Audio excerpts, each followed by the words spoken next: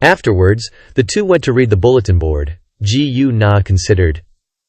There are quite a few level 31s, Ye Hao directly reminded him. Don't bother looking, those low-level quests are meaningless. He tore off a level 60 elite quest paper and announced, if we're going to do it, we have to do a level 60 quest.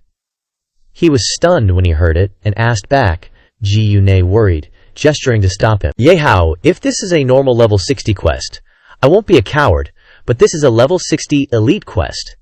It not only requires a team of 5, but also the average level is best around 50. This is too far from our level, or change to normal difficulty. However, Ye Hao replied confidently, this is easy. Finishing speaking, he stood in the middle of the shop and asked everyone around, is there anyone here who wants to team up with us to challenge this quest? Ji Na hesitated, wanting to interject something. No one will probably team up. An adventurer in the shop laughed and mocked. Are you kidding me? Only an idiot would go with you? We can drink together, but no thanks for offering our lives. Another person also showed disdain. Your levels are too low. Don't even think about a level 60 elite quest. I advise you to go home, take a shower, and sleep. Don't overthink it. Ye Hao didn't argue with them and turned to leave. I originally planned to let you guys eat some meat, but if you refuse, don't blame me later. Let's go. Ji Na quickly chased after him. Wait for me, Ye Hao. The people in the pub kept mocking. Okay, remember to remind us to help you collect your bodies over there later. The masked people discussed among themselves. Boss, they took that quest. Do we need to follow them? Don't rush. We'll go a little later. That Ye Hao doesn't seem to be showing off his strength, so we have to be careful of him. This quest for you and Ji Na is an elite quest called Twilight Monastery, and the main requirement is to obtain the blood essence. The two of them drove to the front of the temple. Ye Hao praised. Magnificent. Just looking at it, you can tell that this building is definitely not simple. What do you think? Ji Na. Ji Na trembled and replied, I don't dare to look. Ye Hao tried to calm him down. Don't be so scared. Look at the quest introduction. Can we choose which one to do? We have to do all of them. Ji Na still couldn't hide the worry in his heart. I'm not a timid person, it's just that this level 60 elite quest has too big of a gap compared to our level. In the face of this gap, I don't see hope, so I don't have any fighting spirit. Ye Hao understood and encouraged him. Of course I know that's why you're like this. Ye Hao and Ji Na peeked into the temple, whispering, so let's start with the simplest quest. How will we know we can't do it if we don't try? Ji Na asked in confusion. You mean eliminate 15 mutated monsters outside the monastery? Looking inside, they were immediately met with a pile of mutated zealots surrounding the path. He was so shocked that he froze. Heavens, how is this the simplest quest? It's clearly all elite monsters, and a whole bunch of them. How can we fight them? Ye Hao kept his composure and tried to comfort his friend. Don't be a coward. Use my tactics. Elites are no different. Later, you do this first and then this. Ji Na startled and asked, what? We're doing it like that. But is that even possible? Ye Hao confidently kicked him into the fray. Trust me. Go, go, go. Ji Na was still blankly looking around, wondering, it's starting already. Entering the battle, he immediately summoned his sword and threw it forward, saying, no matter how outrageous the battle is, I unconditionally believe in you. The sword stabbed straight into the head of a level 48 mutated zealot, causing him to scream. Ji Na immediately crawled behind a door and whispered, You come over here. The bloodthirsty mutated zealot rushed over quickly. Ji Na looked disappointed. I only managed to pull one monster. Seeing this, Ye Hao tried to reassure him and instructed, don't panic. Wait for it to come completely behind the tombstone. Waiting for the right moment, he jumped out and threw a bottle of holy water at the mutated zealot.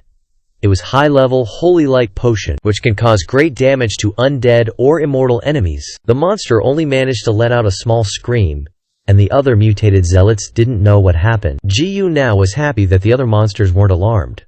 We succeeded.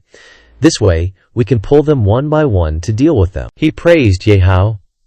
Your line of sight trick is so amazing, Ye Hao, and the holy light potion in your hand is perfect for dealing with these mutated monsters. Ye Hao smiled confidently. Of course.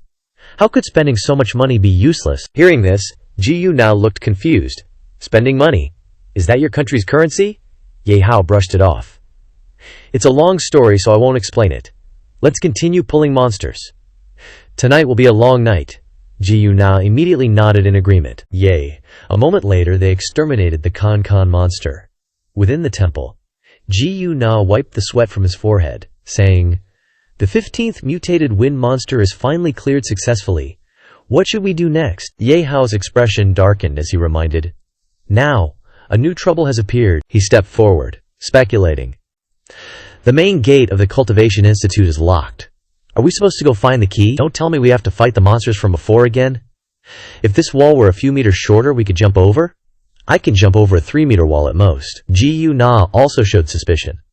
"But this wall is at least 8 meters high." Hearing this, Ye Hao seemed to realize something, questioning the system. "This reminds me of something. The system restricts the use of engineering props. Do the equipment props I obtained not involve the account having a usage restriction level of 0? For example, can the demon wings be used?" The system immediately replied, "Most can be used, but must be consistent with the current worldview setting." Ye Hao was delighted in his heart. "Awesome! This is equivalent to getting myself a chance to strengthen from the side." Thinking this, he summoned his wings, saying decisively, "If we can't jump over, then we'll fly over." Ji-yu-na beside him exclaimed with shining eyes, "Your wings are so handsome, I want some too." Ye Hao took his hand, comforting, "Don't rush.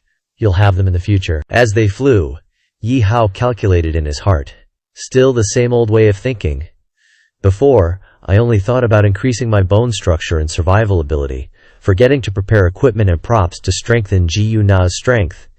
Next time I go out, I must strengthen him. In the blink of an eye, the two had flown to the main temple of the Grand High Priest. The surrounding scene emitted a spine-chilling, murderous aura. Ye Hao lowered his head, sensing, "The smell of blood is too strong. It seems a tragic massacre once happened here." Beside him, Ji-yu-na couldn't bear it and vomited. "This smell is too heavy." Suddenly he noticed something unusual, quickly grabbing his hand. "Someone's coming, let's hide quickly." Behind them, the sacrificial offering bound to the pillar shouted loudly, "I beg you to spare me. I was only momentarily deluded. I will no longer oppose the ritual. I beg you, I beg you." The followers below cursed, "Shut up, heretic invaded by evil spirits. Let the Grand High Priest evolve your sinful soul." Ji-yu-na couldn't hide his surprise. "Ordinary followers. The monsters outside are mutated from them themselves." Ye Hao turned to instruct. "Hide here and don't move. I'll go see what's going on." Hearing this, Ji-yu-na advised, "Be careful. I always feel this place is chilling and eerie." Ye Hao took a step out and used stealth, carefully walking and pondering. "It is indeed eerie, but the mission content is even more so. These people don't look like good people at first glance, so why do we have to save them? We must find out." The skill he just used was Ghost Charm. When close to the wall, while stealthed, he could slowly move. Inside the temple, the Grand High Priest's voice resounded. "Abyss of the star cluster, hear your whispers, offer endless blood." Ye Hao's eyes widened in surprise, wondering, what on earth are these cultists playing at? Wait, he recognized the book in the Grand High Priest's hand. This book is the Blood Codex, but why does this book give me a kind of pressure, like facing the old god head-on? Just then, the system displayed a main mission progress report +1. The current total progress is 13%. Looking at the Blood Codex in front of him, Ye Hao's expression showed tension, wondering, this book gives me a strong sense of unease.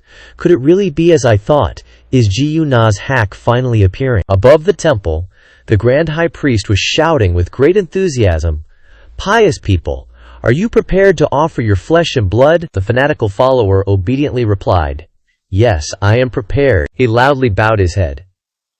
"Supreme God, as long as it can cure the plague for my wife and children, I am willing to offer everything to you." The Grand High Priest raised his scepter. From behind him appeared countless sharp tentacles. "Your prayer has been heard by the god. Your family will definitely have a chance to live. Let the ritual begin now." Those tentacles stabbed straight into the body of the fanatical wind monster, sucking every drop of blood, causing him to scream, "I see it."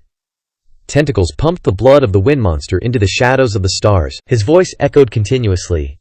Light shone deep within the stars. "I'm about to." The Blood Codex also began to react violently. The screams grew louder and louder, coexisting with it. In the blink of an eye, the entire body of the fanatical follower had withered, without a drop of blood left. The Grand High Priest shouted, "The Supreme God will remember your selfless dedication.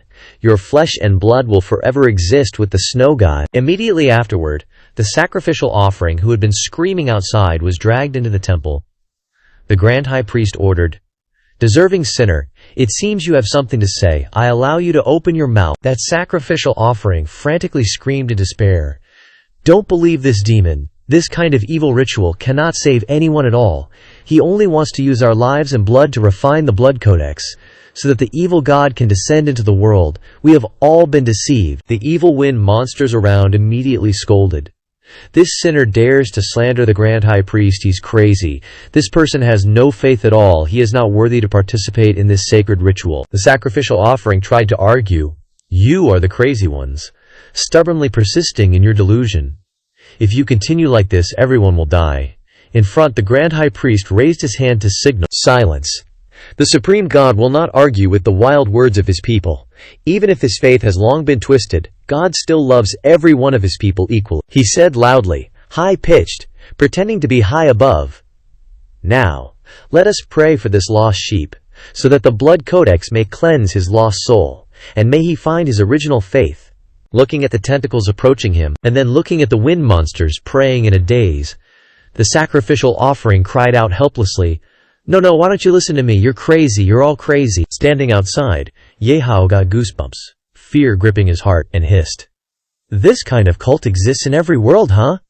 But this makes the mission request super weird. Why do I have to save these cult members? Is it because the mission's been posted for too long and nobody's taken it? These people were normal, but they've fallen into being cultists.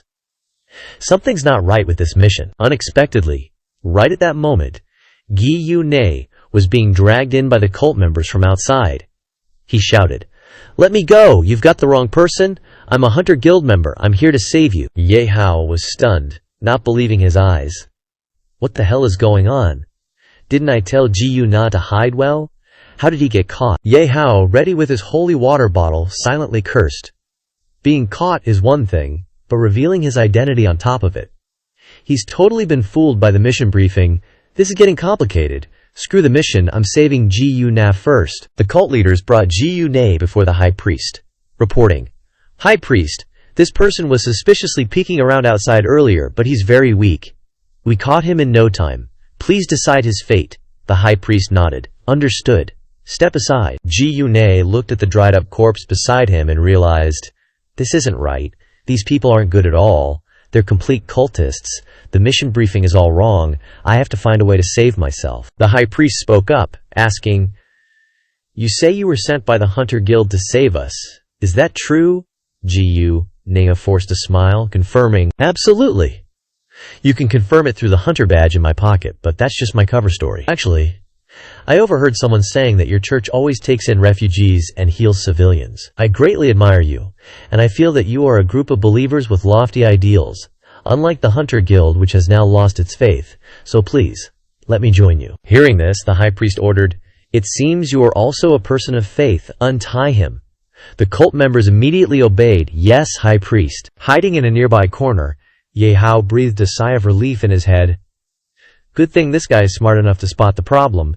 It'd be even better if he could take the chance to get some intel. Freed by Dai Lin, Ye Hao asked tentatively, "High Priest, I still don't know much about your church. Could you tell me a little about it? Are you related to the secret blood church?" This question left Ye Hao speechless. Damn, I told him to get intel, but not to ask so directly. The High Priest suddenly burst into hearty laughter. "Secret blood church. They're just a little bigger than us. We'll surpass them sooner or later. Besides, the tiny ancient god they worship is insignificant compared to the supreme, even more ancient, and magnificent will that we believe in.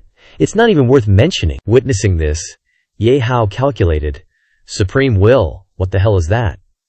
But hearing the name, could it be related to the supreme aura material that the revival medicine needs? If it really is related, then I might be able to gather the crucial material to make the revival medicine in this world. Ye Hao, behind the High Priest, wondered, "Supreme will? Could it be that book?" The High Priest immediately reacted strongly. Fool! The supreme will is the transcendent divine position. The blood tome is the artifact bestowed to us by the god. When the red light covers the pages, the ancient script appears, the nether gate opens. Then we can welcome the advent of our high god. The high priest suddenly turned around, raising his voice. That's right, I've opened my heart to you. Now it's time for you to show your sincerity. Ji-yu struggled in the ropes. How do I do this? Weren't you gonna untie me? As soon as he finished speaking, the cult members were suddenly attacked. They rushed to shield him, shouting, High priest, be careful. The high priest remained calm, sneering. Another lost sheep? No rush. After this ritual is complete, it will be your turn to join us. From the front, Ye Hao appeared with holy water in hand. Sorry, I'm not interested in joining any cult. He quickly analyzed the situation. No advantage. It's going to be difficult to rescue Ji-yu-na and retreat unscathed. If things really get bad, can only summon Luo Ke-yin? But that'll cause an uncontrollable chain reaction. Damn it. The ancient god incantation that Mo Shali mentioned earlier is a bit of a concern. The cult members pointed at Ji-yu-nas in panic. Oh my god, look at him, what's happening to him? The high priest turned his head in confusion, asking, what's all the commotion about? What he saw were deadly tentacles that seemed inexplicably fond of Ji-yu-na, clinging to him and refusing to let go. The high priest widened his eyes in astonishment. This is impossible. The supreme will is rejecting his blood. This has never happened before. Just what is this kid? Looking at the tentacles surrounding him, Ji-yu-na was worried and got goosebumps. These tentacles are disgusting. Am I going to be sucked dry too? No way, Ye Hao, save me. Witnessing the reaction of the tentacles, the high priest gaped in astonishment. This, the hand of God, refined based on the incantations in the blood tome, has an instinctive thirst for blood and flesh. Just a few seconds clinging onto a living thing is enough to suck them dry. It has already absorbed the blood and flesh of hundreds of people, but this has never happened before. Just what is this kid? Beside them, the cult members, inevitably panicked, whispered to each other. The hand of God is gently wrapping around him, like it's affirming him. Could he be the child of destiny, the one chosen by God? However, some still didn't believe this, and tried to argue. Nonsense. His blood is obviously so tainted that even the Supreme will loathes it. Such a sinner must immediately have his method of execution changed. Yes, kill him.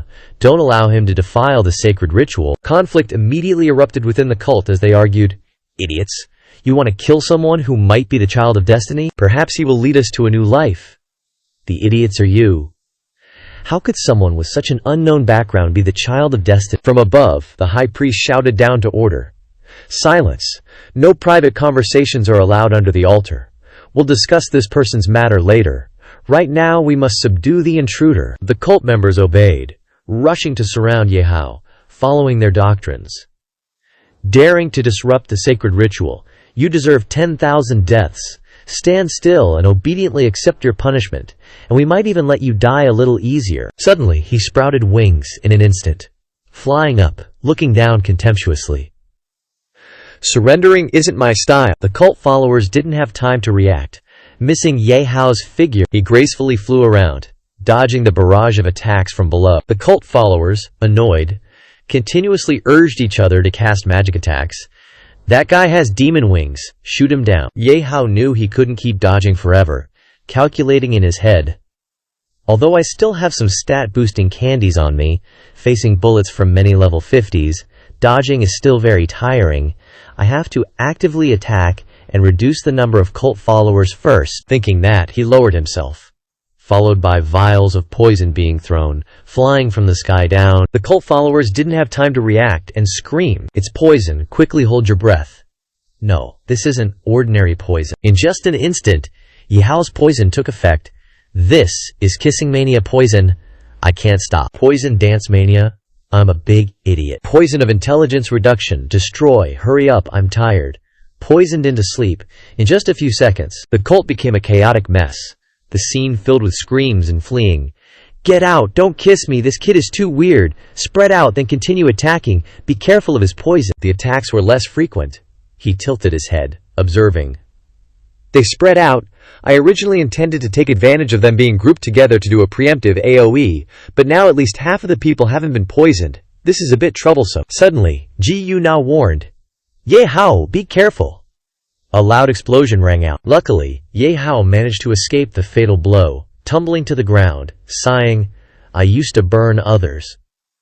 With Crimson Flame Emperor, it can only be said that sooner or later you have to pay when you go out to play. He used healing magic to restore his wings, calculating, a level 50 attack is indeed a bit too much for my level 18 body to handle.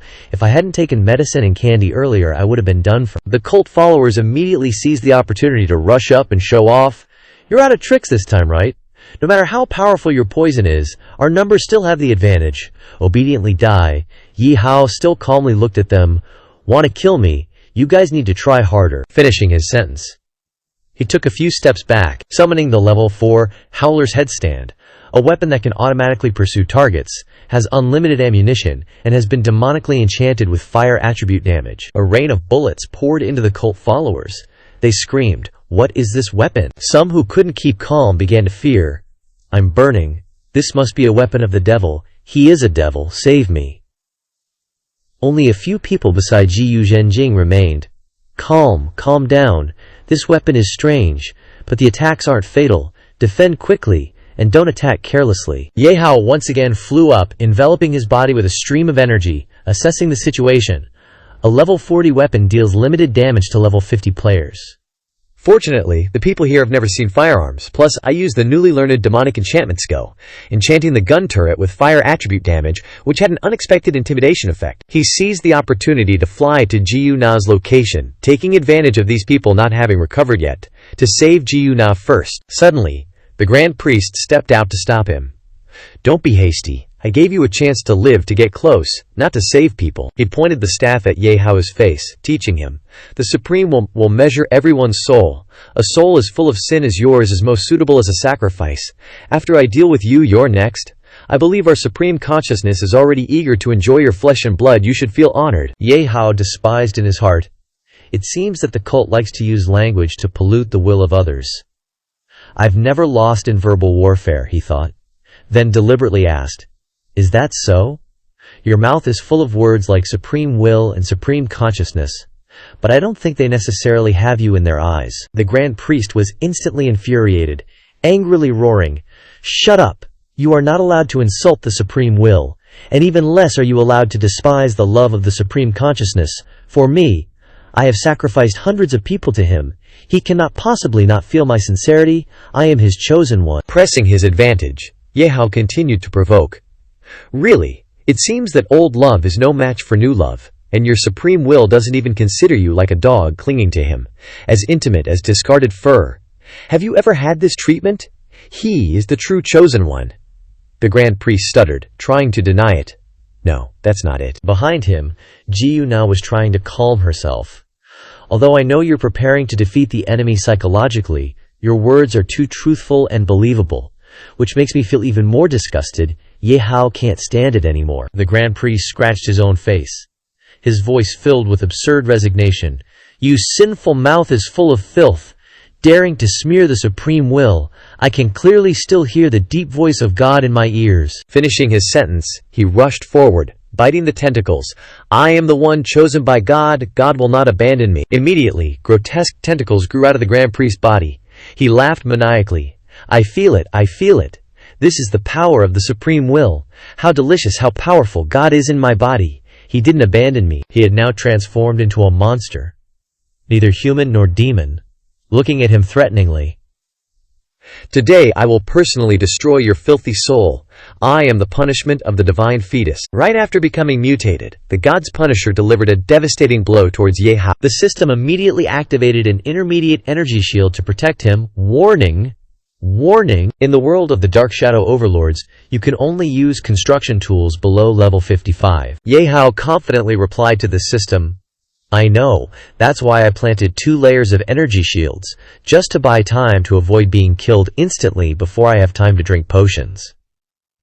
He took out 3 bottles of potions, Master Level Speed Potion, Master Level Iron Skin Potion, and Master Level Strength Potion, to enhance his abilities. Ye Hao flew upwards, launching an attack towards the god's punisher. Seeing its slow reaction, he thought, TCH, this boss is slow to attack, but the attack range is huge. Even if I use potions to try to make up for the stat gap, I absolutely can't face it head on. I can only use a kiting strategy to wear down its health. However, his attack was just like a mosquito bite, the god's punisher smugly said. This kind of damage is like a tickle. It has no effect at all. Ye Hao wasn't worried, throwing more potion bottles. I don't expect the gun turrets to seriously injure you, but this is the main show. The high priest should wake up and drink his medicine. A huge explosion accompanied by lightning bolts engulfed the entire room in smoke and dust. From inside, the god's punisher was still unscathed and attacked, causing Ye Hao's health to drop by half. I tried to dodge, but just being grazed did this much damage. Could it be that my previous poison had no effect? The god's punisher gloated. What other strange tools do you have? Just use them. I'll let you know what true despair is. So the third master was so strong because he possessed countless types of poisons. At this moment, the system appeared and analyzed. The immortal race is immune to most mental control skills and toxins. Please be aware, host. In addition, high-level holy light potions specifically designed to counter the immortal race have a 70% reduced effect against the boss. The god's punisher launched an attack. Luckily, Ye Hao dodged in time. Shit, I was too naive. If specialized attacks don't work, then I have to change tactics. He loudly called to Ji Na, quickly break free from the tentacles. I'm afraid I can't hold on for long. On the other side, he helplessly replied, I've used all my strength, but the more I struggle, the tighter it binds me. Damn it, give me a little more time. With no other choice, Ye Hao had to continue fighting. Then now I can only use all the physical damage poisons and see how long I can last. He rushed forward with a body full of aura and shouted, Didn't you want to see my methods? Then try my master-level super-toxic barrel. Super acid poison, corrosive fire poison, and extreme cold poison were successively thrown out by Ye Hao. The god's punisher painfully screamed. It hurts, he smugly said. Even if you are not affected by abnormal state control, you still have to obediently take the physical damage of my super poisons. On this side, Ji Na was still struggling in vain. Damn it, Ye Hao is risking everything against the boss. I can't give up so easily either. Let me go. The situation is getting more and more dangerous. He was knocked away by the god's punisher and slammed into the wall, and his health dropped again.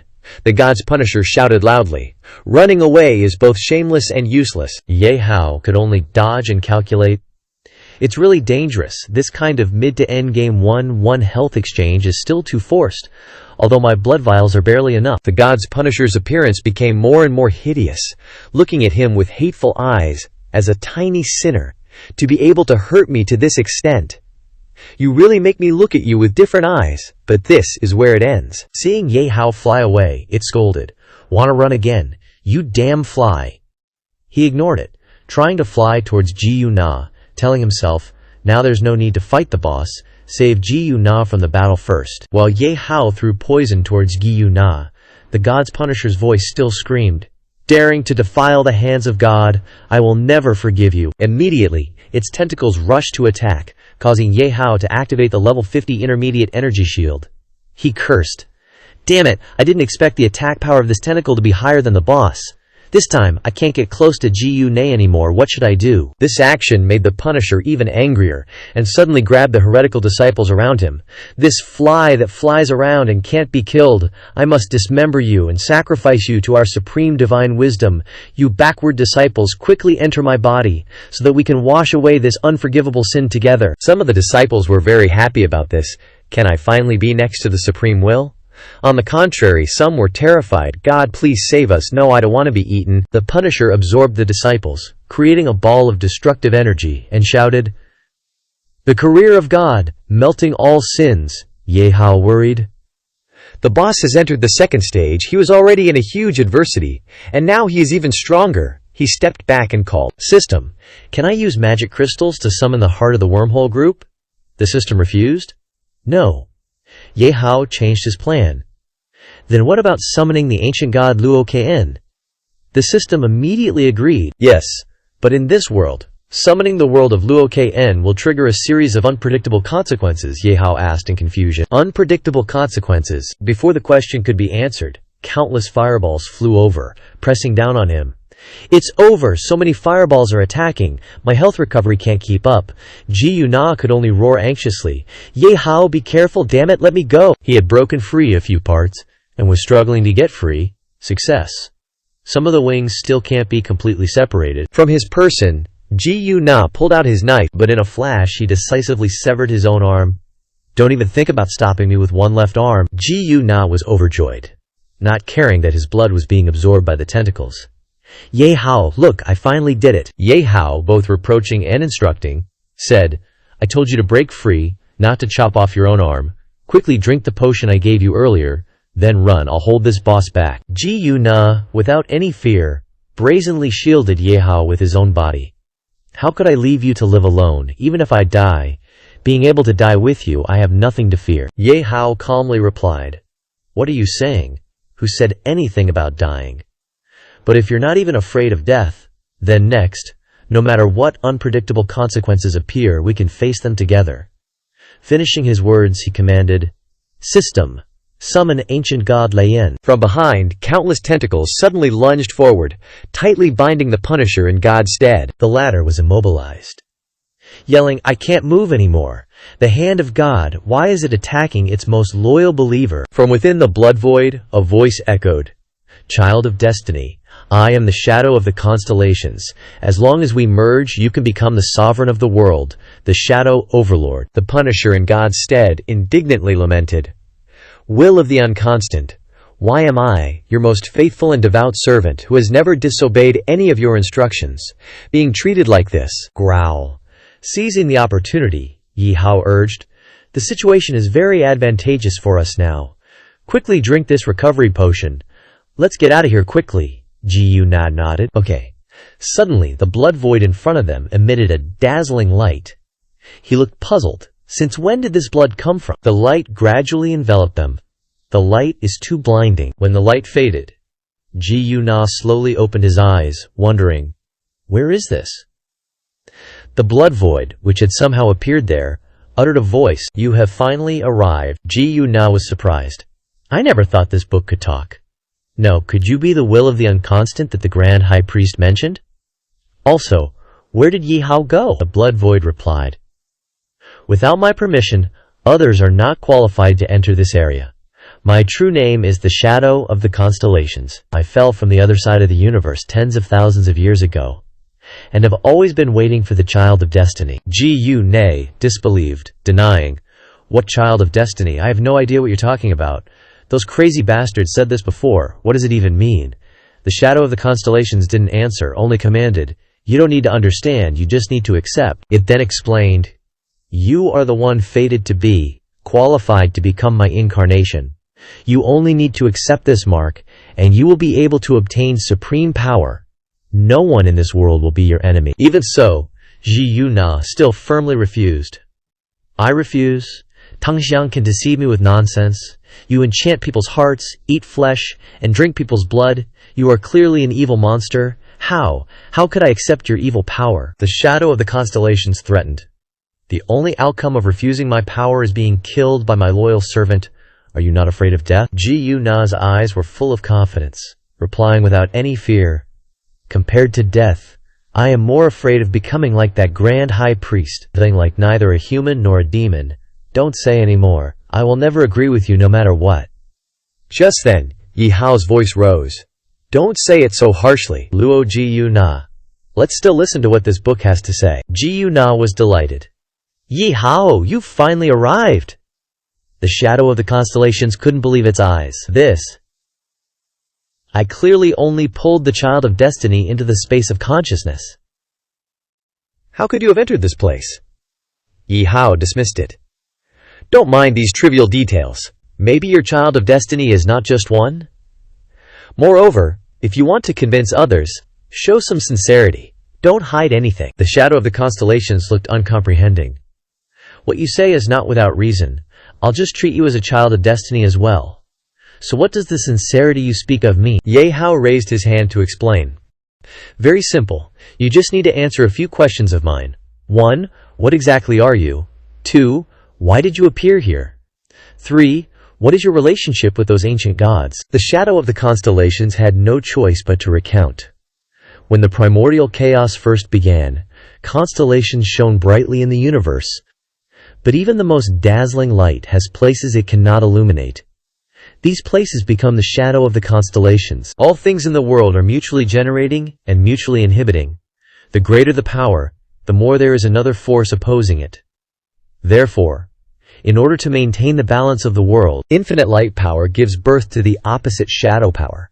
Shadow power initially has no form and no consciousness. It merely follows the ripples of light.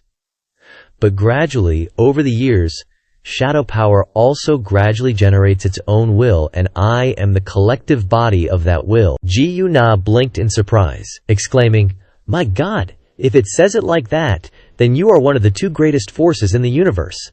"Sounds pretty awesome," Ye Hao asked from the side. "Your boasting is also impressive, so how did you turn into the way you are now?" The shadow of the constellations used magic to project an image of the past.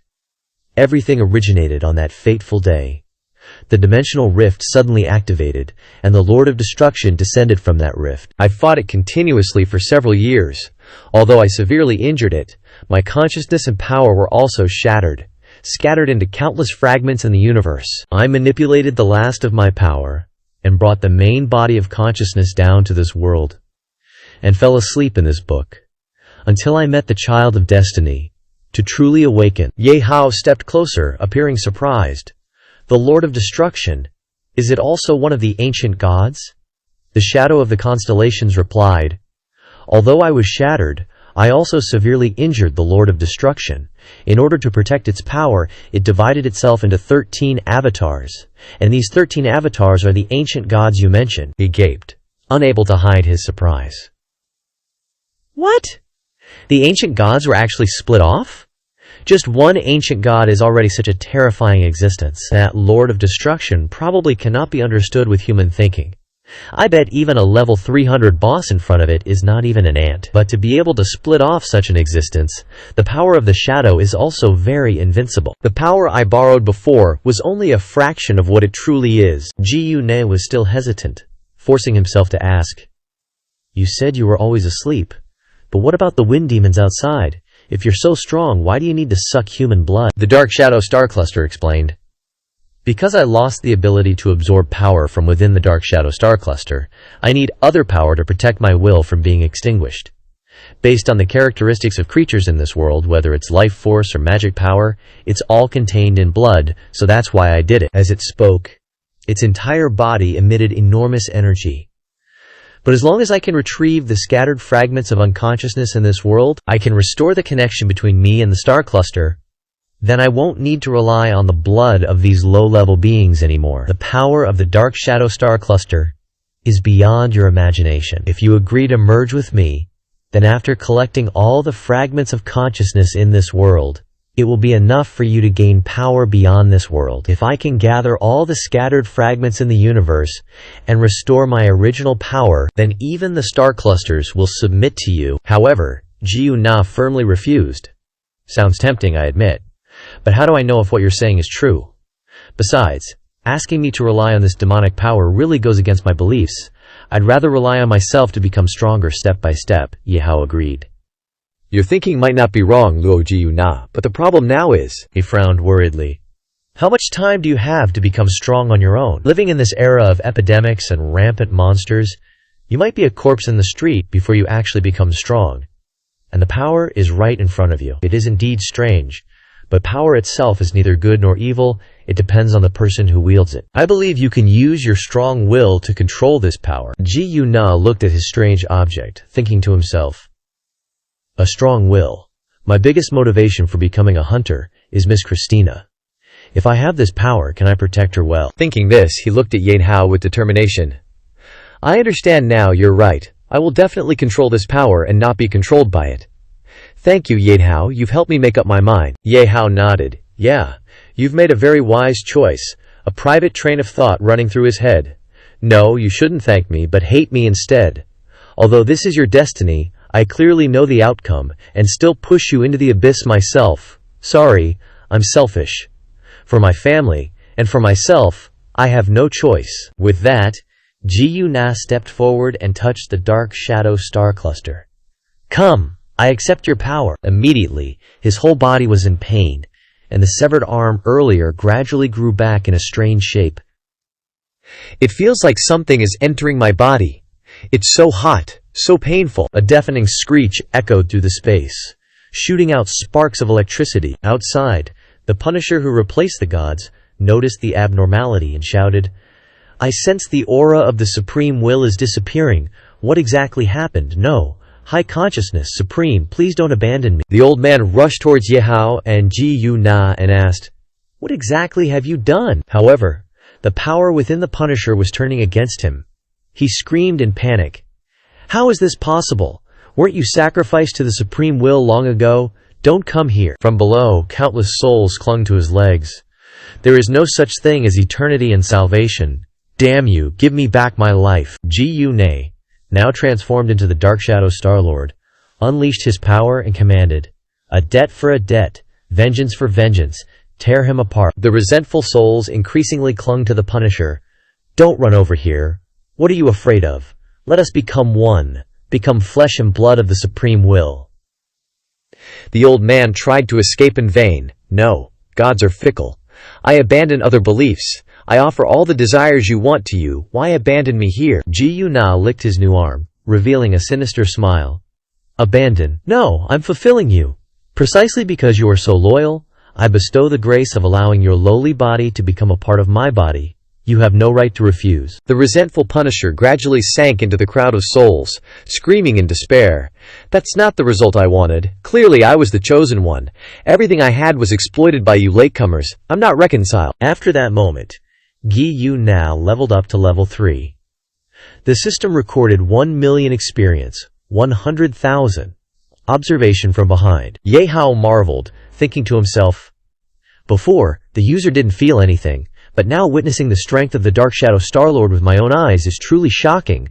So Ji Na's cheat has arrived. The pressure to survive later will be much less. It's just necessary to quickly clarify what adverse effects the shadow power has on Ji Na." Ji Na turned around, his face pale and tired.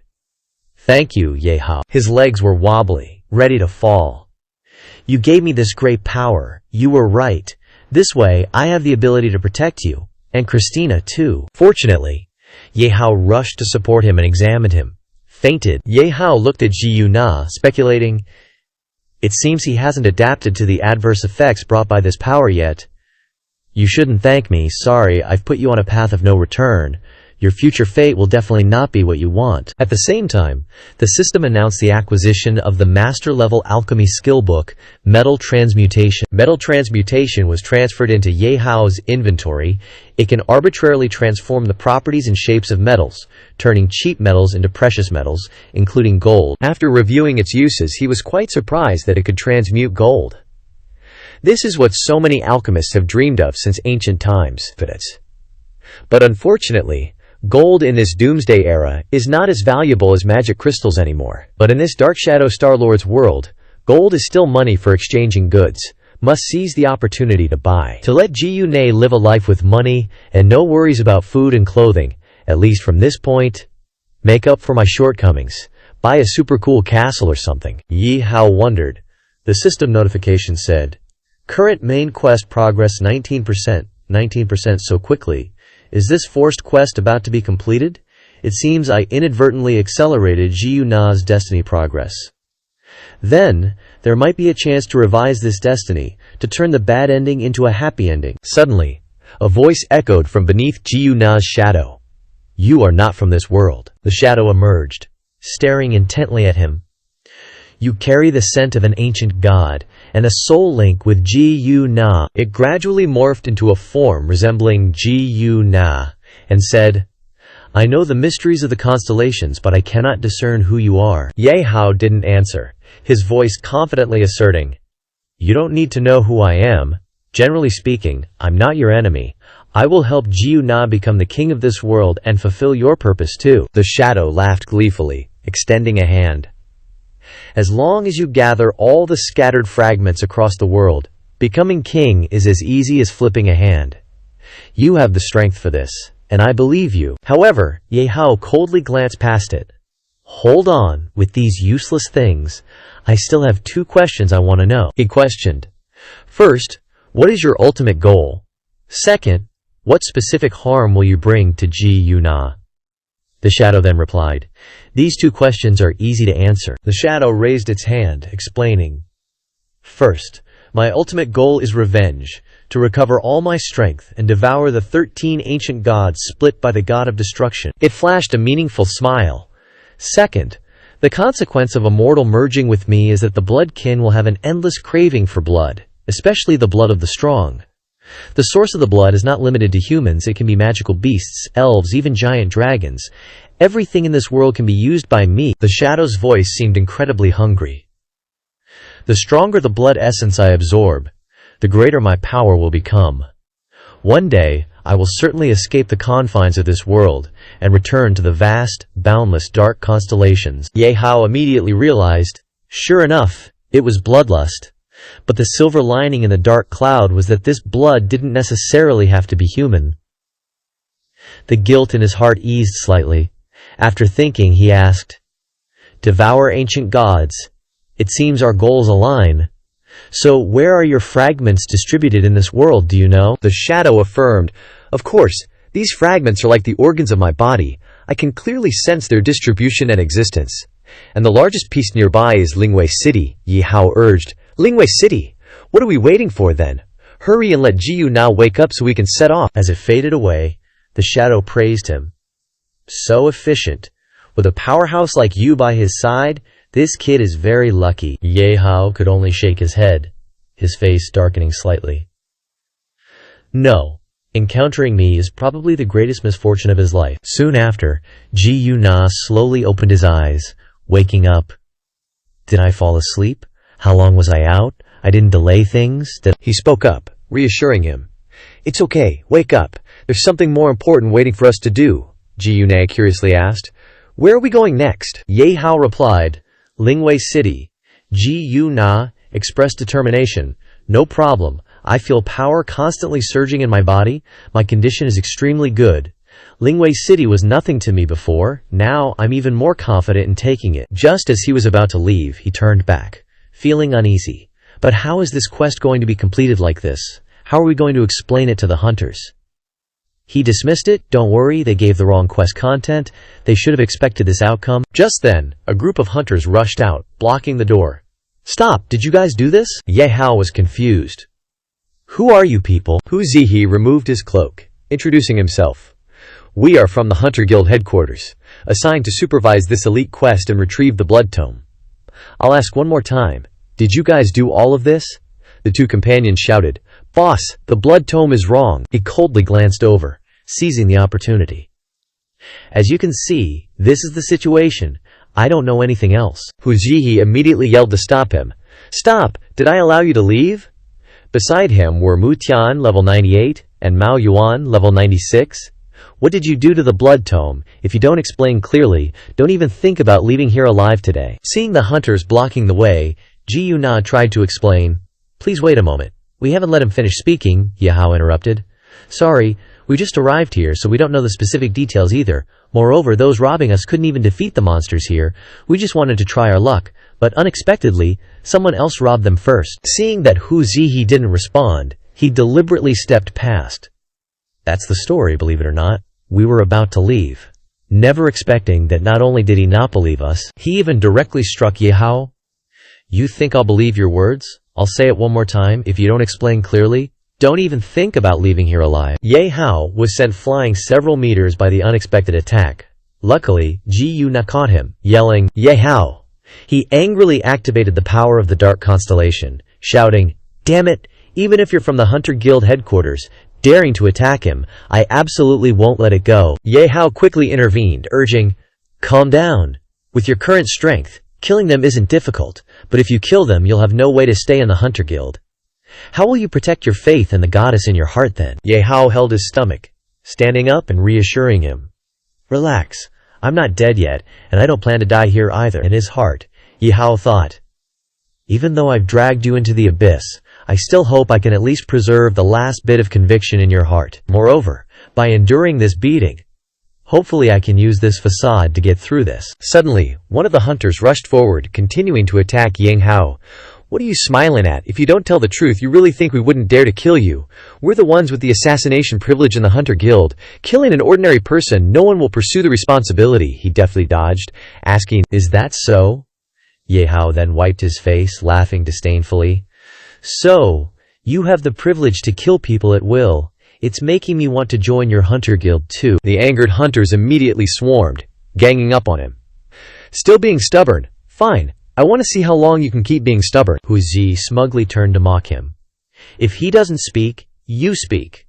You're a member of the Hunter Guild. Do I need to remind you of the rules? If I find out you're concealing anything or lying, the most severe punishment from the Hunter Guild awaits you." Ji Yuna's face darkened, and he burst out laughing.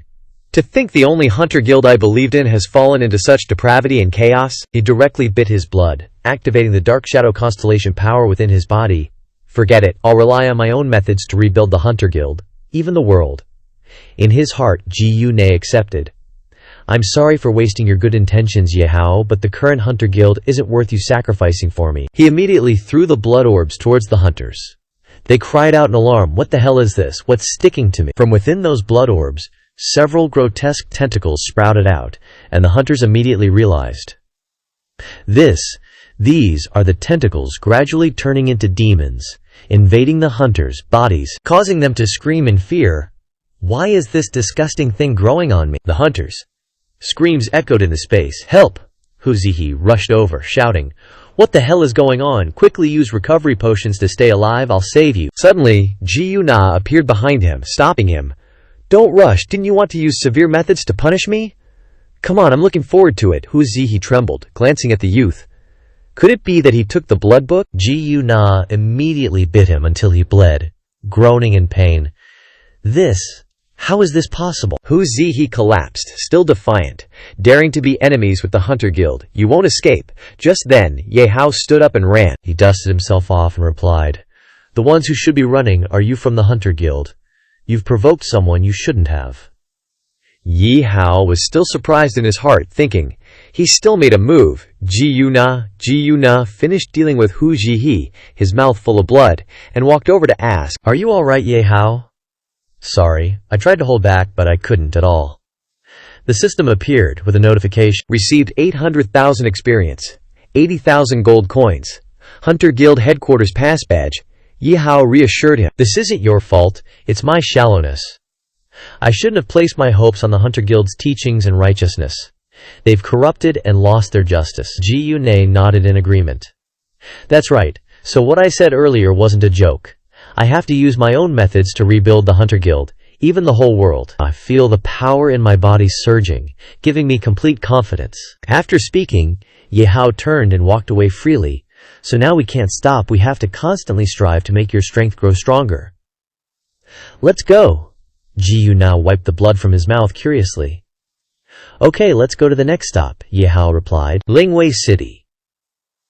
Late the next night, in Lingwei City, a blood moon covered the atmosphere, making it gloomy and eerie. Ji Yunai flapped his wings, preparing to land, saying, "This Lingwei City is truly remote, but I have learned the skill of flight. Originally riding a horse would take many days, now it only takes a day to arrive." Ye Hao had arrived earlier, replying, "In fact, I'm still slowing you down. If you were flying at full speed alone, you'd probably arrive in half a day." Ji Yunai looked puzzled, not sensing anything similar. The city must be the world of immortal monsters by now. Do we continue to fly over, or go through the waterway entrance as planned? Ye Hao observed the situation, guessing. If the fragment of shadow fell in the city, then it will definitely combine with something evil to absorb blood and maintain its vitality. So it will be relatively strong. Facing this kind of unknown thing, it's better to be careful, so let's go through the sewer. Suddenly a loud shout rang out from behind. Ji Yunai curiously turned his head. "This voice is—" As soon as he looked over, he exclaimed in surprise, Miss Kania. Christina. Father sorry." Christina on horseback wondered, "Ji Yunai and Ye Hao, why are you here?" Ye Hao hesitated, thinking, did the Hunter Guild investigate our affairs at the Twilight Monastery so quickly? It can't be that fast, it must be a coincidence. So their purpose for coming here is... At the same time, the system notified, main quest progress has reached 20%. preparing to return. The teleportation gate immediately opened. Ye Hao was so stunned that he cursed, "Damn it, again at this crucial moment. System, are you playing with me? Ji Na and Christina, Ling Yuan and Huang Zhen? These points are timed very subtly, but now I still have important things to do." He was teleported to Lisa's place. She asked worriedly. So Ye Hao, who was on the phone. "Ah, why does your face look so bad?" He quickly shook his head, explaining, "Oh, it's nothing, just an old friend." Suddenly, Ding Qi burst in from outside, panicking and shouting, "Boss, I've contacted the people from Shattered Dawn and we've confirmed the time and place of the transaction." Lisa exclaimed in surprise. "What? Such high efficiency?" Ye Hao also continued. "Thank you, medic." His eyes couldn't hide his anger as he said, "I've endured for so long. Finally, the time for my revenge has come." On this side, Ye Hao's entire body radiated murderous intent as he approached the door, demanding, "Tell me the time and place of this transaction. I'll go teach them a lesson." Ding Ke quickly stopped him. "Wait! Great God!" He tried to explain. "You can't go alone. The condition attached to this transaction is that I must also personally go there. Shattered Dawn works very cautiously. They won't show up if they don't see me." Ye Hao nodded in agreement. "Is that so?" "Okay, I'll ensure your safety," Lisa interjected. "I want to go with you two too." Ding Qi immediately refused. "No way. The situation this time is very complicated. You absolutely can't let the woman you love be in danger." Lisa raised her neck, arguing back, "Hey, who's your woman? Stop being self-amorous here. I don't need you to manage me." In front, Ye Hao continued, "I feel you still shouldn't participate in this operation." Lisa asked resentfully. "Why is even you saying that?" Ye Hao explained. "After all, the grudges are between me and Shattered Dawn. You don't need to join in, otherwise it will create negative effects on your future life. Moreover, you should also go back and take care of your grandmother. She hasn't been well for very long. Shouldn't you accompany her more?" Lai Sha's eyes darkened, instructing him, "You're right. I should also go back, Ye Hao. You must pay attention to your safety." Witnessing her attitude, Ding Ke was dumbfounded in astonishment. "What? Who knew just a few words could make the headstrong Li Sha obediently listen? I've wasted so much breath, even buying back the medicine in her hands at several times the market price, and still couldn't move her. With my beast-like intuition, I must cling to this man's leg. Great God, my marriage with Li Sha all depends on you." Ye Hao didn't wait any longer, urging them to set off, and Ding Ke obeyed his every command. In the system space, he called out to the system, "When is the next forced teleportation?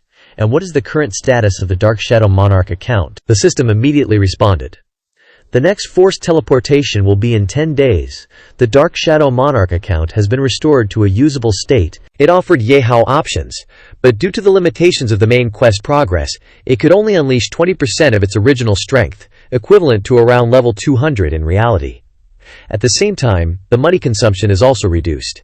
He carefully analyzed the 20%. In addition, the Twin Witch account has also recovered to a usable state of 20%, equivalent to level 200.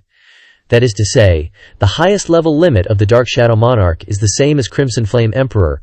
Both are level 999. Ye Hao propped his chin, wondering.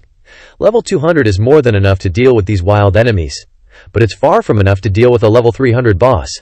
System, when will the forced teleportation mission end and return to normal? The system answered, "When the main quest progress reaches 50%, the forced teleportation can be lifted, and the full strength of the Dark Shadow Monarch account can be used, and the money consumption will be reduced by 50%. Hearing this, Ye Hao rejoiced.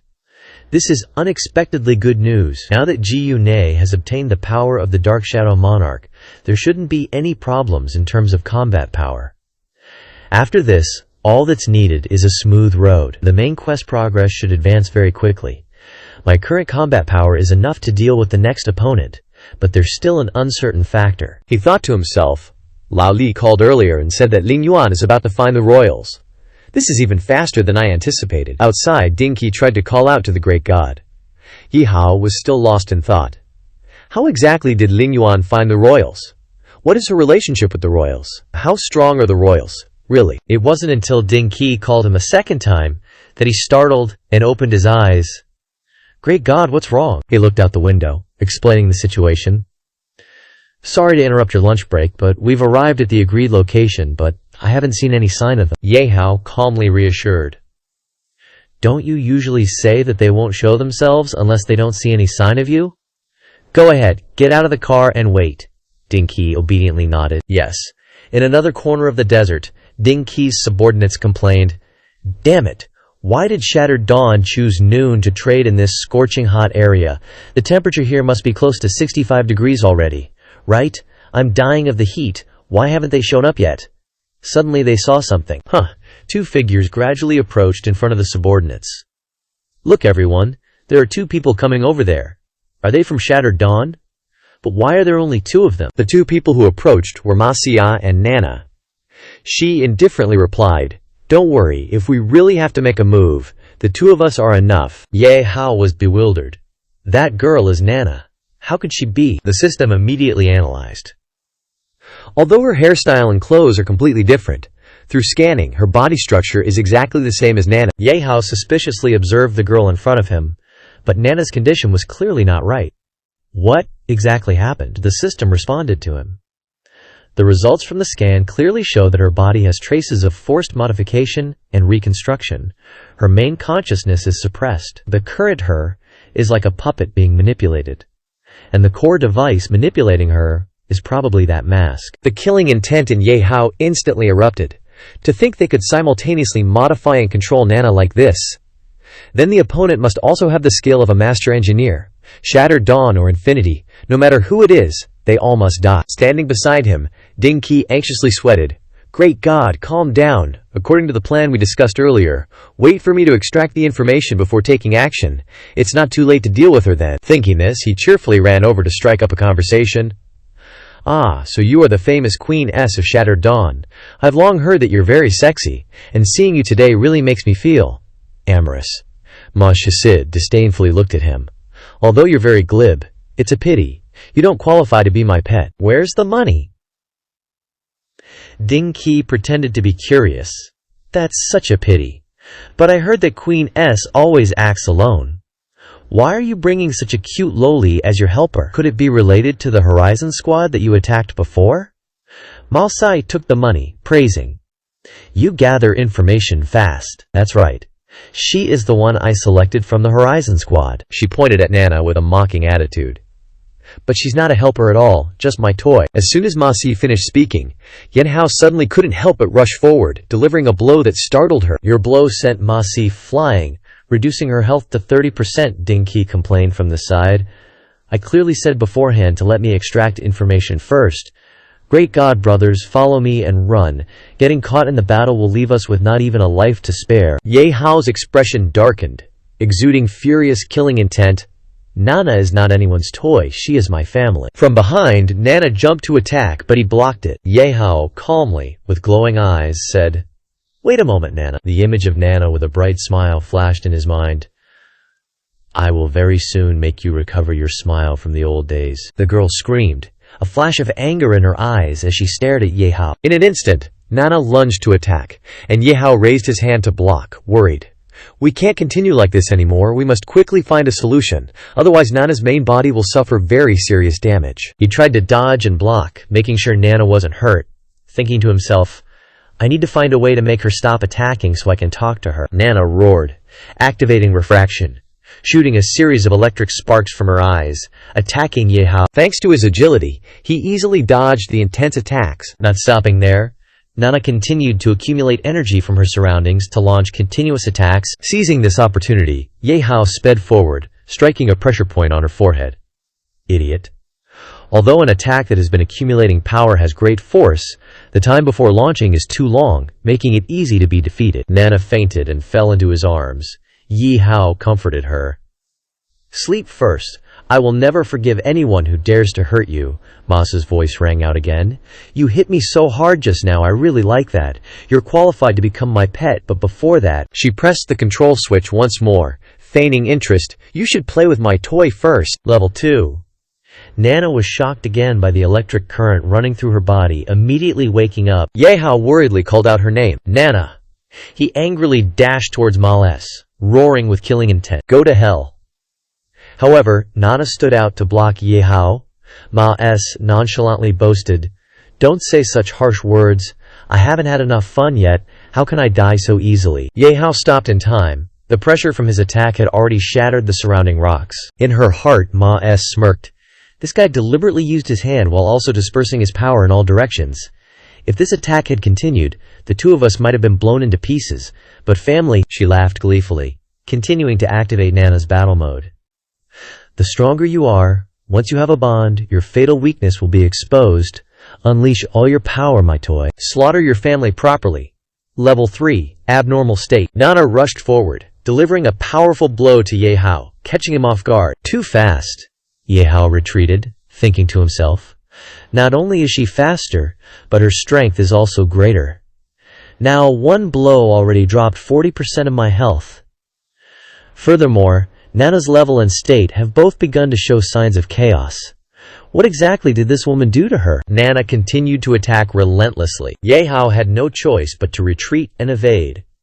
There was no way he could save Nana in her current state without hurting her. Thinking this, he immediately reverted to his initial state, saying to her, "I'm sorry, it's all because of me that you have suffered so much. Nana, I've come to take you home."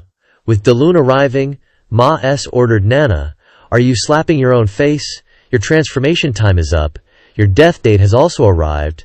Now play properly for me. It doesn't matter if you break." Without hesitation, she rushed forward, piercing through Ye Hao's body. He lovingly embraced Nana, patting her head and instructing, "It might be a little painful next. You have to endure it." Nana, Ye Hao finished speaking, the system immediately announced, "Host has switched to the Dark Witch account. Iavina." Ma-S was stunned. "What is this? It's just an illusion. You even know magic." This is the bone cage technique, granting the enemy a frozen state, unable to act, continuously reducing their life force, lasting 2 minutes. Nana was completely frozen. He turned angrily towards Ma-S at this moment. "The more I know, the more ways I have to make you die. Tell me, how do you want to die?" She panicked, frantically pressing buttons. "Damn it, how could a small bone cage technique stop my control? Move for me, you piece of garbage, move!" In an instant, Ma-S was attacked by Ye Hao. She cried out miserably, When did my hand?" Outside the battlefield, Ding Ke and his companions hid behind a car, constantly sweating cold sweat. Is this the consequence of angering Ye Hao? Crushing the cadres of Pingming into pieces like a joke?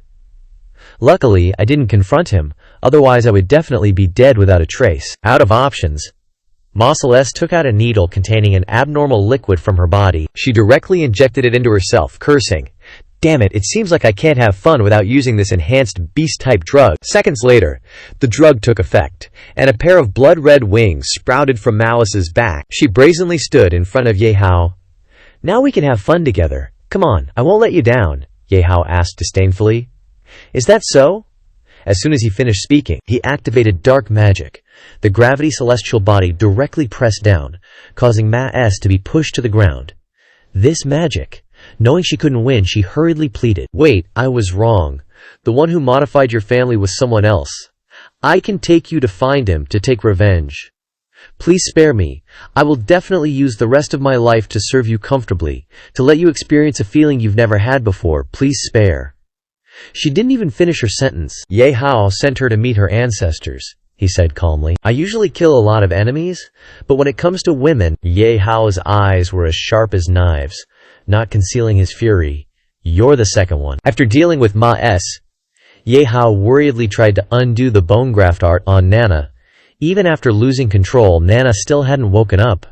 What was going on? He probed her, but even the abilities of a Grandmaster Engineer couldn't awaken her. The system then appeared to explain, "It's not that the engineer's abilities are useless, but that the toxin inside the mask is controlling Nana's body, refusing to obey your commands." Ye Hao asked, puzzled. "Toxins? Physical toxins? Work on mechanical life forms? Analyze this, what kind of toxin is it?" The system probed and replied, "Scan successful, but we are currently unable to analyze the specific structure of the toxin because someone has erased the important pheromone. But it can be determined that this is a master-level control toxin, which not only works on humans but also on mechanical life forms." Ye Hao was surprised. Master-level drug makers can indeed erase important pheromones, making it impossible to reverse engineer. Then the only answer now is probably the deadly eccentric society, he thought, then waved his hand towards Ding Ke, medic. "Come and take a look at this toxin. Can you tell its specific origin?" He hurried over, Grandmaster Ding Qi looked at it for a while, then replied seriously, "This toxin is one I've never seen before. But I know there's one made by the leader of the deadly eccentric society, the legendary potent poison Avas." He elaborated further. Avas is an ancient language, meaning absolute obedience. Once you're hit with this toxin, no matter how strong you are, you have to be as obedient as a dog, letting people control you. Ye Hao asked anxiously, "But does this toxin work on mechanical beings?" He thought to himself, "This toxin seems even stronger than the one I used to control the apes." Ding Qi shook his head disappointedly. "I don't know about that, because I'm a supplier of medicinal materials for the deadly eccentric society, so I understand them better than ordinary people. But if you want accurate information, you have to go find them yourself." One of his subordinates quickly stopped him. "Wait, boss," Ding Qi continued. "You want to go find them? I know where their base is." The subordinate looked apprehensive, explaining, "Boss, are we really going to betray the deadly eccentric society? They're our richest clients. Offending them is cutting off our financial lifeline." Another subordinate had a similar attitude. "That's right, and we'll be avenged by those crazy people. I don't want to die." Ding Qi was silent for a long time, then turned and pointed at their faces, shouting, "Look at how timid you are! I've been doing business with them for so long, do I need you to tell me? But times have changed. They've offended Grandmaster Ye Hao, so they're doomed. If you trust me, continue to follow me. If you don't trust me, then get lost." Startled by him, the subordinates hurriedly begged, "We still want to follow you, boss, and eat and drink our fill. Yes, we trust you. Every one of your judgments is exceptionally accurate. Otherwise, our company wouldn't be as big as it is today," Ye Hao encouraged from the side. "You made the right choice. Don't worry, I definitely won't treat you badly. I'll take all your medicinal materials and blueprints later." Ding Qi's eyes lit up with joy. "Thank you, Grandmaster Ye Hao." His subordinates also bowed their heads in thanks. "Thank you, Grandmaster." Suddenly, Ding Qi made a suggestion. "But Grandmaster, why didn't you revive that woman just now? Maybe you could have gotten more information." Ye Hao supported Nana and replied, "She made me want to kill, so I couldn't stop myself. But it's okay, I have other ways to get information." Ding Qi nodded in agreement. As expected of the Grandmaster, I was too shallow. The system appeared, reporting the progress. Retrieving the remaining memory fragments of Nana. Images of the girl's memories appeared, in which many people were being escorted. "Hurry up, don't dawdle." There was even an image of Yunfei being captured. "I'm taking these people back to Kaigua City, and the others are yours to deal with as you see fit." Nana tried to hold on helplessly. "Sister Yunfei." Nana. Yunfei comforted the girl.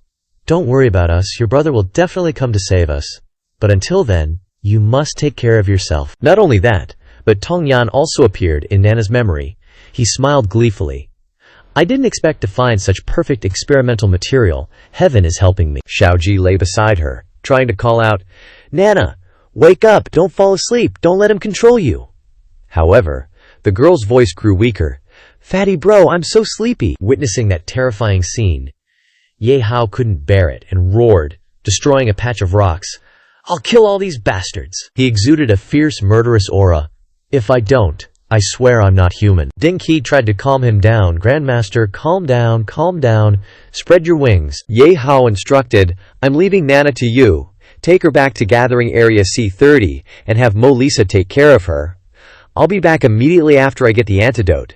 Ding Qi was as sure as a nail. "No problem. Rest assured, you can go take revenge with peace of mind." Waiting for this, Ye Hao immediately soared into the sky, causing a strong aftershock. He rushed away, leaving a dazzling light in the sky.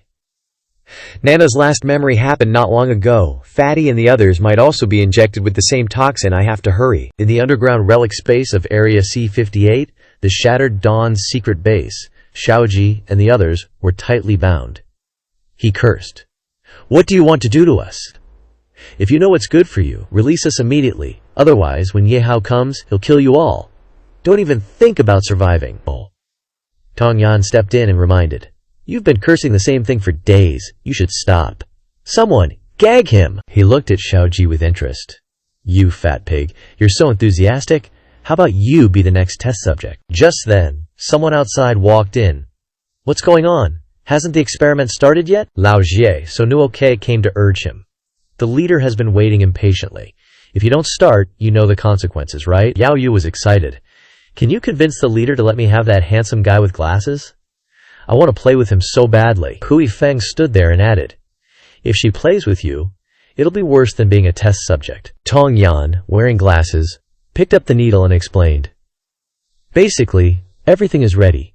But this is the first time I've done a surgery to inject beast-morphing drugs and then carry out mechanical modifications, so I still need some tests. Nuoki urged, Don't bother checking, just do it. These three are just lab rats. If it fails, just toss them out. Seeing Xiao Ji yelling, Yao Yu threatened him with a knife to his throat. Shut your mouth! The other two are at least decent looking, but you pighead, are only good for experiments. Since you won't be needing to talk later anyway, let's just cut your vocal cords. Zheng Cheng, lying on the table next to them, spoke up. That won't do. That fatty is annoying, but he's not entirely useless. It's thanks to him disrupting your experiments that we've managed to buy some time. Kui Feng smirked upon hearing this. Didn't expect you to reveal your plan. Do you feel like you don't have much time left and have to let everything out? Zheng Cheng calmly replied. More or less. We've done all we can. Now all we can do is pray that Ye Hao makes it here in time. Kui Feng scoffed and threatened. Don't get your hopes up. Your boss, Ye Hao, will never find this place. Even if he figures out what's going on, he'll just go ask his family first. You're just disposable pawns who can die at any moment. Suddenly, their entire base began to shake violently. They were startled and wondered, what's going on? An earthquake, Yao Yu speculated. Could it be Ye Hao attacking? Nuoke immediately ordered. Kui Feng, go check what's happening up there, he nodded. Got it. Before leaving, Kui Feng confidently said, Relax. Even if that Ye Hao guy really does find his way here, I'll personally tear him apart. Before he could finish his sentence, he was suddenly attacked by a raging bolt of lightning from Ye Hao. Ye Hao strode in, filled with rage, and a challenging look on his face. Who was it just now who said they wanted to tear me apart? Seeing Ye Hao appear, Xiao Ji and the others excitedly shouted, Ye Hao, you're finally here, we're saved this time. Buying time really worked. Nuoke stepped out from the front to block Ye Hao. You are the boss of the frontier squad, Ye Hao. Instead of going to Kegu City to look for your family, you came here to save these useless wastes.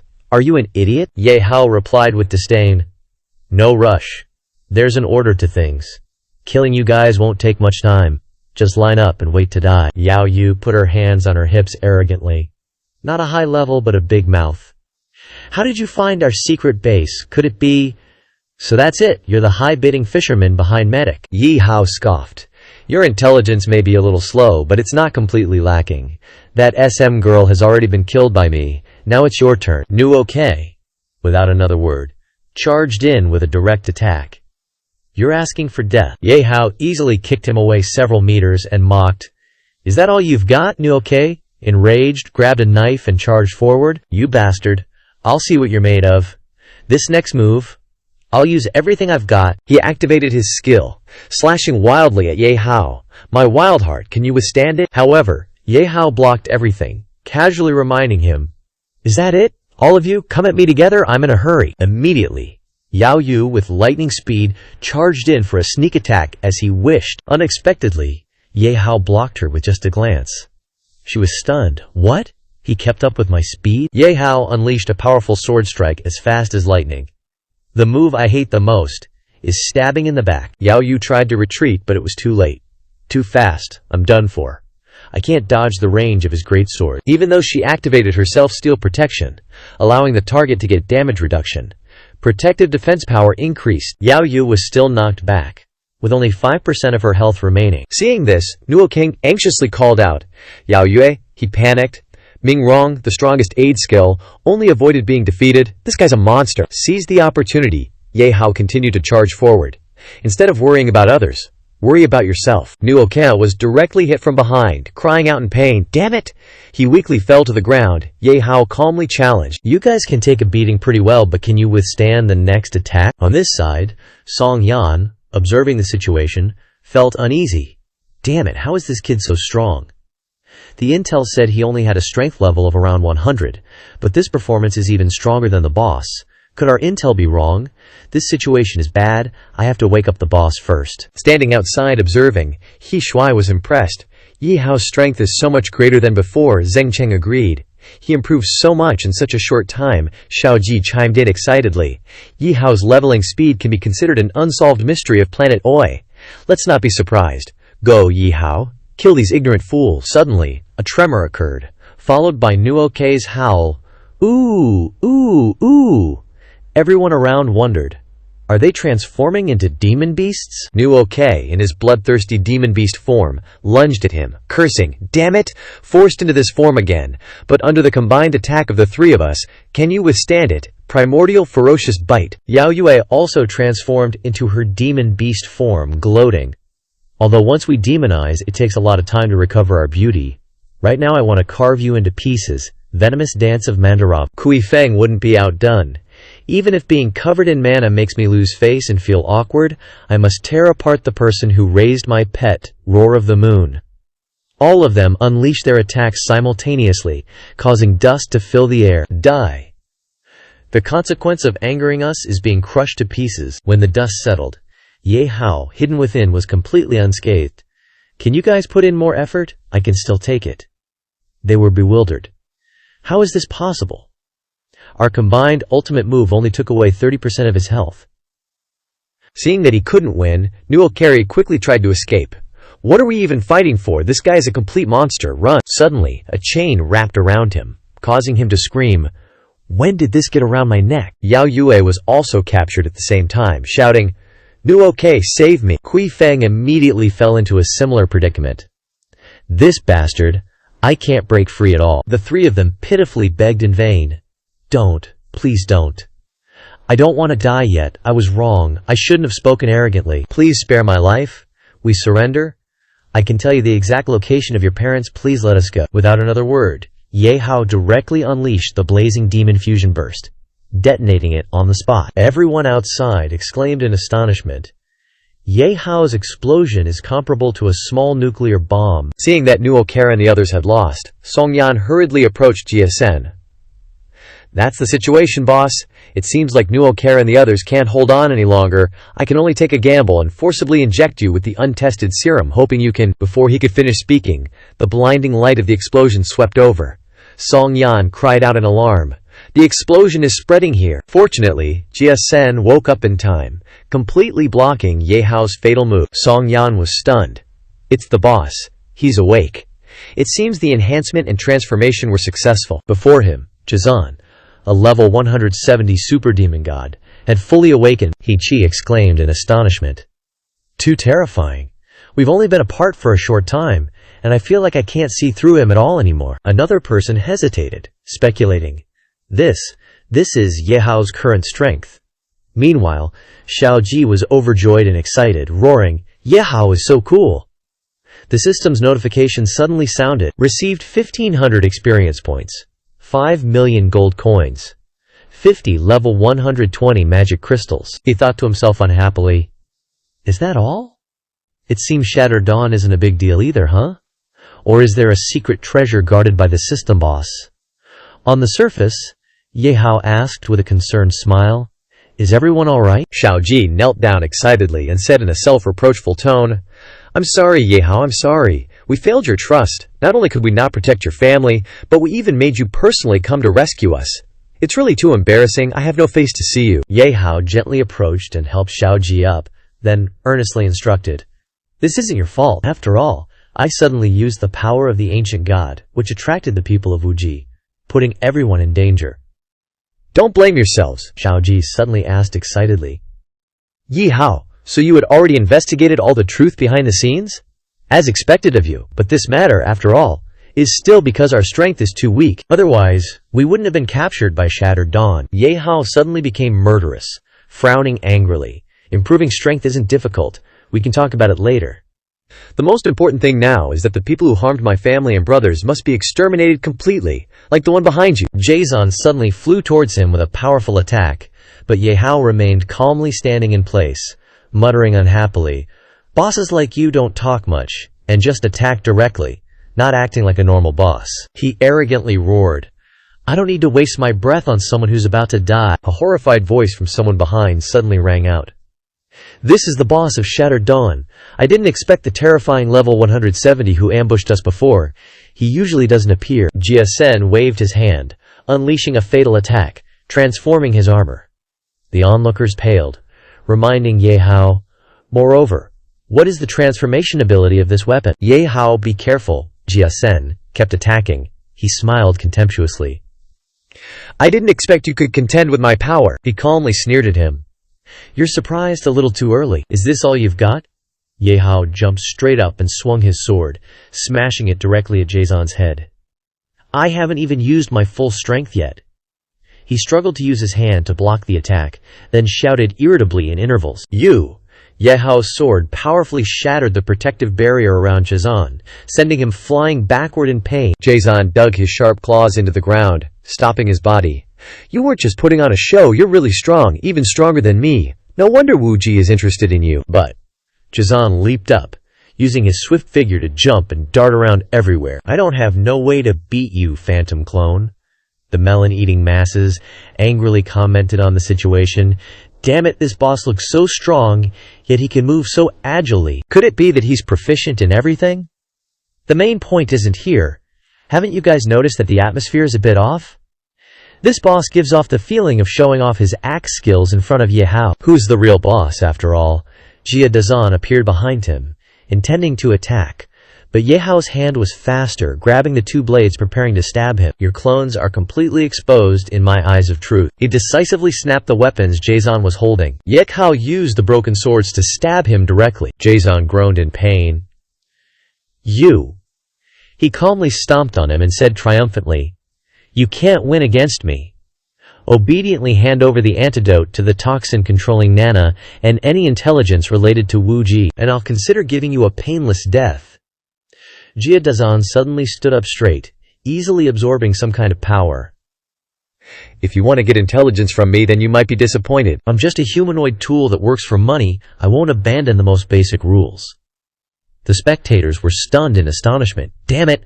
Why is this guy suddenly so bloody? Looks like he has a strong regeneration ability. We must kill him in one go. Ye Hao's sharp gaze stared straight at Jia Dazan's lies and exposed him. Who are you trying to fool? With such abilities, you're content to be a humanoid tool. I think your ambitions must be great. He waved his hand, ordering countless monsters to charge at him, and said mockingly, If you want to know, beat me first. Metal Insectide. Ye Hao jumped straight up, saying honestly, No, I'm not interested in your ambitions. But I'm a little curious about this special ability of yours, Area Ignition. Jia Dazan, affected by his destructive power, excitedly shouted, I didn't expect you to be even more powerful than I imagined in the blink of an eye. He lowered his head and said disdainfully, Whatever. It seems that this battle of ours will last a very long time. It doesn't matter if I tell you this secret. Consider it entertainment. The reason I can recover infinitely, Jia Dazan proudly puffed out his chest and explained, It's because of the forbidden technology left over from ancient times. Injecting these nanomechanical cells into the body can transform the physical body into a mechanical life form with infinite regeneration ability. But this isn't necessarily beneficial for everyone. After more people are injected, they will only turn into a pile of unconscious dust. So I transformed into a demonic beast first, and then injected it to increase the probability of fusion. In the end, I bet and won. He raised both his hands to the sky and shouted smugly, I've obtained an immortal body and eternal life. Even if I can't defeat you now, what I have is time, and one day I will reach the highest peak of strength. Let's cooperate. You and I don't need to care about who lives or dies. Your strength, combined with these nanomechanical cells, will not be difficult to solve. At that time, we will be hand in hand, and whatever Wu Ji is, whatever the large corporations in the safe zone are, all of them will turn into dust under our shattered dawn. Ye Hao's hand suddenly rushed forward, squeezing Jason's neck. He groaned uncomfortably. You! He ignored Jason's anger and curiously exclaimed, So, the secret to your ability is living longer than others. Ye Hao looked up at him with a contemptuous expression and evaluated. In a sense, it can be said that this ability is indeed unsolvable. Because if you grow up, you can really make yourself from bronze to a king, but unfortunately, you ran into someone you shouldn't have. Jia Dazan not only didn't panic, but also glanced at him with an arrogant attitude. You can't do anything to me. The damage speed of your flames can't keep up with the recovery speed of my cells. Ye Hao indifferently uttered a soft sentence. Is that so? You remind me of someone with bizarre abilities in the dungeon before? I also got the title of the man you shouldn't meet in your life because of it. Do you know what this means? The meaning is, he suddenly raised his tone, and the hand on his neck gradually emitted stronger and stronger lightning and tightened further. No matter how unpredictable and strange your ability is, if you meet me, you will die, Jason screamed in pain. It's too hot, it hurts too much. I didn't expect the recovery speed of my cells not to keep up. How is this possible? What kind of flame is this? He waved his hand, making the power stronger and stronger. You will pay the price. Jason, under Ye Hao's punishing hand, turned into ashes. He calmly held out his hand, letting the ashes fall to the ground, and muttered softly, I still appreciated your initial arrogant and taciturn appearance. The system's notification suddenly rang out before Ye Hao's eyes. Received 10 million experience points, 8 million gold coins, 30 level 150 magic crystals. Achievement upgraded the man you shouldn't meet in your life. He stood in contemplation, falling into a doubtful train of thought. What the hell is this 2-star achievement? Is it about killing 2 special bosses? Could it be that collecting 7 of them will have a special reward? Following that was a series of treasures awarded to Ye Hao by the system. Receive 10 nanomechanical remnant props, remnants of ancient technology, which can enhance the strength of living organisms, the more the better. Shattered Dawn Vault Key. The key to the dimensional vault storing important resources of the team, guarded by the team leader, which can be opened at any location and time. The most VIP pro item has finally appeared, the Luck Ring. Effect activated, and received Pandora's secret prop, a legendary level prop, dedicated to engineering masters. Created by ancient mechanical nano fused with magic, which can be freely transformed into various combat support mechanical forms. Ye Hao excitedly exclaimed inwardly, Damn it. This is really a legendary prop created specifically for the looter account. Even facing enemies other than mechanical lifeforms this time, I can still use engineering to fight. Ancient technology is awesome. Xiaoji suddenly shouted in astonishment. Hey everyone, look at your hands. When did they turn metallic? He stared at his palm in surprise. This is... Ye Hao was interrupted by the system's urgent warning. Warning. The previous environment is full of out-of-control nanomechanical cells. Host has been mildly poisoned by nanomechs. If you stay here any longer, you will fall into an irreversible state of metallization. Please leave immediately. He immediately turned and yelled at Xiaoji, Get out of here! Run to the surface! He quickly ran away. Yes. Ye Hao stood alone behind, thinking to himself, Is this the price the boss was talking about? He told himself resolutely. As soon as a big explosion occurs, I must eliminate all nanomechanical cells to prevent them from spreading to the surface. Xiaoji's group stood on a high cliff, calmly crossing their arms and looking down at the situation below, assessing. So, a powerful organization like Shattered Dawn has finally left the stage of history completely. Who told them to provoke Ye Hao? Daring to mess with him really doesn't end well. Huang Zheng was the same, and Shattered Dawn is the same. Then Wuji will be the same. The mutation in our bodies, could it be due to absorbing nanomechanical cells, leading to metallization? Ye Hao suddenly spread his wings and flew down in front of everyone. He explained gently, That's right, but the metallization on our bodies is only a mild poisoning because it wasn't injected directly. This state is like petrification, an irreversible defect. If we find an antidote, we can probably cure it. Hearing this, Xiaoji could finally breathe a sigh of relief. That's good, although I like dismantling mechs. I don't want to turn myself into one, it's just that this antidote is probably hard to find. Ye Hao suddenly stood up straight and waved his hand, giving them shiny bracelets with an explanation. These are high magnetic bracelets that I just made. Wearing them on your wrists can temporarily fix and slow down the spread of nanomechanical cells throughout your bodies. Zheng Chang excitedly praised him.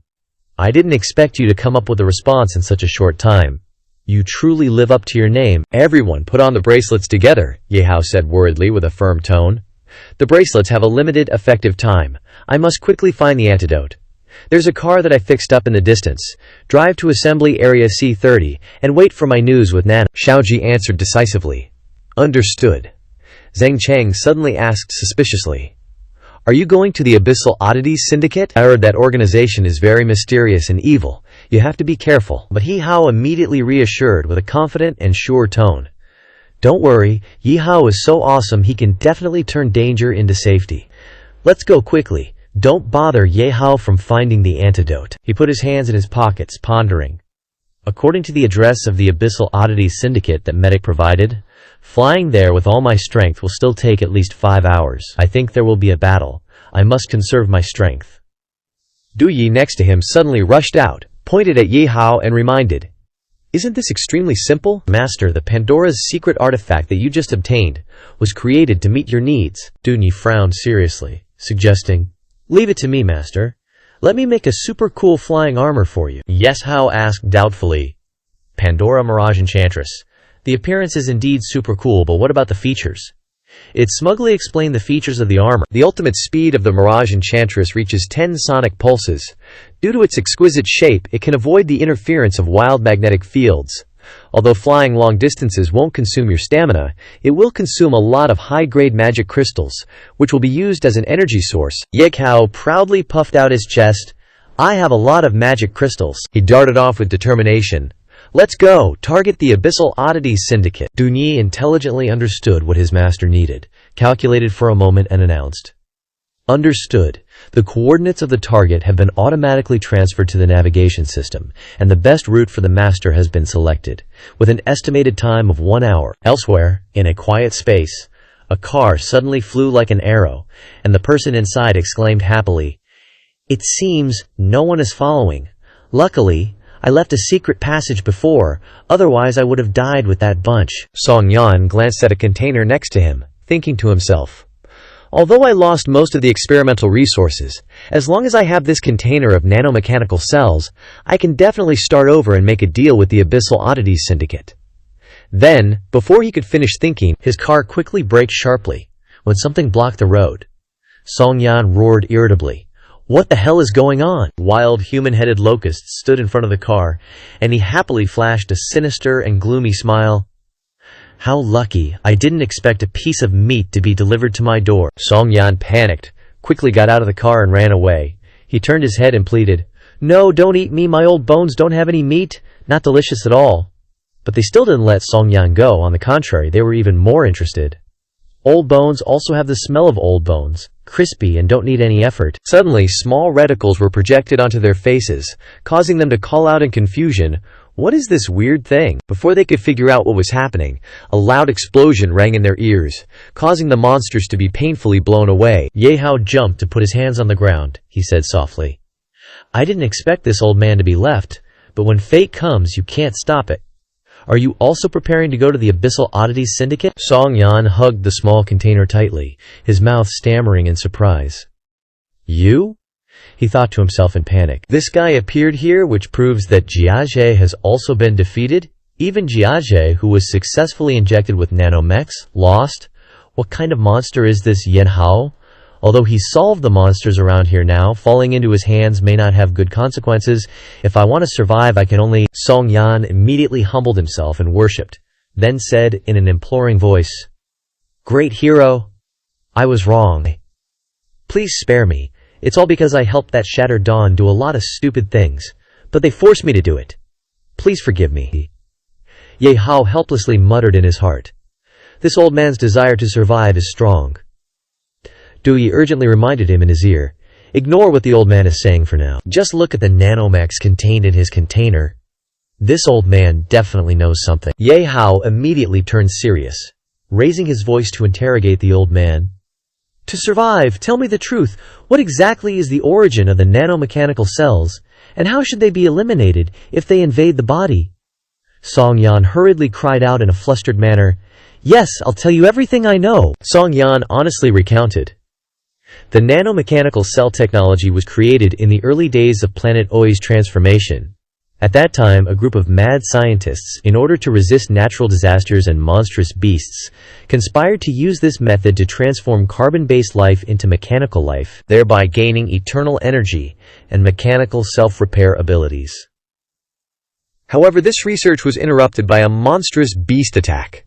The technology was also lost. Song Yan thought for a moment and added, "Until a few years ago, people from the Doomsday Oddities Society accidentally discovered a large laboratory underground in the CSB area and found the remaining semi-finished nanomechanical cells inside, so they sold this place to Shattered Dawn, and used their unique knowledge of medicine combined with our advanced engineering knowledge to develop it. Although it's not stable enough yet, we've at least successfully researched complete nanomechanical cells. He looked at Ye Hao's stunned expression and explained more clearly.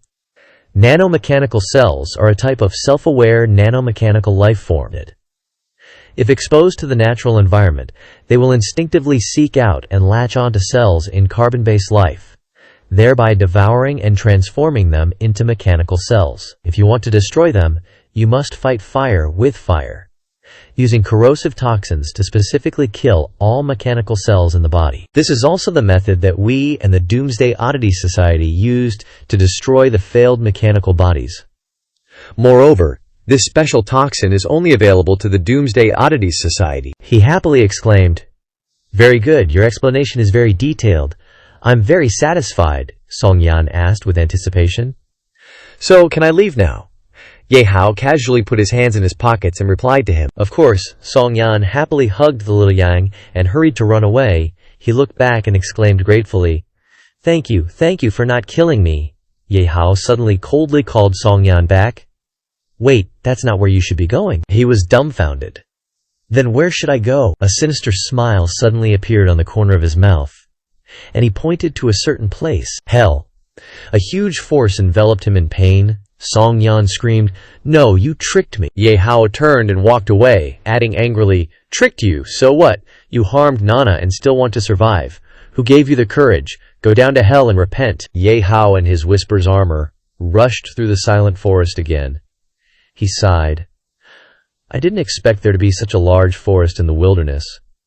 But it seems that due to some reason, there is no more life." A large tower suddenly caught Ye Hao's eye.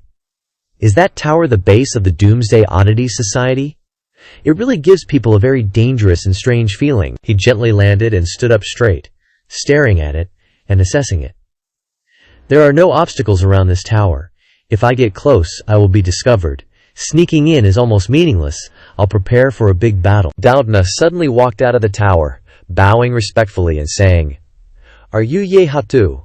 My name is Doudna. I am the deacon here. I have been waiting for you here for a long time on the order of the president." Donna level 90,100%. Ye Hao asked in doubt, "What does your president mean by asking you to wait for me? Could it be that you already guessed that I would come here?" She waved her hand indifferently, inviting him to enter, without answering any of Ye Hao's questions. "Please follow me into the tower. The president will explain the specific situation to you in person." Whispers suddenly appeared surprised in Ye Hao's ear, whispering to him, "What should we do, master? This girl is really not lying. I can't sense any malicious intent from her." Ye Hao casually put his hands in his pockets and sighed. "Since there is no option to start a war directly, then I'll follow and see what poison the Doomsday Oddity Society has to sell." He opened his mouth and asked her to lead the way. Donna readily said, "Okay, please come this way." A group of children suddenly poked their heads out from behind the door, discussing excitedly, "Look, it's a man. I haven't seen a surviving man in years. He's also very handsome. I don't know if he can survive tonight. It would be a pity to die like this. You're blocking my view." Ye Hao was puzzled. Why are there only girls here? Didn't the rumors say that you only accept mid-level pharmacists? Donna honestly explained. They are all orphans and slaves that the president picked up. They have grown up here since they were young, and rarely have the opportunity to go out. Don't be surprised. As for the rumors, her eyes suddenly darkened, and a trace of pride flashed across her face. Those are all false rumors deliberately told to the outside world. Very few people know the real inside story. These children all have a good talent for making medicine. The Doomsday Oddity Society provides them with a space to survive, and they work hard to study in order to repay it. Not a bad cycle, huh? He followed her as she opened the elevator door and hesitated to ask, "That's true, but is it really okay for you to show me all the truth about you?" Ye Hao was suspicious. "If you knew I was coming, you must also know my purpose in coming here. You let me know so much, aren't you afraid that I will kill you all?" Donna confidently replied to Ye Hao. "Of course, if we dare to let you in, we won't be afraid of all kinds of possible consequences. I believe you will soon understand." In addition, she suddenly looked into the distance and said in a slightly smaller voice, You are the first man that the president has allowed in more than 50 years. I still hope that you must maintain etiquette later. Ye Hao replied indifferently. I can't guarantee what etiquette is. In his heart he secretly thought, 50 years? It seems that this president is also an old person. Now the information related to the Doomsday Oddities Society is completely denied. Facing an unknown situation, I'll take it one step at a time. Doubtna brought Ye Hao to a large door and instructed, I'll take you here. The president is waiting for you inside, Ye Hao politely said. Thank you. The door opened, and he slowly stepped inside. Ye Hao carefully looked around and secretly admired. The space is too spacious, just that the tub is too unexpected.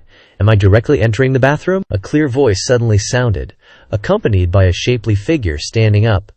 You've finally arrived. Ahmet confidently strutted in front of Ye Hao and asked smugly in an ambiguous way, What's wrong?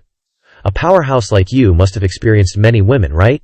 Why are you still surprised when facing a woman's body? President of the Doomsday Oddities Society.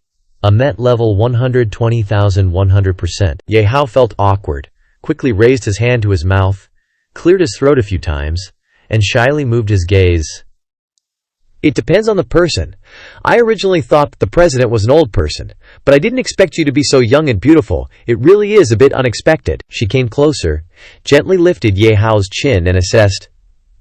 Oh my, look at that smooth tongue, and you're even more handsome than I imagined. If you don't mind, I can just talk to you like this. Ye Hao readily replied to Ahmet. On the contrary, I don't mind, but I'm afraid that someone will mind. She gracefully put her clothes back on, shedding her earlier seductive look. Fine, I won't make things difficult for you. Ye Hao then stared intently at Ahmet, his tone serious. Let's get to the main topic. What's your purpose in bringing me here? Besides, judging by your butler Dona's attitude, you seem to know a lot about me. She casually crossed her legs on a small chair in the middle of the room. Of course, we've been paying attention to you ever since you cured that old woman's illness in District C30. Ye Hao was shocked and loudly questioned. What? He exclaimed in surprise. I didn't expect that even in District C30, the settlement for the pre-disaster residents, there would be someone rebelling, willingly acting as your informant. Name it. Ahmet took a sip of her wine and chuckled. Rebelling is such a harsh word, it's just about making a living. In this wilderness, what's more important than survival? Moreover, in this remote wilderness, where news is scarce, whoever has more information is more likely to survive. Ye Hao walked over to a small chair, sat down, and pondered. That's true, but if you deliberately brought up that old woman, and given that you're both Grandmaster-level pharmacists, it suggests there's some kind of relationship between you, right? Ahmet tilted her head and answered frankly, without hesitation. Of course, she's my biological younger sister. Her. He was immediately surprised, in disbelief, and shouted, What? Are you kidding me?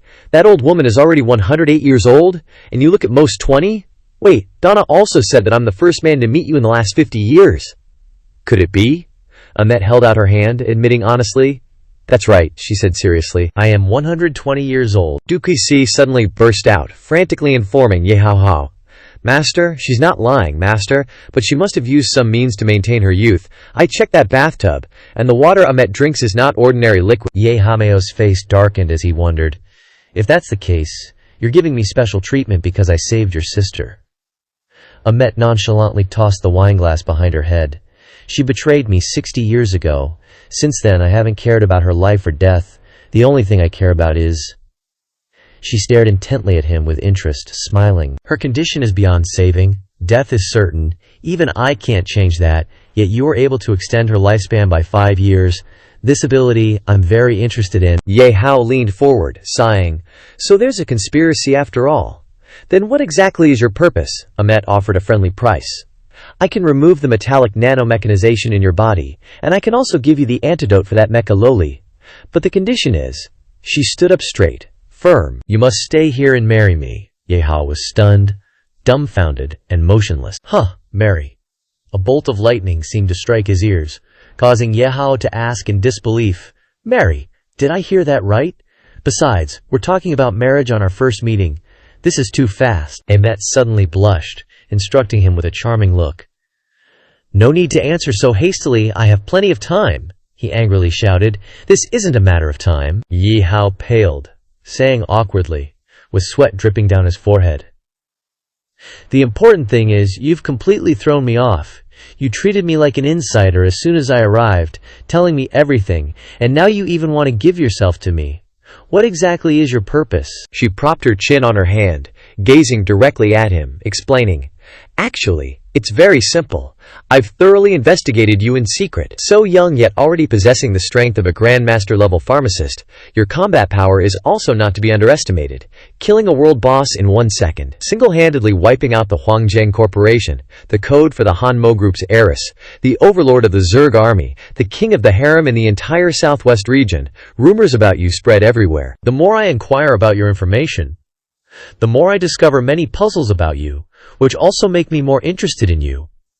Meeting you today has exceeded all the rumors." Ye Hao was dumbfounded as he wondered, "The other things are fine, but what the hell is the king of the harem in the entire southwest region? Which tabloid's false intelligence is this?" Dewey C covered her mouth, suppressing her laughter as she taunted, "King of the harem, truly a name without substance." Immediately, Ye Hao calmed himself down and said in a serious tone, "It seems you've really put in a lot of effort. But I think these are all just superficial. You still haven't told me your real purpose, have you?" Amet closed her eyes, smiling contentedly. "Very perceptive." She stood up from the chair and put her hands on her hips, explaining, "All right, I didn't plan on hiding it from you in the first place anyway. My purpose has always been just one thing." Amet ambitiously gestured towards the world, saying decisively, "That is to change the world," Ye Hao thought helplessly. "Change the world? Molisha has said this before. I thought it was childish back then, but I didn't expect it to be true." He raised his eyelids and looked at Amet, wondering, "What do you want to do?" She mustered her strength, creating a globe of the earth. Amet gently explained, "Through my years of research, what's called the current era of Earth, overrun by otherworldly beasts, is, in my eyes, nothing more than being infected by a virus. If we want to change this situation, we can only use poison to fight poison and change this world. For this grand plan, I started preparing decades ago. The Oddity Society is also one of them, but relying on me alone, the progress is still too slow. My sister's betrayal and the constraints of my lifespan also often keep me from sleeping soundly, worrying that one day I will suddenly leave this world, then all my efforts will be in vain." Her hand restlessly grabbed Ye Hao's chin and caressed it. "But if you join, the outcome will be greatly changed. Not only will it strengthen the efficiency of the goal, but the process will also be relatively smooth. So, are you willing?" Amet said decisively and smugly. "As long as you combine with me, everything I have will be yours. Money, resources, endless women, and me too." Ducey excitedly covered her face, clearing her throat. "Master, she's really not lying. Money is definitely secondary. But this place has a lot of rare medicinal resources. There can be up to 3,000 women. Is this the so-called harem of 3,000 beauties? Is this the treatment of an emperor? Or is it us?" A moment later, she couldn't laugh anymore, when a few bumps appeared on her forehead, left by Ye Hao. "I was just kidding," he frowned, answering decisively. "Your conditions are indeed very tempting, but I refuse." Amet angrily shouted, "Why? This is the only time in my life I've made a condition to a man. Moreover, no man would refuse this condition." Ye Hao comfortably folded his arms in front of his chest and leaned back in a chair, explaining, "Your condition is indeed something that most men would not refuse, but unfortunately, I am among the few who remain. For the time being, let's not talk about your purpose of using poison to fight poison, which is essentially extreme thinking, but I have no interest in saving the world or changing the world right now. People with different aspirations cannot build a career together. Forced marriages are not happy. You should find someone else." She was so frustrated that she trembled, and hideous wrinkles appeared. Amet threatened Ye Hao through gritted teeth. "You insolent brat, do you know the consequences of refusing me?" Ye Hao quickly reassured her with ridicule. "Calm down. Women get old when they get angry, and you're already 120 years old. One careless move and you'll be exposed." Amet quickly took out a small tube of some solution and drank it all in one gulp. Immediately, her body returned to its beautiful and radiant state. Amet glanced at Ye Hao irritably, scoffing. "Looks like I still overestimated you. Your abilities are strong, but your mind is still far from what I desire." "But no matter." Amet beckoned, summoning a series of monstrous robots, and exclaimed smugly, "What I have is time. From now on, I'll change you myself." Ye Hao exclaimed in surprise. These are failed products of nanomechanical cells. They charged forward in unison, while Ye Hao calmly dodged away, mocking. Do you think this stuff is useful against me? Bring out your trump card. I'm not interested in playing games with you. Amet gently crossed her arms, watching the chaos of the battle with amusement. You know quite a lot, but being too clever can be your downfall. I don't expect these guys to be able to deal with you. I just have another purpose, Ye Hao repeated suspiciously. Another purpose? He suddenly realized something was wrong, and froze, muttering to himself. This is... Ye Hao trembled in pain, clutching his chest, thinking, my heart is suddenly constricting, and my body and limbs are starting to go numb. Could it be poison? She suddenly laughed excitedly. Feeling the anomaly in your body yet? Because from the moment you entered this tower, you were already poisoned with a unique toxin that I painstakingly concocted.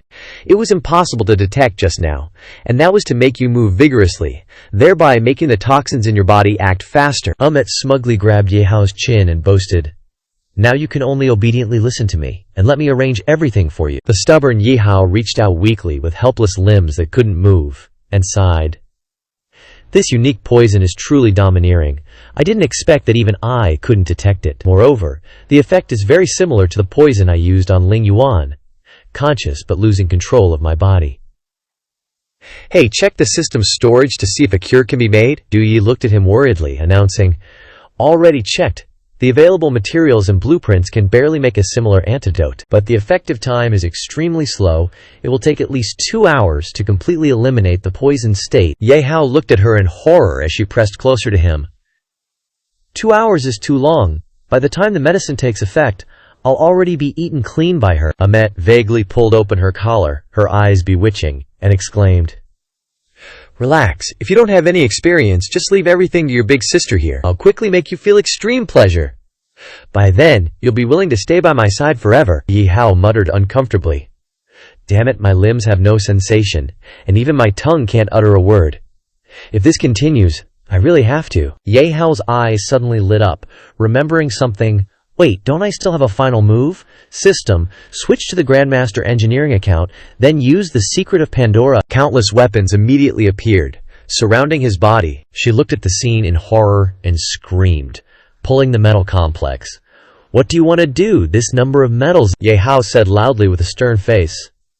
I'm not a casual man. Look carefully. This is the ultimate move I use to deal with you. Want to seize my body? No way. He immediately transformed, creating a strong body standing in front of Amet, a true Iron Man. She gritted her teeth angrily. Amet stepped back uncomfortably, roaring irritably. How can this be? You'd rather hide in this iron coffin than submit to my will? This is truly a great humiliation for a woman. I absolutely must make you pay the price. Dunyi beside him looked at the current situation and commented, Master, your operation has really ruffled her feathers. Ye Hao replied awkwardly, pondering.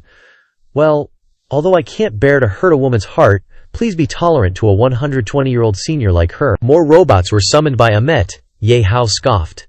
Still playing this trick. The same move might not work on me. She confidently raised her hand to control the puppets and said smugly, You have toxins in your body now. You're not the same as before. Moreover, these puppets are completely different from before. Go. Let him feel your enthusiasm. Ye Hao asked Doogie worriedly in a low voice. Hey, now that my limbs are out of control, how can I manipulate this mecha? It gently reassured him in his ear. Don't worry. This mecha can be manipulated with just consciousness. I will assist you in the control system. Ye Hao then burst out with strength, slashing the robots. Then there's nothing to hesitate about. Get it done no matter what. We must persevere for 2 hours, until the medicine fully takes effect. Countless robots rushed over, climbing onto his back, and Ye Hao thought in horror. The number this time is even more than before. Does she want to play the Sea of People tactic? Dunyi suddenly announced urgently. Master! The virus in the mechanical puppet interferes with the control of the fusion mecha through the fusion method. Ye Hao reassured it in a low voice. Don't panic. Immediately remove the invaded mechanical parts on the back. Dookie obediently shouted loudly to receive the order. Received! It suddenly exclaimed. So that's how it is. This Secret of Pandora is originally a product created by the combination of nanomechanical cells and magic, which can be freely transformed and repaired, worthy of being a legendary level equipment. Damn it! Amet suddenly roared. I didn't expect you could still do such a thing. Everyone on me. I don't believe your repair speed can keep up with the intrusion speed of the virus on a large scale. Ye Hao replied to her smugly. Even if these people were made experiments by you and died, they still have to be your tools. The Nana control toxin is the same as them, right? Worthy of being an evil old hag who has lived for 120 years, he decisively exclaimed. Then let me liberate everyone. A series of powerful moves were launched from Ye Hao's body, illuminating the entire Pandora area. 6 paths of reincarnation, she exclaimed in surprise. Unexpectedly, you're this powerful. I knew I didn't misjudge you.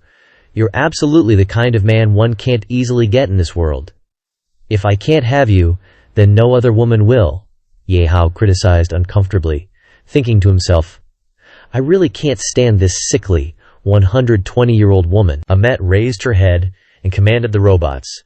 You trash, gather together and become my strength. Assemble, dissolve, she yelled with a crazed determination. You are mine. Even if I can't have your heart, your body must belong to me. I will personally change you, making you my specialized puppet. Nano-mechanical fusion body Amet, level 135,100%. Tukutu reminded him. Master, be careful. The toxins in that syringe are many times more potent than before. Don't get injected, Ye Hao calmly replied. Understood. He rushed forward, swinging his sword to cut off a portion of the fluid on the monster's body that Amet was controlling. Ye Hao stood there stunned, thinking to himself, this toxin can even dissolve steel. Is this old hag finally showing her true colors? We're on the defensive now. Whether we attack or defend, it will cause damage to ourselves. I must abandon close combat and switch to long-range, speed-based fighting. Amet laughed maniacally, she said in a mocking tone. This time you finally realize the difference between us, don't you? But it's okay, as long as you listen obediently, I promise I won't hurt you. Ye Hao wasn't panicked at all, but transformed his armor into a vehicle with great destructive power. Banduola Super Combine Battle Car. Amet frowned in disdain. You actually transformed into a battle car. How utterly idiotic. In such a confined space, how can you possibly make use of it? Ye Hao's car nimbly darted from one place to another, driving straight up the wall. She shouted in panic. What? Along the wall? Amet angrily gritted her teeth. Damn it, why are you still struggling? Don't you want to become my possession? If that's the case, she waved her hand, creating an enormous force that knocked down the car Ye Hao was driving. Then don't blame me for showing no mercy. Falling from a height of over 100 meters, even if you're made of iron, you're destined to be crushed to pieces. Ye Hao quickly transformed the car into a powerful aircraft and soared upwards. He shouted loudly, barrage of bombs. If all fear originates from insufficient firepower, then let's use this ultimate, infinite firepower to decide the victor. Ye Hao sat in the aircraft, flying around, dodging her attacks. He exclaimed, I used all my firepower and only managed to reduce her health by 55%. She truly deserves to be called a Grandmaster-level alchemist, having pushed the capabilities of nanomechanical cells and medicine to their limits. But then, Ye Hao landed and stood in front of the defeated Amet, flashing a smug smile. It ends here. Without the nanomechanical cells you specially created, you wouldn't be my opponent. I also don't kill innocent people. As long as you hand over the antidote to remove nanomechanization and nano-control, I'll spare your life, since you ultimately didn't directly harm my family. Her face suddenly darkened and she frowned tightly, saying, It's over. It's not over yet. The reason I was willing to fight you was because I wanted to conquer you personally. But that doesn't mean I'm the strongest in the eccentric society. If I can't defeat you, then let me introduce my ultimate masterpiece and secret weapon. A loud explosion from her side suddenly struck down a powerful lightning bolt and emerged powerfully from the smoke. Miss Annie is grandly entering the stage. Annie demonization, level 160,100%. Ye Hao widened his eyes in shock and cried out, Annie! Isn't that the name of Anchang's older sister? Could it really be the same person? And Y suddenly rushed forward powerfully and nimbly. Crimson, assault, attack, and speed all increased rapidly, each attack causing great damage. Ye Hao quickly raised his sword to block her attack, and exclaimed to himself, Too fast! In theory, my strength is equivalent to a level 180 enemy. But the engineering account doesn't have super combat abilities readily available. Now, being poisoned and unable to transform into Crimson Emperor, this is a bit tricky to handle. What's even harder to deal with is, he complained uncomfortably. Right now, there's no way to use the Eye of Truth to verify whether the opponent is Anchang's sister. Do I have to trick that old hag into revealing information? Ye Hao was suddenly shocked when he saw Annie's attacks, after images flickering behind the enemy, dealing great damage while also inflicting armor-breaking effects. In just a minute, he collapsed wearily and suddenly asked, Ye Hao, level 18, 40%, 100%. Your secret weapon is very powerful. Where did you find such a powerful person? Emmet proudly laughed with smugness. You think she was this powerful from the start? If I hadn't picked her up from a dungeon, she would have become a corpse long ago. Her true power is just the ability I modified. Ye Hao suspiciously asked. Picked up from a dungeon? What does that mean? Emmet leaned back in her chair calmly and said with disdain, You're being beaten to the point of having no power to fight back, yet you still have the strength to talk to me. Oh well, it doesn't matter if I tell you. Anyway, you'll forget all this later, Annie. Go easy on him, don't play him to death. She pondered for a moment and then honestly recounted. A few years ago, when I was gathering herbs in Sunset Canyon, I discovered her. At that time, she was only around level 60, and she was clearly about to die. But her mouth kept muttering about her younger brother, revenge, and so on. I found it interesting, so I took her back to the tower to heal her, and used the newly acquired ancient nanotechnology to repair her body. As a result, after she woke up, she wasn't grateful at all. On the contrary, she immediately left and went to seek revenge on some enemy or something. How could the lethal eccentric society let her wander around freely? Emmet's voice became more and more powerful and excited. After that, I completely turned her into a key experimental subject of mine. But even I didn't expect it. Looking at her weak body, she was able to withstand experiments that no human could withstand, and became the most powerful fighter of the lethal eccentric society at that time. Ye Hao was immediately stunned and dazed. Sunset Canyon, isn't that where An Cheng's sister disappeared? I didn't expect that she really is An Cheng's sister, and I even met her in this place. Brother An Cheng is now searching for his sister, whom he will never be able to find anywhere. Taking advantage of his lack of attention, Annie lunged forward and landed a powerful blow on him. Ye Hao, level 18. Life 8%, 28%. The system frantically warned. Detected host's life value dropping to 10%. Activating special skill to automatically restore health and protect life. Evade immediately. The system repeatedly urged. Evade immediately. 100% chance to evade the next attack. Ye Hao, level 18. Life 60%, 78%. Ye Hao panicked and quickly leaped backward, thinking to himself, that was close. A moment's carelessness, and I almost kicked the bucket. If she's really An Cheng's older sister, I can't afford to go too hard on her. Emmet behind him suddenly tilted her head and smirked. What's wrong? Seeing you so restrained is completely different from when you were fighting me. Even if my secret weapon is powerful, you don't need to be this scared, right? Could it be you know her? Ye Hao honestly replied. I didn't expect you to notice. Yes, she is the sister that a friend of mine has been searching for years. This friend of mine didn't make a demonic beast contract to search for her, and was turned into a demonic beast, which is truly pitiful. Her face hardened. Then she burst out laughing. Emmet repeatedly cursed Anne. Not just pitiful, but stupid too. If you want to become a demonic beast for power, just buy the demonic beast transformation drug published by our eccentric society.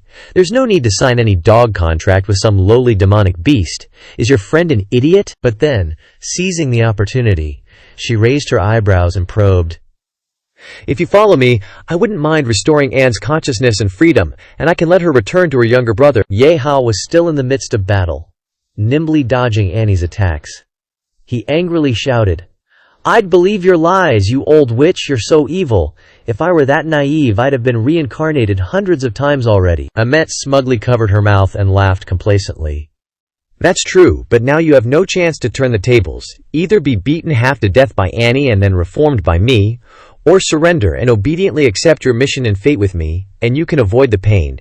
Choose for yourself. Ye Hao arrogantly growled, Kids need to choose, but me, I don't need any of them. Her face became ugly with anger, and she yelled, Why are you still so stubborn at this point? It seems you won't realize anything until you suffer a little. Eat this.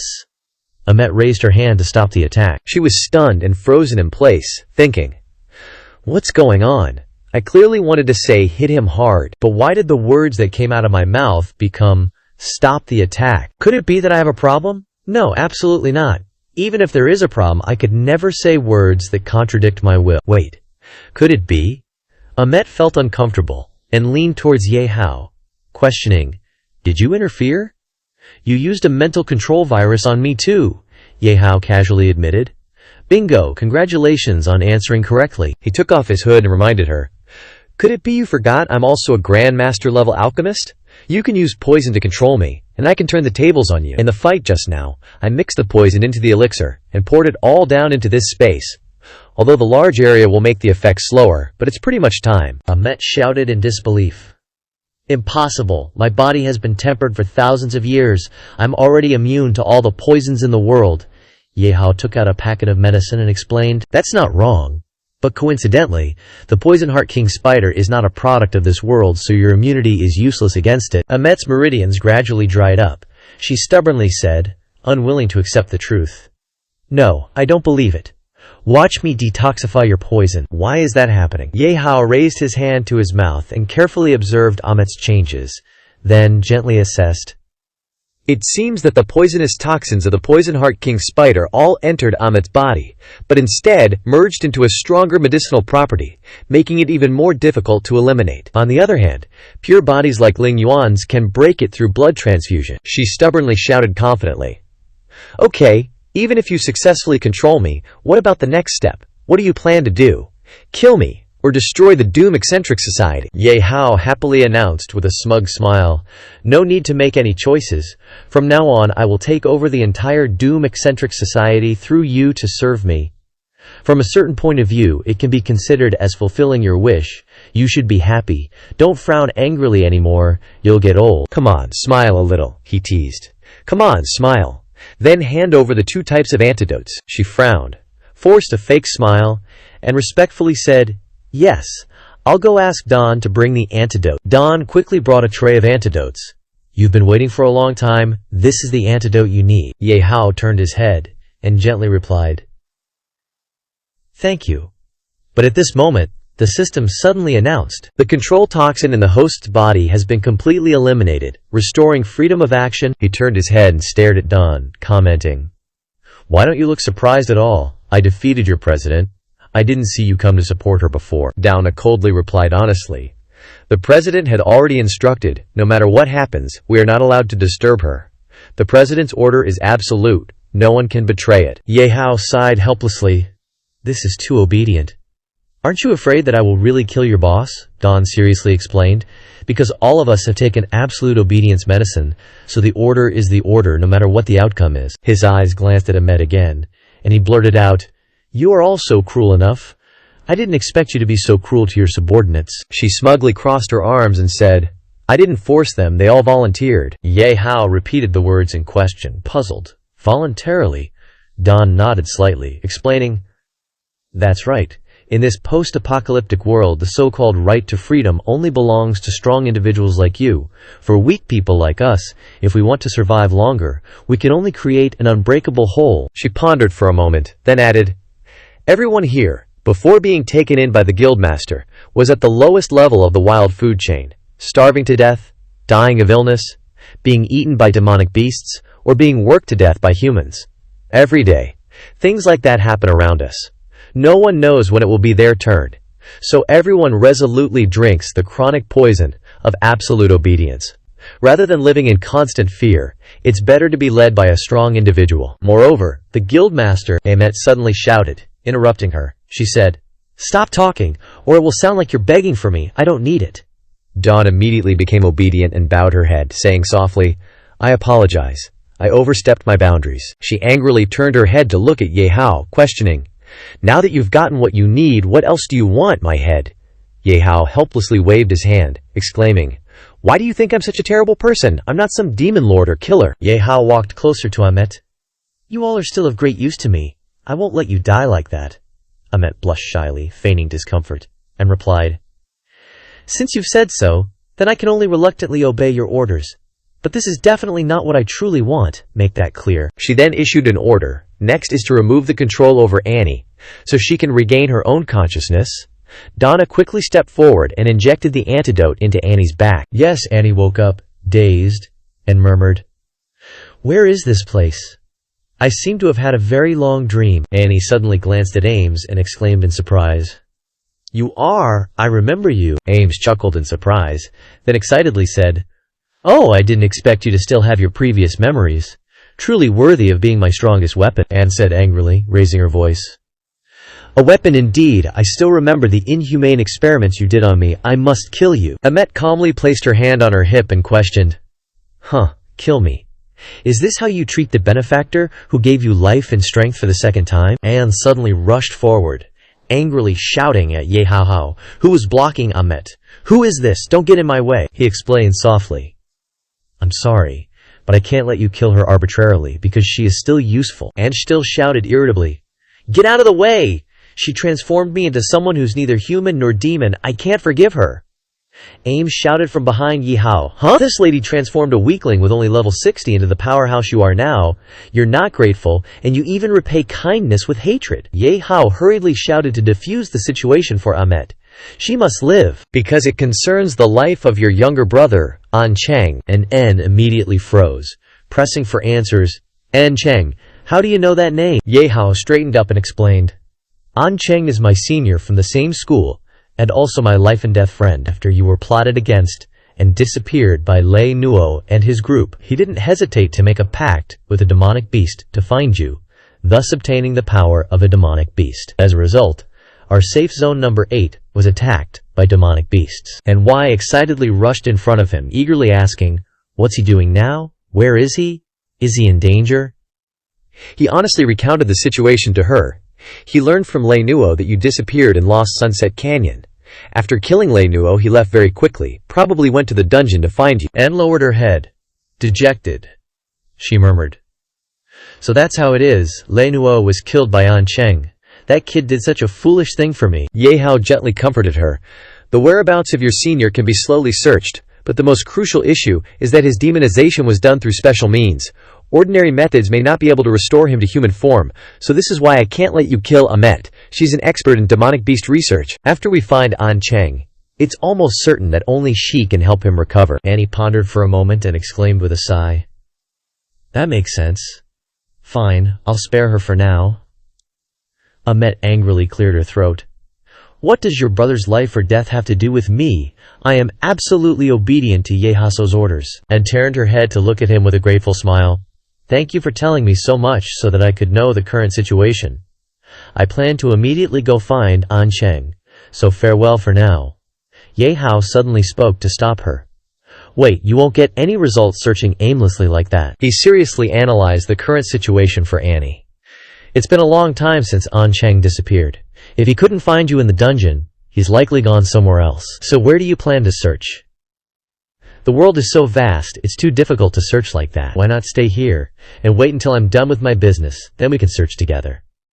My way is at least more likely than yours. Annie's face suddenly lit up, and a bright smile bloomed on her lips. Although I don't understand much, you and An Cheng have a good relationship, and you're thinking of him like that. My intuition tells me to trust you, so let's do as you say. Ye Hao turned around, satisfied. Good, then there's one last thing to do, Amet asked suspiciously. What else do you want to do? Ye Hao's eyes lit up as he turned his head to look at her, then greedily ordered. Quickly open the vault of your deadly peculiar oddities guild. Let me see what treasures are inside, Amet exclaimed in panic. Elsewhere, a respectful voice suddenly rang out. Master Ling Yuan, we've arrived. Ling Yuan supported herself with her sword and asked loudly. Finally got rid of the damn toxins in my body. What's the situation now? Hisha quickly raised her voice and reported. According to your instructions, Huang Zhan should still be in the thick fog. In addition, an old man was suddenly kicked out in front of her. He pleaded in pain. Please, I was also forced. Controlled by Ye Hao, have mercy. Hinana then bowed her head and added, After investigation, this person secretly colluded with Ye Hao and exposed our whereabouts. Should we kill him? Ling Yuan coldly exclaimed. Rest assured, it's not time to kill him yet. After finding Huang Zhan, we'll still need him to lure Ye Hao into taking the bait. She held out something that looked like a compass and commanded. Let's go, follow the blood's trail, Ling Yuan stated confidently. Dense fog, unknown types, unknown taboos, find Huang Zhan. Then it will be Ye Hao's death day. Ling Yuan led the group powerfully, ordering, The target is right before our eyes. Everyone, follow me into the dense fog and find Huang Zihan for me." Immediately, some people ran away in fear, cursing unhappily. "I'm not going into the dense fog. I came here to make money, not to die. That's right, this dense fog is a one-way trip. I'm not playing with you guys anymore."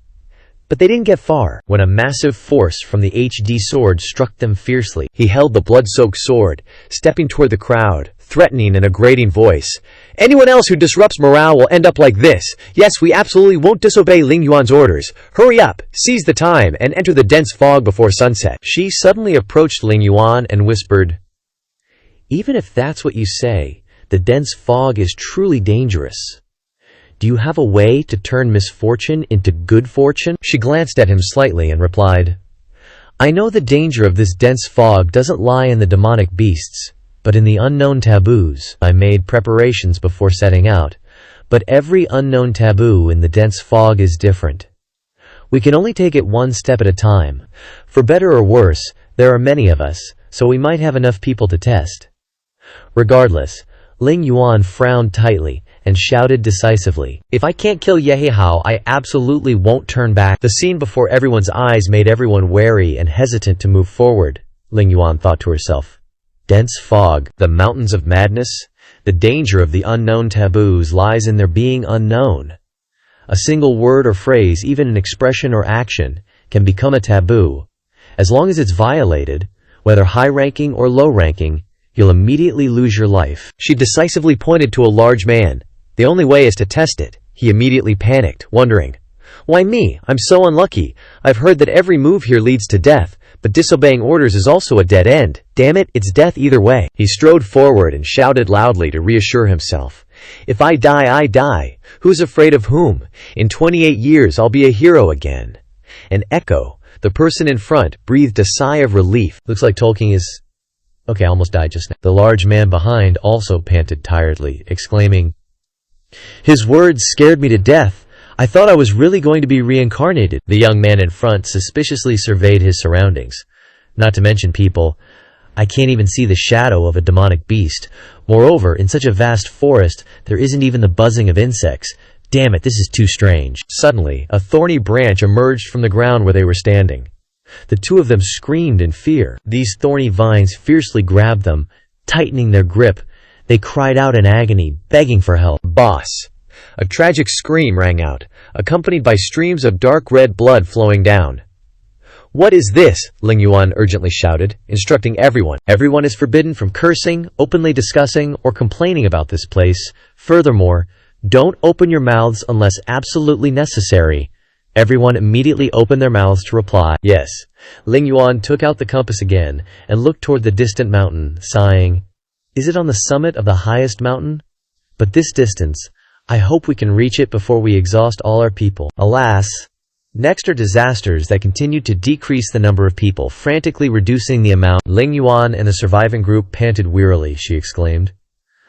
"Although I expected it to be difficult, I didn't expect that after leading over 1,000 people in, there are now less than 100 left. The number has decreased by over 90%.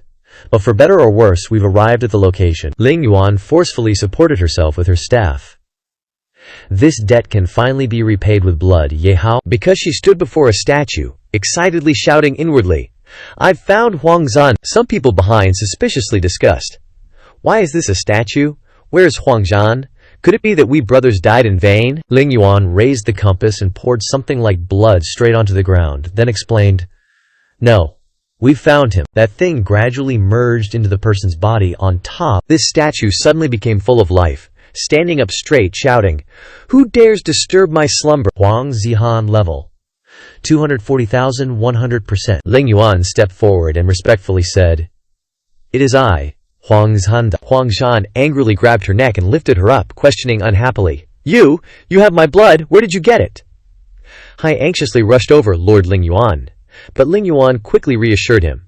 "Don't come over," she honestly recounted. "My mother left it for me," she said. "With this, I could find my biological father." His face suddenly froze. "In my life, I've had countless women, but only given my blood to one woman. Could you be a Ling's child?" Ling Yuan answered, as Huang Zhan released her neck. "Yes." He crossed his arms and observed Ling Yuan, sighing, You and her do resemble each other, all right? I believe you. At this moment, Hinya frantically rushed over, anxiously asking, Lord Lingyuan, are you all right? Huang Xian questioned. You risked your life to rush into this thick fog to find me? You must think you have a request to make of me, right? Speak, what's your purpose? Lingyuan coughed heavily, and then gently recounted.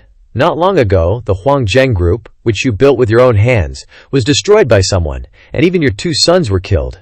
My trip here is to invite you to come out of the mountain to rebuild the Huangzheng group's prestige, and even more so, to avenge your 2 half-brothers. Huang Zhan indifferently said, collapsed. Let it collapse anyway. When I decided to leave, I had already abandoned everything.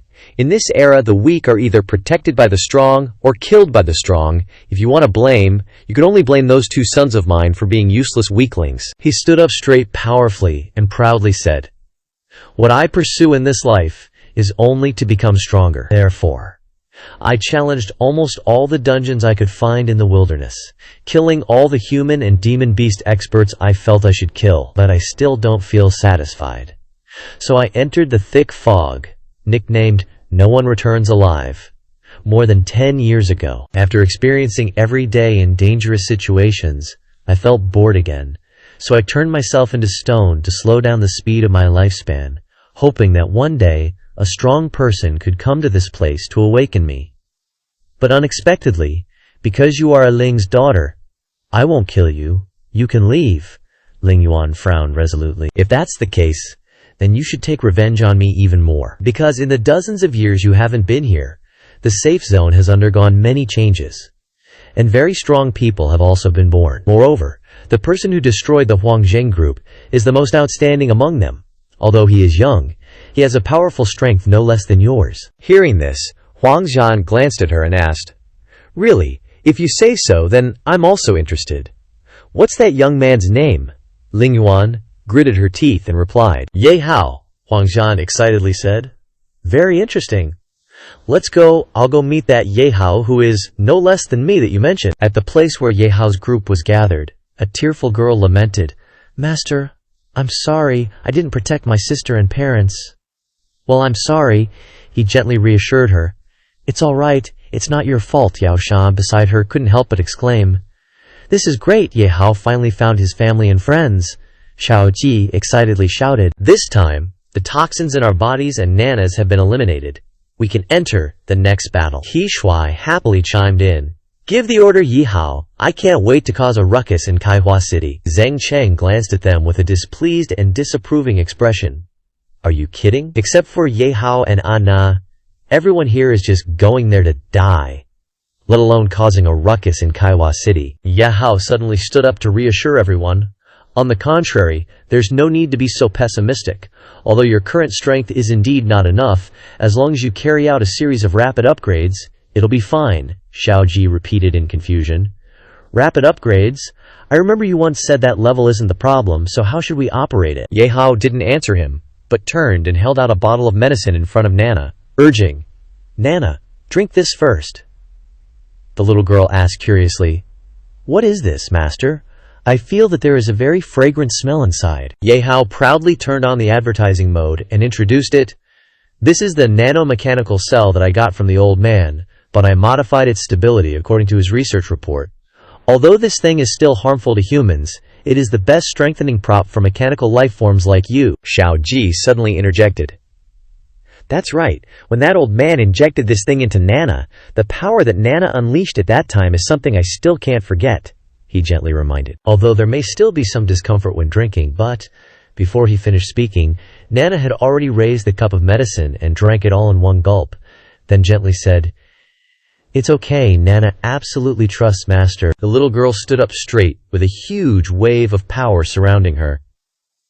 This feeling of being full of strength is like returning to Mother Planet that I haven't seen for a long time. Something suddenly flashed past, causing Ye Hao to happily show a satisfied smile. Nana has upgraded, creating a new, powerful, and elegant image. This is her true self. Nana level 90,100%. A person suddenly awakened and stared at the little girl with anticipation. So cute. Want a touch? Ye Hao suddenly grasped the key point and asked, Mother Planet, is that a new hidden setting? The little girl panicked, so nervous that she was sweating all over. Huh? Sort of. That's it. Slipped up and said it. Yao Sha excitedly screamed. I didn't expect this lowly to grow up in the blink of an eye. Isn't she a mechanical life form? Moreover, although the level hasn't increased, the power that bursts out is like a strong person of level 100. Taizu beside her couldn't help but observe the little girl, exclaiming, This is what is called devouring evolution, right? It is rumored that the old era of Earth once encountered the invasion of mechanical life forms from other planets. Although they were defeated by humans, their characteristic is that they can constantly strengthen themselves by devouring metal. If this child also has the same attributes, then her future is limitless, Nana thought to herself. Isn't what this old man said the Vanguard ship that I initially sent to various star systems to search for? Unexpectedly, it also came to Earth? Although saying that it was defeated by humans is a bit unwilling, but if I can find the remnants of the Vanguard ship, it will definitely be a great help in improving my strength. But I can't tell Master directly. How should I open my mouth? The little girl suddenly shyly covered her face with her hands, shaking her head repeatedly. Why am I calling him Master in my heart? I'm not going to pay attention to his thoughts. I'm just taking advantage of him. Ye Hao asked Duisi in confusion. What is Nana doing? She looked at the little girl seriously, speculating. Maybe it's because of growing up? Even I can't see through a young girl's thoughts. He announced to everyone, Don't just focus on watching Nana grow up, everyone has a share. Zheng Cheng looked up at the ancient magic crystals piled up on the cabinet and sighed, I didn't expect there to be so many ancient magic crystals, and they're all level 120. Heavens, this is too exaggerated. Ding Qi behind him couldn't restrain his excitement and shouted, I, Ding Qi, have also boasted that I am a person who has experienced many things, but the scene today is something I have never seen before. With the quantity and level of these ancient magic crystals, it's worth several hundred million at the very least. God Ye Hao just casually takes them out for everyone to absorb and convert experience points. This is really you showing off your wealth and casually saying, this is nothing. I also have a magic crystal mine. Everyone quickly absorbed the experience points. Taizhu pushed Yaosha forward, winking as a signal, I'm so old I should quit. On the contrary, Yaosha can go, don't stand there blankly. She replied embarrassedly, yes. He looked at his daughter and thought to himself, Ye Hao has just recruited a unique harem. If you don't try harder, you really won't have a chance. Yaosha thought to herself. I know. Mo Hui, with a bright smile, pushed Li Sha forward. I don't need your blessing. I'd be content to live a few more years, Li Sha. Go and repay Ye Hao well. Li Sha replied shyly. Yes. Mo Hui then turned to Ye Hao and continued, I still have to thank you for not harming my silly older sister. Even though we've gone our separate ways, she's still my sister after all. Ye Hao replied politely. No need to thank me. I don't have any direct, deep-seated hatred towards her, but if you two are sisters, why are you so different? What happened between you two back then?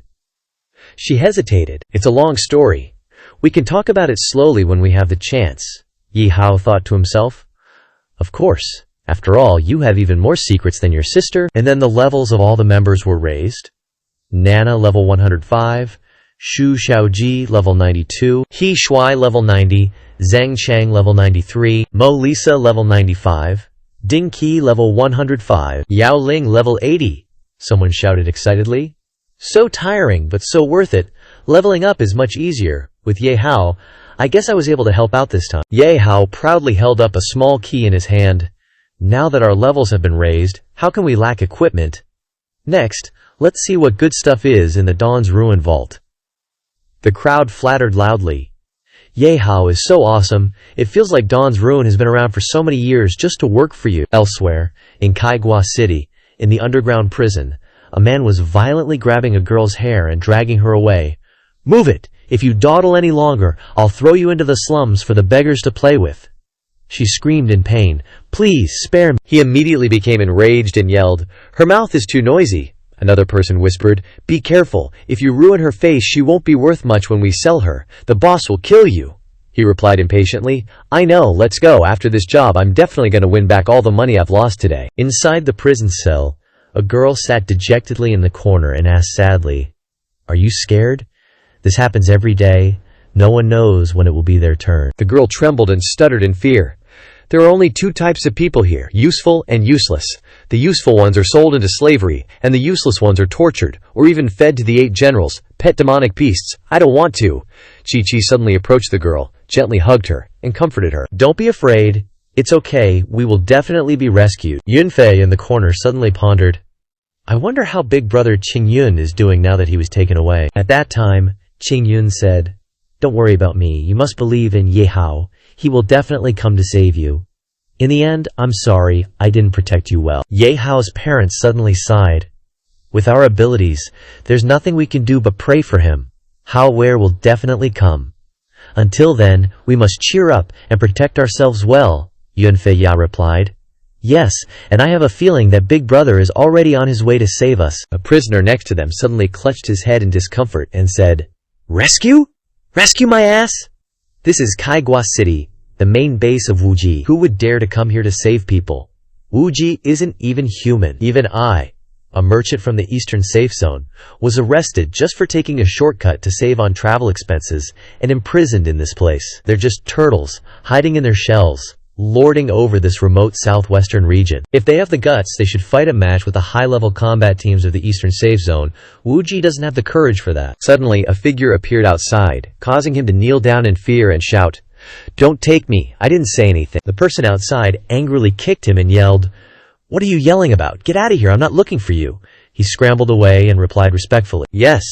The guard suddenly grabbed Chi-Chi's hand and violently dragged her away. You, come with me, Yunfei shouted anxiously. Chi-Chi.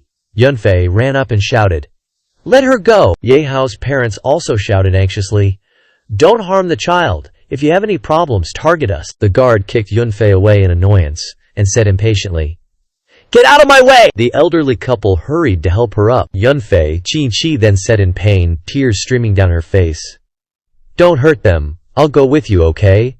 The guard said with satisfaction. That's more like it. Yunfei knelt down in pain and coughed violently. She thought to herself, Big brother, please hurry up, or else Chi-Chi. Near Ye Hao's group, 1 kilometer away from Kaigua City, Ding Kei said with excitement, Great God is so awesome! You have reformed my broken car, and now it can go very fast. We are about to arrive at Kaigua City. He suddenly suggests, You are the most familiar with Kaigua City here. Would you introduce some to everyone first? He agreed happily. Okay, great God. Inside Kaigua City, the city is divided into 3 areas according to color attributes, which are the white zone, the gray zone, and the black zone. Ding Kei thought for a while and then suddenly looked outside and added, The white zone is a public area open to the outside world, and it is also the most prosperous area, with the largest number of people, such as hotels, trading houses, casinos, and black markets, etc., are located here. He continued.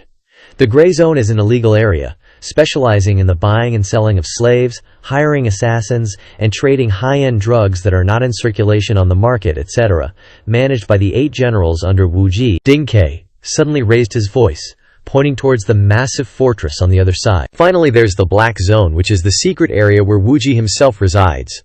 The main gate is always guarded by soldiers. There are many other traps inside. This fortress is easy to defend but difficult to attack. It's not smart to rush in. The best way is still to infiltrate and disintegrate it from within. Ye Hao, sitting opposite him, sighed. This circular, inward-facing layout is exactly the same as the safe zone, Ding Kei proudly exclaimed. The design of Kaigua City must have been inspired by the layout of the safe zone, but the scale far exceeds it. In addition, the prison for slaves and criminals is in the gray zone. Only VIP customers can enter this place. But I happen to be a VIP seller, so we can enter legitimately, he contentedly announced loudly. Very good. Now I'll assign the tasks after we enter the city. Nana, Ding Kei, and I will enter the gray zone as medicine merchants to clarify the location of Yunfei and the others. Fatty and the other 2, plus Sister An, will both gather intelligence in the white zone and set up a temporary base for support. Xiaoji quickly replied, Got it. Ye Hao suddenly held up a small device and explained. This is a high-precision, wide-area communicator. It can communicate over a very wide range without the support of a base station and is not affected by magnetic fields or humans. Everyone, put it on now. Operation begins. Everyone answered in unison, Yes. As they approached the city gate, their vehicle was suddenly stopped. Stop the car and show your pass. Dinke immediately showed off his diplomatic skills and smiled. "It's me, Mo Dinke." The guard happily exclaimed, "Oh, it's Mo Dinke. Are you here to get rich again?" He laughed heartily. "Thanks to everyone's blessings. I'll treat you all to drinks when I get back." The guard didn't suspect anything and immediately ordered the security gate to let them in. Ye Hao suddenly asked seriously, lowering his voice, "Actually, there's a question I've been pondering. I want to hear your perspective," Dinke replied casually. "Please, tell me." Ye Hao then voiced his doubts. "Before, in the safe zone, my impression of the wildlands was that it was sparsely populated and difficult to survive, but since entering the wildlands, these perceptions have been constantly refreshed. Even though the environment in the wildlands is very harsh, people like you, Mu Li, Zhu Zhenzang, Broken Dawn, as well as the Oddity Society and Amit, etc., are even higher in rank than the large-scale teams in the safe zone. So I'm very puzzled. If everyone is so strong, why not enter the safe zone and live a more comfortable life?" Dinke looked up at him, chuckled, and gently explained, "It's understandable that you would think that way. After all, the rumors about the wildlands and the safe zone are very different from the reality. This is what you might call the bias of the lucky survivors, right? Because those who are low-ranked and not adapted to survival in the wildlands are eliminated. Those who can survive in the wildlands and grow to a high level have all passed the test of life and death." He added, "It's precisely because they've passed this test of life and death that they don't care how difficult the living conditions are. Eat when you're hungry, sleep when you're sleepy, and freedom is the most important thing." I heard that teams in the safe zone used to recruit people from the wildlands, but those with real strength all look down on it, because everyone despises the mechanical life in the safe zone and mocks them as wage slaves in cages. So a phenomenon has formed where those with low levels can't get in, and those with high levels don't want to go, Ye Hao exclaimed. So that's how it is. Every adult citizen in the safe zone really has to participate in work to generate value, otherwise they'll be expelled. So whether it's worshipping freedom or living comfortably, it's all a personal choice, and it makes sense, Dinke nodded. "That's right, we've arrived at the entrance to the gray zone. I'll go negotiate with them." He got out of the car and showed off his diplomatic skills to the guards. "Hello, brother. Long time no see. Isn't this Boss Dinke? What good stuff did you bring this time?" "Of course. I'll show you the list." Ye Hao, sitting in the car, looked out and sighed. This gray zone is not only more heavily guarded, but also has shielding energy and equipment that prohibits magic and magic detection. Nana suddenly spoke to reassure Ye Hao. "Don't worry, Master. Defense systems of this level and rank are completely insignificant to us. In my opinion, we can directly rush in and start a massacre." Ye Hao angrily flicked her forehead and scolded. "But there are many enemies, and we can't be careless. Moreover, we haven't obtained the most important information yet. Don't act rashly." The girl painfully agreed. "Yes, Nana knows." Nana sighed inwardly. "Because of the growth of my body, I almost couldn't hide the arrogant nature of my mechanical core. I must hide it well." Just then, Dinke returned to the car and announced, "Master, the procedures are all done. We can proceed."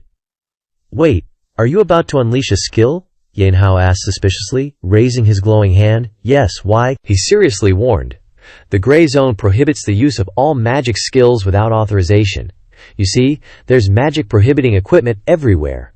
If you're discovered—" Nana suddenly frowned uncomfortably and grumbled, "Don't underestimate, Master. Those low-level devices have no effect on Master at all." Ye Hao quickly retracted the magic in his palm and sighed. "It's okay. Your concern is correct, but my skill level far exceeds this equipment, so there's no need to worry about being discovered. I still remember being discovered by Shui Lu because my level wasn't high enough. This time, it's my turn to crush them with my level." A system announcement suddenly sounded. "Using the Eye of Truth to create map information. Please wait a moment." Everyone in the neighborhood looked up in shock. A faint smile curled the lips of a mysterious person. "Level 100%, Ye Hao thought, confirming his guess. "Yunfei and our parents are indeed in the underground prison of the Gray Zone. It's great that they're okay, but why was Lan Qingyun taken to another part of the Gray Zone? Most importantly, why is Qiki in the Black Zone, which has the highest security? This situation is a bit wrong, and everyone is too scattered. We can't save them all at once." He was flustered with a tense expression. "This is a bit difficult, but no matter how difficult it is, I will definitely save everyone." In a prison cell, the guard outside pointed at the three-person family of Yunfei and ordered, "You three, stand up for me. You should feel honored. A distinguished guest wants to pay to buy you." They were stunned and shouted, "What?" Yunfei angrily yelled. "Who are you? Even if I die, I won't follow you." The guard was annoyed. "Damn it, you won't obey me. Do you want a beating?" The mysterious man behind them suddenly reached out to stop him. The guard immediately released her hand and respectfully replied, "Yes, master, but be careful with this little one." Yunfei bravely stood in front of her parents to protect them. She shouted firmly, "Don't come over here. You're not allowed to harm my parents," the father worriedly reminded. "Yunfei, be careful." Ye Hao then gently removed his hood, smiling happily. "Seeing that everyone is so spirited, I'm relieved." Yunfei was moved and covered her mouth with both hands, sobbing and calling out, "Brother!" Yunfei trembled all over, covering her mouth and thinking, "Brother has really come. I knew it. No matter what happens, brother won't abandon us. But if brother is pretending to be a slave buyer, then it proves that things are still very dangerous. I must calm down, suppress my emotions, and absolutely not cause more trouble for brother." She rushed forward, grabbed Ye Hao's collar, and shouted, "What do you inhuman beasts want to do in the end? Our lives belong only to us. Don't even think about manipulating us. I'd rather smash my head against the wall than be bought by you." He stroked Yunfei's head, praising her. "That's my little sister. Even in danger, your IQ doesn't drop. Don't worry, I've got this place under control. Nana and Fatty are safe too." Hearing this, tears streamed down her face, and she trembled uncontrollably. Yunfei rushed forward, hugging Ye Hao tightly and crying out, "Brother!" Their parents also ran over, embracing them both and crying, "Hao sure." Hearing this, he immediately reassured them. "I'm sorry, Yunfei, Mom and Dad, you've all suffered. After this, I'll never let it happen again, I promise." Yunfei wiped her eyes and asked worriedly, "But brother, this place is guarded by high-ranking soldiers. How did you manage to do this?" Ye Hao smiled gently, comforting her. "It's simple. In the time you were away, your big brother got a lot stronger." The screen displayed a notification. Resonance skill level 100 has been upgraded. Can use language or voice to control enemies. The higher the level, the more people can be controlled, and the longer the duration. Two guards with guns approached the prison cell, shouting, "What are you looking at? Get your faces down on the ground. Don't just stand there watching. Are you admiring this? Blame yourselves for not having a cool big brother like me." The female prisoner in the middle of the room watched Yunfei from the corner, thinking, "Someone actually came to save them. Is this what it feels like to have family?" She looked at Ye Hao hesitantly. "Brother, what should we do next? Chiki and Dage Qingyun have been taken away. If we leave now and get caught, won't they be in even more danger?" Her father beside her chimed in. "Feifei is right. If you've already taken control of this place, then your mother and I can stay here. You go save Chiki and Qingyun first." Hearing this, Ye Hao calmly replied, "I've already thought about this, but I can't let you stay here and suffer. You all have to leave with me. I know where Chiki and Lan Qingyun are being held. I'll go rescue them later. The guards here change shifts in 6 hours, so we should have enough time." In the prison cell, a prisoner's eyes flashed red as he threatened loudly, "What a touching family reunion. I thought this little girl was just joking, but it's true. You're very powerful, kid. But I overheard your plan. If you don't want your scheme exposed, take me with you, or I'll make a big scene, and everyone will be ruined." Ye Hao, with his hands in his pockets, looked down and asked, "I'm actually curious how you're going to make a big scene." He shouted angrily, "What? You mean you don't want to take me with you? Fine, then we'll all die together?" Then, the prisoner rushed out, yelling, "Help! There's a prison break, I said. There's a prison break. Help!" The guard outside immediately slammed his gun butt into him, shouting, "Shut your trap! Stuff your mouth! My boss is working. Who asked you to interfere?" He covered his nose, bleeding as he yelled, "Help! Someone is colluding with the guards, plotting an escape. And you guys, don't just stand there watching the fun. Make a big deal out of this. This guy clearly has the power to get us out, but he only wants to save his family. Everyone, make a big deal out of this. Don't let them get away." Immediately, the scene in the prison became chaotic, with prisoners banging on the bars and shouting, "Yeah, why should only their family be saved? Are we just supposed to wait here to die? Or become slaves? Help, someone wants to escape." The girl sitting in the corner was frightened, her whole body trembling as she moaned. Ye Hao's mother worried. Yunfei also hesitated and asked, "What's going on, brother? What should we do?" Next, a number of erasers, nerve toxins, that can cause temporary amnesia for 24 hours, were thrown out. The prisoners exclaimed in confusion, "What is this?" He, with his hands in his pockets, said casually, "These things, like humanity, really can't withstand the test. It's very normal for you to drag us down to take the blame for your freedom, and it's also very normal for me to temporarily erase your memories for my freedom. So don't blame me, after all, I'm not some great saint." The prisoners were teary-eyed, constantly moaning. Seeing this, Yunfei scolded loudly. "Serves you right. Those who oppose my brother never end well." She reached out and asked, "But brother, even though we can get out of this prison, we can't stay by your side forever, or it will affect you from saving Qiki and Dage Qingyun." Ye Hao crossed his arms and replied, "Don't worry, I've already thought about this." He held up a key and continued, "Originally, I was going to wait until it was built before letting you in, but the safest place right now is only this place." Yunfei gasped in surprise. "Is that the key to the Jiapu world?" Ye Hao opened a space portal, confirming, "That's right. I've already asked Jiapu to prepare to welcome you. You're safest in this place. Because it looks like we're separated again, but in reality, we're not." Yunfei stepped into the portal, replying, "I understand what you mean." Ye Hao's father smiled and instructed, "Hao Bier, you must save Qiki and Qingyun so our whole family can truly reunite." His mother beside him added, "You must be careful too, Hao Bier." Ye Hao smiled and reassured them, "I know, Mom and Dad. Trust me, we'll be able to truly reunite very soon." Seeing the portal close, Ye Hao immediately turned and left. Next is Lan Qingyun, in the gray zone. I don't know what happened to him, but wait for me, I'll be there soon. On the other side, a long whip cracked through the air. Lan Qingyun, level 85%, 65%, was tied up, his hands and feet bound to the foot of the bed, constantly being whipped. Li Huo, one of the 8 Vokuk generals, level 120,100%, held one end of the long whip, laughing and shouting, "Can you scream a little louder? What's wrong?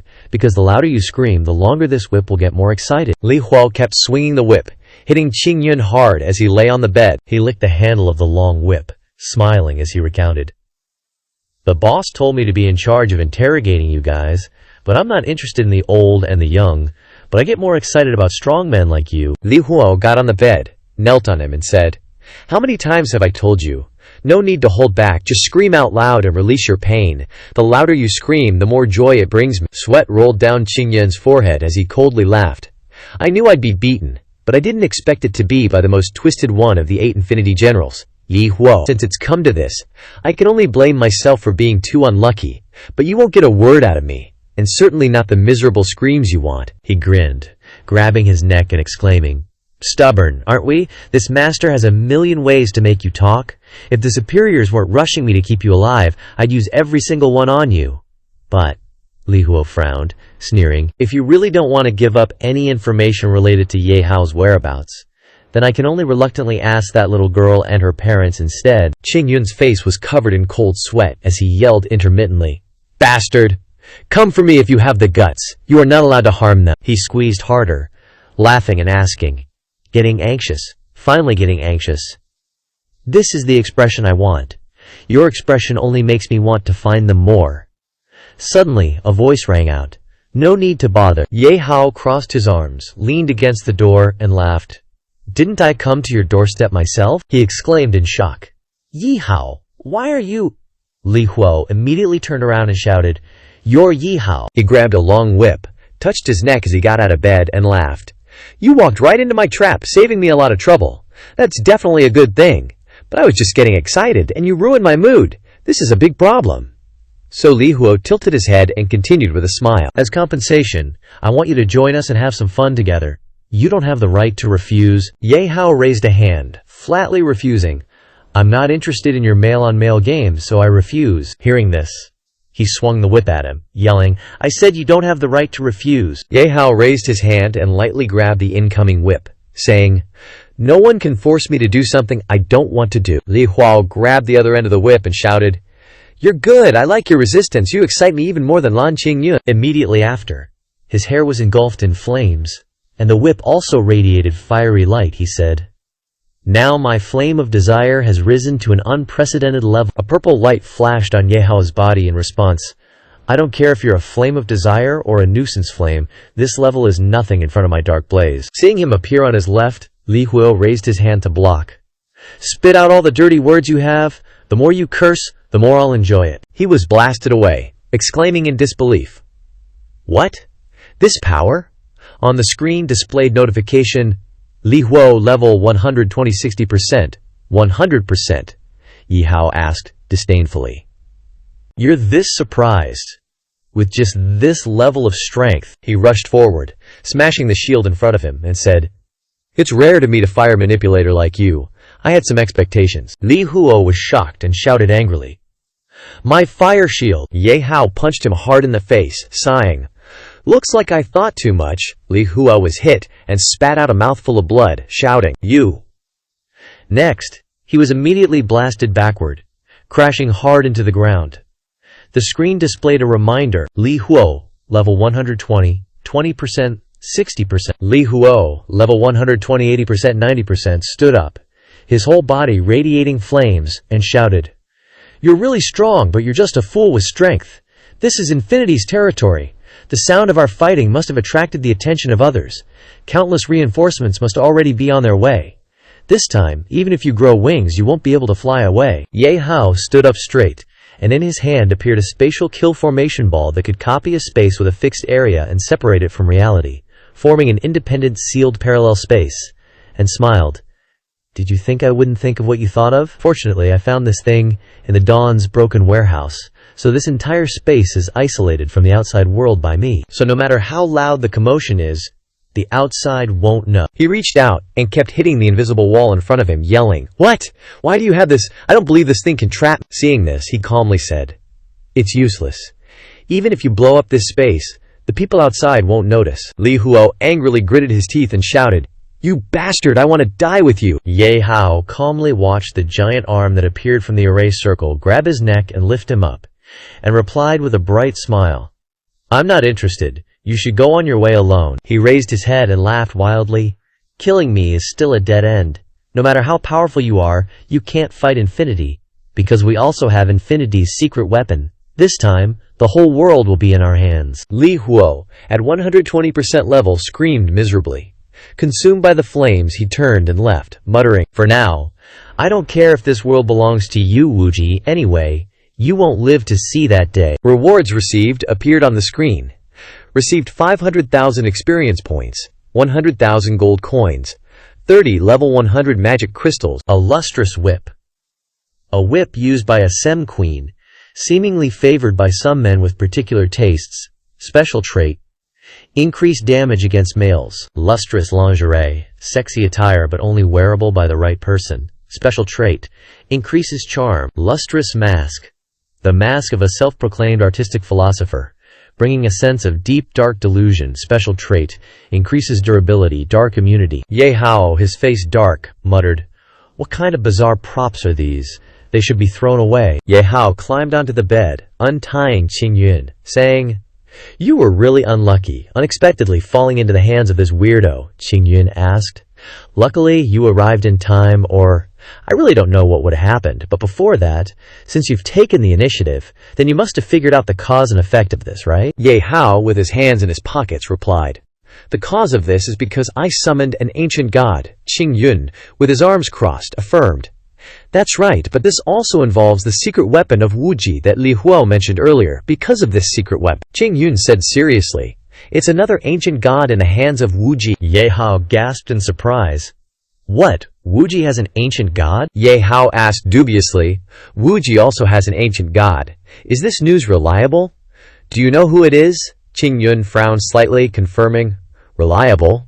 When I was brought here, I pretended to faint and overheard Li Huo's conversation with others, talking about some secret weapon, examining an ancient god, or something like that. Qingyun frowned, explaining, But because I know too little about ancient gods, I didn't know who it was, but from the conversation, I can analyze that only Wuji knows the true face of this ancient god.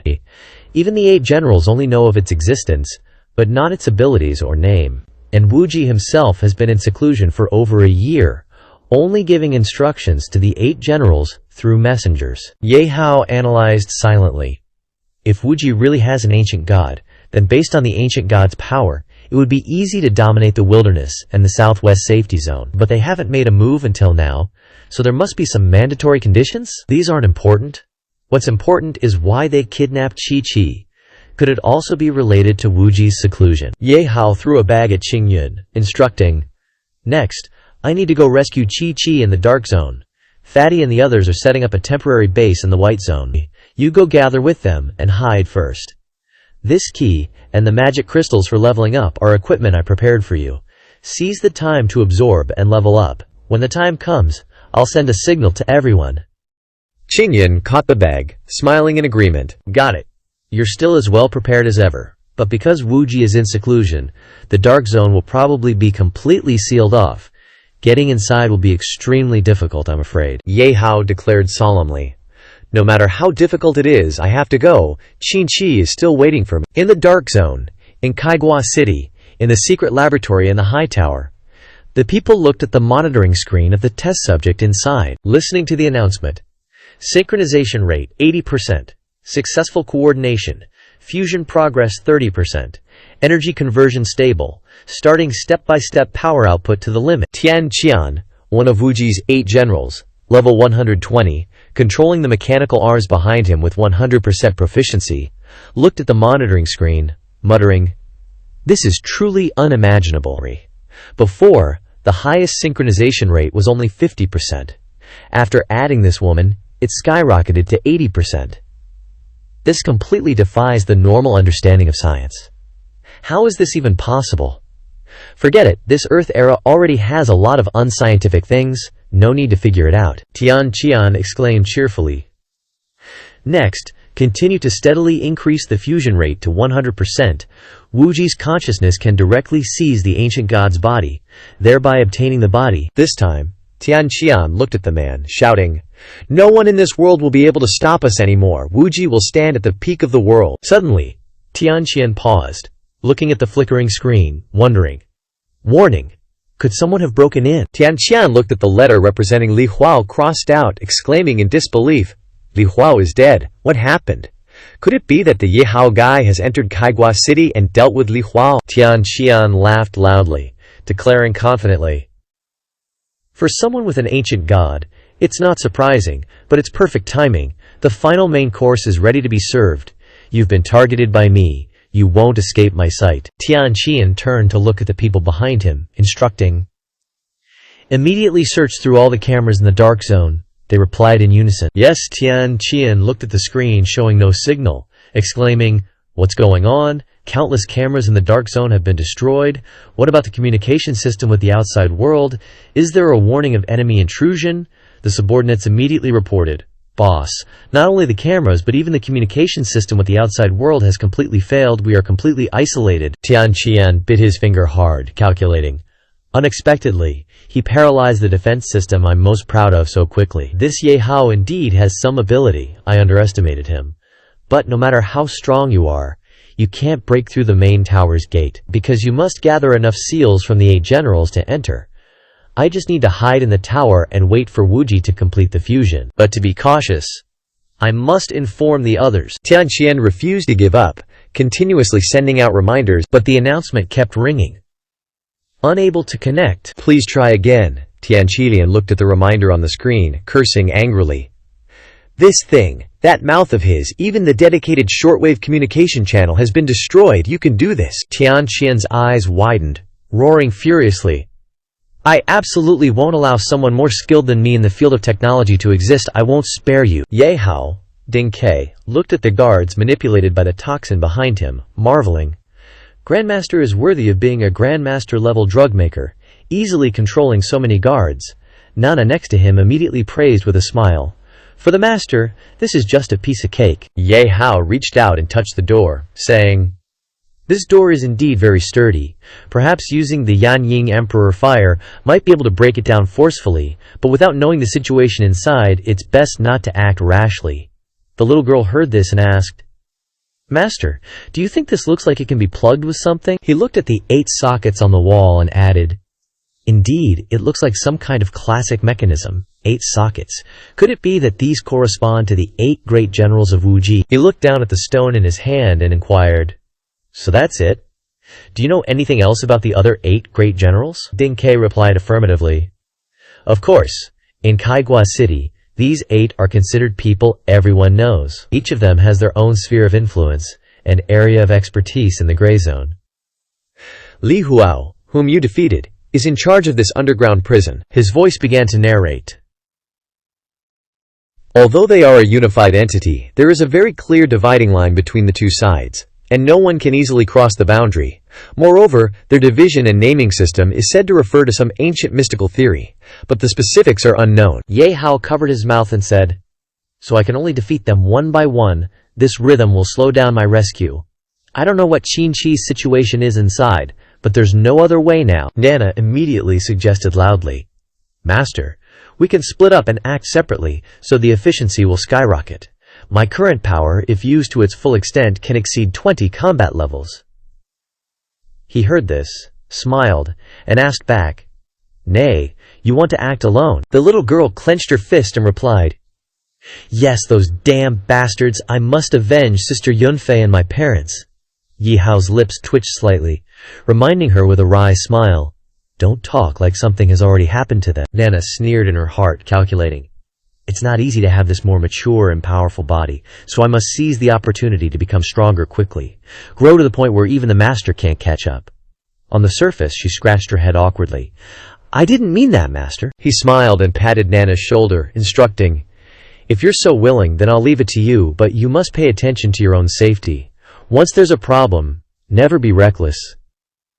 "Got it," the little girl replied with a bright smile.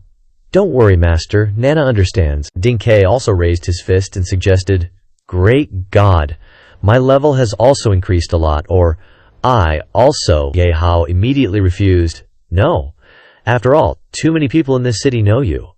If you're exposed, it will be detrimental to future combat and support. There are still many things I need to trouble you with later." He heard this and replied, "I understand.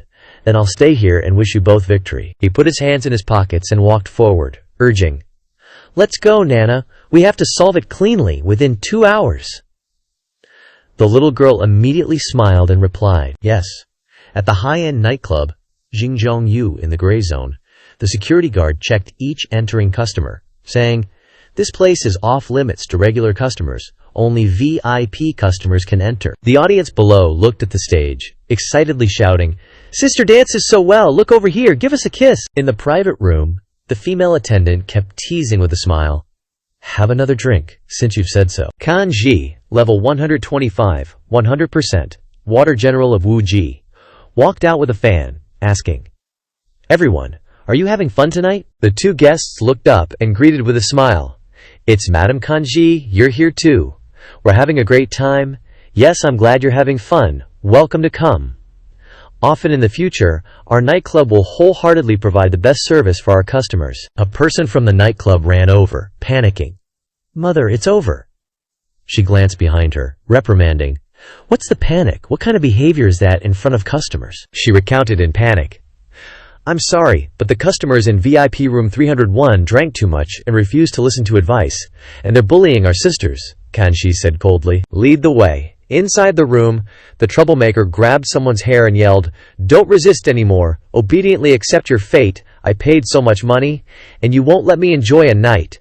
Do you believe I'll smash your nightclub?" She struggled in pain. "Please don't." Just then, Kanji opened the door and said with a smile, "This distinguished guest, please don't be impatient. You are a new VIP member who just got the card today, is that right?" He turned his head and shouted angrily, "So what? Who are you?" She introduced herself with a bright smile. "I am the owner of this place, so let me introduce you to the rules here. We only drink together here, we don't sell ourselves.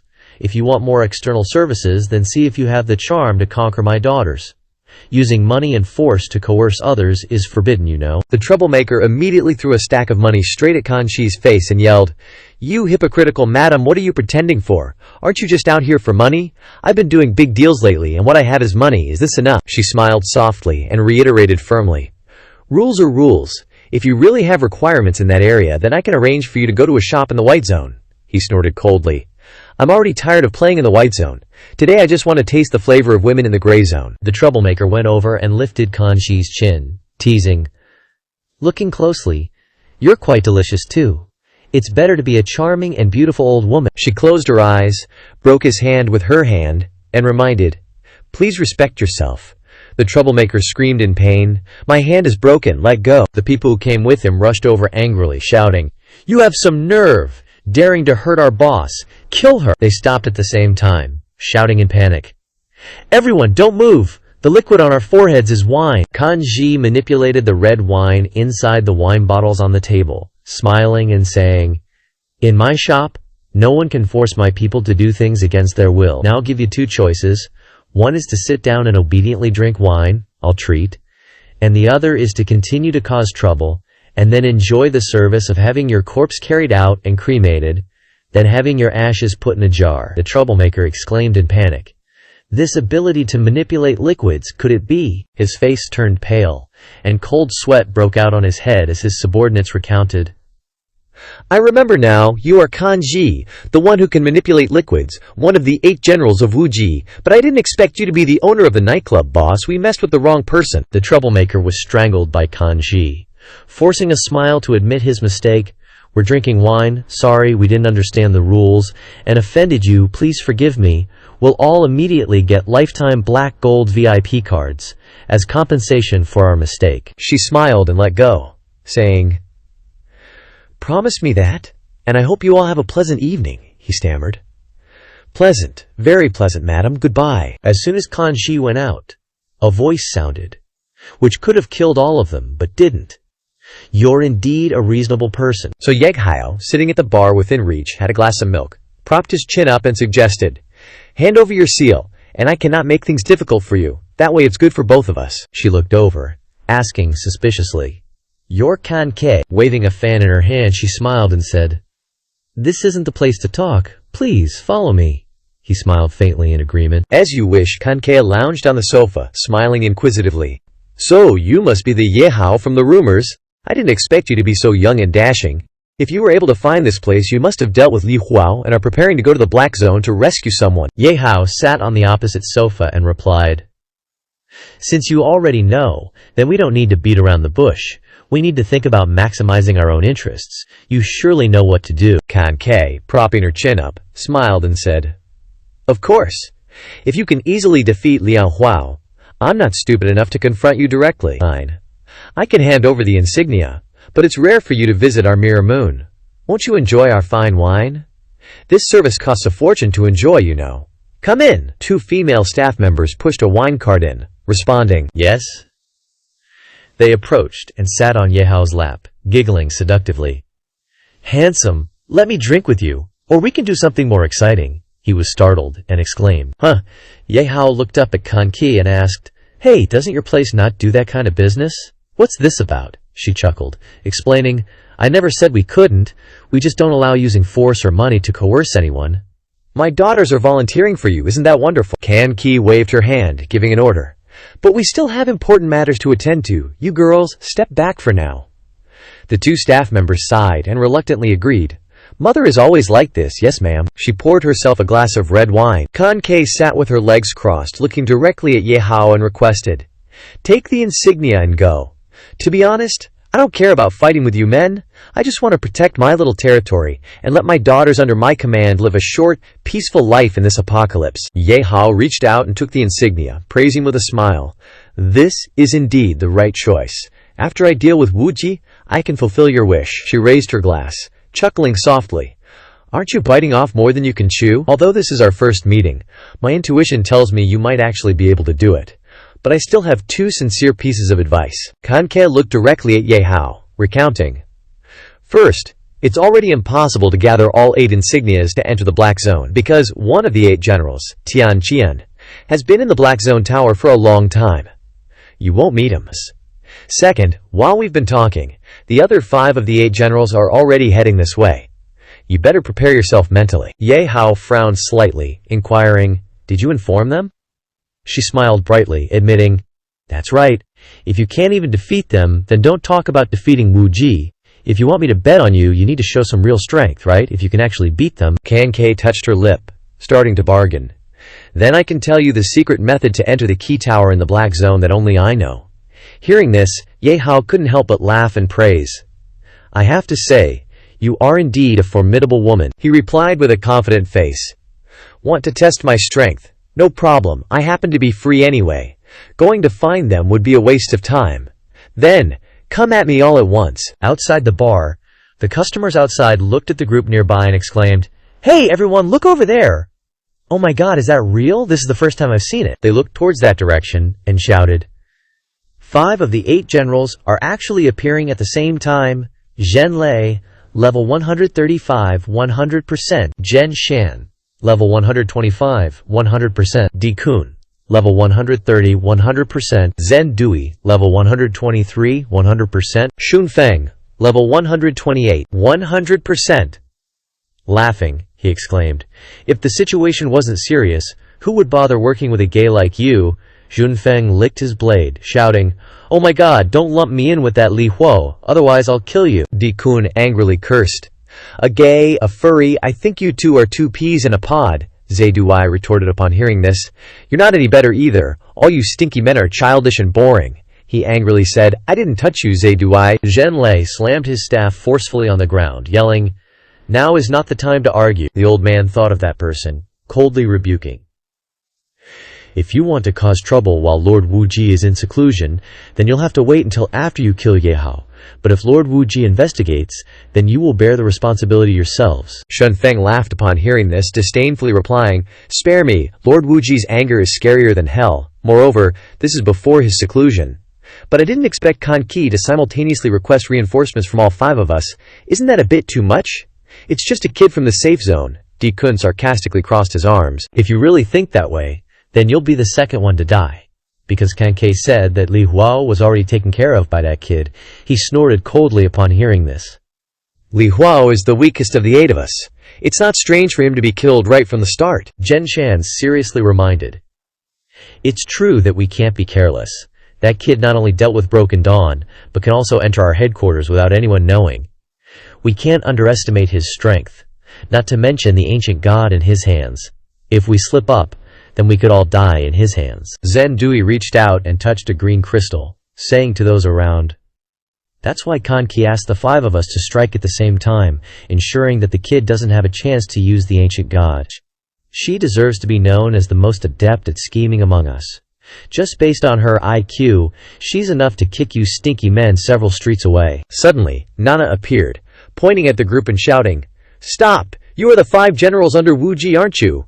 You won't be able to advance any further, because Nana here will eliminate all of you on behalf of my master." Di Kun clutched his stomach, loudly mocking, "Where did this little brat come from? I'm dying of laughter." She couldn't help but burst out laughing. The little girl, seeing this, angrily yelled, "What are you laughing at?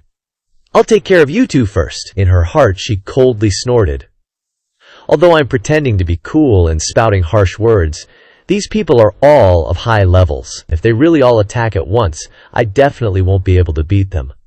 I can only make them hate me and then lure them back to where my master is." Zhen Shan smiled from atop an unidentified Ran, asking her, "Could you be the mechanical maid that Dawnbreaker brought back after the last collapse? You look so much more mature now. I almost didn't recognize you."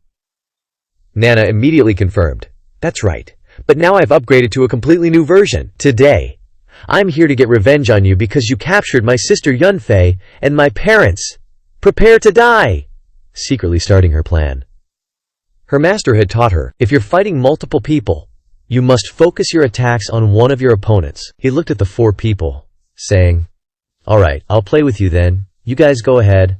I'll deal with this little thing and catch up." Shun Feng, with his arms crossed, walked ahead and replied, "Just don't capsize the boat." An N descended from above, shouting, "Stop, Di Kun!" Seeing this, angrily cursed, "Damn it, who is it this time? Why is the defense of our Kaigua city so unreliable?" She pointed her sword at Zhe Duai, shouting, "The others can leave, but you have to stay. I have something to ask." Zhe Duai, hearing this, suspiciously questioned, "Looking for me? Do I know you, level 160? Are you kidding me? I've never heard of a powerhouse like you in the wilderness. That level must be from some special equipment, right?" Zhen Lei passed by N, reminding, "If she dares to block our way, she must have some strength. Don't underestimate her." Di Kun laughed, saying, "Anyway, she's only looking for Zhe Dui. We don't need to get involved with her, so good luck to you, little sister Zhe Dui." Shun Feng continued from the front. "That's right, one less person." Zhe Dui, with a cold expression, retorted, "No matter what you want to ask, anyone who has ever pointed a sword at my face has never survived. Have you realized that yet?" Inside the room, Ye Hao clasped his hands together and asked, "If you've already called those 5 people over, Then you've found a good place to fight, right? Otherwise, if we fight here later, your shop might be destroyed by me. Kanji smiled and replied, Of course. Not far from here, there's an arena. It's very spacious, the most suitable stage for a fight. Turn right out of the door, and you'll see the arena's logo. You can go there first. I'll be there soon. He turned to leave, agreeing. Okay. In his heart, he pondered, what is this woman planning? Although I could use poison control to force her to reveal the way to enter the dark zone, it doesn't matter. Sooner or later, I'll have to face the remaining people. Taking the opportunity to kill them all at once is still more time-saving. Inside the arena, a match was being shown on the screen, and the commentator's voice rang out, Contestant Lei Di has launched a fierce attack. But contestant Bao Wang easily defused the powerful attack. Truly spectacular. These two are not showing any mercy. Who will be today's champion in the end? Even I, the commentator, can't predict it at all. Audience members, quickly raise your spirit and cheer for your favorite contestant. Place your bets quickly. Ye Hao, with his hands in his pockets, walked over, looking around with emotion. This arena is truly attractive. It seems there are quite a few spectators. Moreover, this MC knows how to stir up the atmosphere, which makes me think of a good idea. An employee reached out to stop him. Stop. This isn't a place for a nobody like you. Get lost. He looked over there, letting out a low chuckle. Lei Di Pascan, level 100, with 100% arrogance on his face, coldly mocked. Is that all you've got? You're almost out of strength, aren't you? Bao Wang Kang Guou is the same. Your fist is just tickling me. Immediately after that, the door was blown away by an explosion. The two of them looked over at the same time, cursing loudly. Damn it! What's going on? The commentator excitedly shouted, Wow! Something unexpected has happened. Why are the arena's security guards suddenly flying into the arena? It seems they were beaten by someone. Wait, look, there's a figure in the smoke. He saw Ye Hao walking in, immediately shouting, It's a teenager! A mysterious teenager suddenly appeared in the arena. What does he want to do? Ye Hao calmly judged. This place isn't bad. Spacious enough, and there are so many spectators. It'll be fun when we fight later. Lei Di Pascan angrily questioned, Kid, dare to disturb our battle. Do you have a death wish? Bao Wang Kang Guou also angrily continued. It seems our victory and defeat will have to wait. We'll kill this ignorant kid first. The commentator immediately exclaimed, Wow! The two of them are pointing their spears at the teenager who broke in. Facing such rage, what should the teenager do? Ye Hao pointed at him, shouting, Hey commentator, what are you still standing there for? Quickly announce a new bet. By the way, I'm betting 50 million extreme coins on myself to win. The commentator immediately exclaimed, What? He widened his eyes and shouted, A new situation that has never happened in history. This ignorant teenager wants to challenge the two championship contenders at the same time. Moreover, our back office has received 50 million extreme coins from this teenager. It's unbelievable. Is he just a foolish, rich young master, or a deep and mysterious master? We will immediately update the odds. Audience members who want to go against the tide quickly bet on this mysterious teenager. The audience below immediately began to discuss, Are you kidding me? Only an idiot would bet on him. Just let me die then, I have a lot of money. Then bet one extreme coin on you winning. Damn it. Could it be the organizers? Intention? But no matter what, it's added a lot of entertainment. Bao Wang Kang Guou looked down from above and cursed, Ignorant kid, it seems we have to give you a little suffering so you can see reality clearly, Lei Di Pascan assured with a smile. Don't worry, we'll be quick. We won't let you suffer too much. Ye Hao picked at his ear and replied, Got it. But you guys should take recovery medicine to restore your strength first, to avoid you saying I'm bullying you. Then he raised his hand to stretch a bit, saying, Come on together. Just consider it a warm-up before the real fight. Bao Wang Kang Guou used the Bao Wang Kang Ding technique to attack, shouting, Seeking death. Lei Di Pascan also raised his hand, using the Lei Shen Yi Ji attack, shouting, As you wish. The commentator's voice, filled with excitement, shouted, It's finally started. The two people who were originally competing for the championship have simultaneously launched an attack towards the teenager who just broke in. The teenager can... He saw Ye Hao lightly grab the two incoming fists, exclaiming in shock, What? The young man actually neutralized their attacks so easily. Unbelievable. Next, two arms reached out from the side, forcefully grabbing their heads and slamming them together. The commentator shouted, Not only that, Lei Dipascan and Ba Wang Kanggu Wu were screaming in agony as their heads were seized. "Stop!" the commentator yelled from above. "These two are like toys being played with by this young man. Just who is this young man? What is his background?" The audience above also screamed in disbelief. "Oh my god, am I seeing things?" They kept denying it. "Is this fake? How can Kaiguan City have such a powerful existence?" The commentator smiled to himself, thinking, "Alright, good thing I bet all my money on this young man winning. How could someone who dares to rush into the arena be without skill? Damn it, I just hate that I don't have more money, otherwise I'd be rich and reach the peak of my life." Half an hour earlier, Gen Shan sat on Ran's back, arms crossed, and said, "I've chased away Zendui, so now no one can bother us. Since I am one of the Boundless 8 generals, to avoid being accused of bullying the weak, I'll give you 5 minutes to try and hit me. I'll only defend, not retaliate." Nana immediately agreed. "Okay, it's a deal." So she quickly rushed towards him, gathering energy in her hands. "Don't regret it later." Of course, Nana ceaselessly changed her attack angles, continuously striking General Shan. Explosions rang out incessantly from the buildings, flames spreading from within. He didn't pay any attention, looking down from above and praising, "I must say, little girl, you hit pretty hard. But this little bit of attack power isn't enough to defeat me. Your 5 minutes are up now." The girl looked at General Shan's status notification, cursing inwardly. "Damn it." The instant his voice rang out, Rian swiped his claws, sending Nana flying. "Now it's my turn." It opened its mouth wide, starting to condense golden orbs of light, following General Shan's instructions. "Bury, disintegrate, condense." The girl immediately stood up, summoning her weapon to respond. "Barry, you're still tens of thousands of light years too early. If I can't beat you now, I'll just keep absorbing until I do." Gen Shan looked at Nana, exclaiming, "Absorbing mechanical parts to enhance your abilities? Interesting. Then let's see whose fist is harder." When their fists collided, he sensed that the energy she emitted was much stronger than before. But still, not enough. Nana looked in shock as the components of the weapon in her hand fell apart. The energy from their battle destroyed the surrounding buildings. Just then, Genshan's voice rang out, ordering, "Rian, don't give her a chance to breathe." The girl fell to the ground, trembling all over, groaning, "Damn it, I still haven't absorbed enough metal, I need more, otherwise my HP is automatically regenerating. Could it be because Master injected me with nanomechanical cells that are automatically repairing the damage to my body?" Nana looked at the scattered weapons around her and immediately jumped up, cheering, "Moreover, this is a weapon shop, and I was actually knocked into a weapon shop. Isn't this like a mouse falling into a rice jar? Then I won't be polite." Rian, in perfect condition, immediately ran over after hearing the call. Nana waved her hand, controlling the Valkyrie 2-0, equipped with newly assembled weapons, aiming straight at it, exclaiming, "You came at just the right time, just in time for me to vent my anger on you." This completely cured my worries about lacking firepower. Rian, hit by the bullets, roared in pain, its life points continuously decreasing. The girl held a syringe containing a greenish-blue liquid, muttering with a smile, "Master gave me leftover nanomechanical cells before. I suddenly came up with an interesting idea." Gen Shan looked at Rian's body enveloped in smoke and dust, asking, "Rian, what happened just now that made you scream so miserably?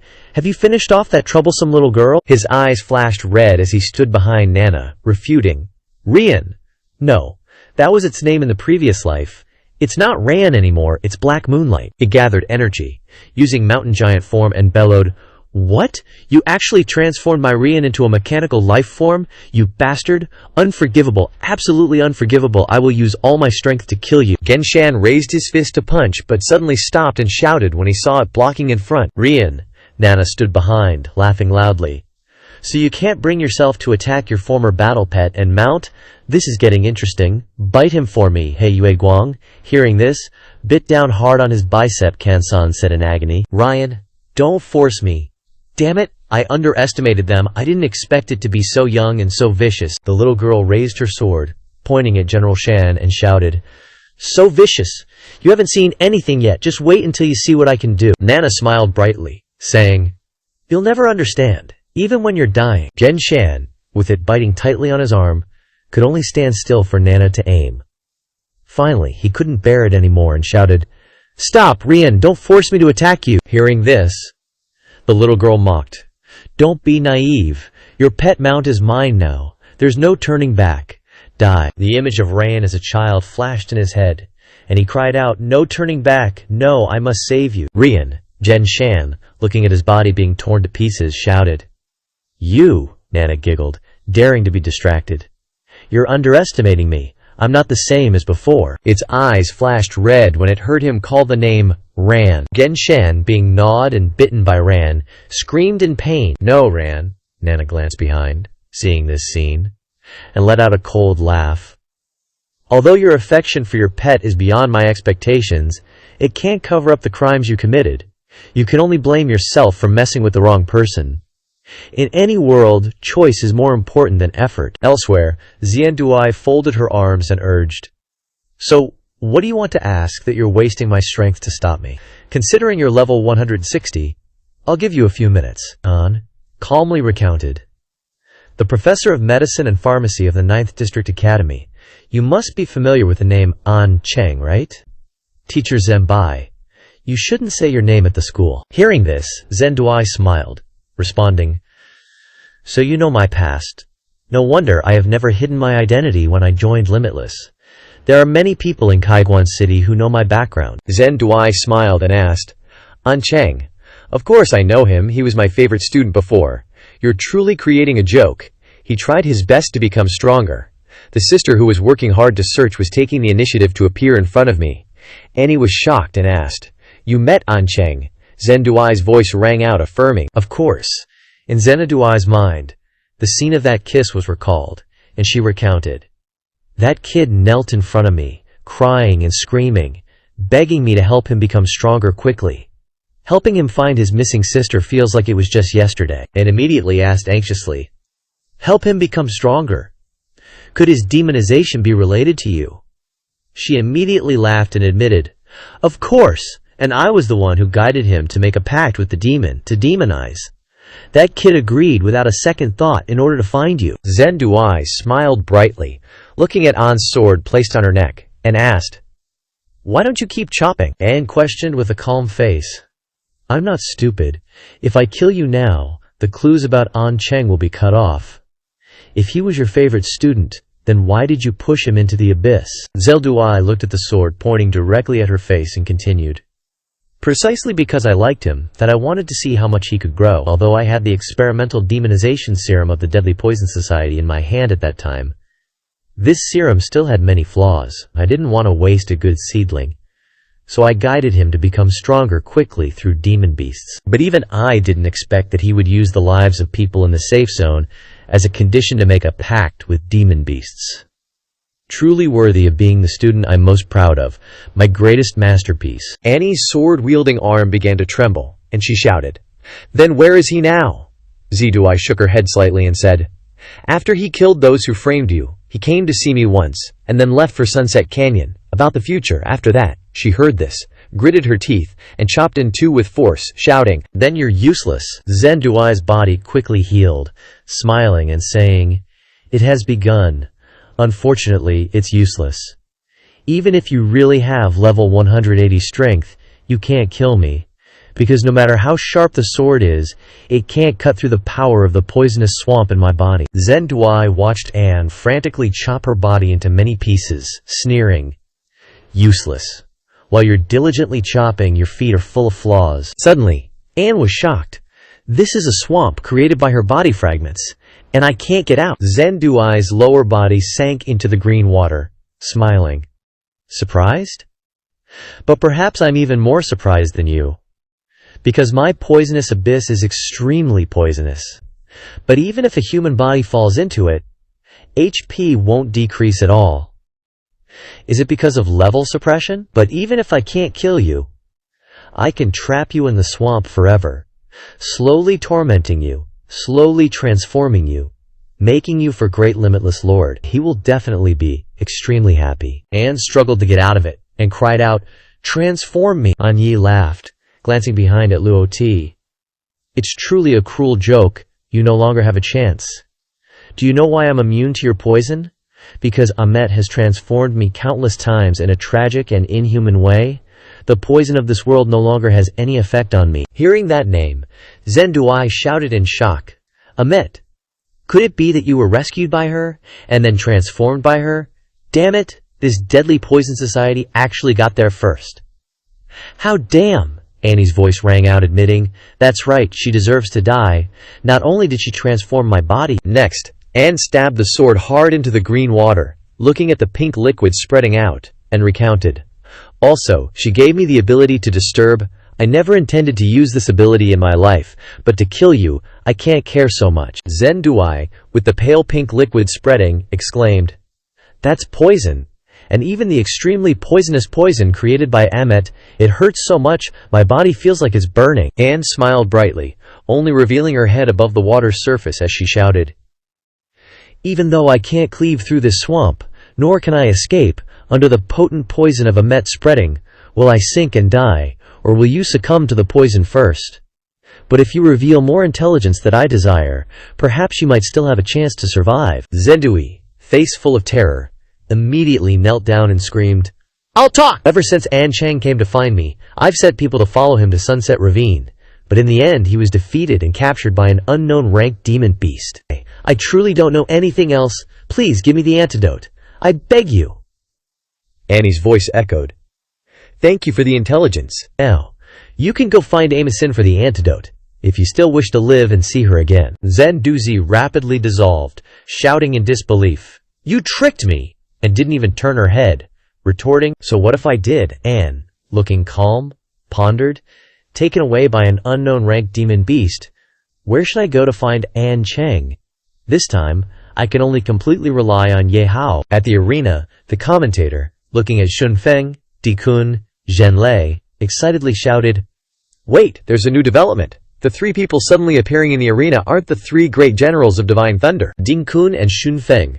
So, this young man's real target is them?" The old man stepped forward, questioning, "Playing a double act, Ye Hao, coming to the arena again. Are we prepared to die?" His voice rang out in response, "Of course. I've been waiting for you all for a long time." Ye Hao raised his hand and waved, urging them on. "Come on, all three of you, I don't have time to waste." The audience above, hearing this, angrily shouted, "Has this idiot gotten carried away after winning against 2 level 100s? Those are the 3 strongest of the 8 generals. This kid is dead for sure. He made me lose all my money. Just die already." Shun Feng, grasping 2 short blades in his hands, rushed forward, sneering, "You're not very popular, are you? It seems everyone wants you to die a horrible death. Let me fulfill the audience's expectations. Killing you will be enough for me alone." He attacked, but was blocked by the 4 shields surrounding Ye Hao, unable to resist, coldly snorting, "Decent defense, you have some skill." But Shunfeng's whole body began to transform into wind, laughing loudly. "Attack power alone is not enough. How can physical attacks catch the freely flowing wind?" He slashed with his sword, questioning, "Wind!" He gripped the sword tightly in his hand, constantly circling around Ye Hao, creating a grinding whirlwind, acknowledging, "That's right, my ability is wind, and you will die in this wind." Just then, the commentator's voice rang out, "Lord Junfeng has used a dominating move right from the start. How will this young man resolve it?" He looked at the 2 shields blocking the wind energy, grinning, "Using the natural system to suppress the physical system. It looks feasible, but I never said I only knew physical attacks." Immediately after, Ye Hao created purple sword phantoms that pierced into the ground, using an igniting technique, laughing and adding, "Wind belongs to wood, wood feeds fire, your wind will only make my fire burn even stronger. Is this fanning the flames?" He pointed his sword forward, using the dark flame whirlwind, sneering, "Don't use this elemental counter. In front of absolute power, this is meaningless." Then, he said, "All of you, come at me together. Fighting me one at a time will only be a waste." Shun Feng, his whole body engulfed in flames, painfully screamed, "It's hot, it's burning me to death." He stopped his attack, thinking in his heart, "A mistake. This Ye Hao is truly not an ordinary person. I absolutely have no chance of winning in a solo fight, but my body has been tightly sucked in by his fire whirlwind. I can't escape." Suddenly, someone used 4 directions return to nothingness, controlling rocks to erect and imprison Ye Hao's purple fire whirlwind. He knelt on one knee, weighed down, musing, "Whose general's ability is this? Its power is extraordinary." Immediately after, the Honghuang shocking thunder struck straight down from above. Ye Hao immediately raised his shield to block, wondering, "This time, it's the Thunder General." The commentator, seeing him stand up and lightly stretch his muscles and bones, shouted, "Heavens, what am I seeing? the young man not only suppressed Lord Junfeng but also lightly blocked the attacks of the two great lords, Zhenlei and Di Kun. It seems the three great generals are preparing to attack together. How will he cope? The audience in the stands noisily discussed. What kind of divine being is this kid? Fighting three great generals alone without falling into a disadvantage? I've never heard of such a cool character in the city. Where did he come from? I don't care, he made me lose all my money, I just want to see him die. Three great lords, kill him for us. Di Kun also exclaimed in shock. Really, Lei Lao Tu's annihilation thunder is like nothing to him. Is this kid a monster? Shunfeng next to him cursed loudly.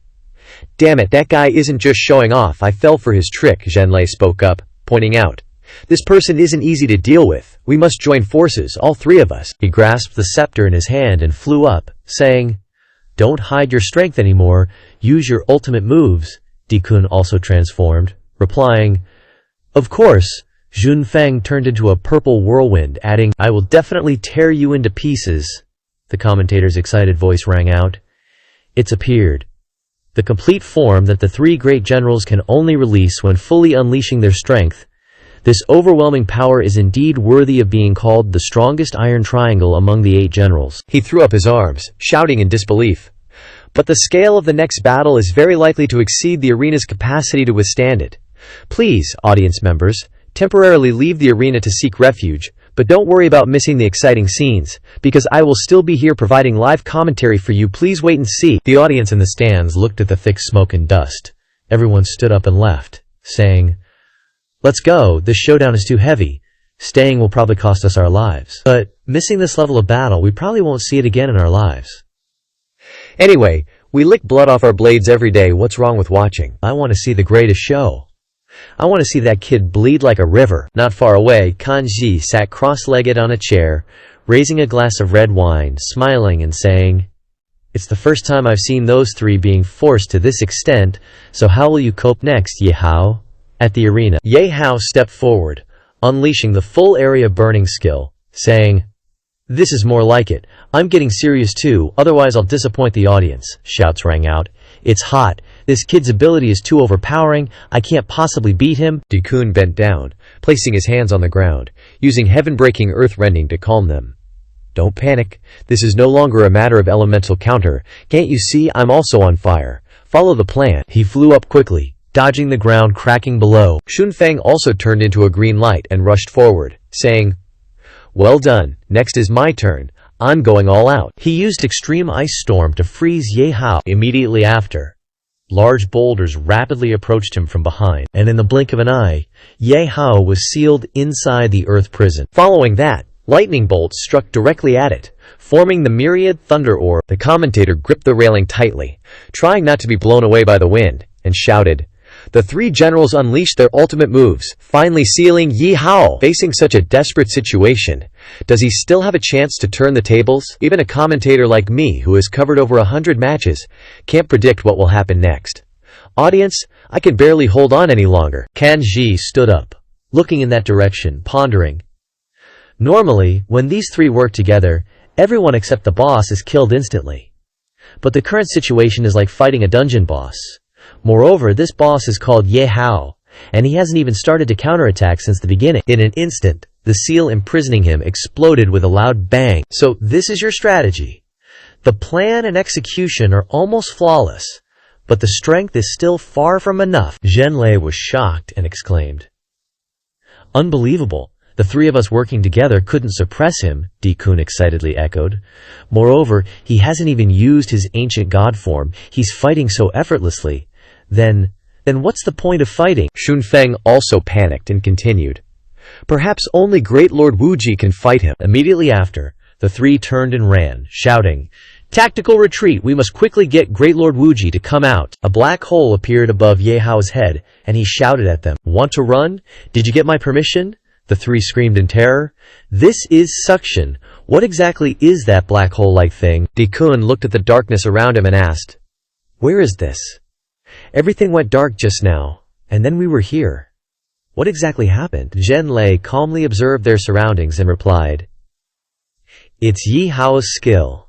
In an instant we were sucked into a huge dark flame ball. Shunfeng stammered reassuringly, It's just that. We're just trapped. As long as we're not killed, we still have a chance." Immediately after, his figure appeared in front of the three, inquiring, "It seems you haven't figured out your situation. The true power of Dark Shadow is to burn all time and space. Are you ready to spend the rest of your lives here?" Di-kun waved his hand and attacked him, shouting, "What nonsense are you spouting?" Shunfeng bent down and attacked his legs, saying, "Regardless of whether he's real or fake, I won't sit here and wait for death." They looked at their attack passing through Ye Hao's body and shouted, "Fake." He smiled slightly and said, "What you see is just my shadow.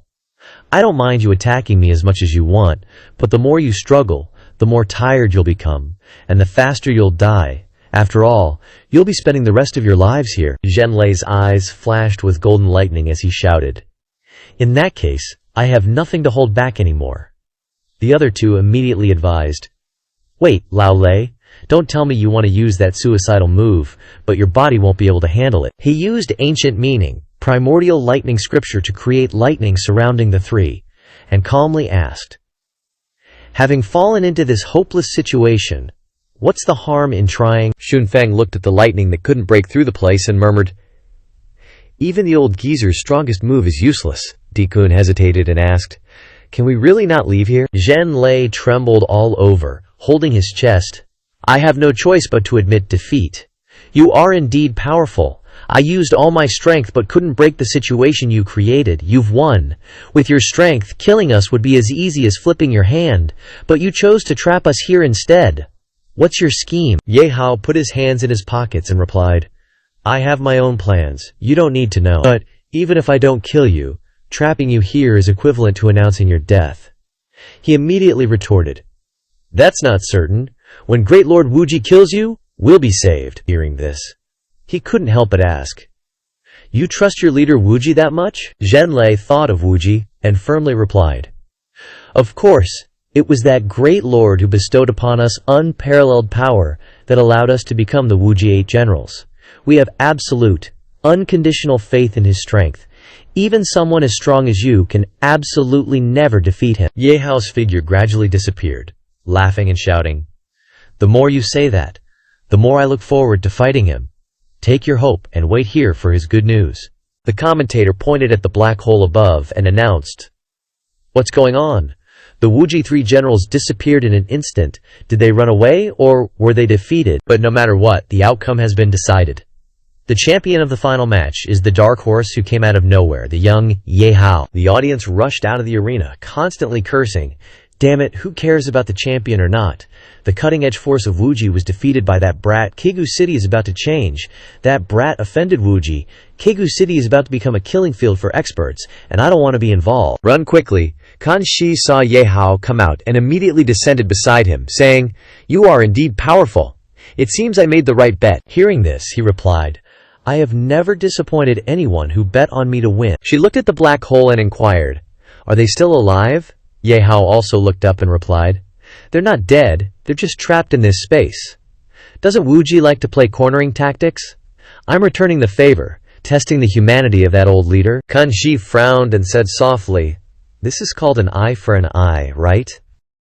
Anyway, Yangshan and Zeirui were killed by your comrades, and these three are the only hostages left. Although Wuji is cruel, he's still very tolerant and trusting towards the 8 generals he personally chose. He even treats us like family. Perhaps he'll really make concessions." Hearing this, Ye Hao was startled and inquired, "Family? I didn't realize Wuji was such a sentimental person. Moreover, according to Zhenlei, all of your 8's power was given by Wuji. What kind of person is he exactly?" She began to recount.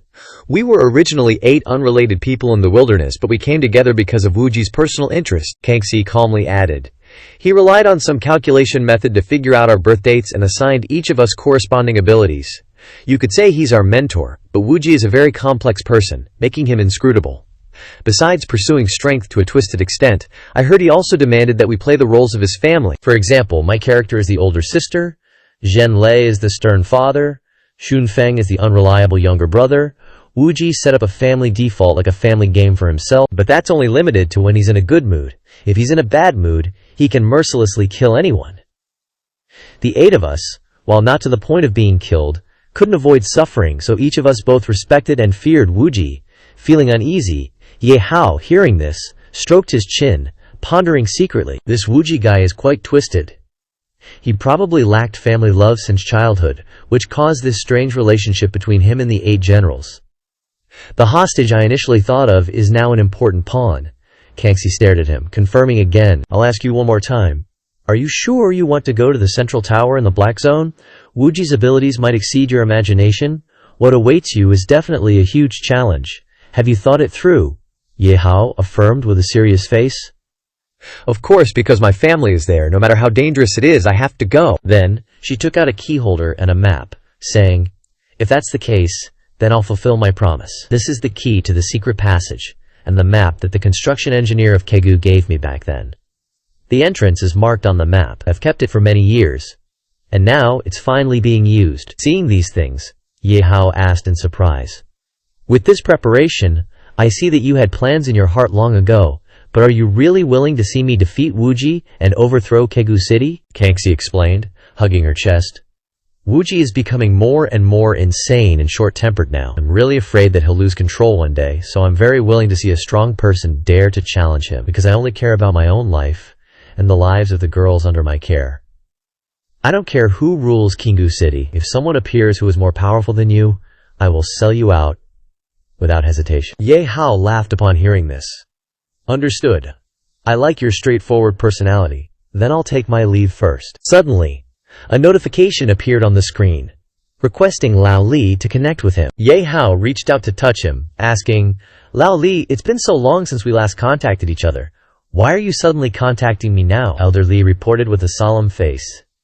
It's bad, master. Ling Yuan has found Huang Zhan, and Huang Zhan is a level 240 expert. Your current situation is very dangerous.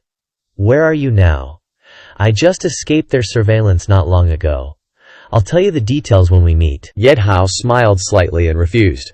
No need. Share the contact permissions and let Ling Yuan and Huang Zihan come themselves. I'll talk to them directly. Huang Zihan immediately appeared on the screen, laughing loudly. This kid is really interesting. Now I'm even more looking forward to you. How much joy of battle can you bring me? Ling Yuan threatened with a serious face. You can easily see through my plan, but you won't be complacent for long, Ye Hao. The day we find you will be the day you die. Ye Hao smiled brightly. No need for so much trouble.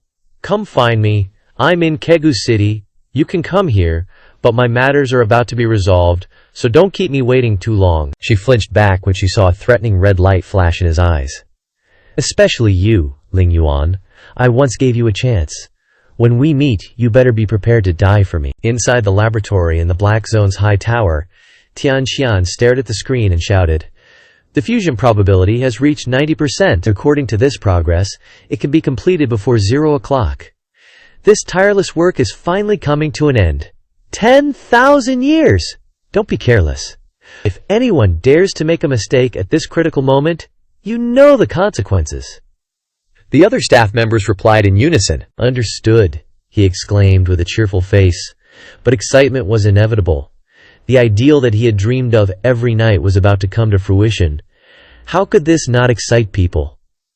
The journey of Wuji dominating the world will begin today. Suddenly, a notification appeared on the screen again, warning that the fusion probability had suddenly dropped to 0%.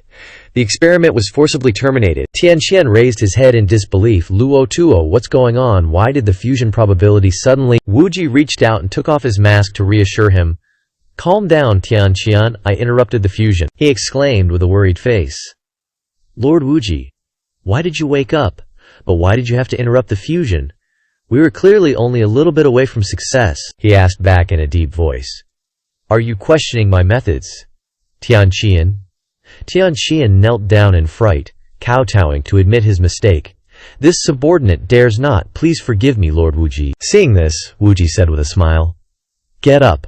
I know you must be very unwilling to forcibly end it at this time, but I did this because I sensed a very powerful force approaching. He pointed at the screen, questioning. A very powerful force is approaching. Could it be Ye Hao? What on earth are Zhen Lei and the others doing? Other than me and Kangxi, could it be that the other 6 have all been killed by him? He raised his head high, muttering. Killed, Zhen Lei, Dikun, Xunfeng, Genshan, Zedui, Li Huo. If we can't be family in this life, Then let's wait for the next life to be a real family. Wuji's face turned dark, shouting, "Please rest assured, your sacrifices will not be in vain. Just watch carefully in that world the path of Wuji's dominance." Suddenly, the specimen inside the glass cage coughed.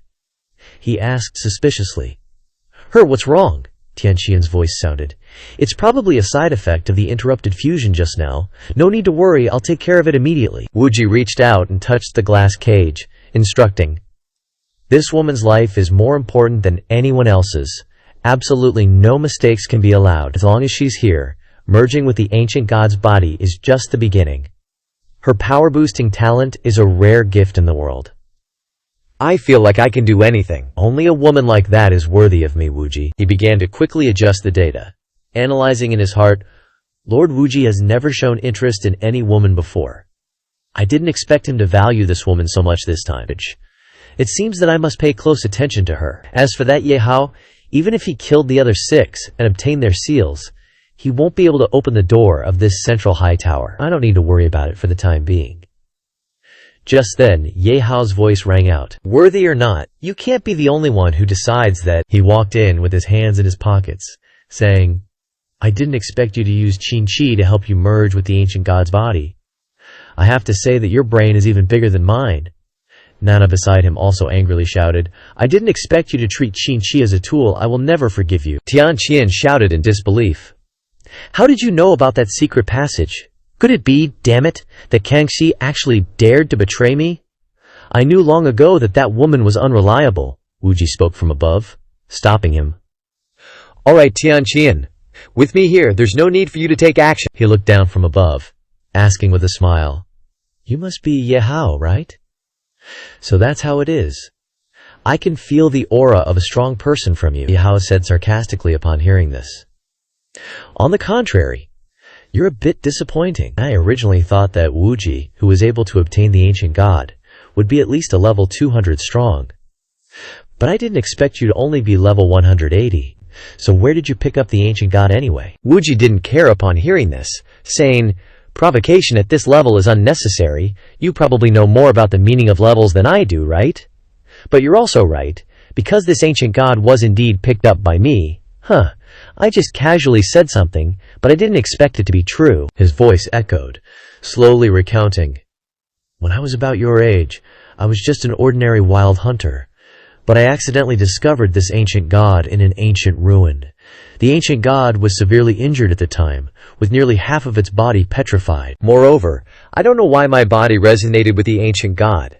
That's how I obtained the power bestowed by the ancient god. And I gave this supreme and immense power to the Chosen One. From then on, the entire southwestern wilderness was in the palm of my hand." Ye Hao frowned and retorted, "So this is the origin of you, Wuji?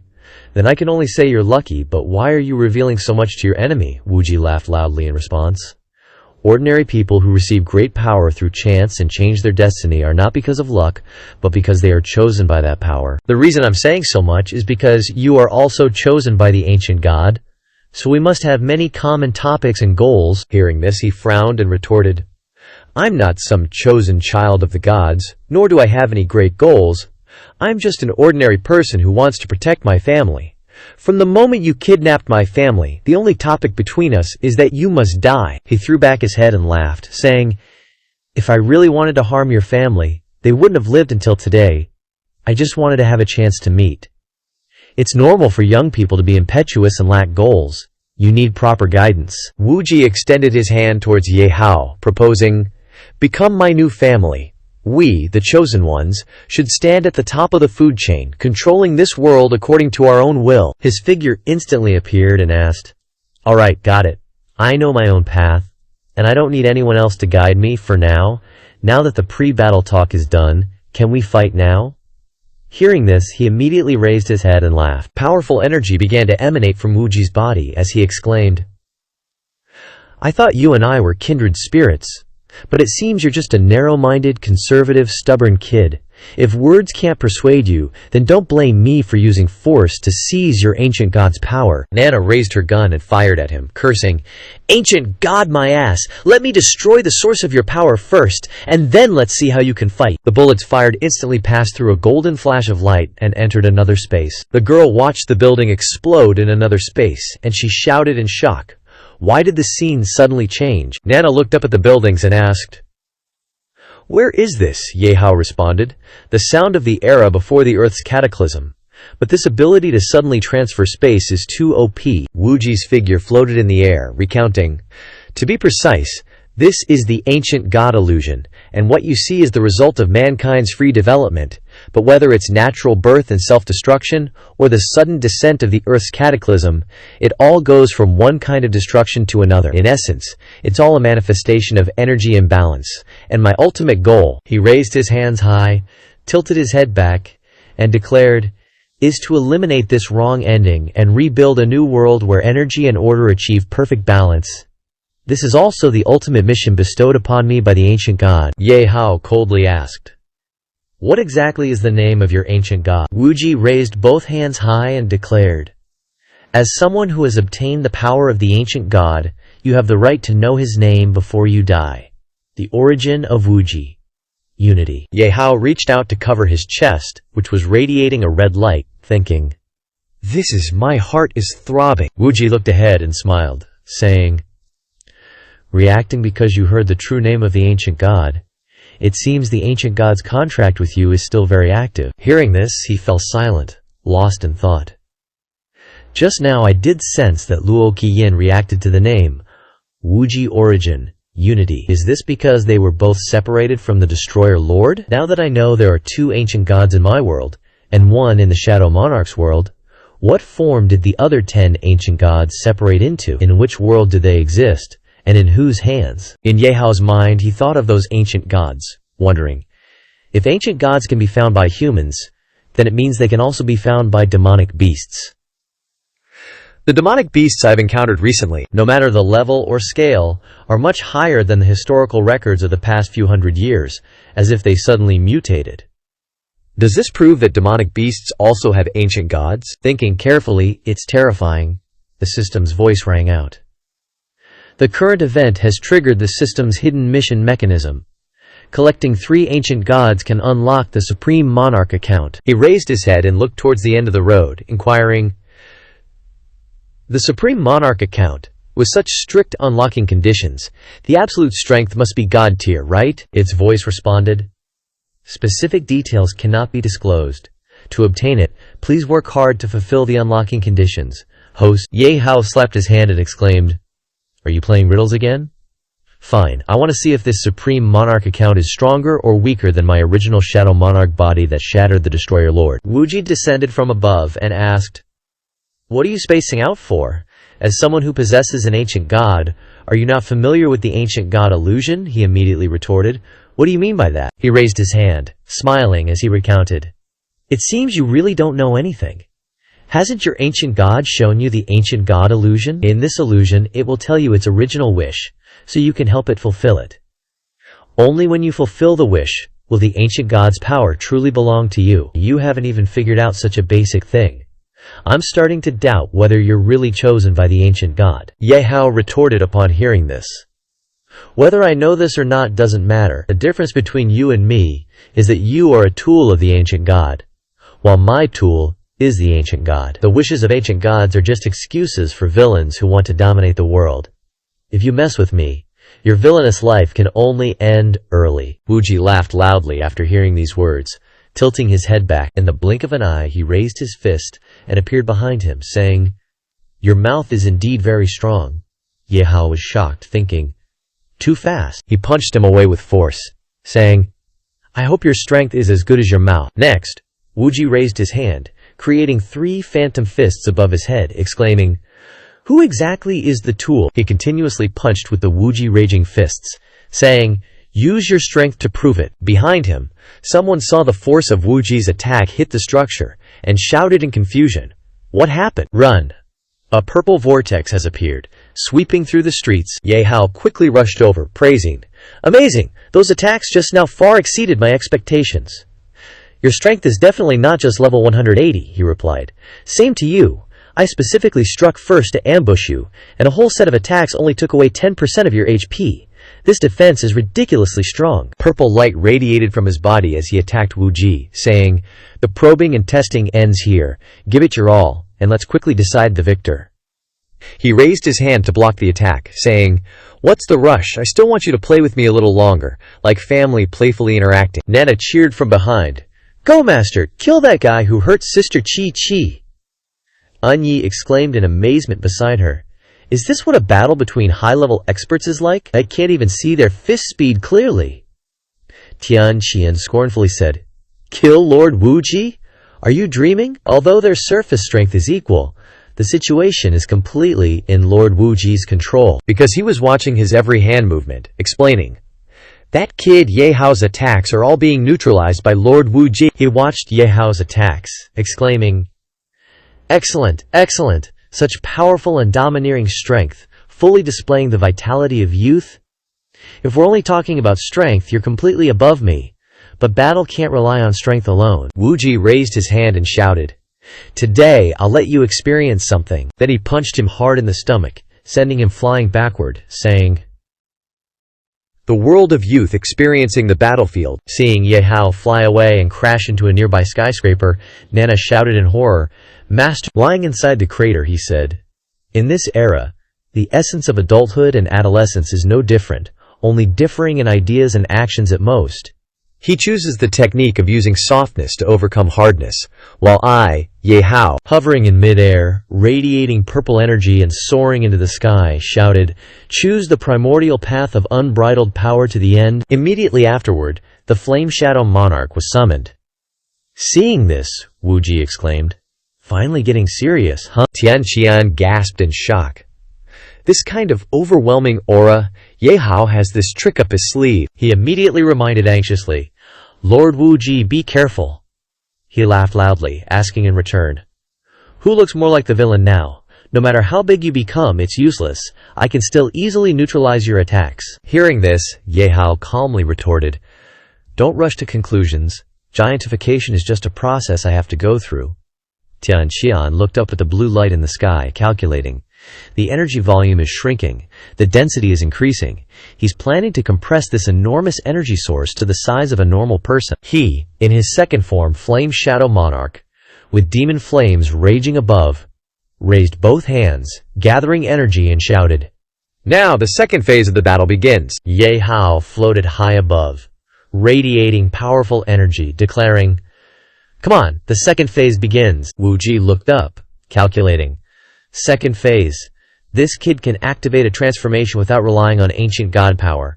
Where does his strength come from? He looked up and shouted, "Thinking you can disappear and hide to confuse me, Nishi, I can naturally sense your existence through the flowing current of power." Next, Wu Ji raised the sky-piercing poison thorn, shouting loudly, "Reveal yourself." He looked at the two dragon phantoms next to him in shock. These are the Flame Shadow demonic dragons, opening their mouths wide to bite at him. Immediately afterward, Wu Ji turned into a blue stream of light and fled. "Damn it! This overwhelming magical power is too difficult to deal with in my current state." In the blink of an eye, Ye Hao appeared behind him, inquiring, "What's wrong? Where's the power transformation skill you're so proud of? Weren't you boasting earlier that you could neutralize any attack? It seems that once the power exceeds your endurance limit, it's useless." He used Windblade to shatter the phantom, shouting loudly, "You're just a greenhorn, don't get cocky." His voice echoed, asking in return, "Cocky?" Ye Hao immediately shouted, "No!" Streams of energy began to converge. Nana watched streams of energy pierce through, saying, "This is real strength." And Yi also exclaimed, "In an instant, the situation is reversed." The little girl thought tearfully, "There's absolutely no place for us to interfere. Lord Wu Ji has fallen into bitter fighting again, but not completely into a disadvantageous position. No, it can't be. Lord Wu Ji is our hope. How could he fail?" Over there, he raised both hands to shield himself, laughing loudly as he declared, "I never expected that Wu Ji would have a day where he was underestimated. If there's a gap between us in magic power, then the family member I trust the most should be showing their loyalty now." He raised his hand to begin reclaiming energy.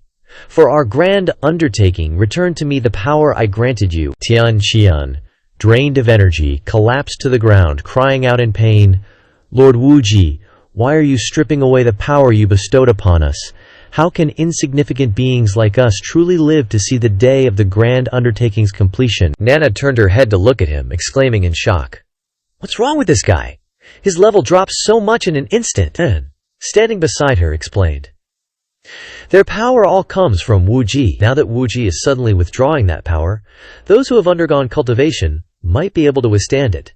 But a little devil like him definitely can't endure this kind of shock." The girl looked at the power being drawn out of her, crying out, "Why is that certain power on his body being sucked away too?"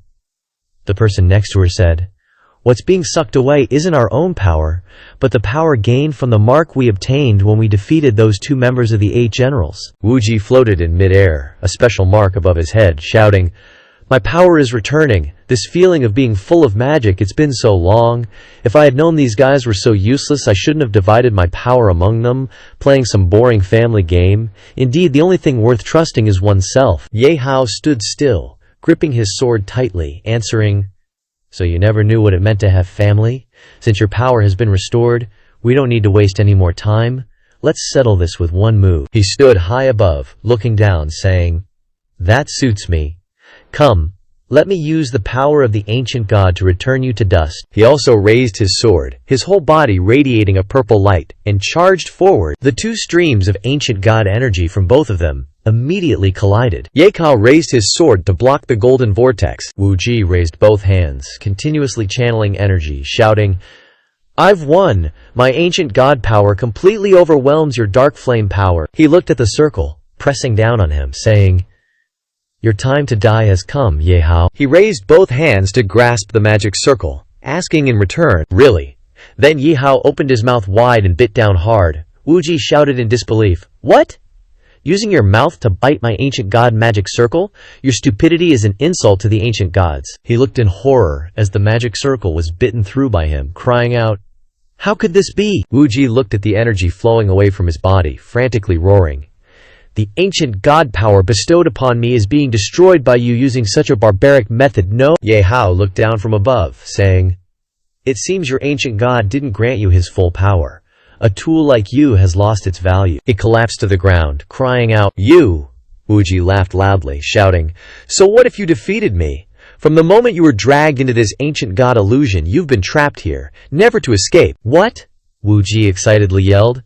"Living out your lives in this illusion until you die of old age, being able to live in this hopeful future is already the greatest grace the ancient god has bestowed upon you." Ye Hao quickly reached out his hand, but he had already turned into a stream of golden light and disappeared. Tian Qian watched him disappear, calling out, "Lord Wuji, I'm still here. Please don't abandon me here, Lord Wuji." Anne gripped her weapon tightly, cursing, "Damn it, I didn't expect to be trapped like this." Nana raised her 2 guns, shouting, "Isn't it just an illusion? Watch me blast it to pieces with firepower." He spoke to stop them, then began to gather energy. "Don't waste your energy, let me," he calculated in his heart. "Although this ancient god illusion isn't a gun-controlling skill, the city and people before me are illusions. I can't hesitate at all. I must use the strongest move of the Flame Shadow Emperor to gamble." Ye Hao shouted, and a powerful stream of energy erupted from his body. Then, he used Hell Dark Flame Assault to rush into every corner of the virtual world, and Y, inside the protective circle, looked at the energy outside, exclaiming in shock, "This kind of power is unbelievable." Tianqian, seeing this, angrily shouted, "Why is someone so powerful, Ye Hao, and not Lord Wuji?" Nana calmly said, "Damn it, to be able to destroy a city with one blow? So powerful, master, we can definitely get out." Outside, he stood before the ruins, panting heavily, saying, "No, even if the illusion is destroyed like this, can't we break through?" "Damn it!" Tian Qian, seeing this, excitedly cheered, "Even if you're more powerful, you can't break the ancient god illusion. You can't defeat Lord Wuji. Without your interference, you would definitely have succeeded in seizing the ancient god and completing our grand undertaking." The girl, hearing this, put her hands on her hips and scolded, "Huh? You fool! You've been sold out and you're still counting the money for them? Can't you see the situation now?" Ye Hao squatted down, declaring, "I haven't admitted defeat." In his hand appeared the summoned magic crystal to summon a new god, saying, "This is my last resort. If even this move is useless, then I can only accept it." Ye Hao waved his hand, summoning the thousand-eyed demon god Luo Ken, shouting, "Come out!" The big eye stuttered. Am I really seeing the living ancient god? Really? Tianqian covered his eyes with his hands, shouting in horror, "No, that's not right. You can't look directly at the ancient god, or it will seize your life. Why is this guy only starting to use the ancient god's power now? Are you so confident in yourself? Damn it." He looked at Luo Kenen, saying, Big eye, quickly think of a way to lead us out of here. Being one of the ancient gods, you can probably do it, right? Hearing this, it widened its eyes with all its might, and its chest spikes also stood straight. Everyone looked at the crack appearing in the sky and shouted, "It's a success! We really opened a spatial rift, but it's too small, we can't possibly get through." Immediately after, Luo Keiyin used his intense shrinking skill. Ye Hao watched the rift grow larger and shouted, "This time it's gonna work, number." He stared at the crack, yelling, "This spatial rift is rapidly closing. We're really gonna be trapped here this time." It widened its eyes, emitting a piercing growl, and began to raise its tentacles. Ye Hao saw it raising its tentacles toward the rift, shouting, "It's using its tentacles to directly tear open the spatial rift." He gritted his teeth, encouraging, "Hang in there, Big Eye. You're everyone's hope. Hang in there." He thought to himself, even Luo Keiyin has to expend vitality to barely open a small rift. Is this Jiyu Shengi Yi stronger than Luo Keiyin because its godhood is inherently higher? Or is it because of its actual strength? In any case, hang in there, Big Eye. If we can successfully escape this illusion this time, I will definitely help you fulfill your wish. Outside, the research staff saw him collapse on the ground, panicking as they rushed over. "Lord, Wuji is out, but what is this? Why are you so heavily injured?" Wuji coughed, giving the order, "Forget about these minor issues. Immediately initiate the fusion experiment." Hearing this, they tried to dissuade him. "But you are severely injured, and the previous experiment was just forcibly interrupted. Restarting it now might cause an accident, and Tianqian isn't here either." He glared, grabbing one person by the collar, and roared, "Do you dare disobey my orders? I told you to do it, so do it." The person panicked, replying, "This subordinate wouldn't dare. I'm just worried about your health. We'll immediately initiate the fusion. Please move to the experiment chamber." Wuji looked at Guiyi in front of him, instructing, "Open the success rate of the fusion to the highest level for me. This time, I definitely want your power to belong to me." In the control room, the researchers constantly discussed, "The success rate of the fusion has been opened to the maximum, but I'm afraid the woman in charge of enhancing the effect won't be able to hold on for long." "Never mind. Open the concentration of the microbial fluid to the maximum as well. At least so she can hold on until Lord Wuji successfully seizes the body of the ancient god." Yes. Chi, immersed in the liquid, coughed in pain as she heard the notification sound. Fusion rate 40%. As soon as the announcement rang out, he also cried out in pain. Fusion rate 60%. The notification sound appeared. Fusion rate 80%. The research staff watched Guiyi shake violently and shouted, "The equipment is reaching its limit. Hurry, Lord Wuji. Just a little bit more." The reminder sound rang out. Fusion rate 100%. Body seizure successful. The people immediately excitedly shouted, "Success! Lord Wuji has finally succeeded." Wuji excitedly shouted, "Finally, body seizure successful. Now I am both Wuji and Guiyi. Having obtained the power of this ancient god, the days of dominating the world are anticipated. I will become the god of the new era." The research staff excitedly cheered, "Wuji, long live! Wuji, long live! Our path to great achievements is finally about to begin." Guiyi's eyes appeared behind him, saying, "A grain of sand in the universe dares to imagine becoming a god." He turned his head to look behind him, exclaiming, "You're Guiyi, how is that possible? Didn't your consciousness dissipate? Why are you still appearing in my consciousness?" Guiyi responded to this, "Consciousness dissipate? Yes, after that great battle our main consciousness had long dissipated. Even splitting into this body only retained a trace of remaining consciousness." Its eyes flashed with a red light, explaining, "To prolong my life, I could only use the last trace of consciousness to attract nearby creatures, and you were merely a pitiful worm that passed by and was forcibly filled with my misidentifications. The so-called chosen one is truly laughable. Even if a demon beast had passed by, I would have granted it power to work for me." Wuji raised his hands, hugging his head, and shouted, "Impossible, you're lying to me." Then, he rushed forward, shouting, "I'll kill you." Guiyi raised its hand to block, saying, "I am indeed deceiving you, but you accomplished more than I imagined." It squeezed down hard, disdainfully saying, "And you even dared to imagine seizing my divine body. Humans are indeed an infinitely greedy race."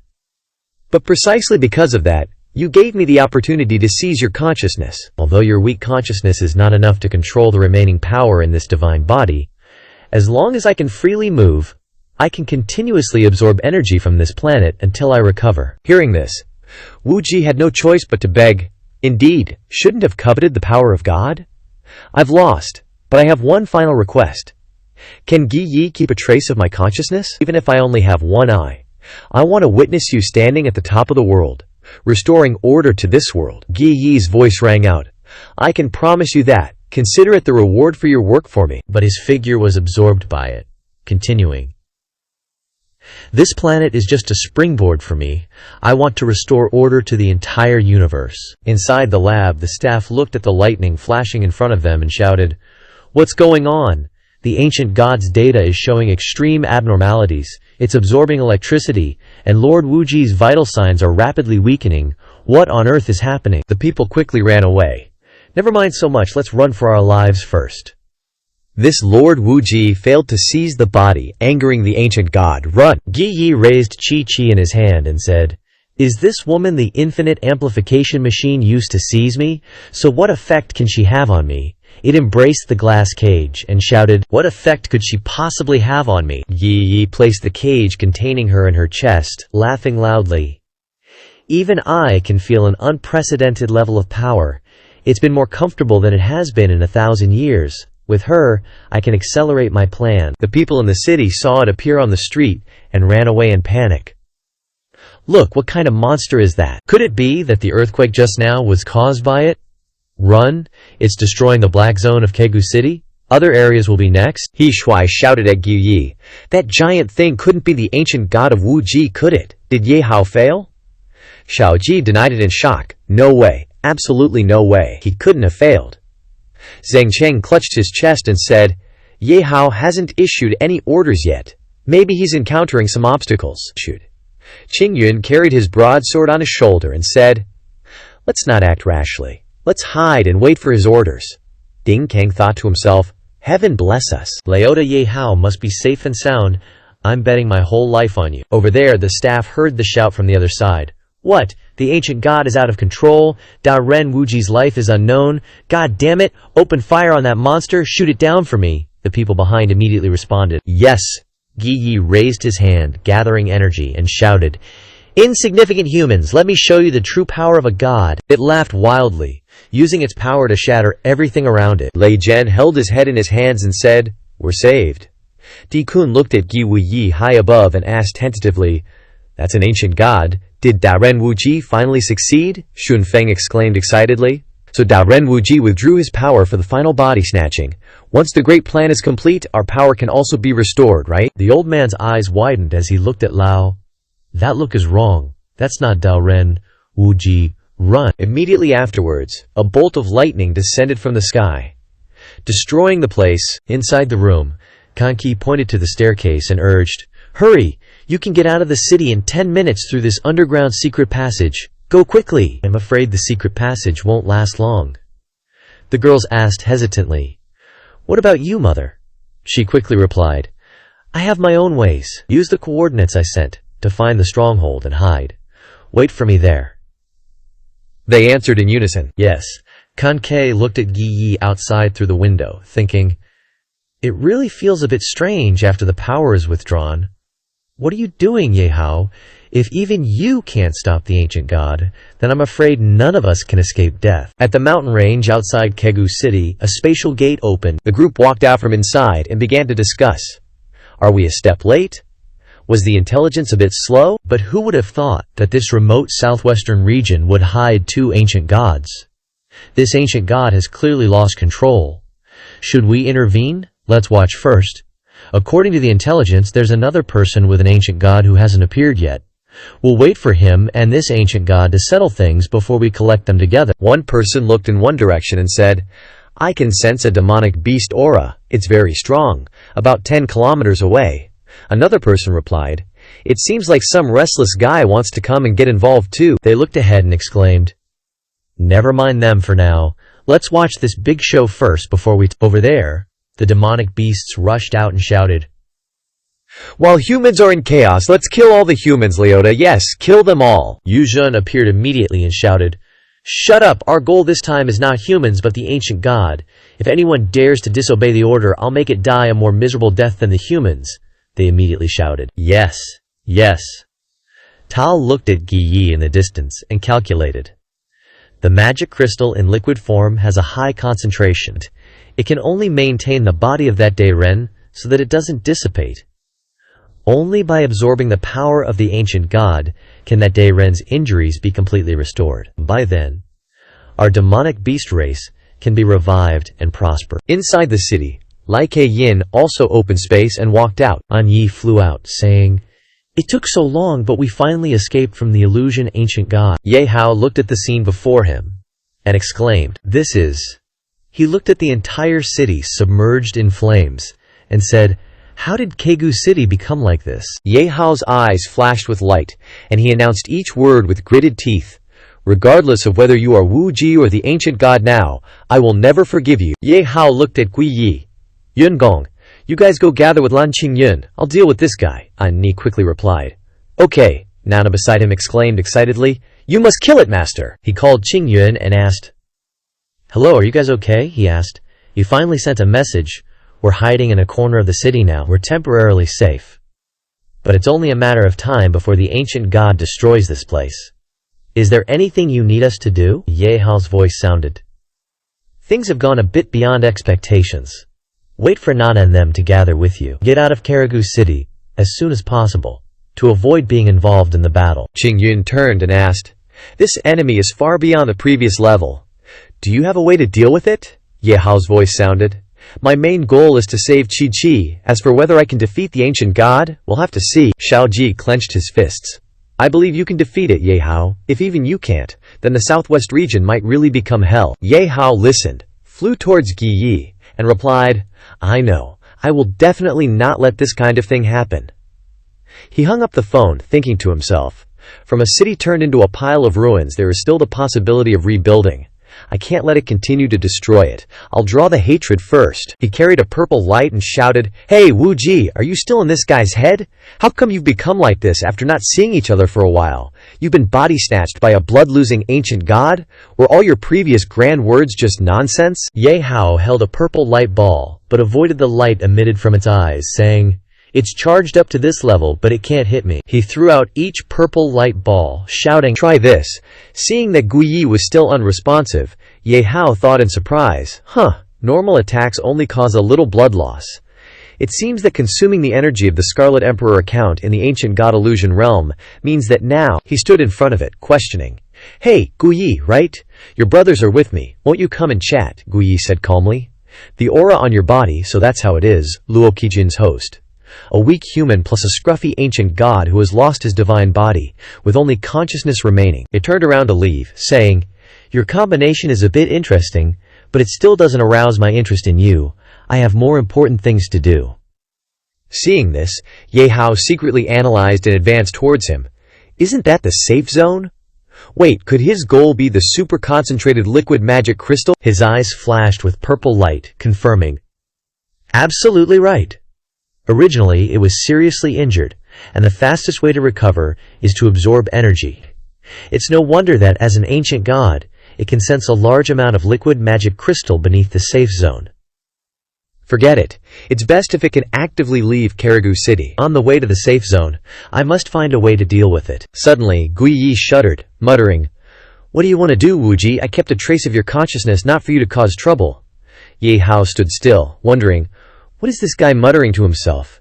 Could it be that Wu Ji's consciousness hasn't completely dissipated? My sarcasm earlier worked. Inside the laboratory, Tian Qian connected the computer, looking at Wu Ji's body lying still, persistently calling out, "Don't give up until the very last moment, Great Lord Wu Ji.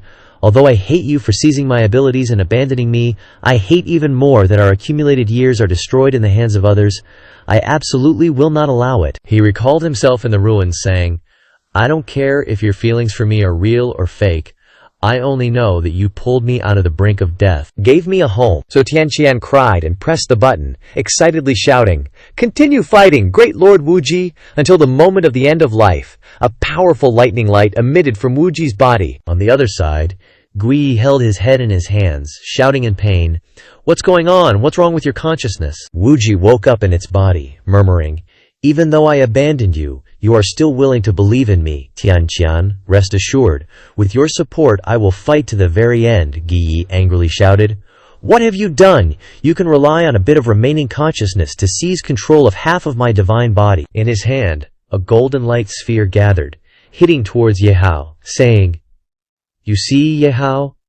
This is the bond between me and my family, and I must kill the traitorous you." He leaned to dodge, replying, "You really make me see you in a new light, Wuji. I also have to seriously respond to your enthusiasm." Ye Hao waved his hand, calling out, "Come out, Ivena!"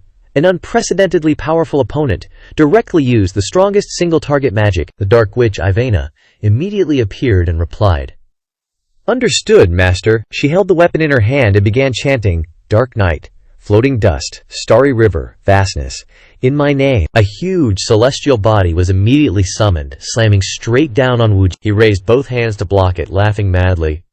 "A little girl can use the power of the universe. Who exactly are you?" "You always surprise me, Ye Hao, but no matter how powerful your magic is, it's useless. Gui's natural power originally comes from the power of the universe, naturally carrying magic damage reduction. You can't do anything to me." Ye Hao put both hands in his pockets, uncomfortably saying, "It seems that it really is like that." Ivana clenched her fist, cursing, "Damn, even my intermediate magic can't kill him instantly. No wonder he's an ancient god. But even ancient gods have weaknesses. I will definitely find it." Next, she placed her hand on her eyes, using the all-seeing demon eye of heavenly phenomena. The words appeared in Ivina's eyes. Ancient God Gyi. Introduction. Ancient god of unknown origin. Controls natural power. Releases powerful elemental attacks. Extremely magic resistant.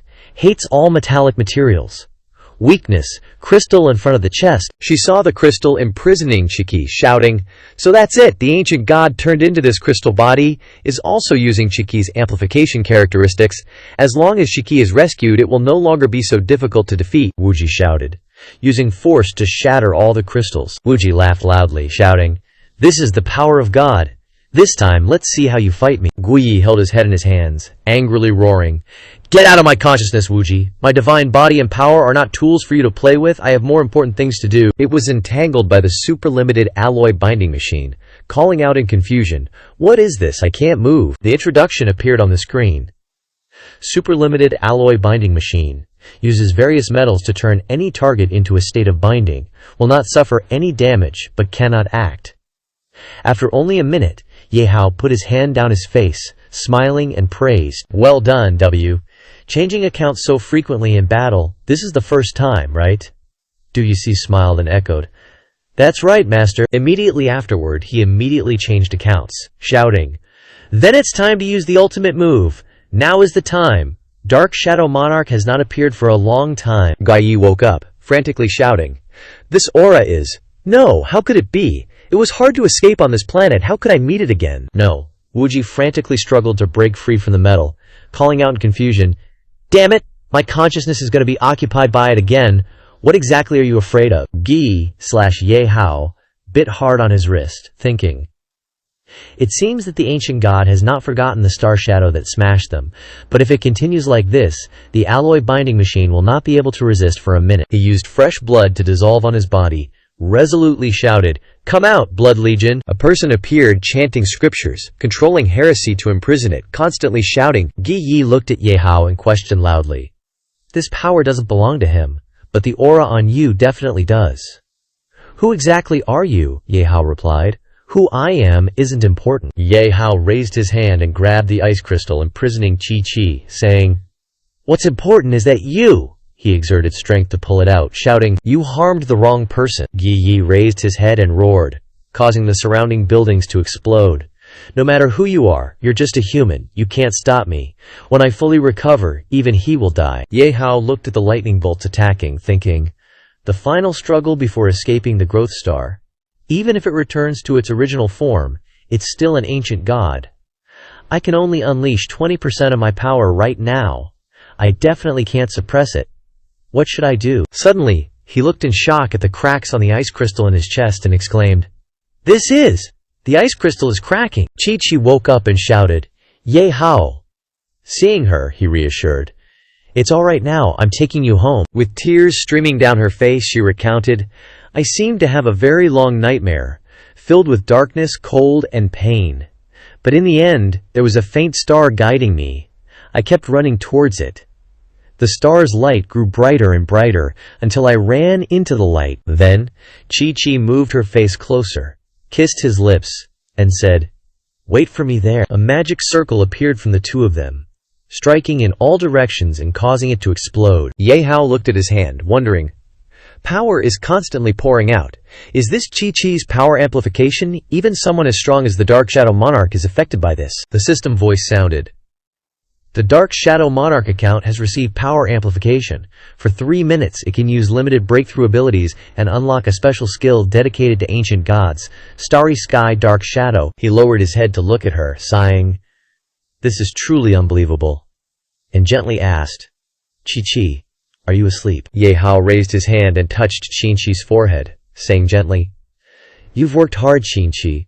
Wait for me a little longer. Wait for me to deal with this ancient god, and then we can go home. He dressed her in a bright red long dress, adding, This outfit will lead you to reunite with Nana and the others. Then, a bright red light flashed in Ye Hao's eyes, and he shouted, I'll be right back! On the other side, Gi Yi flew in one direction, constantly screaming, Energy, I want energy, I finally revived, I can't miss this opportunity. Ye Hao appeared and stopped him, saying, I know where you want to go, but I can't let a mad monster like you run around and destroy the safe zone. You must die here. Gi Yi gathered flames and raised his hand to strike at Ye Hao. How dare you insult a god? I'll let you know the consequences of angering an ancient god. Go die, you shrimp. Hearing this, Ye Hao unhappily asked, Can you stop calling people shrimp all the time? He frowned and solemnly declared, Shrimp, gods are not inherently different. As long as you have power beyond imagination, a shrimp can become a god. Now let me help you, you high and mighty one. Remember the fear when you were once destroyed by a ruler. With that, Ye Hao raised his hand and used Starry Sky Dark Shadow. The people below looked at the streams of dark energy engulfing the starlight and shouted excitedly, Look! The stars in the sky are disappearing. It's true, even the Milky Way, which is usually so clear at night, seems to be swallowed by something. What's going on? Why are you still worried about this? Run! Gi Yi looked at the streaks of blood descending and screamed in disbelief. This power is unmistakable. It's him. It's definitely him. How can a human like you have his power? He clearly can't exist in this world. He struggled madly against the blood, yelling, No, my power is being sucked away, devoured, let me go! Tian Qian looked at Wu Ji twitching on the ground and Gi Yi being bound by the blood outside, exclaiming, What's going on? Is there an existence stronger than an ancient god? He's about to be swallowed by darkness, Lord Wu Ji. Quickly withdraw your consciousness, Lord Wu Ji. Outside, a red light flashed in Ye Hao's eyes, and he calmly announced, The dark shadow can devour everything. Your natural power is no exception. Just become the nourishment to cultivate the darkness. Suddenly, 3 streams of golden light flashed and attacked. Yun Chen looked in surprise at the blood-colored defense blocking her attack, saying, I absolutely can't let you devour the ancient god's power. I didn't expect it to be blocked. Ye Hao chuckled and called out, You only chose to act now. Should I say you're cautious or stupid? It's too late. Ye Hao glanced behind him and said, Gi Yi is mine, she angrily shouted. You, Yuzhun waved her hand, unleashing streams of golden light, scolding, Damn it, I absolutely can't let you take the ancient god's power alone. Hand it over to me. Ye Hao stood within the protective circle, disdainfully replying, If you had the ability, you would have fought the ancient god earlier. Now you want to sit back and reap the benefits? You don't have the ability. You can't even be a fisherman. She angrily roared. I am one of the 28 constellations. In your eyes, I don't even have the qualifications to be a fisherman? Wu Zhan's face was covered in bulging veins as she furiously cursed. Damn it! I already saw Kigao as a sure thing, raising a massive military force just to take it one day, but I never expected it was still hiding an ancient god. Unbelievable. This was originally my best chance to earn merit and ascend the throne, which is why I broke the rules and mobilized the troops to attack. I absolutely had to seize the ancient god. But I ran into such a freak. If I don't bring the ancient god's power back this time, I'll definitely die. She looked at the demonic beasts below and commanded, If we can't achieve a swift victory, then slaughter everyone in the city for me. I want to see how you alone can fight against my great army." They stared intensely at him, crying out, "Deal. My great blade and my stomach have been starving for a long time." Ye Hao's eyes flashed with a red light, and he mockingly asked in reply, "How do you know I'm alone?" The demonic beasts were startled, and looked at the Crimson Legion opposite them, shouting loudly. Then another voice rang out, reassuring them, "Don't be afraid. This kind of army summoned by magic won't last long. As soon as his magic power is depleted, it will naturally disappear. Charge for me." The demonic beasts rushed forward, replying in unison, "Yes, sir." They were utterly devastated by the army summoned by Ye Hao and fled miserably, shouting in disbelief, "Didn't you say they wouldn't last long? We're completely overwhelmed." Ye Hao laughed scornfully. "Your population advantage doesn't seem to be showing at all. Listen to your subordinates wailing." Hearing this, Wu Jun yelled in fury, "Cut the smugness! Why don't you dare to duel me directly, hiding behind a clone? Are you even a man?" His voice rang out. "Can't you see I'm busy? Defeat my big brother first, then we can talk." Xiao Chen stood on the cliff, watching the battle situation, and laughed heartily. "To be able to do this kid is quite something. It's truly giving me a good show to watch." He picked up his wine bottle and continued, "But I have a feeling that you might be falling into a bitter fight next." A different group of people standing together also began to discuss. "It's truly astonishing. Although the ancient god is not in its complete form, he can suppress it completely. What power did he ultimately use?" "It's a type of energy that doesn't look like dark attribute magic, yet it completely exceeds the scope of the dark attribute. I'm very interested in this kid. Does he possess the power of another ancient god?" "No. With our current research on ancient gods, this kind of power is even more profound than an ancient god's power." One person spoke up, suggesting, "Now that his clone is fighting the demonic beasts, should we move against his main body? I'm afraid he'll completely absorb the ancient god later." The person beside him smiled and replied, "No need to rush. Even if he absorbs all of it, it doesn't matter. The ancient god will ultimately reappear in the form of a summoned magic crystal. That kid is constantly using massive moves. I'm certain that next, he will definitely fall into a state of total exhaustion." At that time he continued with a bright smile, "That will be the best opportunity for us to strike." Gi Yi, imprisoned by the crimson blood, roared incessantly, "Starfall Dark Shadow! It's the Starfall Dark Shadow! I can't believe not only are you still alive, but you also obtained a body from this world." Ye Hao looked at it and said coldly, "Any last words? Out of respect for the fact that you're about to belong to me, I can listen." Gi Yi burst into roaring laughter, yelling, "If it is that, then I truly haven't lost unfairly. But for you, a mere human, to not only become its vessel but also want to possess the power of the ancient god, this will surely bring about ill fate and destruction. Your death is not far off." He smiled brightly, his eyes flashing with dark energy, and he cried out, "This kind of curse is truly weak and soft. You'd better call the remaining ancient gods to join in, or else by the time I feign death, your curse won't even have taken effect." It was completely enveloped by the crimson blood, screaming in pain. Ye Hao looked straight at it and shouted, "Time's up, off you go!" Immediately after, the system's voice rang out, "Congratulations, host. For killing an ancient god, you received 88 million. You received the magic crystal for summoning the new god, Gi Yi, who can be summoned to fight for you." Two ancient god cards appeared before him, announcing, "You have received 2 ancient gods," triggering a special mechanism.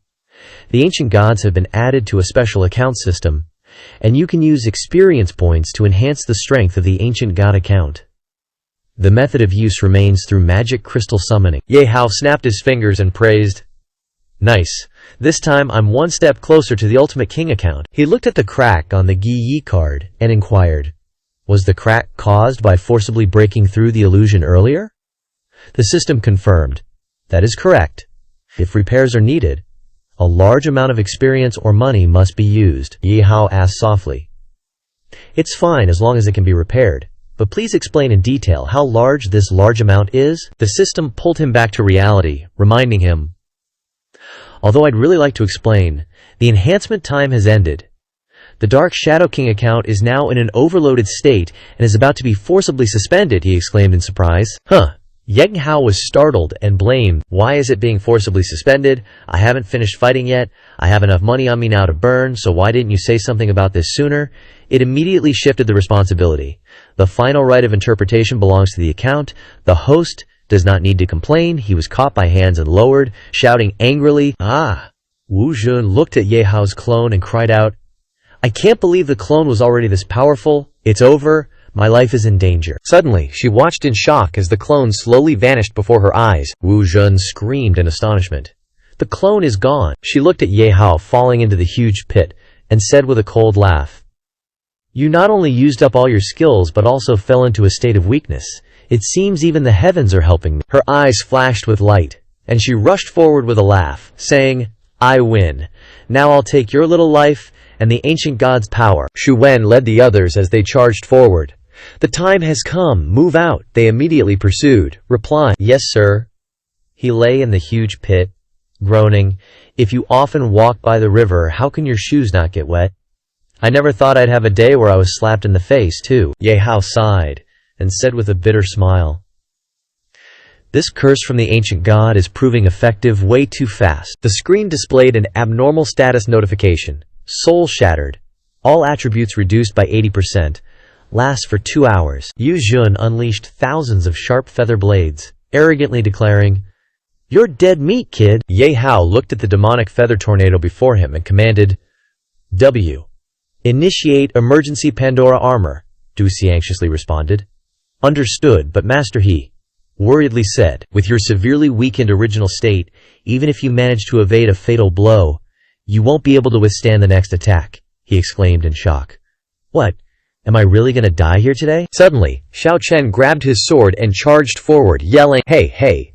He swung his sword, deflecting the demonic feather tornado in front of him, and taunted loudly, "Being a boss of 128-star beasts, yet you're taking advantage of someone in danger." Xiao Chen sheathed his sword, replying disdainfully, "I thought boss-level demonic beasts like you would uphold martial ethics." Ye Hao looked at him, inquiring, "May I ask who you are?" Xiao Chen turned his head and replied with a smile, "Just a wandering swordsman passing by." "Ah!"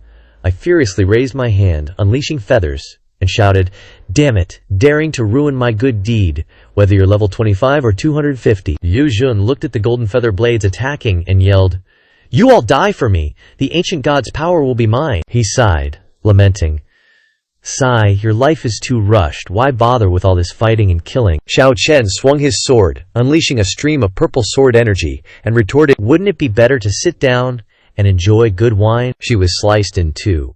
Confused, she asked, "What nonsense are you talking about?" "What wine?" Yu Jun shouted with a face full of confusion. "What happened?" "Why?" Finally, only a miserable scream was heard, before fading away. Below, Xiao Chen took a sip of wine, sighing with emotion. Sigh, never even tasted what good wine smells like, before rushing to die. How tragic. Ye Hao slowly stood up, saying, "Thank you, Senior, for lending a helping hand," he calmly replied. "You were the one who made it bleed. I merely seized the opportunity. No need to thank me just yet. Bow down first, then speak." Ye Hao called out in confusion, but still complied. As he bowed down, Xiao Chen swung his sword, striking the surrounding people, causing them to groan. Ahem. He stood still, probing. "The show's been watched enough. Why don't you reveal yourselves?" Ye Hao looked over, inwardly analyzing. This person's gestures and words are unpredictable, but his level is definitely above 200, and his swordsmanship is probably even stronger than Sword Saint Jixin. Shu Wen, wielding a sword radiating a powerful light, descended from above, replying, "Then, excuse my intrusion." Xiao Chen immediately raised his sword to block the incoming sword strike. Shu Wen retreated a short distance, saying, "I didn't expect to encounter you here." He spoke to call out Xiao Chen. Hearing this, he shouted, "Hey, I'm a native of the southwest. Is it so strange to meet me here? On the contrary, your appearance is what's unexpected, isn't it?" The captain of the Phoenix battle team, ranked 5th in the Eastern District, Wei Xuan, actually running to this remote southwest countryside. "What are you plotting?" Shu Wen, leading his group, replied with a smile. "Of course, I have a mission." Ye Hao frowned, thinking in surprise. Why are so many unfamiliar faces suddenly gathering?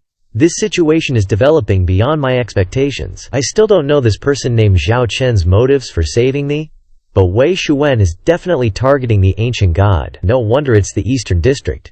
Even the 5th ranked battle team captain is at level 190. In comparison, our southwest safe zone is indeed far behind. Xu Wen frowned and inquired, "Are you planning to protect this young man?" Zhao Chen, hearing this, replied with a smile. "Not really protecting. At most, it's just a shameless act of taking advantage of someone's vulnerability and bullying the weak." Hearing this, he commanded, "I understand. Withdraw the team." The people behind him exclaimed in shock. "But our mission is—" Another person stepped forward, angrily questioning, "Captain, our target is right before our eyes. Why give up like this? Just who is this man? Even you have to avoid him." Xu Wen, hearing this, replied, "You only need to remember one thing. Before the man named Zhao Chen gets serious," he reminded with a serious face, "run fast. He's a character that we absolutely cannot afford to provoke at this stage." Zhao Chen stroked his chin, lamenting, "Is it just going to end like this? I finally met Wei Xuan, and he won't even stay for a drink with me." Ye Hao glanced over, inquiring, "Can I thank you now, uncle? If it weren't for you lending a hand, I'm afraid I would have really died here today." He turned around, saying with a bright smile, "Excessive humility is just pretending. You know, kid, your previous fight, it flashed through my eyes just like that, and with a whoosh like that, you hit the ancient god so it had no power to fight back." Ye Hao followed up, "You're joking, uncle." Zhao Chen's eyes sharpened as he warned, "But unleashing all your ultimate moves will eventually lead to weakness. You must consider the consequences before using them, otherwise you'll be taken advantage of. Not everyone is as interested in watching the fun as I am." Ye Hao replied with a bright smile, "You're absolutely right, uncle. I'll definitely pay attention in the future. I truly owe you a great debt this time. If you have any requests, just name them, and I'll do my best to satisfy them." Zhao Chen raised his hand and patted Ye Hao on the shoulder, laughing. "So young, yet so capable and with such spirit. Not simple at all. Well then, I shall respectfully accept." Zhao Chen gripped his shoulder, his face serious as he proposed. "Then give me the ancient god you just obtained," Zhao Chen asked with a smile, hesitating already. "Didn't you say you could fulfill any of my conditions? Is it difficult already?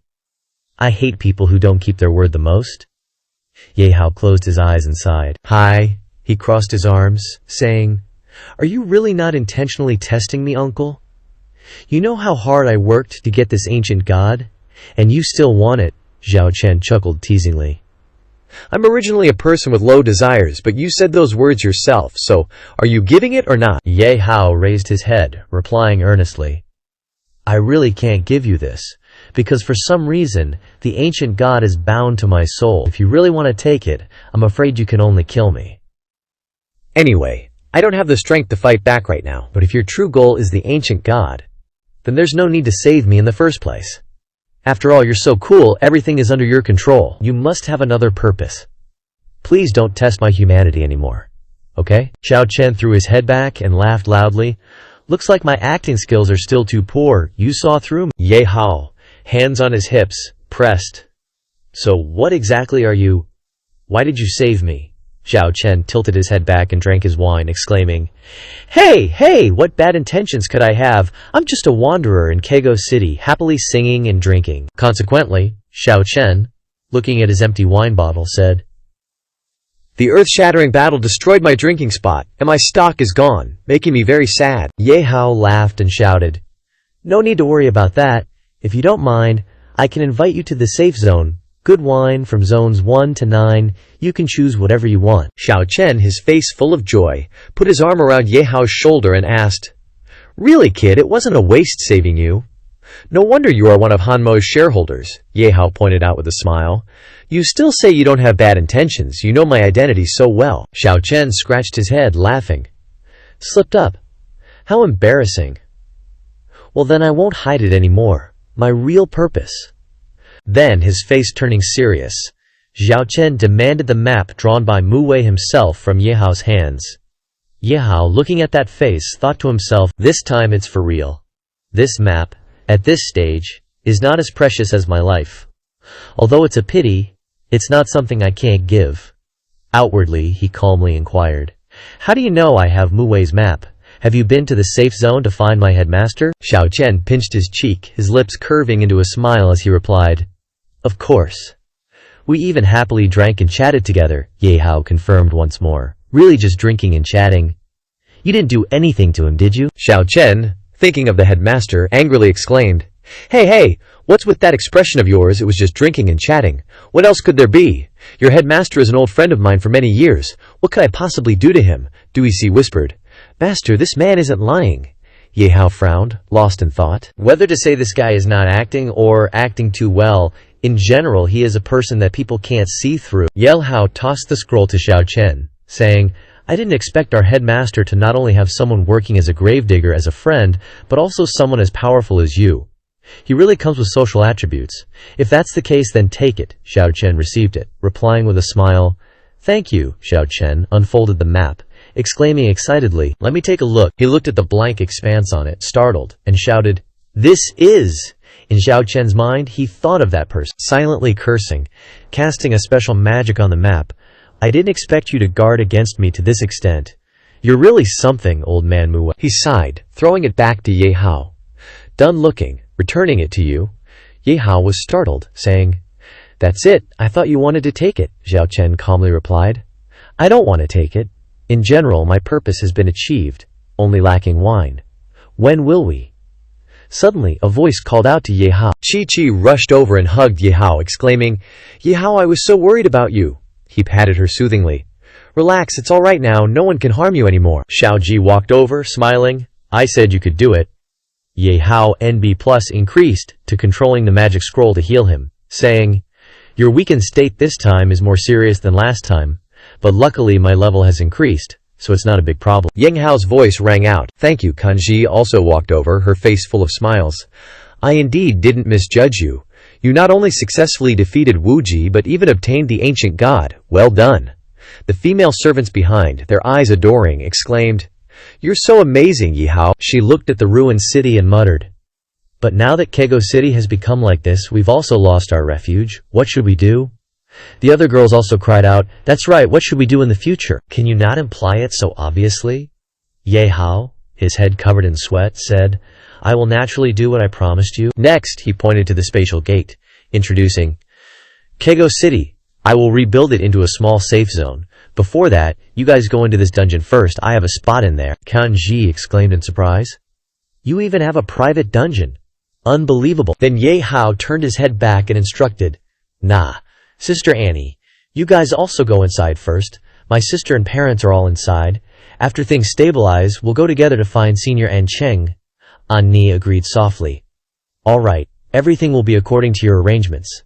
Nana also smiled brightly, adding, Okay, Sister Yunfei will definitely be surprised by your transformation. Before entering the gate, Kanshi turned back and blew a kiss, saying, Then I accept your kindness. After all, there are so many girls to take care of. Please be responsible until the very last moment, okay? Seeing this, Xiao Ji covered his mouth and teased, Little brat, you said you didn't want a harem, but isn't it complete this time? You really have foresight. Du Chi Si also chimed in, Harem King, Harem King. Ye Hao ignored the two of them, turned his head, and looked at the Qingyun gang. You guys go in too. There's one last battle coming up, and the opponent is stronger than Wu Ji. It's better if you temporarily take shelter. He scratched his head embarrassedly. Sorry, I can't become your battle strength, and you still have to fight alone. Here. Ye Hao calmly replied. It's okay, you guys have helped me a lot already. Chi stood in front of the space door. Goodbye, Ye Hao. Be careful. I'll be waiting for you. Xiao Chen watched the space door close and asked suspiciously, I didn't expect you were still hiding this move, but what if you die? I mean, what will happen to them? Ye Hao didn't turn his head back and replied, Then I'll destroy the dungeon key before I die so they can live safely in there, completely separated from this chaotic world. He chuckled and asked, Although it's a good idea, the world is so chaotic now that there isn't a truly pure land anymore, so it's best if you don't die. The most important thing is you haven't invited me for a drink yet, and let me choose a house at will. Ye Hao put his hands in his pockets and readily agreed. Of course, I was thinking you were finally going to die, but at least I hope I can choose how I die in the end. Grasping fate in your own hands, Xiao Chen's voice sounded with emotion. I didn't expect you to be so young, yet you live more clearly than many people. So, When are we going for that drink? Do we have to wait until you're done fighting that someone? Ye Hao's voice sounded, yes, but before fighting there's one important thing to deal with. Inside the city, Tianqian, covered in sweat, trembled as he carried Wu Ji's body out. Lord Wu Ji, we have to leave here quickly, or it'll be troublesome if that Ye Hao finds us. He looked at Wu Ji's dull eyes and cried out, even if your consciousness is stolen and you become a vegetable, I won't give up on you. We must find a way to keep living. Tianqian looked at the black figure in front of him, crying out, Ye Hao! Ye Hao stood still with his hands in his pockets, looking down. Ye Hao looked down from above and shouted, what? You want to leave without saying hello? Tianqian cried out in panic. Ye Hao, with a face full of tears, he sincerely begged for mercy. Please, please let us go. Lord Wu Ji's consciousness has disappeared. He's just an empty shell now, and won't pose any threat to you anymore. Please, I beg you to let us go. Ye Hao sensed Wu Ji's body, pondering, it's really just an empty shell. I can't sense any soul fluctuations. You probably never thought you'd end up like this, right, Wu Ji? Then he looked down at Tianqian and probed, he betrayed and abandoned you, but you're still willing to do this much for him, Tianqian calmly replied. I don't care what he did in the end. I only know that he was the one who took me out of hell and gave me a second life, so I also want to repay him with a second life. Even though it's completely meaningless, I have to do it. Ye Hao's face darkened as he gathered a blue orb of light in his hand, asking again, you think I'll just let you go like this? Tianqian screamed in terror. No, please don't. If you want to kill, then kill me. At least please spare Lord Wu Ji in his current state. Ye Hao created a green pickup truck and said, kill. No, killing, for you guys, is just the simplest punishment considering your current state. Surviving in this world is more painful than death, and this suffering is what you deserve, so I won't kill you. Tianqian threw the key to Ye Hao, gratefully saying, thank you for your mercy, Ye Hao. I have nothing to repay you with. This is the key to the vault containing Wu Ji's accumulated wealth over the years. Please accept it. Ye Hao casually caught it and urged, get out of my sight quickly, before I change my mind. Tianqian replied repeatedly, yes, yes. Xiao Chen watched the car drive away, sighing. No matter how harsh this kid talks, it's a fact that he spared their lives. I don't know if I should say he's soft-hearted or ruthless. Then Ye Hao's voice sounded, let's go, uncle. There's one last thing, and then we'll go for a drink. Xiao Chen chuckled in agreement. Okay, but can you handle the next thing? I sense a super strong energy rapidly approaching. Ye Hao turned his head, sensed the energy coming from behind, and said, probably not. The system's voice warned. Sensing a high energy source approaching ahead, triggering the danger alert mechanism, forcibly entering the space system, Ye Hao was startled and shouted, danger alert? What's going on? Inside the space system, its voice rang out. Because of continuous intense battles, the main accounts are overused, and in a state of fatigue, Qi Yandi's and the twin maids' strength has decreased by 50%. The Dark Shadow Monarch and Ancient God Seal accounts are waiting for a 4-hour countdown to recover. Ye Hao looked at the blackened card and exclaimed in surprise, what? Fatigue period? I've never heard of this setting before.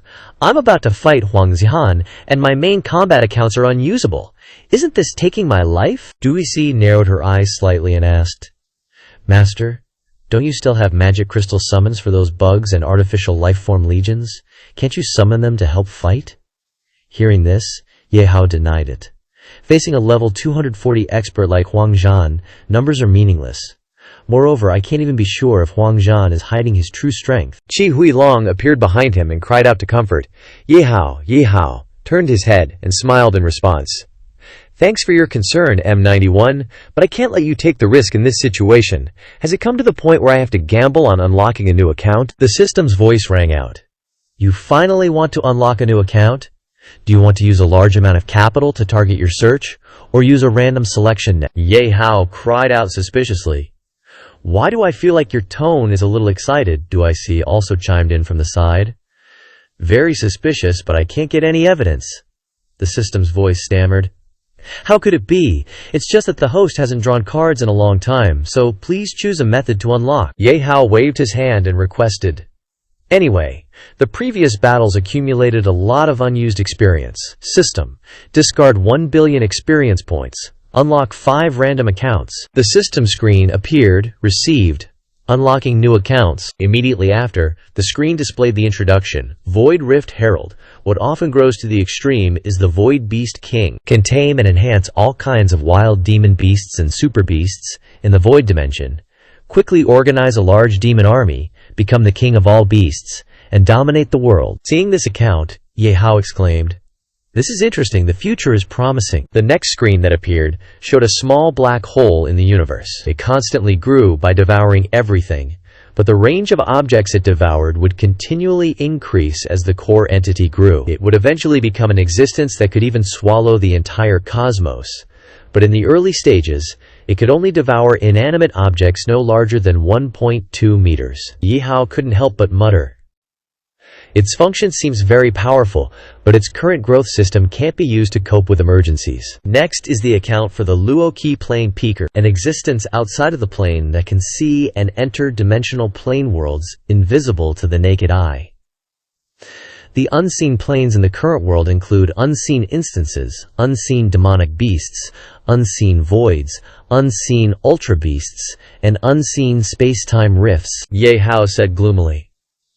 This account, when used in conjunction with the Void Beast King, would truly be awesome, but right now I need a strong combat type account. Can I get one? Immediately after, he excitedly looked at the dazzling light emanating from it and exclaimed, "Colored light! Could it be?" Just then, the system sound rang out, "Congratulations, host, on opening 2 brand new legendary accounts." Next, the final account appeared with its introduction. A female Valkyrie who fell from grace for loving a mortal, then succumbed to maddening depravity due to her lover's death, and was finally corrupted by the evil from the cosmos, becoming the embodiment of death that destroys everything. This account belongs to a special legendary account. Using this account will directly transform the user into the female form of the Valkyrie herself and initiate a massacre of all living things nearby, Ye Hao shouted in surprise. "Not only is it an indiscriminate attack, but I also have to turn into a woman. No, absolutely not." Duisi chuckled evilly and chimed in, "That's right. After all, cross-dressing only happens once, and then countless times. Once you get used to it, you can't escape it anymore, perhaps even falling into that kind of depravity." He punched the Duisi hard on the head and coldly instructed, "Thank you for explaining these strange bits of knowledge. If I am truly forced to open the female account, I will absolutely dissect you first." Duisi cried out in pain and apologized. "I was wrong, master." Ye Hao looked at the final dazzling light and shouted, "I can only pin my hopes on this last account, please. It must be a slightly more normal strong account." The dazzling light finally revealed the account named the Undying Balding Martial Emperor. Taking only 2 short years to go from a common person to the strongest martial venerable, he could directly break through the layer of cosmic pollution and even walk on the surface of a star. His physical strength had reached an unshakable transcendence, but due to his neglect of hair cultivation, he could not withstand cosmic radiation, resulting in baldness. He could have been an emperor, but from then on could not recover, and was destroyed amidst the world. This account also belongs to a special legendary account. Although one can obtain immense physical power, they will fall into a profound sense of helplessness and shattered will due to the balding state, plunging them into profound helplessness and utterly broken will. Emo. He stood stunned on the spot, groaning in disbelief. "You guys really aren't trying to make this hard for me, are you? I spent 1 billion experience points to open 2 legendary accounts, only to get 1 crazy woman and 1 baldy bro. What the hell?" Duisi burst into a silly laugh. "Master, don't be discouraged. After all, the only side effects of this last one seem to be slight baldness and depression. It should still be controllable." Ye Hao sighed, saying, "No matter what, it's better than turning into a woman. Bald is bald, then. I'm going for it, system. Switch to the Undying Balding account." Then the system sound rang out. Acknowledged. Switch to the new special legendary account. Immediately after, he appeared in the form of the Undying Balding Martial Emperor. Zhao Chen cried out in shock, "Ye Hao, how are you?" Just then, Wang Zhen punched fiercely and shouted, "Ye Hao, I finally found you." "Aye, why do you look so old? Didn't Ling Yuan say you were just a young lad?" He raised his sword to block and angrily yelled, "Aye, your head! I am not Ye Hao, all right? Look clearly before you strike. Even if you are not Ye Hao, being able to block this punch of mine proves you are also a master. Wait until I'm done fighting Ye Hao, then I'll come challenge you." He spun around and shouted loudly, "Ye Hao, where are you? Come out here!" Ye Hao said dejectedly, Isn't this me right here? Huang Zhen cried out in surprise. What? He asked, jaw dropped, eyes wide. You are Ye Hao, completely different from what I imagined. Such a young person, how did he provoke me? He sighed and said coldly, This is too troublesome. I'm too lazy to explain. Come on, let's quickly get this over with and end this joke. Huang Zhen laughed heartily, clutching his stomach. I really didn't expect that today's youth have worked so hard to this extent. Even this old man still has a full, smooth head of hair. Xiao Chen also chuckled and chimed in. Exactly. You've been in seclusion for many years, so you probably don't know. The pressure of today's world can only be described as unbearable, struggling at the brink of death, he analyzed secretly. This brat suddenly transforming into a bald state must be due to a special ability of his that I completely cannot see through. Ye Hao raised his hand and urged in a low voice, Could you not say those nonsensical things anymore? Can we? My current state has no interest in what you guys are talking about. Hurry up and finish this fight? Huang Zhen's voice of astonishment rang out. Finish the fight? Huang Zhen clenched his fists, emitting a powerful surge of energy, and roared. This old man ran all this way to fight you. There is no way I'll just finish this fight. I was really looking forward to you, but it turns out you are in such a negative state, completely lacking any fighting spirit. Are you looking down on me, you brat? Ye Hao replied without any attachment. Sorry, I'm not aiming at you. I have no interest in the whole world. Hearing that, Huang Zhen quickly rushed toward Ye Hao and yelled, Then this old man will use his fists to cure you. Huang Zhen punched Ye Hao hard in the face, and then he raised his leg and forcefully kicked Ye Hao far away. Ye Hao was completely unfazed, frowning as he asked in return, This is your strength. To cure my slang term, this little bit of strength is not enough. It doesn't even give me the interest to strike back. Huang Zhen was furious, charging over and continuously punching his head, yelling, You stinking brat, I'll show you what happens when you look down on this old man. Xiao Chen watched the battle situation of the two from afar and said, Even from this distance I can feel the vigorous strength. This Huang Zhen truly lives up to his reputation. As for this brat Ye Hao, though he's taking a beating, he seems completely unharmed. This level of endurance completely exceeds human comprehension, doesn't it? Is this the power of baldness? He raised his wine gourd, poured some out, and sighed. Such a good show, yet I don't have good wine in my hand. What a pity, what a pity. After a while, Huang Zhan retreated backward, shouting in disbelief, Damn it, I've beaten my hands raw and you're still not budging. What the hell are you, some kind of monster? As you can see, Ye Hao sighed, his face calm. Just a bald guy. He cracked his knuckles loudly. You're really something. My full power attack only took away 5% of your health. When it comes to physical strength, I'm afraid there's no one stronger than you in this world. So that's how it is. You must be just like me back then, because you can't find an opponent. You fell into endless emptiness and loneliness. That's why you became so depressed. Is this the loneliness of invincibility? He pointed at his head, explaining, No, I'm completely just feeling self-blame and severe depression because of my hair loss. It has absolutely nothing to do with invincible, lonely old age. Huang Zhan's voice rang out. What? He widened his eyes and yelled, How could a martial artist lose their fighting spirit over such a small thing? You clearly have such terrifying physical strength. How can your heart be weaker than glass? Hearing this, Ye Hao frowned and shouted, Someone with hair as thick as yours doesn't understand the pain of being bald. Moreover, what's making me depressed isn't just the external flaw, but the regret for neglecting my training. Huang Zihan closed his eyes and said, I see, so that's how it is. Forget it if you don't want to live anymore. Lightning crackled around him. He declared, Then I'll bring out my strongest form and erase you from this world. Seeing this, Xiao Chen thought in confusion. Could it be that Huang Zhan was fighting with just his bare attributes all this time? Now that he's putting on armor and weapons, his strength suddenly increased dramatically?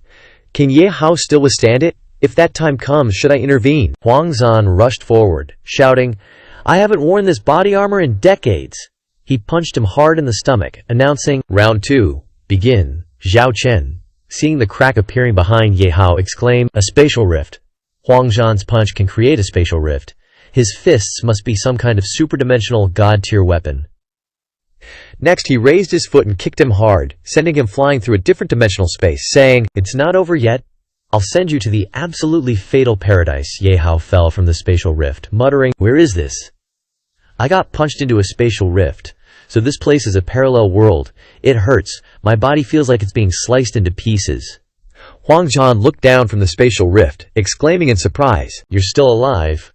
My dimension-breaking fist can create a random parallel space.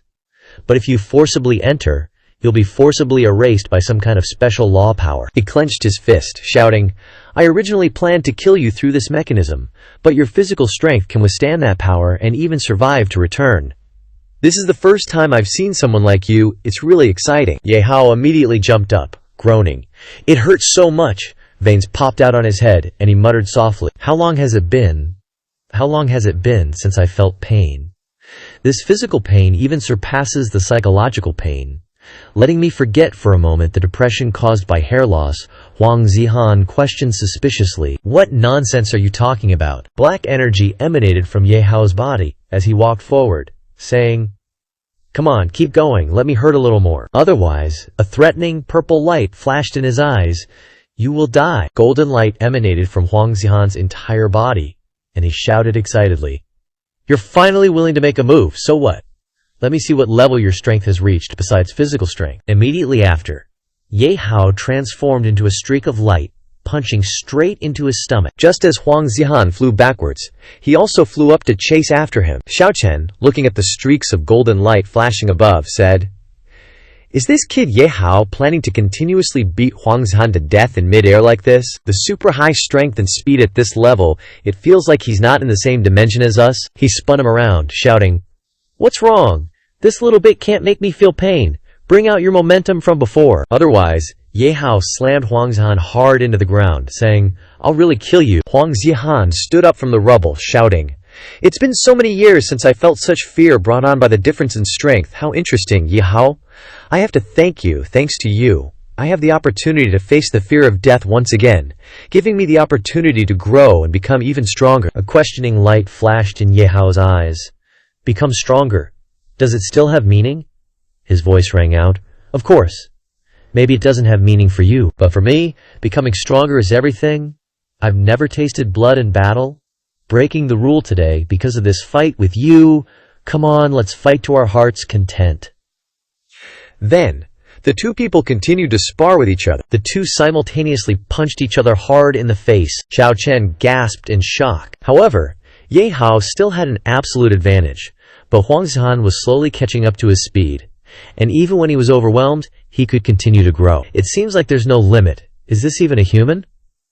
No. Instead of saying that Huang Zihan is constantly growing, it's better to say that Ye Hao's state is not right. Huang Zihan saw him holding his head, black energy radiating from his whole body, and laughed loudly. What's wrong, kid? Your speed and strength are weakening. You're so young, how come the duration of your state is not even as good as this old man?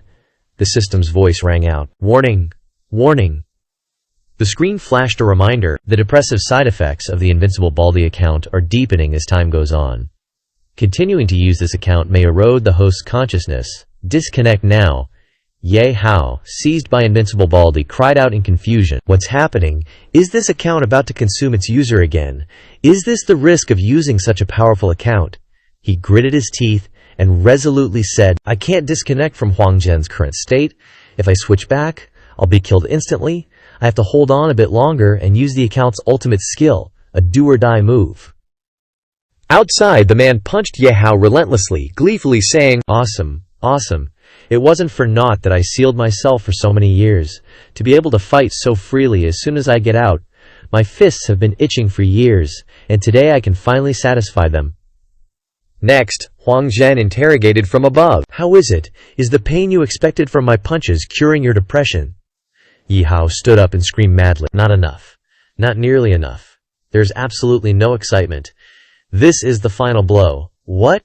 You're still looking down on me? His eyes flashed with light as he charged forward. He bellowed, Don't underestimate my will. It ain't over yet.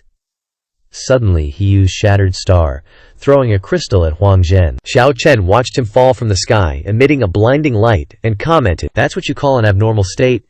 This kid's ultimate move is terrifying. Huang Zhen lay in the deep pit, coughing, and said, As expected, I still can't beat you, but dying at the hands of a powerhouse like you is not something I regret.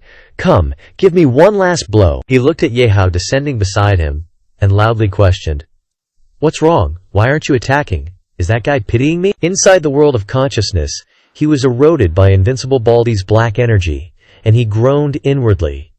I'm done for. My body is completely eroded and I can't move. Even my consciousness is about to be consumed.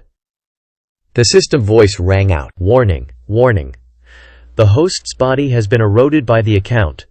The degree of consciousness erosion is 95%, and control of the system has been lost. Outside, Huang Zhen punched the ground hard, shouting, "It's right to concede defeat if your skills are inferior, but I will not accept being pitied, and I refuse to die like this. If you dare to look down on me, then I can only fight to the end, even if it costs all my cultivation." He crushed the demon essence potion, yelling, "I will not allow you to trample on my dignity." The screen displayed an introduction. After using the Berserk Demon Essence Potion, the user will consume their level and cultivation, gain great power, transform into a berserk form, and unleash their strongest move beyond their limits. Huang Zhen raised his fist and punched hard towards him, shouting, "Take my ultimate blow, Ye Hao!" The system voice rang out. The Invincible Baldy account sensed a huge wound from the outside, and self-repaired to normal. Host recovers control of the system. He was knocked away and haltingly commanded, "Immediately cut off the account link." Huang Zhen watched Ye Hao fall to the ground, exhaled, finally knowing that he had become skin and bones, his whole body trembling, and continued, "You know how awesome I am, right?" Xiao Chen stood beside them, watching both of them fall, and sighed. The end result is, both sides are injured. Why bother? Living is more important than anything. Luckily, I'm not the kind of person who likes to gamble with my life. He turned his head and looked at the cars appearing, muttering, "Why aren't they stopping? The symbol on that car is Huang Corporation's gang." Ling Yuan led a group of people down, shouting, "Don't block the way, old man. Our target is only Ye Hao. You don't need to risk your life to protect him. Name your price." Xiao Chen raised an eyebrow and asked, "You want to use money to buy me off? My price has always been high. Can you afford it?" Ling Yuan laughed and offered, "Although the Huang Corporation is gone, I have already taken it into my hands, so my personal assets have not been affected too much, so just name your price. Whether it's $1 billion or more, I can afford it." He put his arms around his chest and looked back, asking, "Is this kid's life worth so much money? What deep hatred do you two have against him to spend so much money?" She said calmly, "If it weren't for him getting in the way, how could I have gotten to this point? If I don't kill him, it will be difficult for me to rest easy." The group of people behind her rushed forward, saying, "Boss, he's just a level 25 scrub. Why are we talking money with him? Just kill him." "That's right, I hate people who pretend to be capable when they're not." Xiao Chen raised his sword and slashed it across the heads of the group, saying, "I advise you to give up the idea of robbing him. Wait for me to think about it slowly, then we'll talk. Of course, if you really want to fight, I'm happy to play along." They felt the buildings collapsing behind them, and replied in panic, "Yes, yes, we were rash." A person slowly thought about it and leaned close to Ling Yuan's ear. He said, "This person is unfathomable. It's best not to have a direct conflict with him." She heard this and continued, "Money seems to work on him, because he didn't refuse outright, but no one refuses the price I offer."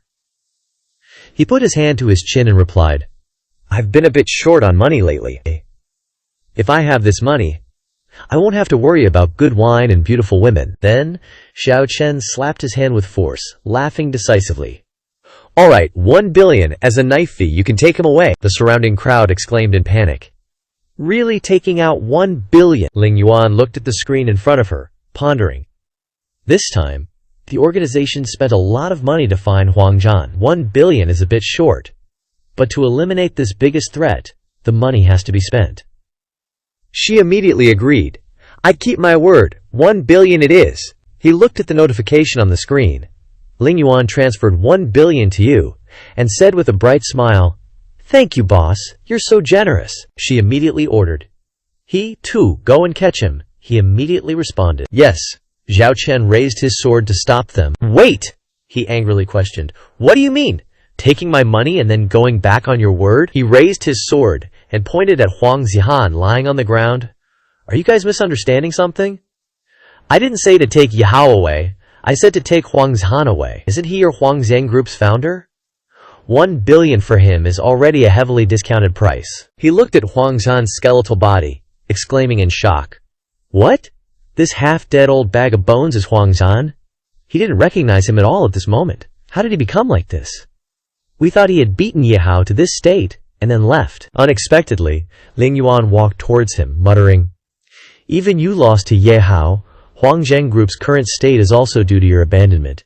You have no value anymore, so whether you live or die, I don't care." She gritted her teeth, recalling the scene from her childhood, and shouted, "Moreover, you abandoned my mother and me when I was just a baby, ultimately causing my mother to overwork herself to death, leaving this world early. Where were you when my mother and I were suffering? If it wasn't to kill Ye Hao, why would I bother to beg someone like you?" He wakes up, stammering, "Huang Jihan is her father. This is indeed surprising. Although he abandoned his family, his children aren't good people either, but she's cruel enough to discard him after using him." Ling Yuan roared furiously upon hearing this. "What do you people with parents know? Do you know how much effort I put in and how much suffering I endured to climb to where I am today, only for everything I worked so hard for to be destroyed in one night, all because of you, Ye Hao?" She held her sword and charged towards him, screaming madly, "So Ye Hao, you must die. I must kill you." Xiao Chen reached out and grabbed the hilt of his sword, sighing, "Who said that the main character has to lose all his parents? It's a pity that this girl chose the wrong path. There's no turning back." Ying Huang appeared, stabbing Ling Yuan in the chest with her sword from behind. "You're the one who has to die." He rushed over with his sword, shouting, "Dare to touch Ling Yuan, I'll kill you." Immediately after, a sword swept horizontally, knocking him away. Wang Chuan walked out of the mist, saying, "Stop, Ling Yuan, is beyond saving. Giving up resisting might spare you a life," he exclaimed in shock. "Ji Wang Chuan, why are you here? And your level in such a short time, how did it—" Wan Hao walked up from behind, asking with a smile. "Although our levels have been raised through special training, is now the time for you to care about other people's levels," Lei Ya added in a low voice. "To be honest, I don't want to recall any of it, it's too terrifying," Li Jing chimed in. The Buddha said, "If I don't go to hell, who will? But compared to the captain's devilish training, I, a poor monk, feel that hell is still more peaceful." Dan Lu spoke up, rebuking, "Why are you guys so talkative? Is this the time to say these things? You've ruined the atmosphere." Ling Yuan clutched her chest, crying out in pain, "Mo Gong Squad, why are you all here?" She looked at her appearance, and asked in surprise, "Mo Kiefer, you also appeared in this desolate place?" Kiefer asked softly, "Is it strange? Ye Hao is a major shareholder of Han Mo Corporation. Protecting his safety is also the duty of the Mo Gong Squad. After Huangjing was destroyed, you could have left. But you chose to take revenge on Ye Hao. It can only be said that from that moment on, you stepped onto a path of no return. You provoked someone you shouldn't have." She laughed loudly, mockingly saying, "Ridiculous. Ling Yuan has never regretted her choices. The only thing I regret is that I'm too weak. My skills aren't good enough. If God is willing to give me a chance, I would still choose revenge. I must make Ye Hao die." Yin Huang stabbed down hard with her sword, saying, "You won't have another chance." He too's voice sounded. Ling Yuan, Wang Chuan raised his sword and placed it on his neck, shouting, don't move, he too. Don't lose your life. For this kind of vicious woman, you guys are just ordinary master-servant relationships. Once she's dead, this relationship will end." He raised his knife and rushed towards Ying Huang, shouting, "You really think it's just an ordinary master-servant relationship? That I would do this for her? It seems that even someone as strong as Ji Wang Chuan has things they don't understand. Even if she's a vicious woman, I won't abandon her." He immediately raised his sword and slashed straight at her back. He immediately fell down, struggling to crawl towards Ling Yuan. Wang Chuan turned his head to look back, thinking, "Things I don't understand." Yin Huang ran over to inquire, "Ye Hao, are you all right?" Kara helped Ye Hao up, saying, "You've worked hard. Let's go, it's time to go home." Ye Hao responded with a smile, "Yeah, let's go home." Ye Hao opened his eyes, groaning inwardly. "Oh, my head hurts so much, I remember suddenly losing consciousness before." At the first safe zone, the Han Mo Corporation headquarters, he sat up, contemplating. Looks like I'm back in the safe zone. Yin Huang. Could it be that she was taking care of me the whole time? How long have I been asleep? This series of battles, though victorious, consumed a great deal of my body's energy. I can't keep pushing myself like that. She immediately woke up as Ye Hao draped the coat over Yin Huang. She immediately sat up and exclaimed, "Ye Hao, you're awake. Lie back down. You were so weak before. You need to rest properly." Ye Hao smiled reassuringly. "It's really nothing. I've rested enough. Don't worry." Her voice rang out. "You say it's nothing? You suddenly fainted and then slept for 3 days straight. Do you know how worried the young miss and I were? Ying Huang lowered her head, blaming herself. I should have gone with you to the wilderness zone. Even if my strength isn't as good as yours, at least I could have helped share some of the burden. In her heart she muttered. Compared to my hesitation, the young miss immediately mobilized the corporation's main forces to the wilderness zone to support you as soon as she heard what happened to you. Compared to the young miss's courage, I really am. Ye Hao placed his hand on her shoulder, saying, This was entirely my own decision. You don't need to blame yourself. Although the process was fraught with danger, the outcome is still good. At least I've returned unharmed, haven't I? Don't worry, Ying Huang replied upon hearing this. Yes, seeing that you've recovered your spirits, I'm also relieved. Ye Hao walked towards the floor-to-ceiling windows, inquiring, It's been a while since I've gazed at this peaceful sunlight. Right. Do you know where that old guy who was with me went? She glanced over and replied, That person. After returning to the safe zone with us, he disappeared.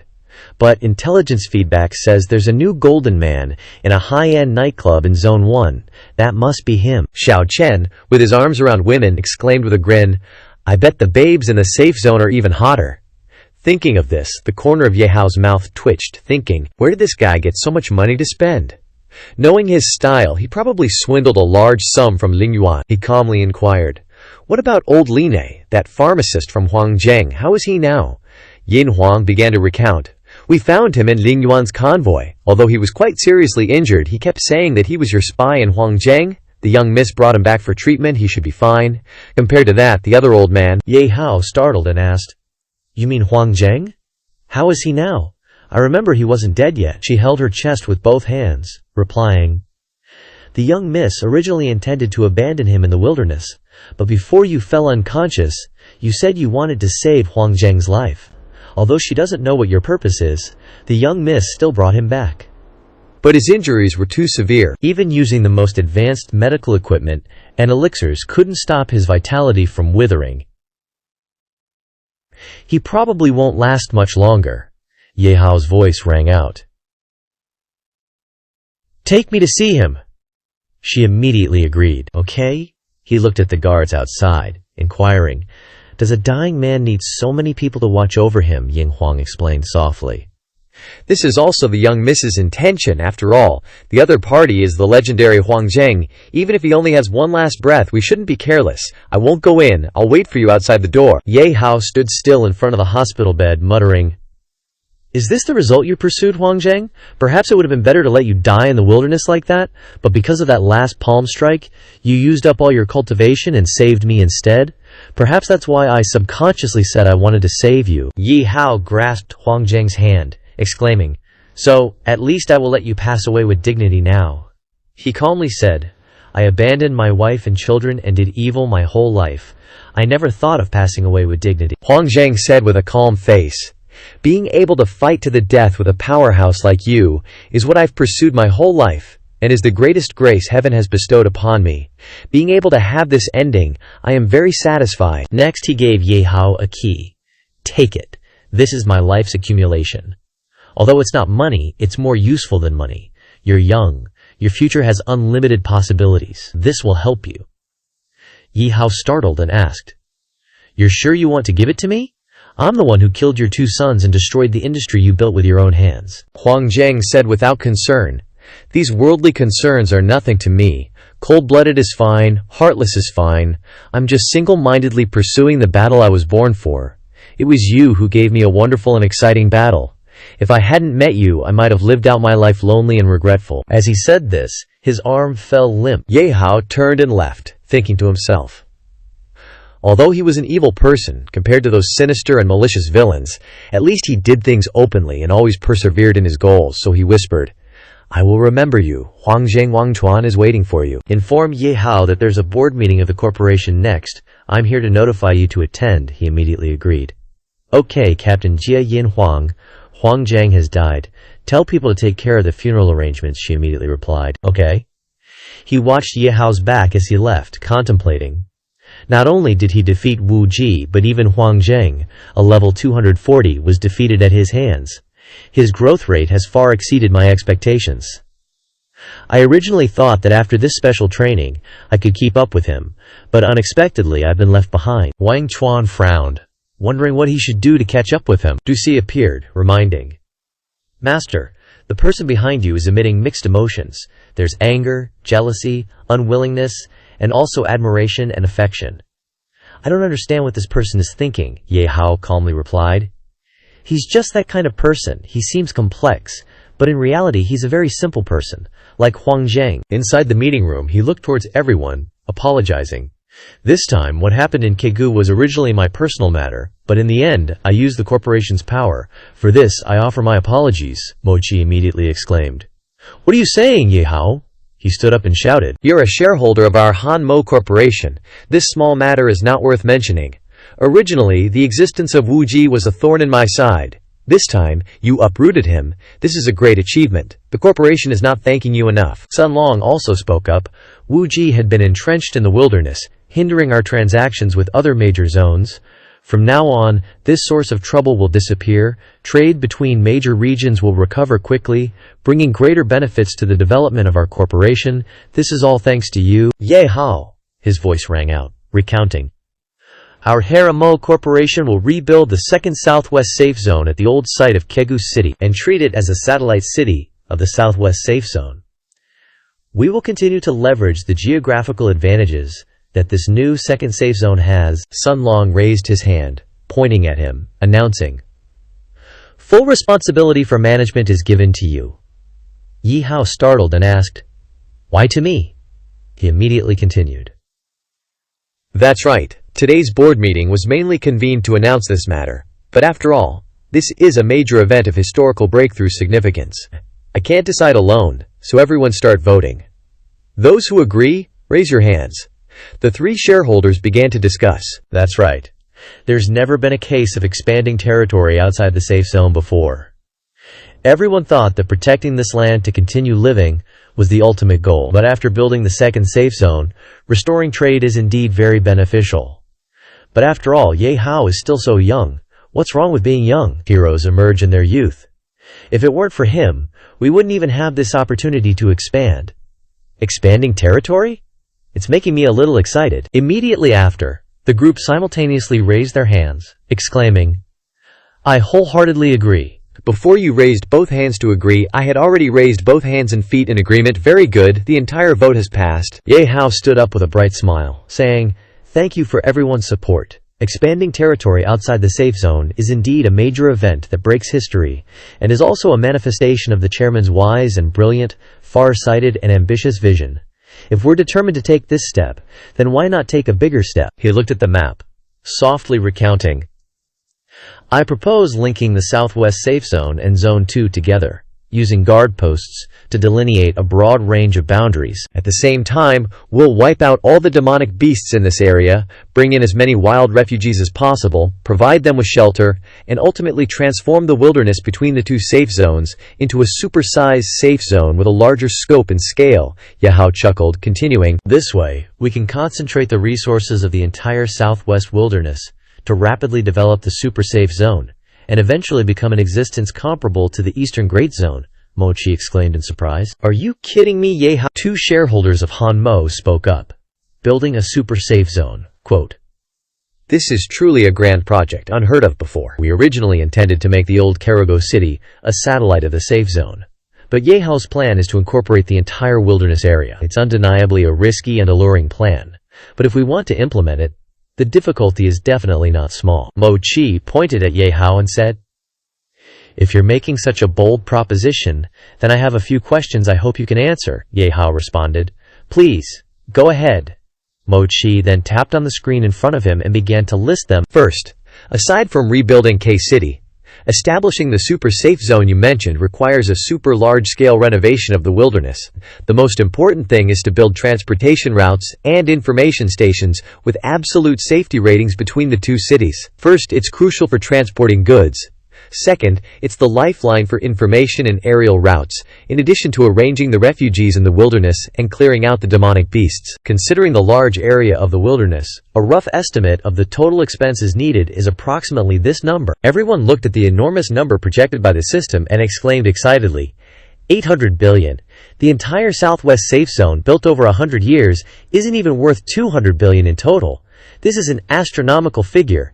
Even if Han Mo goes bankrupt, we can't do it. Mo Chi looked up at the scene before him and said, "This is just the expenditure in terms of cost. The most difficult thing is dealing with the demonic beasts and the wilderness dungeons. Even if we exhaust all our efforts to eliminate all the demonic beasts within the range, how do we deal with the new demonic beasts that appear in the space-time rifts and the randomly appearing foglands? The super safe zone you imagine is vast and expansive, which increases the difficulty of implementing this plan." Next, he looked up and added, "Finally, we are currently maintaining a neutral relationship with the Eastern Great Zone.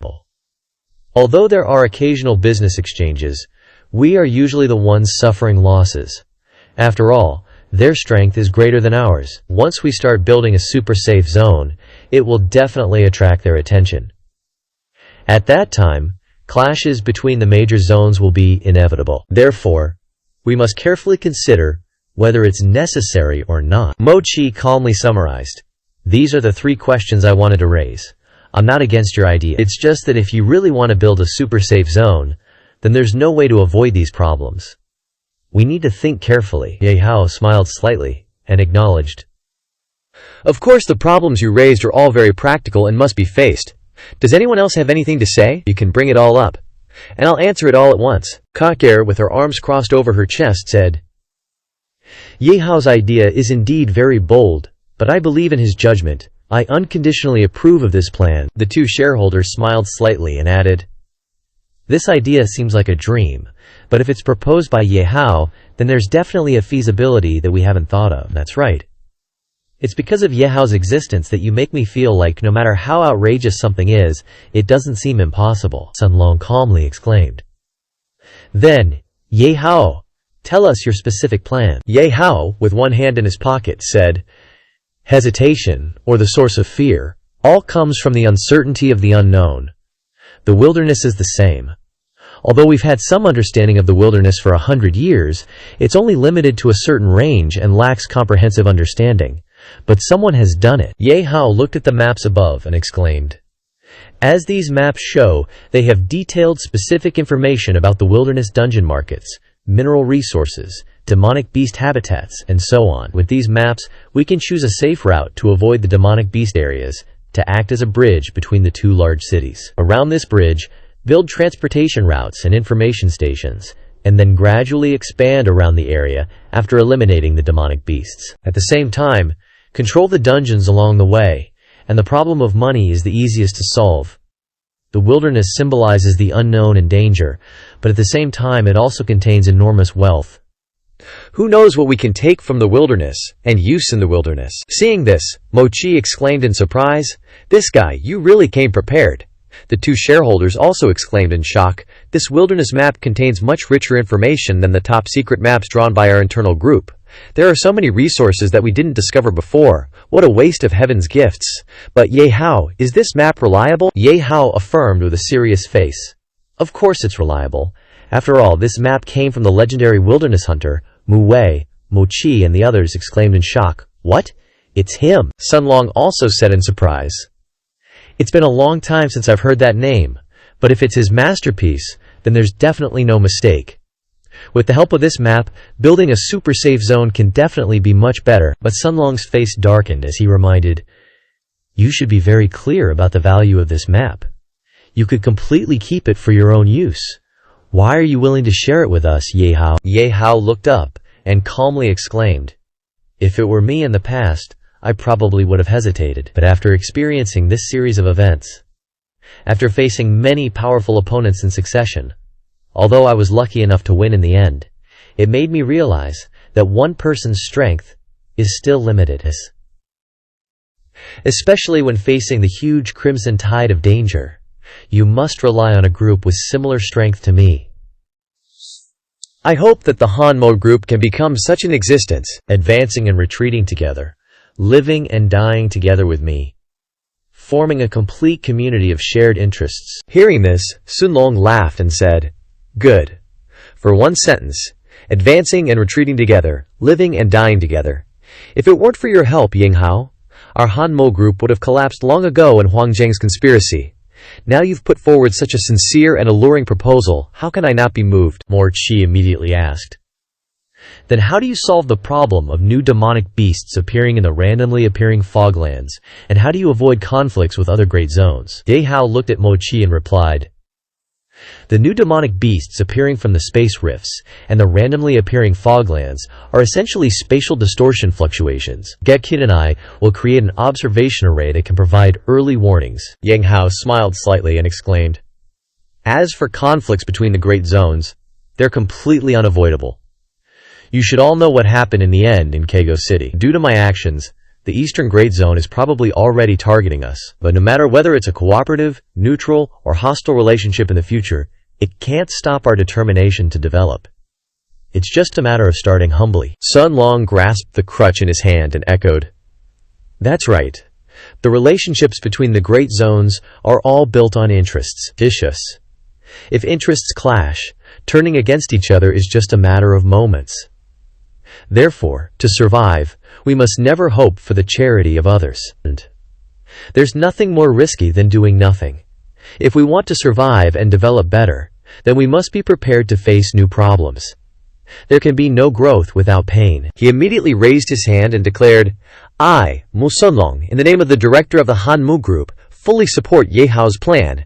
We will do everything in our power to build a super safe zone. Everyone around him replied in unison, understood.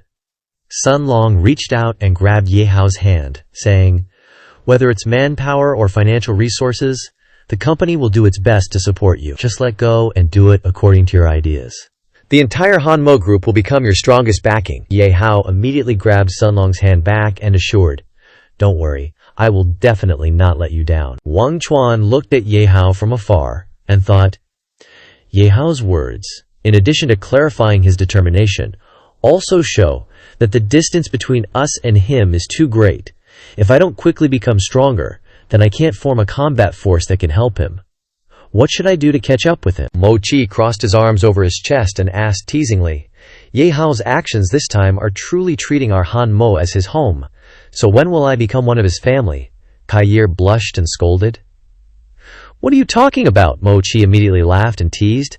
Looking at your expression, you're a grown woman who can't be kept. On the rooftop, Yang Hao looked down at the city from above and asked, did you have fun today? Uncle Xiao Chen behind him laughed loudly and replied, of course, the quality of the beautiful women in this safe zone is high, and the fine wine is even sweeter, making people infatuated.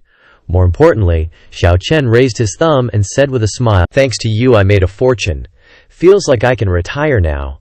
You heard this and continued, I'm glad you're happy, then come with me to a place. Xiao Chen looked at the spatial door and asked tentatively, okay, where to?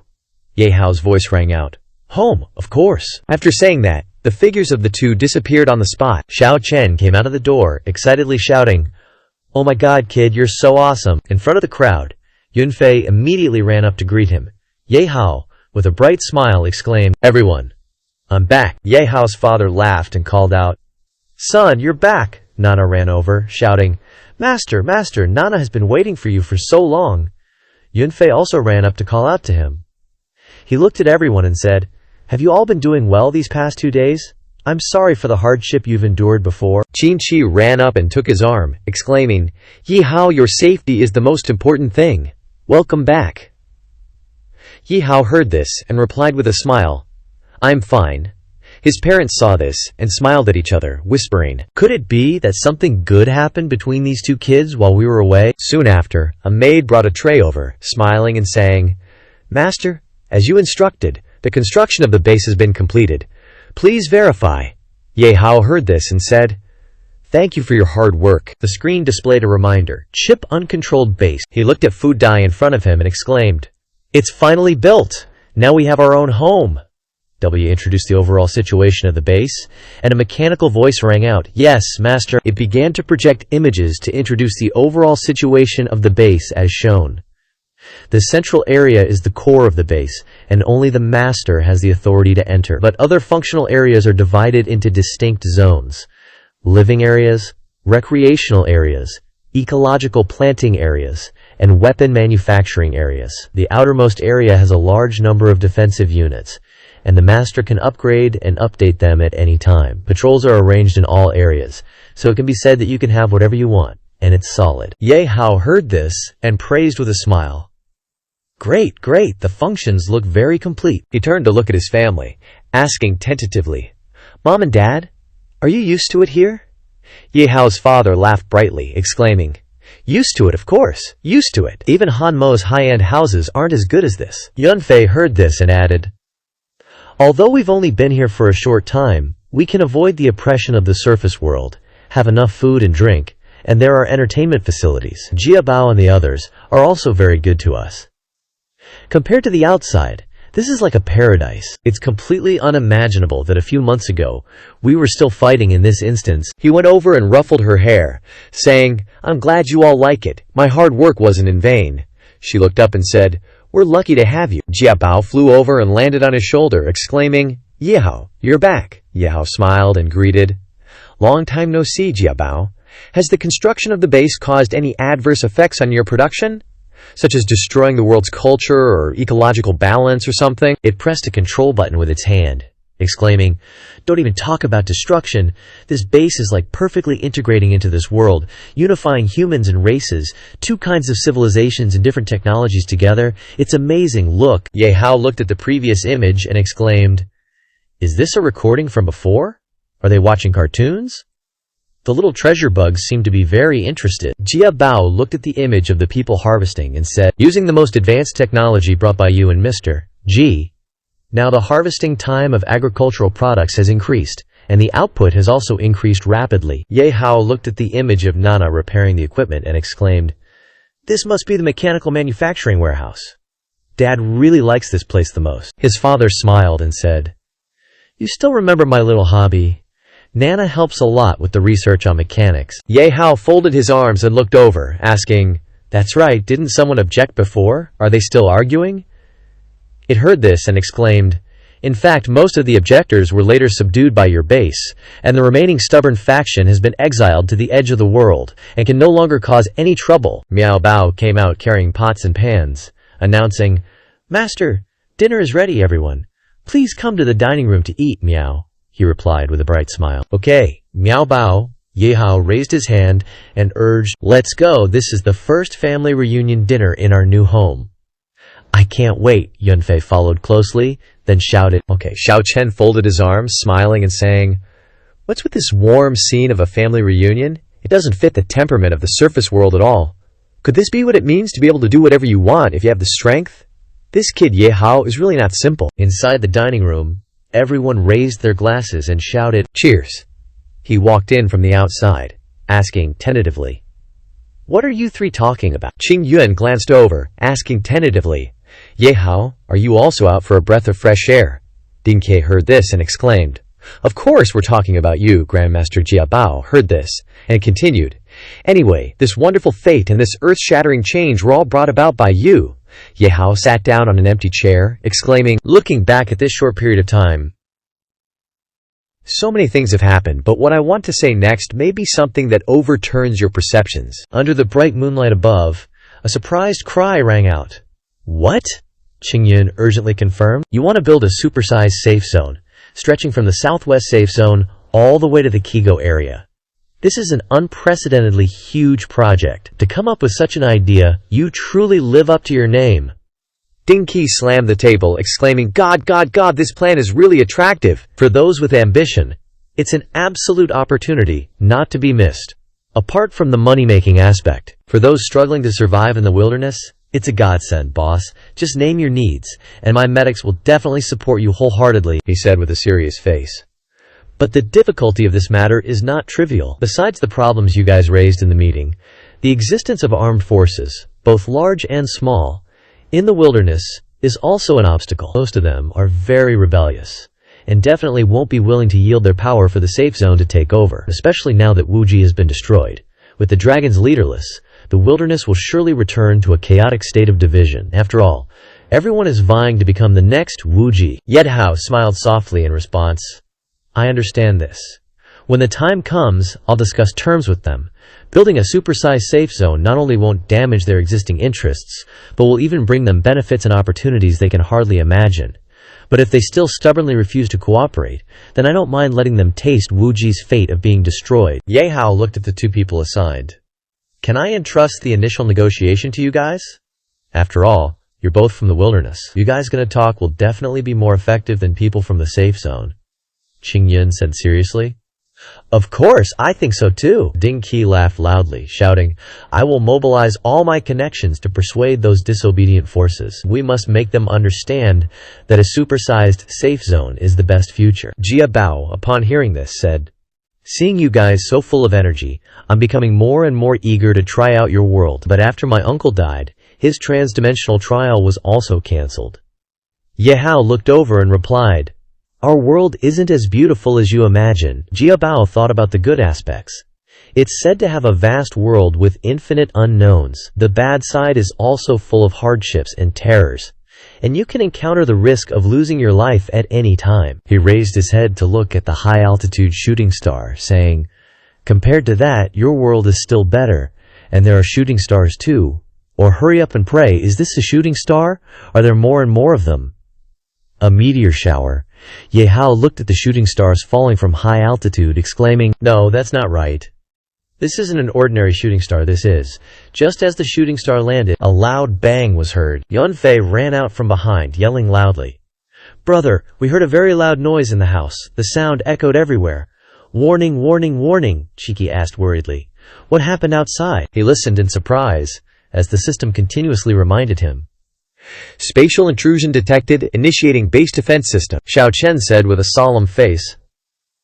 I said before, there's no safe place in this world anymore, even in this instance. Looks like I unfortunately guessed right. Ye Hao calmly shouted. It's okay, no matter who intrudes, he shouted seriously. Anyone who dares to destroy my happiness will definitely die. Ye Hao turned to question W. It's said that this instance has a 5-star compatibility rating, so why is the base encountering such a thing right after it was built?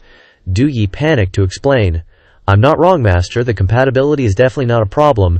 There must be another reason. It opened the system screen, startlingly exclaiming, I just refreshed it a moment ago. Why has the compatibility turned into 6 stars now? Could it really be a glitch? How can that be? Du Yi raised his head to look at the sky, saying, No. The sudden increase in compatibility must be related to this meteor shower. Could it be that there's something good hidden in that meteorite? Ye Hao heard this and shouted, This is the time to make use of the new account.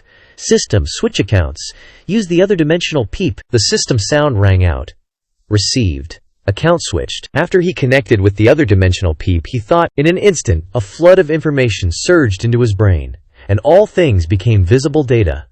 This feeling is truly unbelievable. Ye Hao looked at the galaxy high above, musing. Did the space crack meteorite come from there? It looks like it's shrinking, but it can't heal completely. The screen showed an explanation. This space crack is a primordial crack that originally existed in the instant space. In the crack, one can sense endless chaos and distortion. It is speculated to be some kind of space-time energy. Things from other worlds can pass through the crack and enter this dimension. Seeing this, he pondered to himself. It seems that Sword Saint Jin most likely also transmigrated through this crack. Assuming the meteorite that Jin Xin came with didn't come from the same world, then does that mean this crack connects 2 or more other dimensional spaces? If left unattended, who knows what else will transmigrate? The screen locked onto a spot, and a line of text appeared. Spatial erosion phenomenon on a small scale detected at the target location. Ye Hao looked over and decided, regardless of whether there are good things or a danger point there, I have to go take a look. Jia Bao walked over, cheering, Ye Hao, if you want to go investigate, take me with you. That direction happens to be the location where I left a bunch of opposing factions. Even if they're the opposing side, they're still members of our race. I can't abandon them. Hearing this, he immediately agreed. Okay, but we have to prepare before we go. After all, we don't know what's waiting for us over there. Ye Hao turned his head, smiling, and said, Sorry, uncle. I originally planned to treat you well, but, encountering this, I can't abandon it either. Xiao Chen smiled softly in response.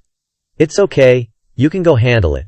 Don't worry about someone as free as me. Just say a word if you need help. Hearing this, he declined with a smile. Thank you for your good intentions, but I can solve it myself. I don't need you to take action. He raised his head, took a sip of wine, and glanced behind him, thinking, It seems this kid doesn't want to continue owing me favors. But speaking of which, It's too boring here, even with the moon. Might as well secretly follow along and see what's up. Ye Hao's voice rang out, and W immediately initiated the base defense mechanism. Dung Yi opened the defense, responding. Understanding that the highest level defense command was initiated, The group of Shaoji walking behind asked worriedly, Ye Hao, are you and Jia Bao going alone? Is it really okay? Ye Hao calmly replied, Don't worry, I foresaw this kind of danger long ago and have already come up with a response. He opened the warehouse to reveal the weapons inside, saying, Welcome to my armory. The group exclaimed in shock. God, a display of military firepower. Master. The military equipment items are fully prepared and can be put into use at any time. Well done, you girls have worked hard. Shaoji looked at the equipment inside and shouted, Ye Hao, can we all use these things? Ye Hao calmly replied, Of course. All the equipment has been registered with your information. Use whatever you want. Qingyun excitedly shouted, Awesome, I'm tired of driving that fat car. I've wanted to switch to something cooler for a long time now. He sat on the motorcycle, turning his head to inquire, Your equipment is really tempting, but I think you must have set up a lot of functions. Can we operate it? Don't worry, Ye Hao calmly replied. There's a supporting AI system inside. It's very easy to understand. Qingyun laughed, shouting, As expected of you. Ye Hao looked at the aircraft in front of him, thinking to himself, After the previous battle, I have to learn how to conserve my stamina. For long-distance travels like this, I'll use it as a moving tool. System, switch accounts, ace mech pilot, Xia Muhui. The system's voice echoed. Account switched. Initial piloting skill boosted to 100%. An exclamation rang out. Heavens, you even know how to fly a plane. I just want to ask, is there anything you, Ye Hao, don't know? The aircraft began to operate. A voice sounded. Master, preparations for launch complete. Ready to depart at any time. Qingyun looked at Ye Hao promisingly. Leave the fort defense to us. May the wind be at your back. He gave a thumbs up in response. Okay, next. Shaoji forcefully pushed the aircraft forward, saying, The aircraft immediately sped off, flying out of the base. Near the meteor's landing site, a group of people looked at the blue flame ahead, asking, Lord Oten Ansi, what exactly is that? Oten Ansi exclaimed upon hearing this.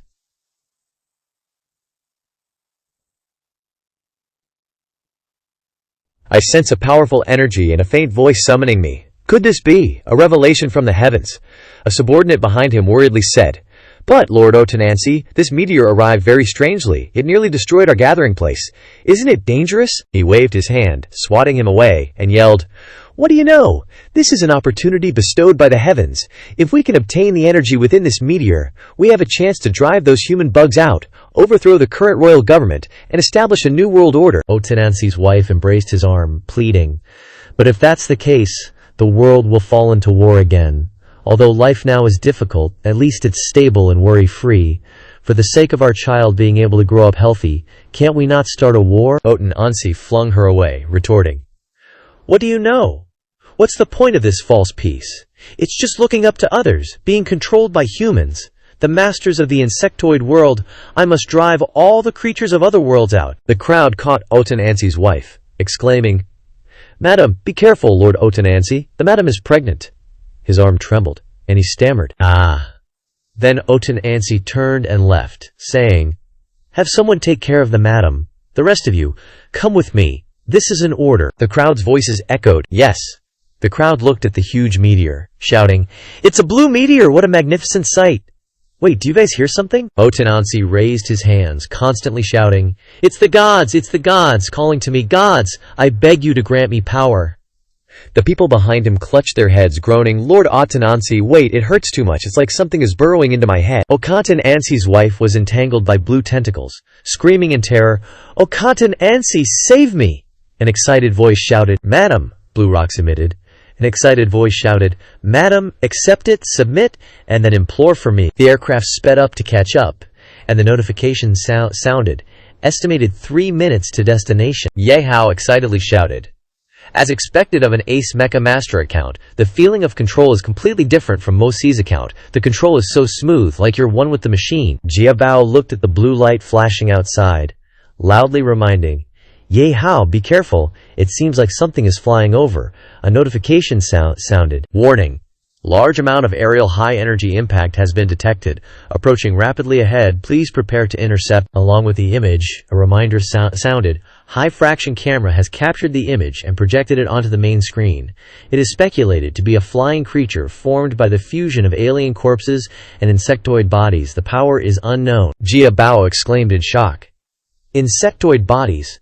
Could it be they have... He controlled the aircraft and rushed forward shouting, "There's no more time. Let's break through directly.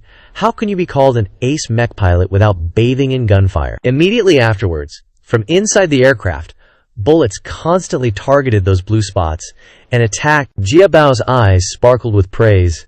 Ye Hao is amazing. So many dense bullets haven't hit him. But then, due to the constant shaking of the aircraft, he cried out, "But why am I, an insectoid who can fly, getting shaken to the point of wanting to throw up?" The system's voice echoed.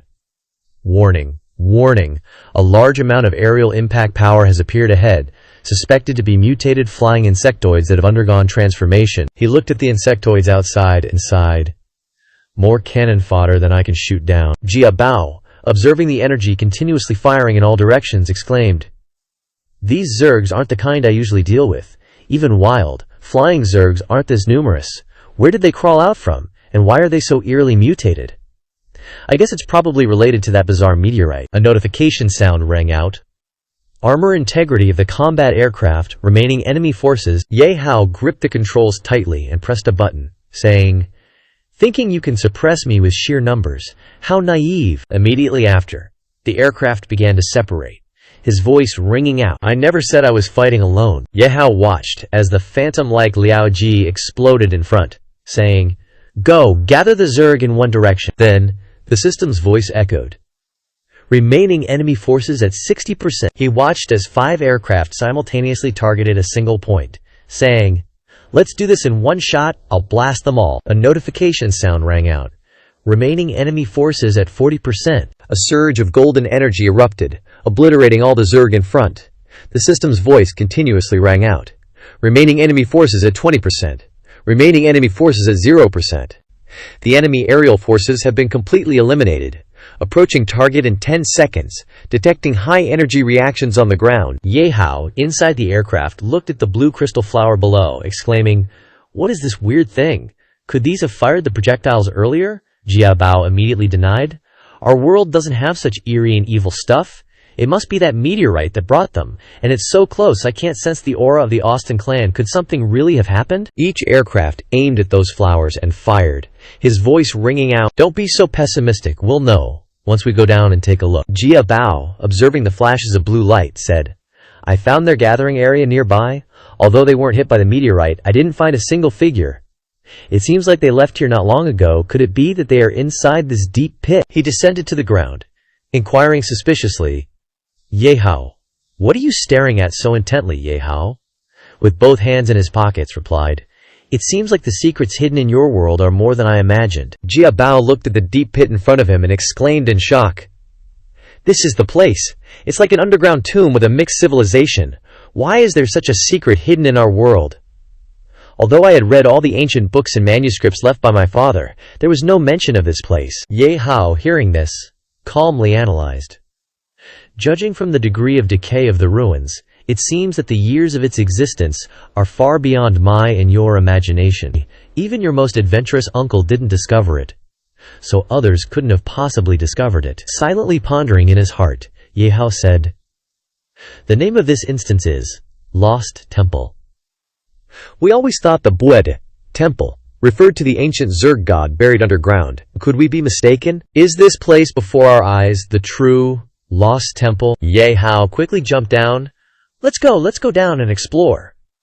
First, Ye Hao immediately agreed. "Okay."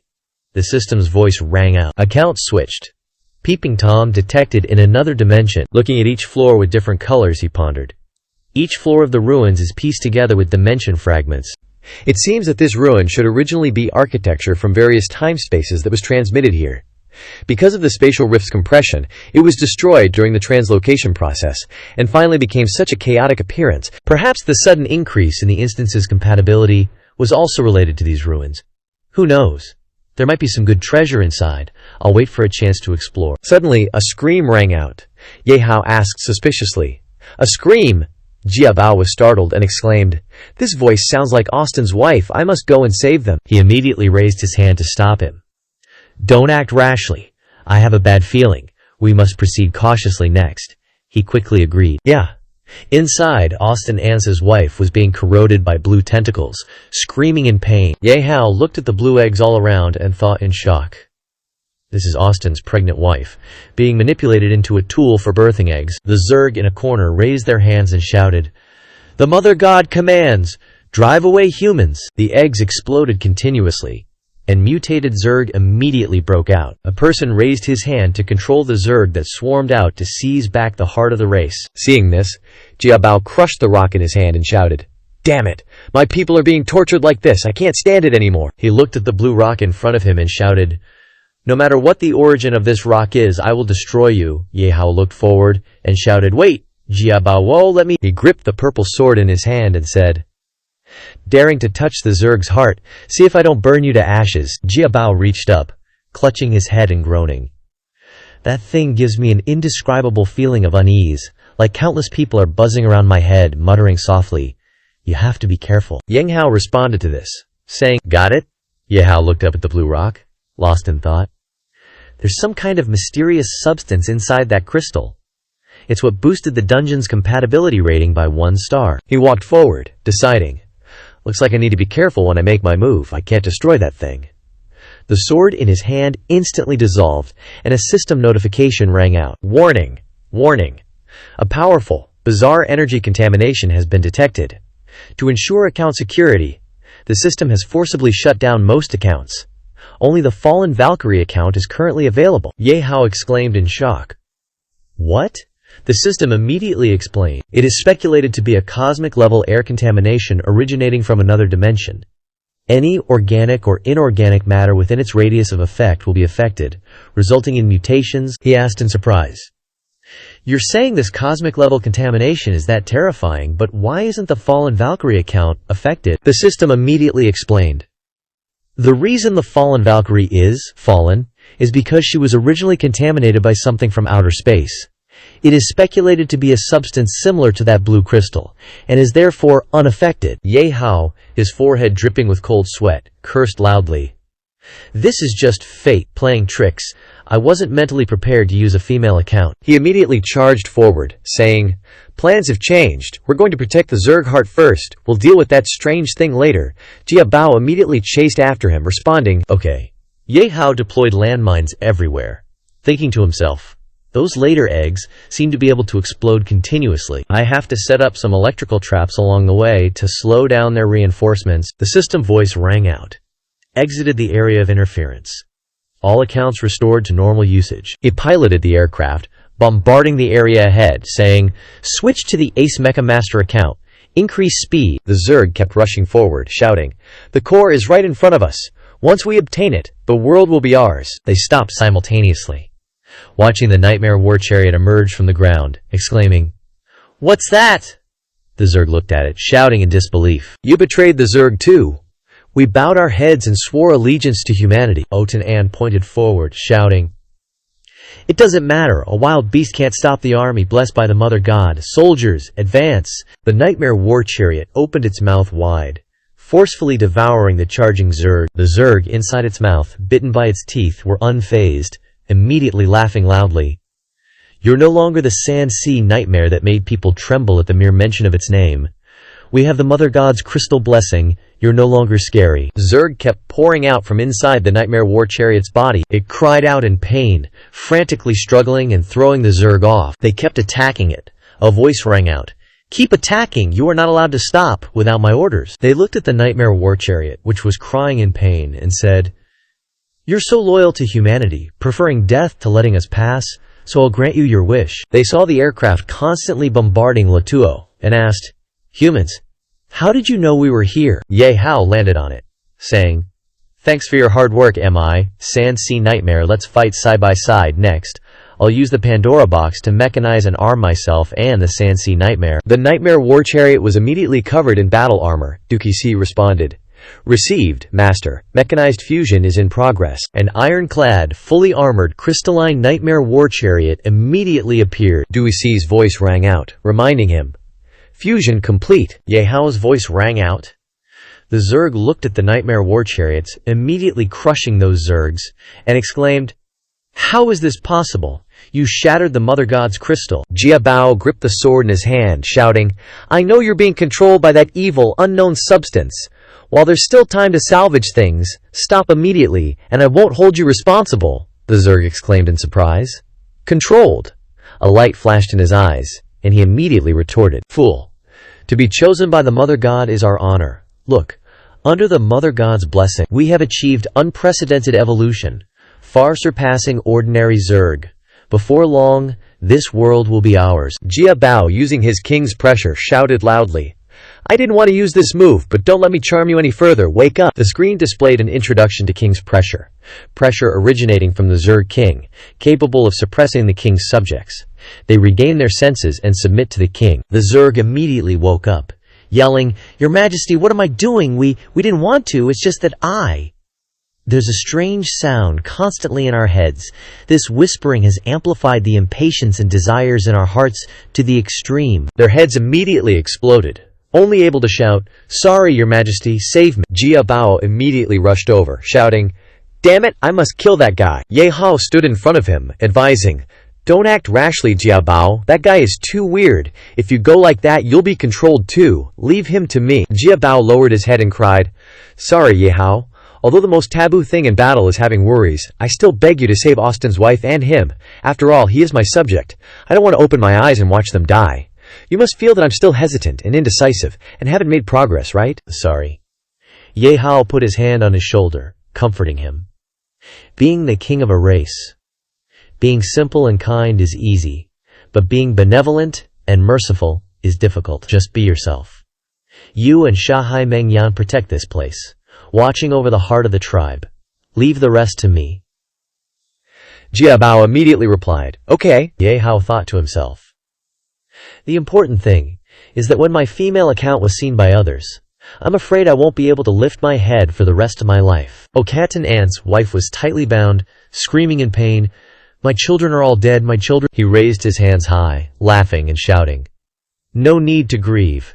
As long as there is the power of the Mother God, you can keep producing. Being able to give birth to children for the God is an honor for both of us. As long as we can seize the heart of the Zerg, we can drive away Wei Wang and the humans, and take back the world that belongs to us." Otan An looked at the large explosions in front of him, shouting, "Who dares to be disrespectful to the gods?" Ye Hao used enhanced all attributes, with an energy shield descending from above, saying, "Sure enough, ordinary methods are useless, but your godlike manipulations make me even more curious about what's inside you." Otan Ans immediately rushed over, breaking through the shield, roaring, "Ringleader, you dare to come alone? I'll make you become nourishment for the Mother God." He retreated, dodging, thinking, "Without an account, even if I prepare many layers of support and attribute-enhancing drugs, fighting against a level 100-something is still very difficult." He kept releasing blue crystals, shouting, "Why have you become so weak?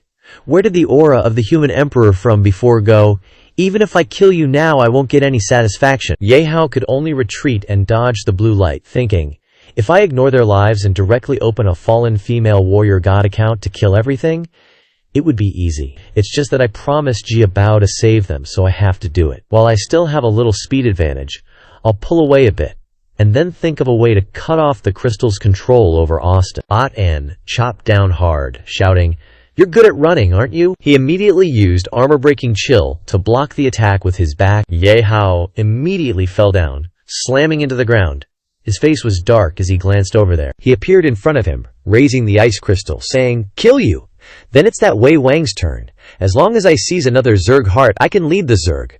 Go to glory." Ye Hao looked up, shouting, "Stop daydreaming. Everything is just an illusion that a crystal of unknown origin has implanted in you." His voice rang out, "See reality clearly for me." Otan Ans was locked up by an electric shock cuffs, exclaiming, "I can't move anymore." The screen showed a reminder. Electric shock cuffs, taken from the Infinity Treasury, crafted by Tian Qian, can bind enemies within level 130 for 3 minutes. If the enemy's level exceeds 130, the binding time is reduced by 90%. Ye Hao patted the dust off his body, saying, This thing was originally a failed item that Tianqian made to restrict ancient gods, but using it on you is more than enough, he immediately shouted. Despicable human, dare to play these dirty tricks! Oh, Kintetan An looked up and shouted madly. Even if you kill me, it's useless. The mother god will continue to incubate eggs and reproduce. Our army is endless. Sooner or later, they will flatten this land. By then, you, your friends, and your family will all die in the most miserable way. He was put on a helmet and suddenly woke up. What am I? A voice introduced. The sobering cap. Crafted by Tianqian, the only successful experimental item that can prevent external mental interference, focusing and maintaining one's own consciousness. Ye Hao looked down from above, coldly pointing out. If Jia Bao hadn't told me to give you another chance, based on your words just now, I would have had enough reasons to kill you 10,000 times. But instead of indulging in an unrealizable illusion, why not open your eyes and see what you have done? An's wife was bound, screaming in pain. Husband, save me! He turned his head to look, incredulously roaring. Wife, what am I doing? I remember now. I was bewitched by that damned crystal, so I did so many unforgivable things. Why? Why am I so stupid? Tan An kept kowtowing to apologize. I'm sorry. It's my fault. I shouldn't have become your enemy. I swear I won't do it again. Please save my wife, please. Ye Hao flew up, saying, even if you didn't say it, I would have taken action. What I promised Jia Bao, I will naturally do. But when I take action later, it may affect the surroundings. You better run far away, and after I cut off the connection between the crystal and your wife, quickly take her away from here. Hearing this, he gratefully replied, Yes, yes, thank you, thank you. He looked down at the azure crystal and analyzed. It seems like that crystal has undergone some changes. Before, it was just an obscure black mass, but now it has the shape of a heart. It seems that the mother goddess isn't far from fully manifesting. I must seize the time. Ye Hao slashed his sword towards the connecting tube, thinking, that tube connecting to Austin's wife is a crucial link. I must sever it. The system sound immediately rang out. Warning. Warning. The host has entered spiritual contamination. The current level of spiritual contamination has reached 100%, which will generate irreversible damage. The screen displayed the introduction. Dragon Eye Ring. Embedding the Dragon Eye on the ring, the magic power it contains can allow a person's will to maintain clarity, enhance willpower, and spiritual power. Fangs of the Dragon Sword. A treasure sword made from sharp dragon teeth, increasing critical strike damage by 50%, inflicting more damage to enemies with less than 30% health. Simultaneously, when equipping the Dragon Eye Ring, it grants immunity to mental control skills, such as illusions and chaos, enhancing abnormal status resistance. He looked at the light emitted from it and exclaimed, It's alright for now. I got this equipment set from Bai Yiqiwei a long time ago but never got to use it. Today, it can finally come in handy. The system immediately reminded, although the rate of spiritual contamination has decreased, it is not completely immune. Please be vigilant, host. Spiritual contamination level, 30%. Austin's wife clutched her stomach, screaming in pain. Austin, save me! He looked up towards her and shouted, My lady, I am sorry. Please be patient for a little longer. Lord Ye Hao will definitely save you. He immediately rushed over, scooped her up, and flew away.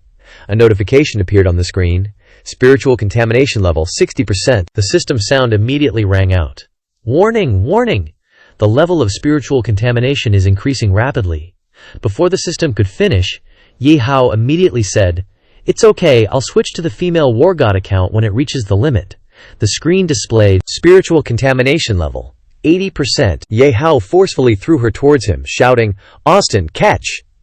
He immediately reached out to catch her, exclaiming, My lady! A sound rang out. Spiritual contamination level, 90%. The surrounding insectoids rushed over to besiege him. Spiritual contamination level, 99%. He knelt down and immediately told the system to switch to the fallen female war god. As soon as he finished speaking, Ye Hao's figure appeared in the classroom. He startled, looked at the blackboard in front of him, and shouted, This! Ye Hao silently looked out the window. He panicked, muttering in confusion. Ah, where is this? Teacher Lai forcefully snapped the chalk in her hand and scolded, Ye Hao, what are you daydreaming about? Looking out the window. I told you to answer the question. Did you hear me? If you want to go out and play so much, should I punish you to stand in the hallway right now? Wan Hao leaned back in his chair, advising, Forget it, teacher. You think too highly of him. How could Ye Hao, the dumbest student in the class, know how to do this kind of question? The surrounding classmates immediately echoed with laughter. That's right, the sound rang out. If you can't answer, go stand in the hallway. If you're not going to study, don't affect the other students. Learning. He immediately stood up, bowed his head, and walked out, replying, yes. In his heart he kept refuting, no, something's not right. Ye Hao leaned against the wall, holding his head in thought. It feels like I've forgotten something very important. There's a strong conflicting feeling in my heart, but I can't put it into words. He looked out the window, thinking to himself, what exactly is going on? The more I think about it, the more my head hurts. Ye Hao walked down the street, thinking, my heart feels empty, as if I've lost something important. Xiao Ji, walking in front, inquired, hey, the King's account game updated yesterday. Have you pulled any cards yet? Wan Hao put his hands behind his head and laughed, answering, of course, I got the new SSR account in one go. It's the super cool Dark Monarch. He immediately exclaimed, damn, this European dog. Ye Hao heard this and bowed his head in thought. King's account. Why does that name feel a bit familiar? It seems like a very popular game recently. Suddenly a sharp scream rang out. Look, it's Xue Zhang, Senior, Wang Chuan. All the female students in the school looked towards Wang Chuan, excitedly yelling, it's Senior Wang Chuan. Not only is he the most handsome in the whole school, but he's also the president of the student council.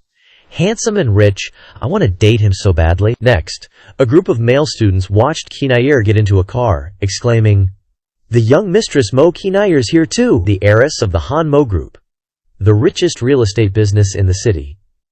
If you aren't in the same class, it's usually hard to see her. That face, that figure, and that car are all top tier. She's completely my dream goddess. Ye Hao watched her disappearing figure and muttered, those are the winners in life. If I could be like them, having both money and popularity, that would be great, but unfortunately, I can only fantasize about it in my dreams. Just then, a hand patted his shoulder, calling out, bro. Yunfei supported herself with both hands, smiling and asking, looking at his foolish face, what are you spacing out about? Ye Hao's tears streamed down as he said, Yun. She ran over, grabbed his hand, and anxiously asked, why are you crying? What happened? Did Wan Hao bully you again? I won't let him get away with it. Yun Hao repeatedly denied. No, it's probably just the wind in my eyes. I'm fine. Yunfei grabbed his hand, pulling him along, saying, it's good that you're okay. Let's go home quickly. Ye Hao immediately agreed, thinking to himself that he wouldn't catch the bus if he was late. Although his mind was still very confused, he was sure that he was happy at the moment, because at least he still had a home. Inside the building, a voice called out, Mom, Dad, I'm home. A voice immediately responded, you're back. Yunfei turned her head to look at him, reminding him, your house is on the second floor. Are you thinking of coming in for a visit? Ye Hao exclaimed, puzzled. She poked her head out, winking, and said, but I still have a lot of homework to do today, and I have an online class later. I probably can't entertain you today, maybe another time. Ye Hao watched the door close, along with Yunfei's words. Then goodbye, see you tomorrow. He put his hand on his head, thinking to himself, I've finally come to my senses. After all this time, I've finally remembered. My home is gone. Memories began to flood Ye Hao's mind. 2 years ago, my parents died in an accident, and I was the only survivor. Relying on my parents' savings and the house they left behind, I barely managed to get by. Then, the next image that appeared in his mind was of his childhood sweetheart. His neighbor, Ye Yunfei's family on the first floor helped me a lot, and that's how I got through that dark time. Ye Hao sat on the sofa, holding his head and thinking, why did I forget something so important? Am I running away from reality? But can I escape? He looked at Su Mi in front of him, contemplating. No matter how dark and hopeless this reality is, life must go on. In a few months, I'll graduate from high school, then I'll get a part-time job. Ye Hao looked down from the window, thinking, it feels so good to have a home. I've forgotten this taste of happiness. Below, Yunfei smiled and praised. Mom's food is so delicious. Ye Hao's father immediately laughed and chimed in. I'm glad you like it. I put a lot of effort into it today. Here, try this. She immediately exclaimed, this is delicious too. He looked down from above, confused. But what am I thinking? Haven't I long been accustomed to this zombie-like life? Why is today so different? Ye Hao lay on the sofa, staring at his phone, thinking, although I don't usually play games, I can only rely on it to distract myself at this moment. He looked at the words on his phone, contemplating. King's account. Just hearing the name, you know it's a pay-to-win game. Can I play for free? A system voice sounded. Hello, esteemed host. Welcome back, Ye Hao exclaimed in shock. Host, back? What does that mean? I remember I've never downloaded this game, let alone played it. The system voice sounded. We have prepared a gift for you, a return gift pack. Click on the gift pack to immediately receive a random mystical account. He reached out and clicked on it, exclaiming in disbelief. There's even this kind of benefit. An image of her appeared on the screen, and the system voice said, Congratulations, you have obtained the SSR legendary account. Would you like to immediately claim Fallen Valkyrie? Ye Hao murmured, puzzled.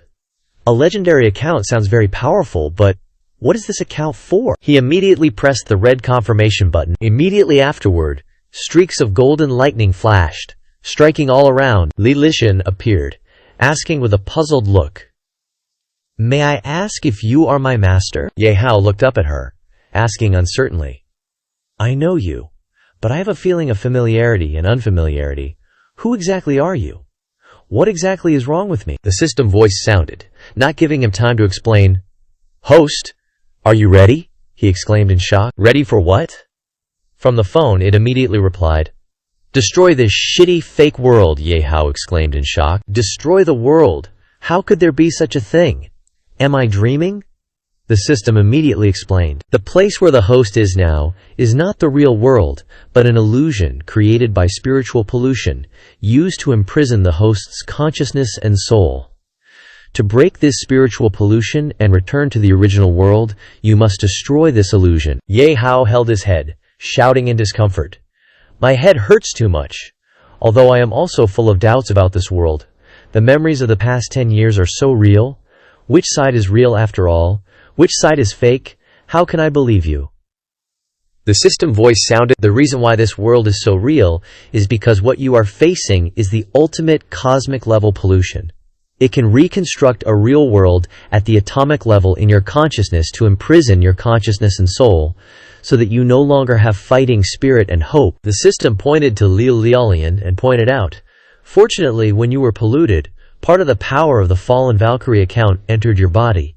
That's how I was able to enter this world. Although it's limited, as long as you use the power of the Valkyrie, you will definitely be able to. Suddenly, Yunfei rushed in from outside, stomped on the phone, and shouted, Don't listen to this phone's nonsense. She threw herself into Ye Hao's arms, asking worriedly, Are you okay? I was so worried about you. This is the world you've lived in for 17 years. How could it be fake? He exclaimed in shock.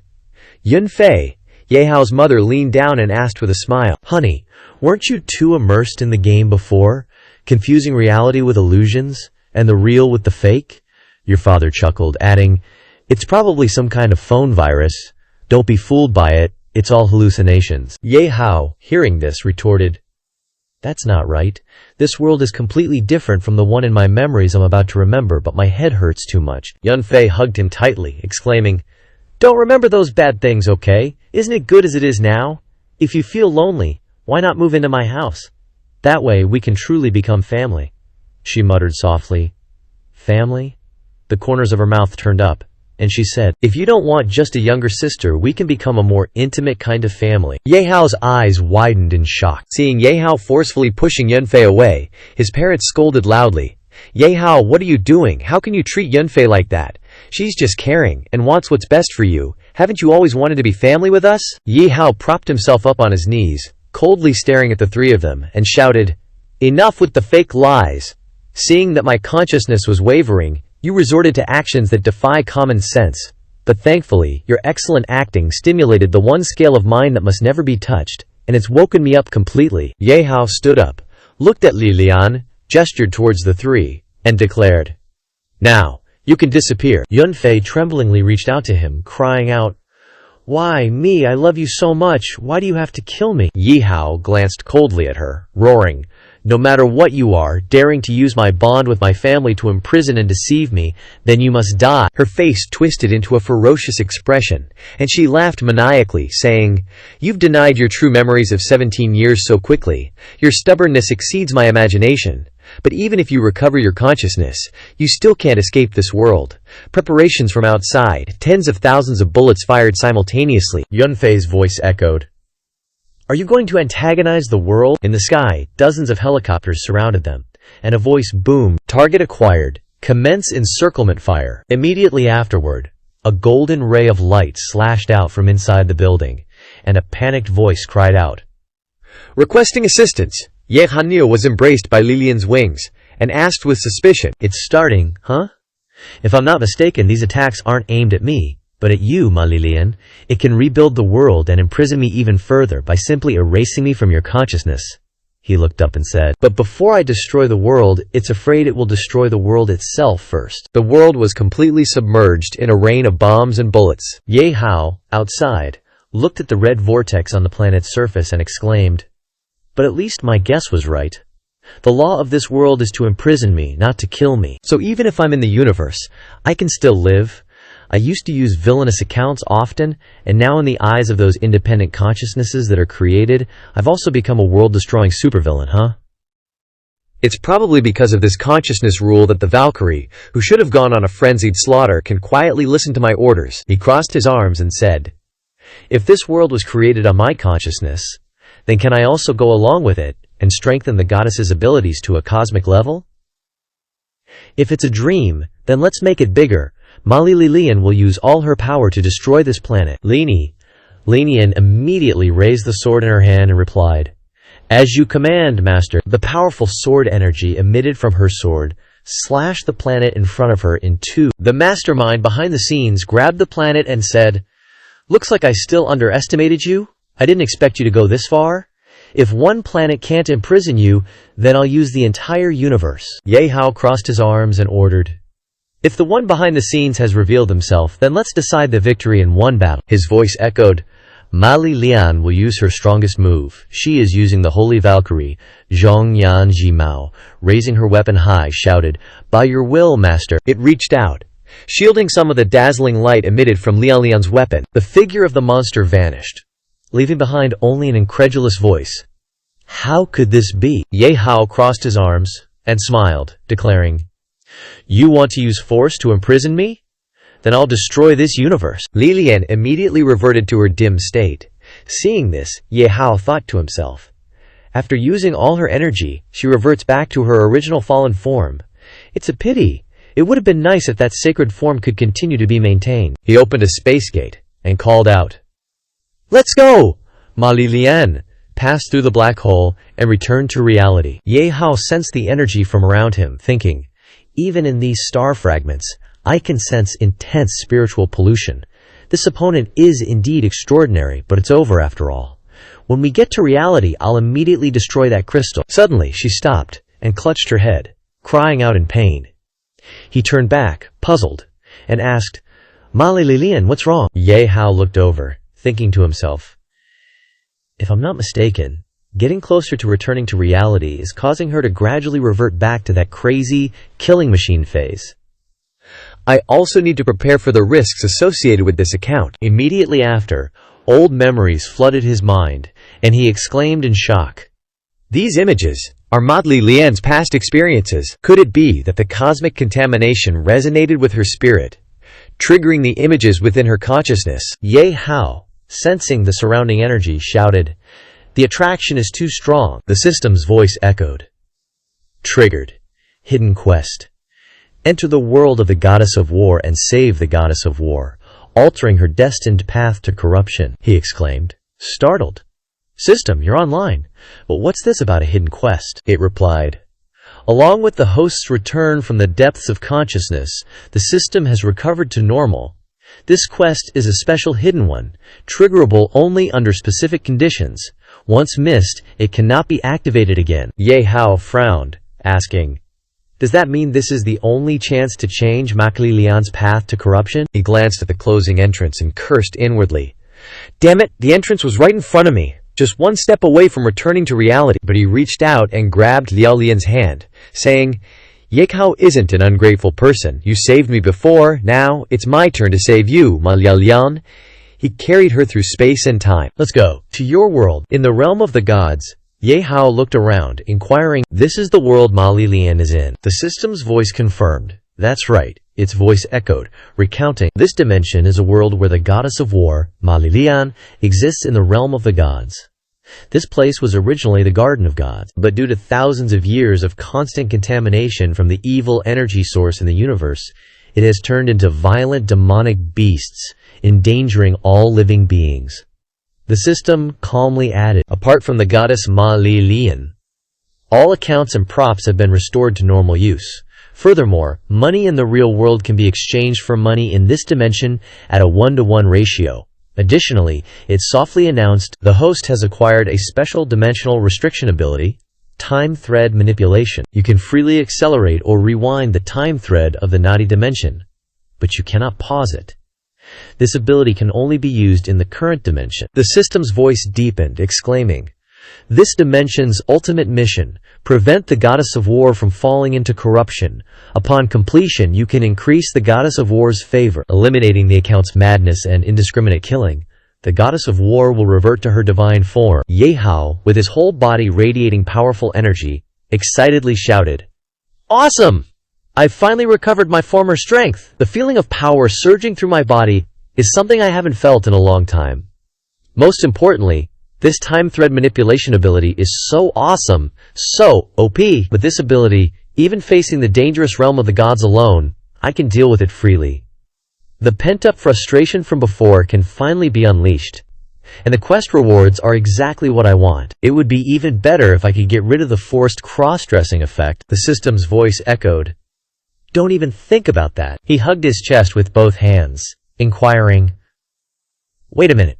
If I prevent the goddess of war from falling into corruption, then she'll have a happy ending. Wouldn't that mean she can't become an account? It immediately retorted, That's not necessarily the case.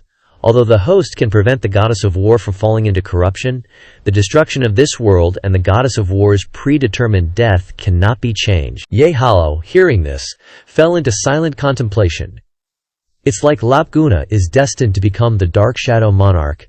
This is also a tragic dimension. He clasped his hands to his chest, his eyes shining brightly, exclaiming, In that case, then I can't let the rare treasures of this world go to waste.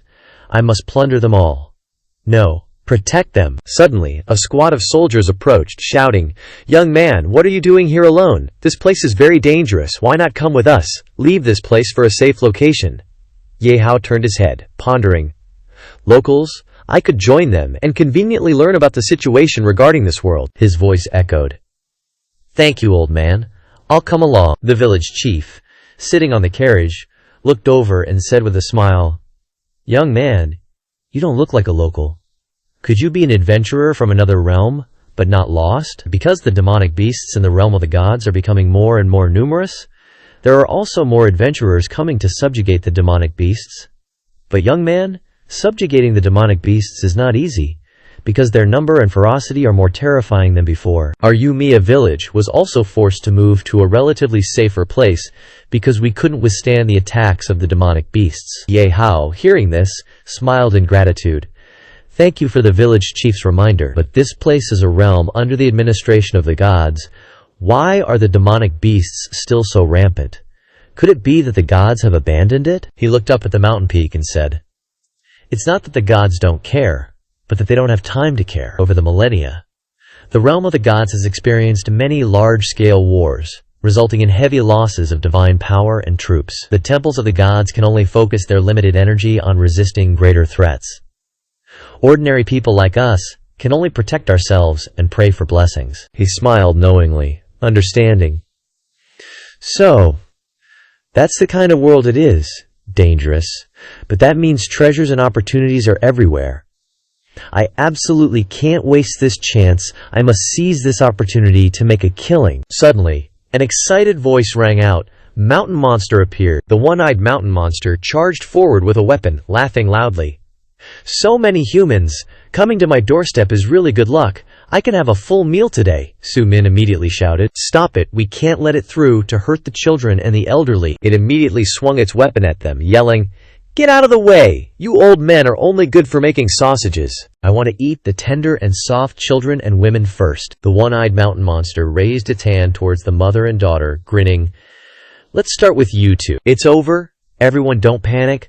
I'll take action. Then it screamed in pain as one of its arms was chopped off. Molly Lian stood on the one-eyed mountain monster's head with her sword, causing it to cry out in pain and fall. She forcefully used her sword to gouge out its eye. The one-eyed mountain monster fell to the ground, and a questioning voice rang out, "Molly Lian, why are you only arriving now?" Molly Lian carried her blade on her shoulder and smiled. It took some time to deal with the pursuing demonic beasts. Sorry, is everyone alright? The villagers immediately replied. We're fine, but we were really scared to death just now. But with little Ma Lai here, our safety is guaranteed. Ye Hao thought of Ma Li Lian, musing. What's with this energetic personality? Compared to the gloomy, calculating goddess of war, is this her real personality? Mei Li Lian outwardly asked, concerned. Village chief, that little girl is... The village chief smiled, introducing, her name is Ma Li Lian, the little girl I picked up while hunting before, but now she has grown up. The hope of the whole village. It really makes people feel comforted, he asked doubtfully. An abandoned child. He sat on the carriage, smiling. That's right, this child has been smart and lively since she was little. Growing up eating in our homes, everyone loves her very much. It can be said that everyone here is her family. Ma Li Lian laughed, calling out, everyone can continue on. The village chief's voice rang out. And she has innate great strength. At such a young age, she has taken on the responsibility of hunting and protecting the village. Our village has been able to endure until now thanks to her vitality, but later the demonic beasts became stronger and more ferocious, so we had no choice but to move. He smiled thoughtfully. This time the mission is to go against the Shadow Monarch, to start taking care of the goddess of war from her newbie days, preventing her from turning evil. But preventing it is much harder than her turning evil.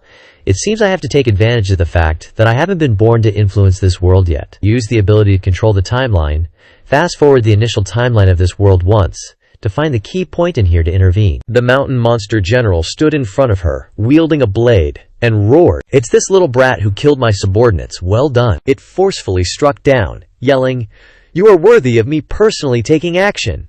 Molly Lian jumped back to dodge, thinking, how could a level 120 mountain monster appear here? She sensed the mountain monster general appearing behind her, thinking, too fast. It reached out and grabbed Molly Lian, roaring, "Where are you running?" Seeing this, she thought, this kind of strength and speed, I and it are completely not on the same level. The voices of the crowd rang out, "Molly Lian, we're coming to help you." Hearing this, she immediately turned her head and shouted, "Don't come over. It's not a monster we can deal with. Run quickly. I'll think of a way to hold it back." It opened its mouth wide, sneering. "Hold me back. How do you plan to do that?" Molly Lian controlled the sword to stab forward, saying, like this, the mountain monster general was stabbed, shocked and exclaiming, "A sword that can attack on its own. Could you be a candidate for the goddess of war?" She gripped the sword, standing still, saying, "That's right. Even a monster like you knows the existence of the goddess of war, so you should feel fear and run away." In her heart, she thought, although intimidation is useless, at least it can buy time for the villagers to run away. Its hand quietly grabbed a long whip, asking, "Run away!" The mountain monster general laughed loudly, swinging the whip to wrap around Mei Li Lian, saying, "I am very excited now. I, of all people, encountered the goddess of war before she was even formed. My luck is really good," she exclaimed in shock. "This is..." Ma Li Lian controlled the sword, but still couldn't cut it, calling out in doubt, "I can't cut it. What is this thread made of?" Continuing like this, it turned its head to look at her with a bright smile, saying, "It was hard enough to catch a candidate for the goddess of war. I'm too busy playing with you. Why would I kill you? Wait until I've had my fill. Then I'll slowly take you back and enjoy you." Lian Yuclian struggled, shouting, "Even if I die, I will absolutely not submit to your humiliation." The mountain monster general laughed loudly. "Don't worry, you won't die. My hunting device has a stunning effect. You won't even be able to self-destruct before losing consciousness." It turned its head and saw Ye Hao standing in front of it, and said with disdain, "I didn't expect someone to come to my door so quickly, but that tiny body of yours isn't even enough to fill the gaps between my teeth." He walked over, and its whole body was chopped into pieces. It could only cry out in pain. "What happened? How did I? If anyone can look at this kind of monster straight in the eye, I'll admit defeat." Ye Hao smiled and asked, "Are you okay?" Lilian exclaimed in surprise. "You?" Her eyes sparkled as she probed. "You're so amazing. How did you do that just now? Can you teach me?" Before Lilian could finish speaking, she fell to the ground. He smiled softly, thinking, she's such an energetic girl. Even in danger, she's still cheerful and optimistic. "Don't worry." Ye Hao picked her up, promising silently, "In this life, I will definitely let you keep this smile until the end of the world." After a long while, Leon cried out and woke up. The village chief looked ahead and praised, "I didn't expect Ye Hao, little brother, to have such great strength. This old man overestimated himself, saying he wanted to protect you, and made you see a joke." Hearing this, Ye Hao humbly replied, "Village chief, don't say that, I'm not that amazing." She woke up and shouted excitedly, "No, you're too modest. You're just as amazing as Ge Lun." Ye Hao asked in confusion. "You're awake. But who is Ge Lun?" The villagers around immediately replied, "He is the instructor of our prospective Valkyries, and a chief god!" He exclaimed in surprise. "Chief god!" They began to explain, "Ye Hao, little brother, you just came from the realm on the other side, and don't understand the situation here." "Have you ever heard of a Valkyrie?" "I've heard a little." Bing Long heard in detail. "Valkyries are chosen by humans, have high combat power, and young women follow the gods in battle." The villagers' voices rang out. "The gods have stipulated that a Valkyrie selection will be held every 10 years.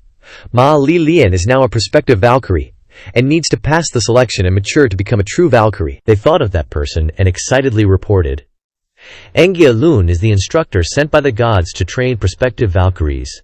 He is a chief god, not only with great strength but also with a radiant image, loved by many girls." Linglian echoed with an excited face. "That's right. Although Gelun is very strong, but Ye Hao, you can kill a level 120 elite monster with one blow. Your strength is infinitely close to his, and you are still a human." Ye Hao looked at the words above her head and pondered. Affection level. What the hell is this? Having Gelun's affection level is one thing, but why is there also one for me? Wait, he thought of that introductory text. The Valkyrie falls from grace because she loves a mortal, and goes mad and degenerates because of the death of her lover, and is finally polluted by evil to the point of death in the starry sky, becoming an incarnation of killing and destroying everything. Ye Hao calculated silently. In the Valkyrie account summary, there is a passage like this: "Falls from grace because she loves a mortal. Isn't this mortal me?" He looked at Lilian, pondering, could it be that I came to this world to break this ending, and now I've become involved? This is not good. For her own good, Mati Lilian must not fall in love with me. The group looked at the town ahead and discussed, "The front is our destination." Fortunately, Town Chief Melvin agreed to take in our refugees. If it weren't for the village being attacked by magical beasts, delaying Malilian's Valkyrie selection this year, I really wouldn't know what to do. "Don't say that, village chief. Matters in the village are more important than my selection. If I can't protect everyone well, what's the point of me becoming a Valkyrie? This child is always so kind." Lilian smiled brightly and asked, "Speaking of which, Kalina also wants to participate in the selection this year, right? I wonder if her swordsmanship has improved more than before." Ye Hao asked in confusion. "Who is Kalina?" She immediately replied, "She is my best friend, and also the daughter of Town Chief Melvin. We have been playing together since we were young, and now we have become competitive in the qualification to become a Valkyrie." So Lilian rushed closer and pleaded, "Please teach me how to become stronger, because you are so amazing. You must have your own way. I beg you, Ye Hao." He immediately replied with an embarrassed smile, "Actually, my method of becoming stronger is very special. In this world, apart from me, I'm afraid no one else can use it, and I can't teach you." "Sorry then." She frowned slightly and replied, "Is that so? Oh well, no matter what, thank you for saving me. I won't forget this kindness." Ye Hao saw the affection level decrease and breathed a sigh of relief, thinking, the favorability has finally decreased. I have to match Ma Li Lian and Gelun to break the situation. If I let her fall in love with me, wouldn't everything be in vain? The carriage stopped, and a voice rang out. "Village chief, we've arrived." They looked at the father and daughter in surprise and exclaimed, "It's Town Chief Melvin. He came to pick us up in person, and what more could we ask for?" The village chief led the group forward and thanked. "Town Chief Melvin, thank you for being willing to take in the people of our village. I will remember your great kindness in my heart." Kelvin, hearing this, continued. "You're being too polite, Hoxie. As an old friend for many years, how could I stand by and watch you in trouble?" Kalina came over and asked worriedly, "Little Mali, what's wrong with you? Why are there so many wounds on your body?" She grabbed her and replied, "It's okay, just small wounds, let me tell you." Lilian hugged Ye Hao's arm, introducing, "So, you see, he saved me. He's super powerful. He killed a level 120 elite mountain monster in one move." Kina immediately lowered her head, saying, "Hello, thank you for saving my good sister." Ye Hao immediately waved his hand, replying, "No need to thank me, I just did what I should do." She smiled softly and exclaimed, "Matu Li Lian is like my own sister. Saving her is the same as saving me. I will never forget this kindness." At that moment, Dutukamake appeared, reminding him, "Master, there's something off about this woman. Don't be fooled by her obedient and understanding appearance. The Guangfo is showing a dark purple color, indicating that she's not only wicked but also very wary of you." Hearing this, Ye Hao replied, "It's fine, we're just meeting once. As long as her feelings for Ma Lilian are genuine, that's all that matters." Kelvin smiled, saying, "I've heard of your exploits. Although I thank you for your protection, the town's tradition doesn't welcome outsiders. To avoid causing trouble for the town's residents, you can only stay here for one night at most. You'll have to leave tomorrow morning." The village chief also awkwardly replied, "Sorry, Ye Hao." "All right," Ye Hao raised his hand, saying, "It's okay, village chief. I didn't plan to stay here for long anyway. If you've safely reached your destination, then I'll take my leave." Suddenly, Lilian's voice rang out, "No way." Her eyes sparkled as she looked at him, exclaiming, "You've done us such a great favor. You can't just leave like that. At least stay for the party tonight and leave tomorrow. Stay." Ye Hao awkwardly agreed with a smile. "Okay, fine." In his heart, he thought, this personality is indeed not easy to deal with. A pig was roasted under the moonlight, and the villagers cheered, raising their glasses. Ye Hao rested his hands behind his head, lying on the bed, thinking, "The taste of foreign food isn't bad, but I still miss Miao Bao's cooking skills. Tomorrow, I'll set out to find the treasure of this divine realm first. On Ma Lilian's side, I'll use an invisible drone to monitor the development of this timeline and intervene when there are new developments." He heard a knock on the door and wondered, "Everyone's drinking right now. Who would come looking for me?" Then he ran to grab the doorknob, exclaiming, "Coming!" Ye Hao saw her pounce and hug him tightly, exclaiming in shock, "Kina, what are you doing?" Kina's face was flushed, and she asked with a smile, "Tell me, what could a man and a woman do alone in a room late at night?" he exclaimed in panic. "Miss Kina, you're drunk." She leaned in, caressing Ye Hao's body, replying, "Not at all, I'm very sober. I said I wouldn't forget your kindness, so isn't this me coming to repay it now?" Dungi Tuli reminded him, "Master, be careful. She wants to eat you." Ye Hao was pinned down on the bed by Kina, and he asked in confusion, "Do people in your place all use this enthusiastic method to repay others?" She sat on top of Ye Hao, saying, "That depends on who the other person is. If it's a handsome and powerful man like you." Kina leaned close to his lips, continuing, "I'd be begging for it." But her hand was raising a sharp knife. Next, Kina's face was filled with madness, and she stabbed down with force, shouting, "Die!" Her eyes widened, and she yelled maniacally, "Why are you so close to Ma Lilian?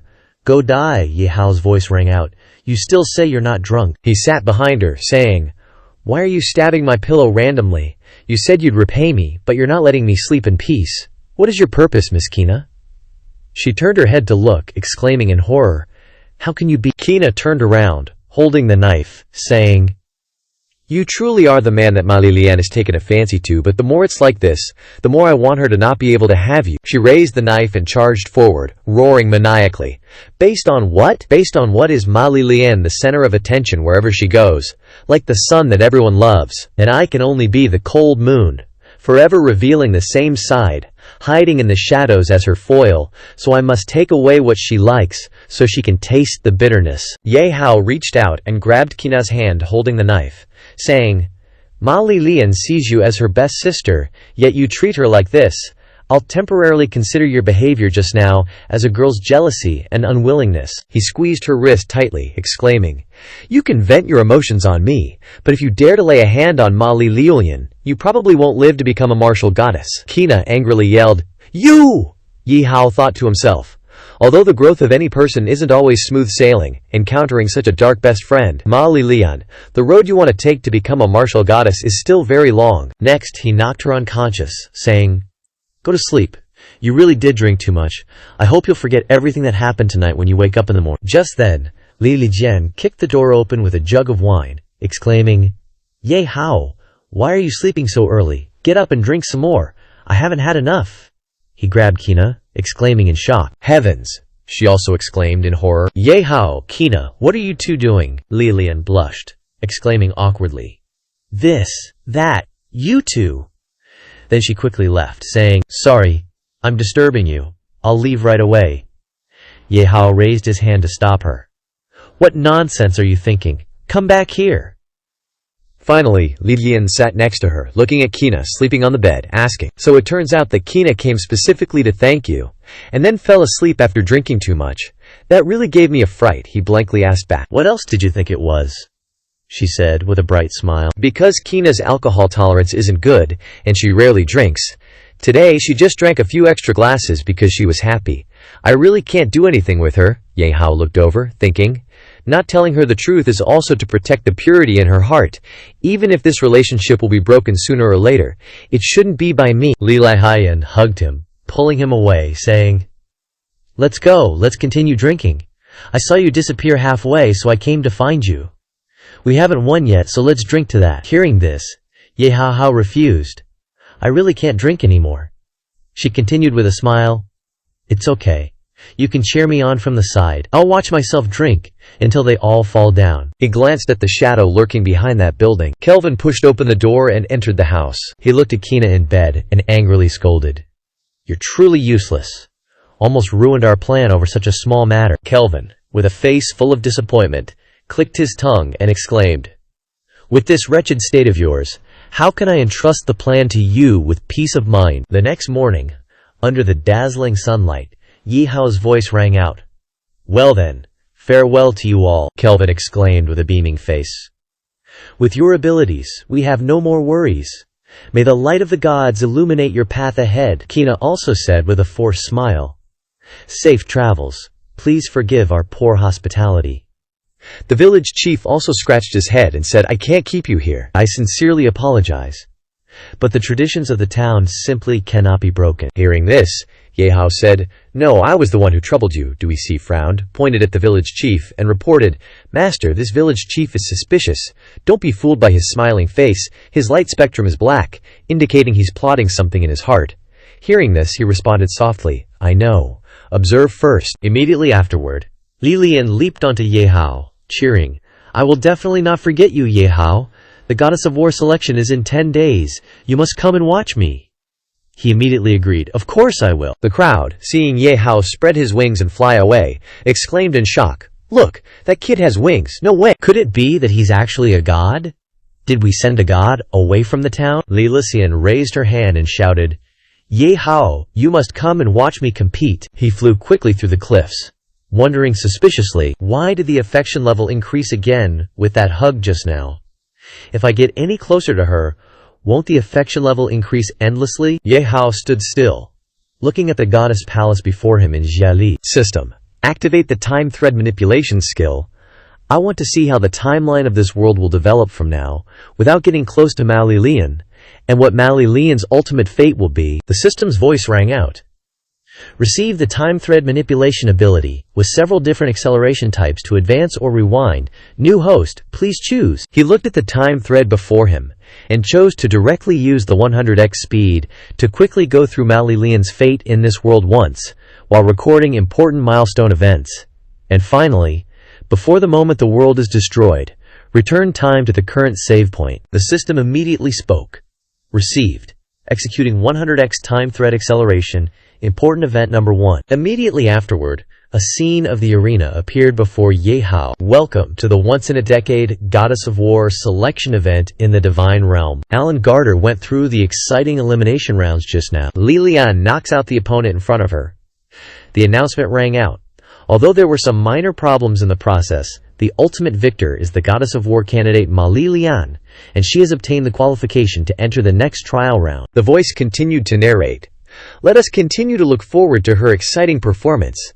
She propped herself up on her knees, panting, and said, I won! Did you see it? Ye Hao, Li Lian, looked up and called out to Ye Hao, muttering silently in her heart. Why can't I see you? Did you not come to watch me compete? Her face fell into darkness, muttering nonstop. Why is it like this? Didn't you promise me you'd come to watch me compete? Why did you lie to me? Why? Time wheel initiated. Important event number 2. The system voice rang out. Inside the forest, sounds of fighting rang out. Kina immediately shouted, Ma Li Lian, hang in there. Although we don't have recovery potions, the final boss has only a little bit of health left. Give it your all and kill it in one go. She immediately responded. Got it, Kina. The two of them slashed down with force, destroying the Eastern Earth Giant.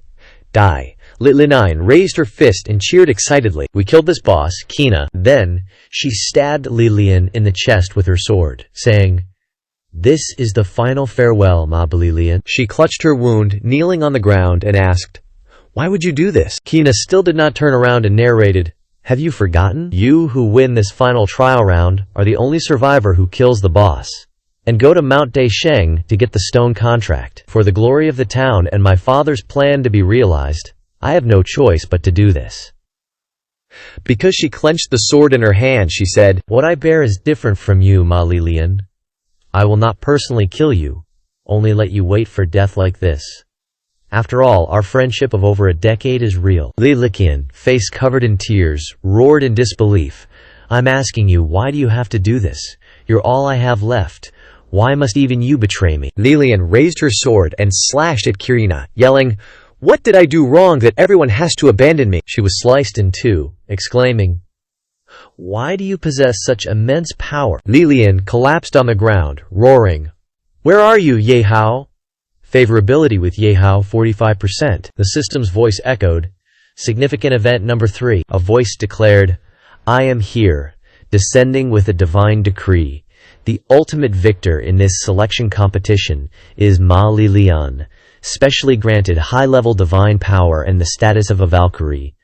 The crowd erupted in excitement, shouting, The divine oracle has finally descended. Ma Li Lian, she did it. They looked at her emotionless face and exclaimed, Valkyrie Ma Li Lian. But village chief Ma Li Lian didn't seem too happy, appearing listless. What happened? Gears spun incessantly as time rapidly passed. The system calmly narrated.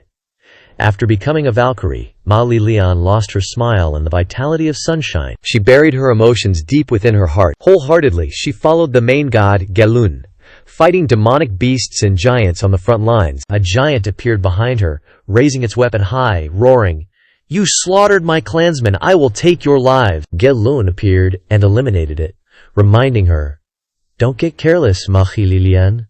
She turned her back to him and replied, I know, Gelun. The two charged forward, winning every battle.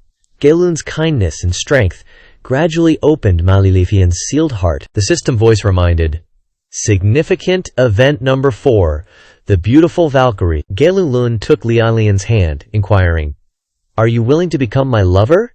She was startled and exclaimed, What? He smiled gently, recounting, Your snow-like expression actually conceals a pure kindness like a lily, along with the sunshine and passion like a gorgeous rose. Your figure has long been deeply imprinted in my soul. In the dark nights without you, I toss and turn, unable to sleep, and tonight I have finally made up my mind to let the stars bear witness. The bright moon is my witness. Are you willing to accept my request? Li Lian lowered her head, hesitating to refuse. But I'm not prepared yet, Gelun's voice sounded. Actually, I know there's always been someone in your heart. He grasped her hand, probing.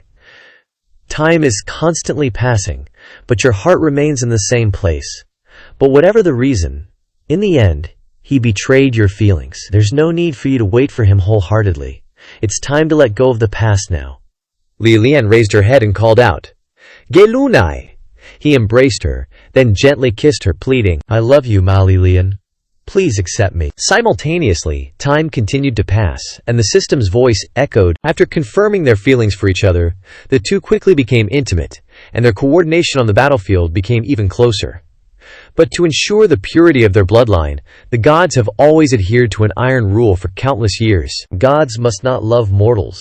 Not even Ma Li Lian, who had become a Valkyrie. So the two could only secretly maintain this relationship in secret. Until significant event number 5. Gelun was bound, constantly struck by lightning. A voice issued the order. A dignified main god. Yet he loves a mortal, disregarding the law and without shame. From now on, imprison Gelun in the celestial prison. Inflict extreme punishment. Strip Ma Li Lian of her divine power and Valkyrie status, and banish her from the Hall of the Gods. Li Lian reached out towards him, shouting, "Gelun!" She relentlessly pounded the divine gate, yelling, open the door, give me back, Gelun." The system's voice echoed.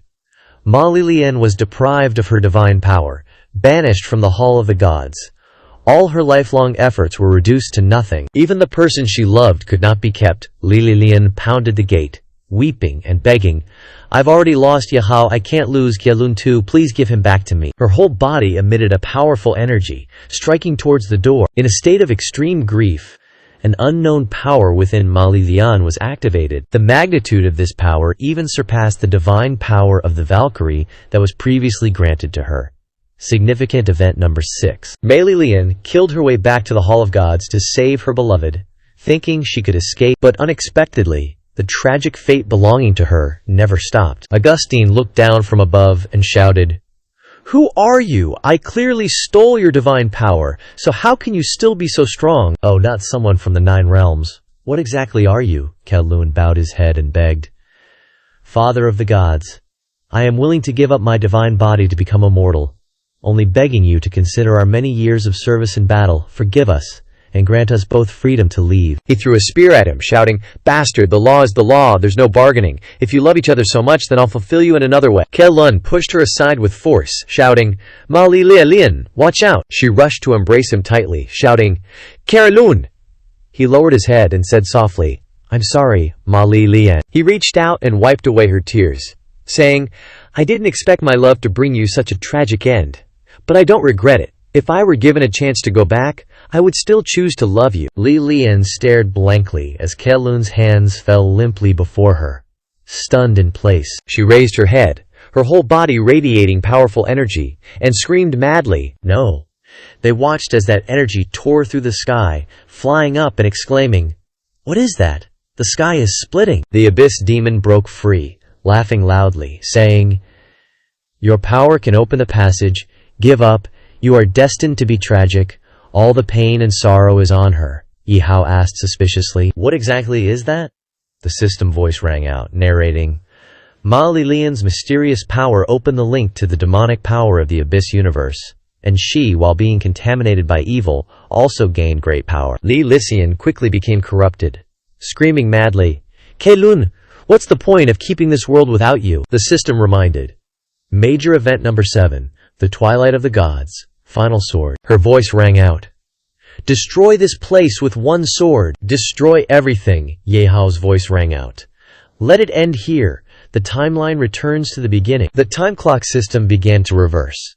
It immediately shouted, "Receiving the timeline as it reverses." The system voice rang out.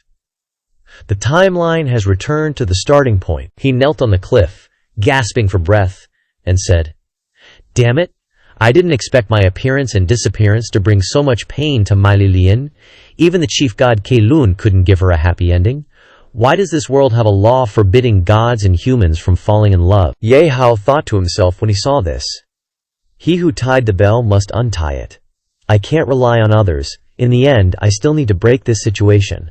Although this task is more complicated than I thought, if I've already started, even if the world is destroyed, I must let Ma Li Lian happily welcome the final ending. Kelvin raised his glass and said with a smile, "I wish both of you female martial god trainees victory tomorrow."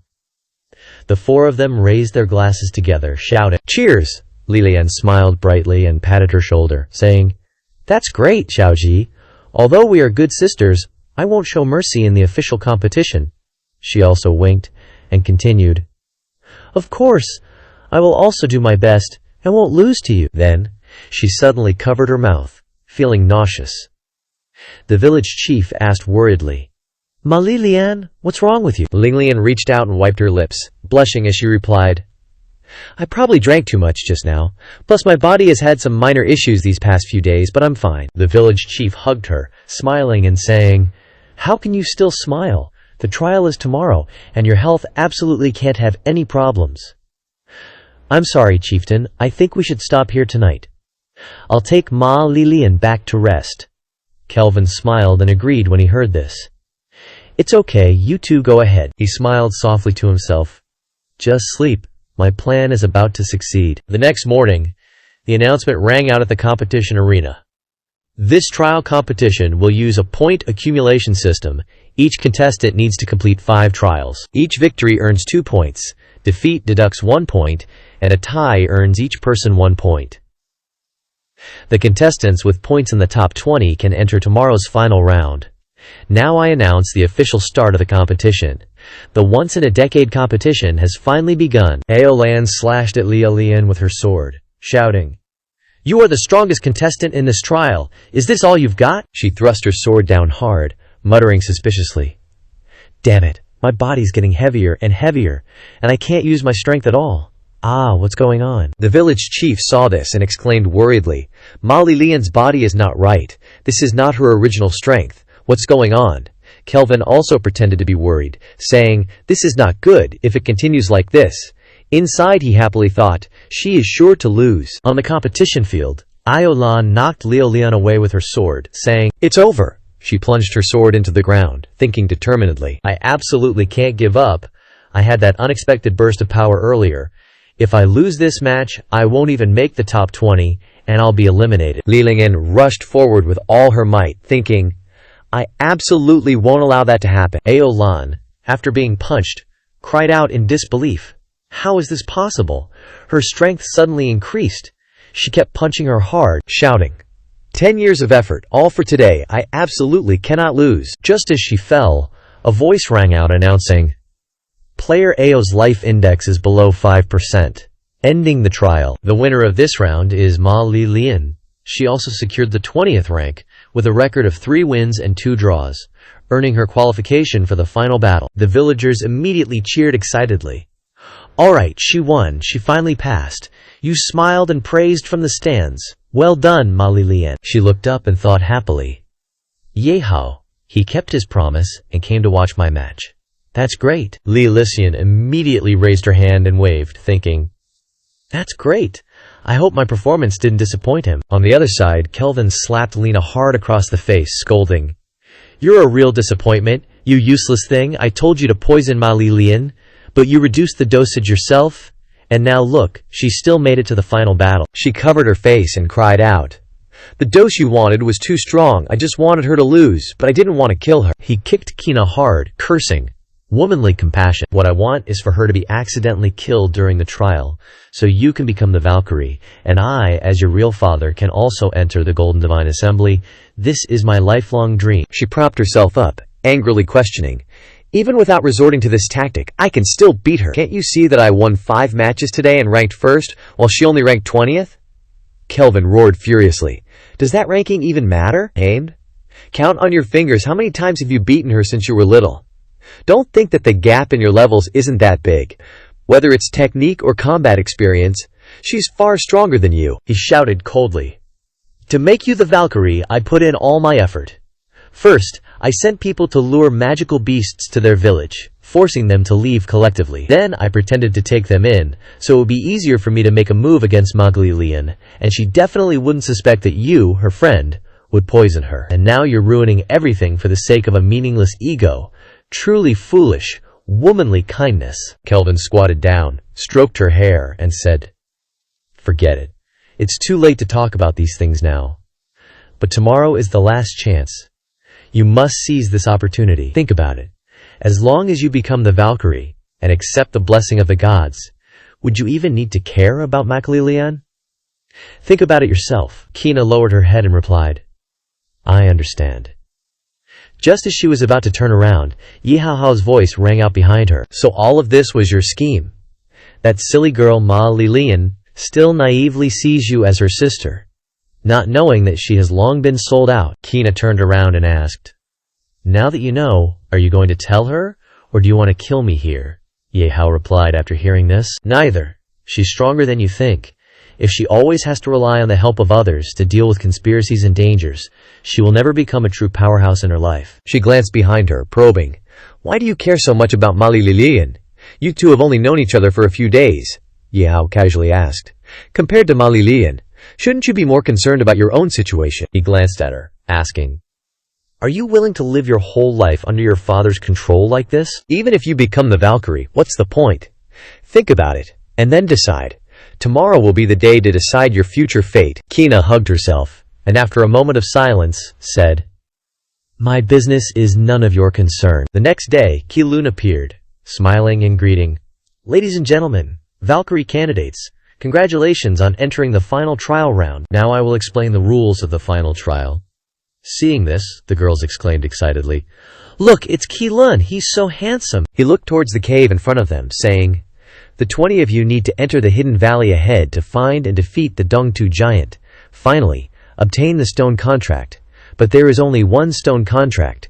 Whoever gets it first wins the final trial. Qilun reminded them with a serious face. But I must remind you, the danger of this trial is different from the previous ones. Once you enter the hidden valley, the exit will not open until the end of the trial. Whether you live or die depends entirely on your abilities.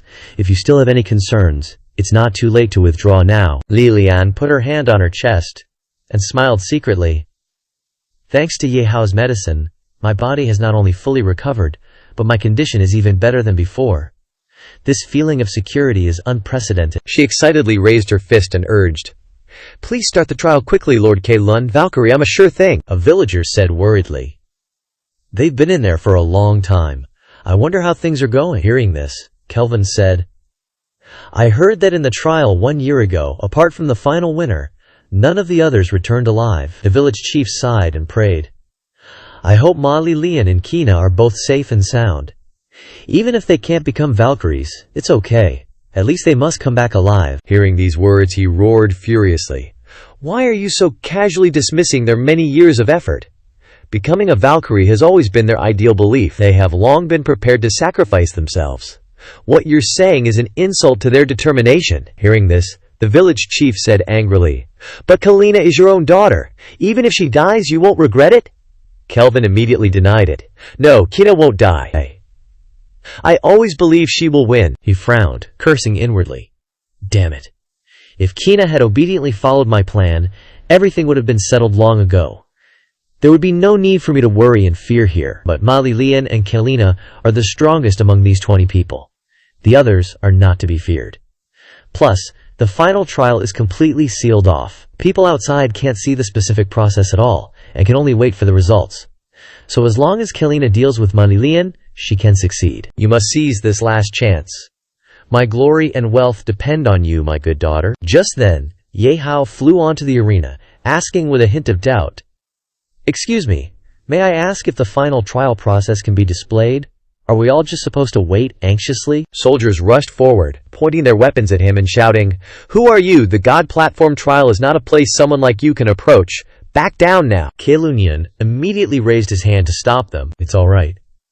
He smiled slightly, explaining, He seems to be from another realm and doesn't understand our traditions. The world within this trial's secret realm isn't in the same dimension as ours. Due to the separation of the dimensional barrier, even the gods, Father using the omniscient crystal, can't display the scenes within the secret realm.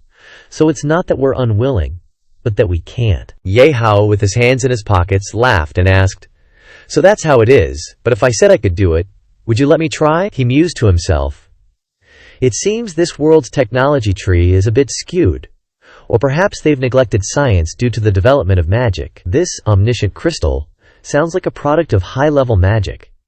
I wonder if there's a chance. Kelvin, upon hearing this, angrily shouted, What nonsense are you spouting? Something even the gods, Father can't do. How could you possibly do it? Get out of here. The village chief beside him exclaimed, "Even something like this is possible, Ye Hao. What are you? Or are you a god from another realm?" Another person chimed in, "That's right, didn't you see those wings of his? Those might be divine wings that only a chief god could possess." Keilun looked at Ye Hao, thinking to himself, "Those are indeed divine wings, but I can't sense any divine power on him. Is he deliberately hiding it? This person is not simple." He reluctantly agreed aloud. "If you're so confident, you can try." Ye Hao smiled and exclaimed, "All right." Ye Hao waved his hand, watching dozens of drones fly up, and said, "Go, transmit the images from the secret realm trial back." A system voice responded, "Understood, Master." The crowd looked at the images appearing in mid-air, exclaiming in shock, "Is that the inside of the secret realm trial? So it looks like this. He actually did it. How amazing. I can't believe this is real. How did he do it?" Ye Hao glanced at Kelvin, inquiring, "Just science and hard work, nothing surprising. Village Chief Kelvin, now you can finally see your daughter's heroic figure killing enemies. Aren't you happy?" He immediately replied, "Happy, my eye," he thought anxiously. "This is bad. If this image is really from the secret realm, then my plan." The crowd looked at the piles of corpses lying still inside, exclaiming in horror, "Look, is this bloody and brutal battlefield really just a trial? No, that's my daughter. She's dead. Sister." They raised their heads, crying and questioning, "Great Keilun, why is a trial so cruel? If it weren't for that young man's intervention, we would still be in the dark. If we had known, we wouldn't have let our daughters participate." Keilun put his hands behind his back, saying, "Both naive and foolish." He looked down from above, asking, "Where do you think the peace you enjoy now comes from? It's all exchanged with our lives on the battlefield. The real battlefield is 1,000 times more cruel than this trial. If you fear strong enemies and death, how can you become a Valkyrie leading to victory on the battlefield?" the crowd exclaimed in shock.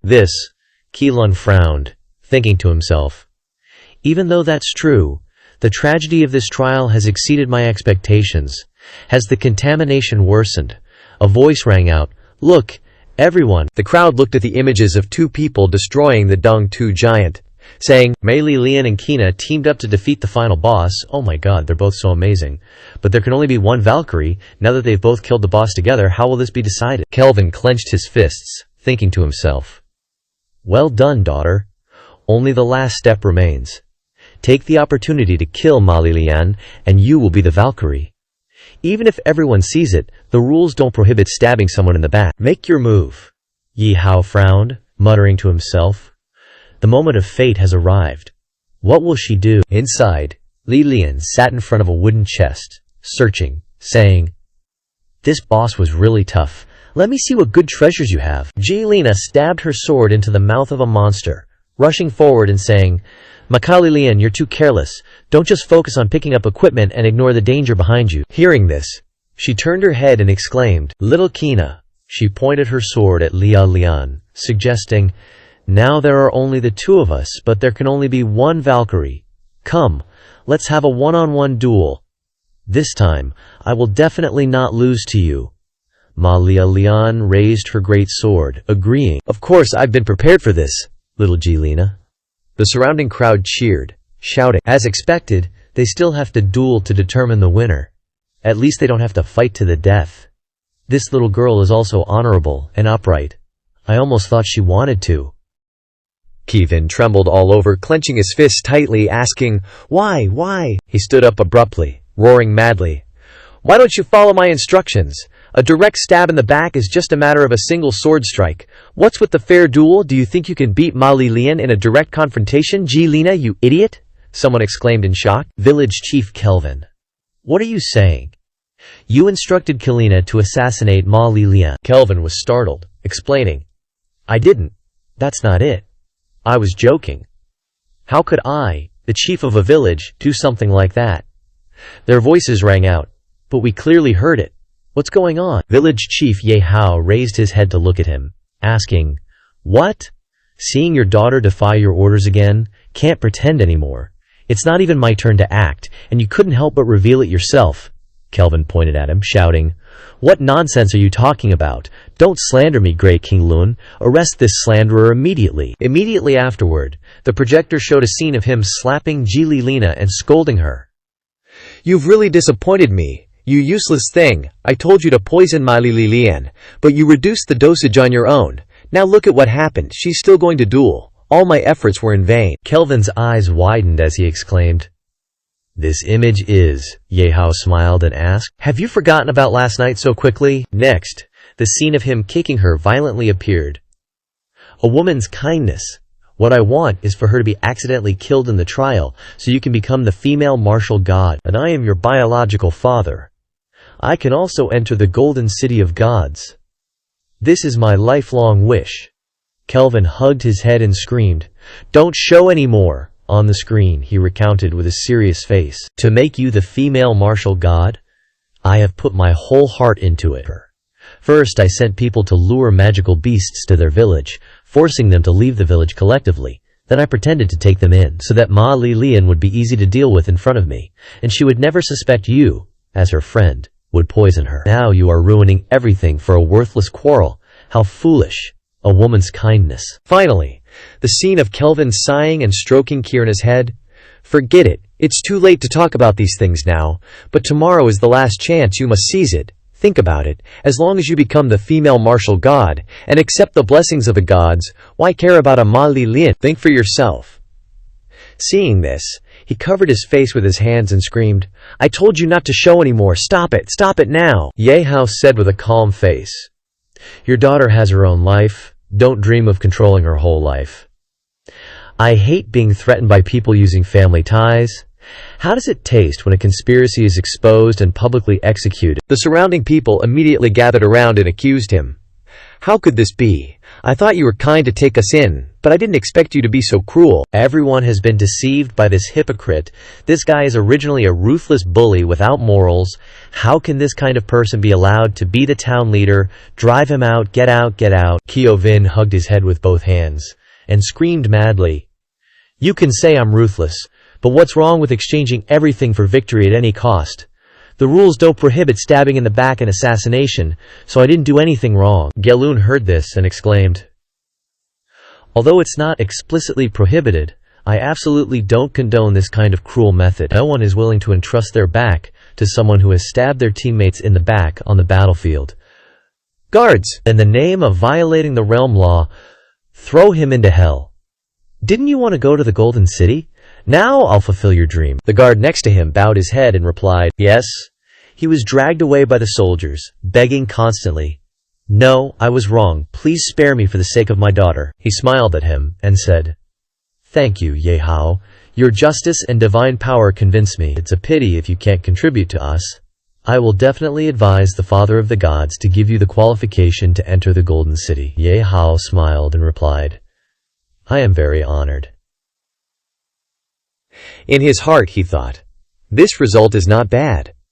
Entering the Golden City, I must go to the treasure house of the gods to see." Suddenly a voice rang out, "Oh no, everyone look!" The crowd saw Ham step out and exclaimed in horror, "Why is there a more powerful boss in this trial secret realm? What exactly is going on?" It looked towards the two Lilian and said, "Trisk, I finally opened a teleportation gate, only to be brought to a place like this." Ham Mia's eyes flashed a light and exclaimed, "A female martial god reserve? Forget it. If you want to destroy the foundation of the gods, you must destroy the future first. Are you two ready to die?" I stamped her foot hard and looked at the two Lilian falling down and said, "This is the future female martial god, so weak. How did Glenn teach you? It's really a waste of my expectation." Jelena stood up and asked through gritted teeth, "The difference in strength is too great. Why does such a monster appear in the trial secret realm?" She heard this and slowly stood up. "I've already drunk all the medicine Ye Hao gave me.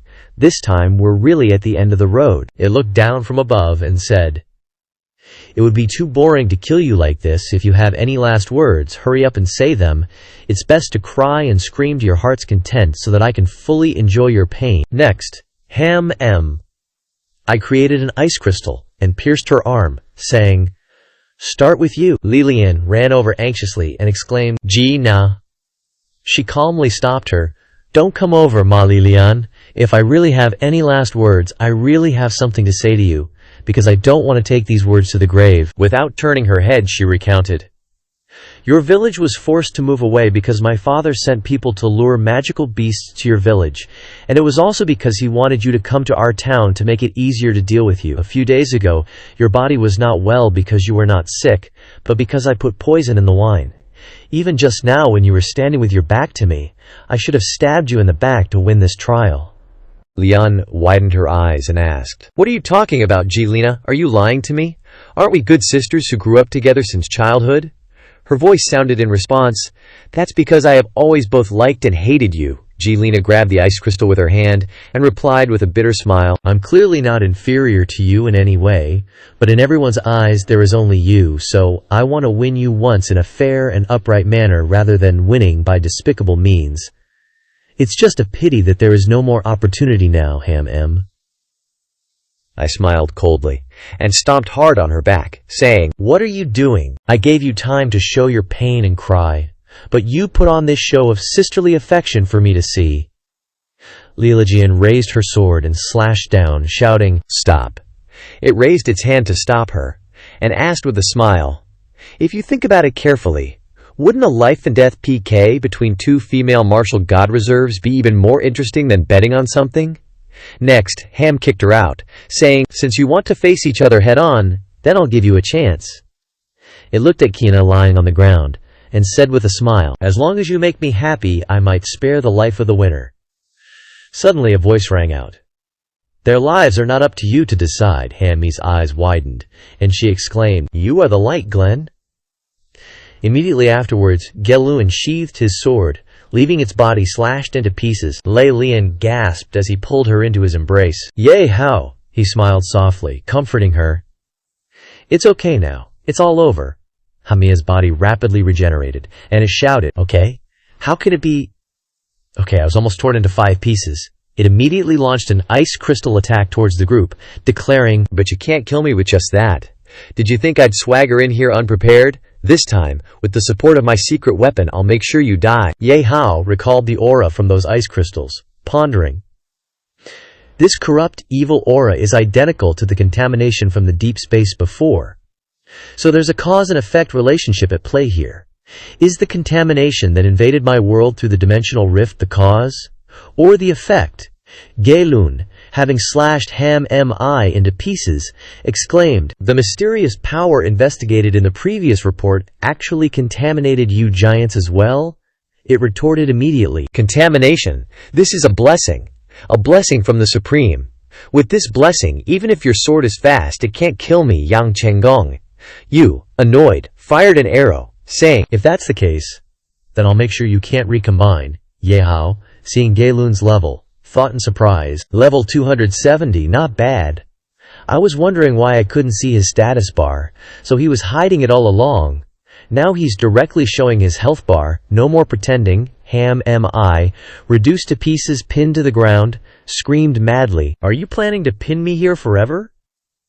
"It's useless. As long as you can't completely destroy me, I'll keep regenerating and merging." Ye Hao, observing the formation appearing around its body, inquired, "What's this? Seems like the trope of villains dying from talking too much applies no matter what world you're in." Ham-Mi, seeing this, angrily questioned, "What are you doing? Even gods can't kill me. You're just a tiny human. What can you possibly do?" He watched the streams of purple light engulf it, flicked his finger lightly, and said, "Of course I'm using my passion to melt your icy heart." Literally melt. Ham-Mi, burning in pain, cried out, "Impossible!" It unwillingly roared, "I have the enhancement of the blessing. How can I lose to a human?" A system notification rang out. Killed Icebone Giant boss. Gained 1 million experience points. Obtained Icebone Giant's heart. Mythic grade primal material. The screen displayed an introduction. Icebone Giant's heart. Mythic grade primal material. Grants Icebone Giant's power upon use, enhancing the user's innate ice attribute abilities. Ye Hao, seeing this, chuckled to himself. Although this primal material is useless to me, it seems like it would be useful for Xue Lu. I wonder if it will clear my 2 billion debt. Lei Lian's eyes sparkled as she exclaimed, "So amazing! Whether it's Glenn or Ye Hao, you two are both so amazing," Kina thought, in shock. I didn't expect Ye Hao to have power equal to the god Glenn. He could have easily killed me, but he gave me a chance to turn back. Gelun patted him on the shoulder, praising, "Impressive. Not only do you have unfathomably high skills, but you also have such powerful combat strength. This is the first time I've met a mortal powerhouse like you.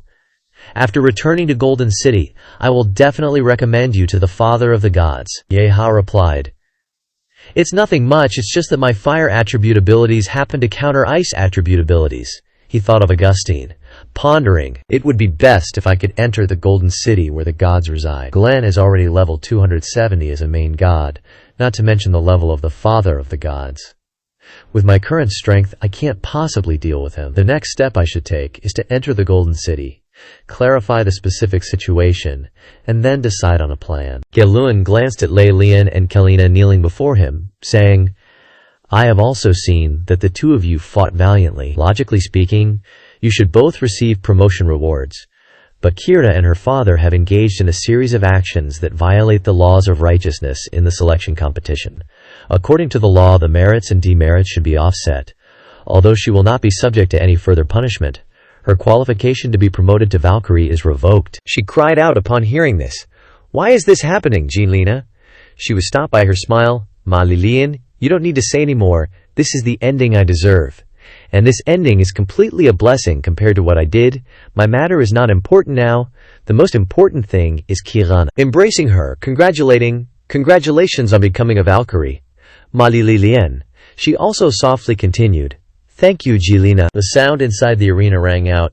"Inform me. Announce the winner of this Valkyrie selection competition is Ma Lilian." The crowd cried out, "Ma Lilian did it. She really succeeded." Ge Luan spoke up, inquiring, "Before the ceremony begins, I still have a question I want to ask you, Ma Lilian." He held a box, probing. "Becoming a Valkyrie is just the beginning. Waiting for you is a dangerous battlefield, and facing life and death day and night. Even so, do you still want to become a Valkyrie?" Lei Lian responded with a beaming face. "Of course I'm willing. Becoming a Valkyrie is my dream. No matter what dangers and difficulties lie ahead, I will bravely move forward, absolutely not retreat." As soon as the box was opened, his voice rang out. "Good. Then from this moment on, your destiny will be rewritten. Under the enhancement of the Valkyrie's power, step into a completely new destiny." Ge Luan looked at her new form and said, "Welcome to the Valkyries, Ma Lilian." She immediately replied clearly, "Understood." Ye Hao looked at the scene before him, smiling to himself. Compared to the previous timeline, this time she's finally smiling brightly, becoming a Valkyrie, Lei Lian. "But this is just the beginning. If your world cannot escape its fate of destruction, then I will definitely find a way to save the people you care about from that fate." On the top of the Ice Peak Mountain, a beam of bright golden light emanated. Ge Luan looked at the gate opening in front of him, saying, "We've arrived. Welcome to the abode of the gods, Golden City." Ye Hao looked at it, praising, "Truly magnificent." Lei Lian beside him stuttered, I don't know why, but I feel so nervous." Qi Li led the Valkyries out, exclaiming, "The new little sister has finally arrived. Let your elder sisters take a look. I heard there's a very powerful mortal this time, is it? That young man." She supported with one hand, calling, "Lei Legion. I represent the Valkyrie Legion to welcome you to join. Looking forward to your combat performance in the future." Lei Lian's eyes sparkled as she responded clearly, thinking excitedly in her heart, "So cool. Is this the true Valkyrie?" Qi Li turned to look at Ye Hao, inquiring, "So you're the mortal who killed the frost giant?" He smiled faintly and admitted, "That's right, beautiful goddesses. It wasn't my accomplishment alone, thanks to the main god general." She continued, "No need to be modest. It's rare to see our Father God allow a mortal to enter the Golden City. This also shows they recognize your strength." Ge Luan looked at her and assigned, "Next, I will take Ye Hao to meet our Father God. You guys take Li Lian back to rest in the council hall and get acquainted with the new environment." Qi Lia looked up and replied, "Understood. You've worked hard too." Loen Li Lian's eyes sparkled as she exclaimed, "They look so good together." He panicked, thinking, how lucky. If she knew the outcome of the goddess and the main god's love, would she still say these love-blinded words? But being obsessed with this ridiculous ancient law also proves that our Father God is relatively conservative. Although he's definitely difficult to deal with, I absolutely can't be cowardly when facing this final boss. A voice rang out.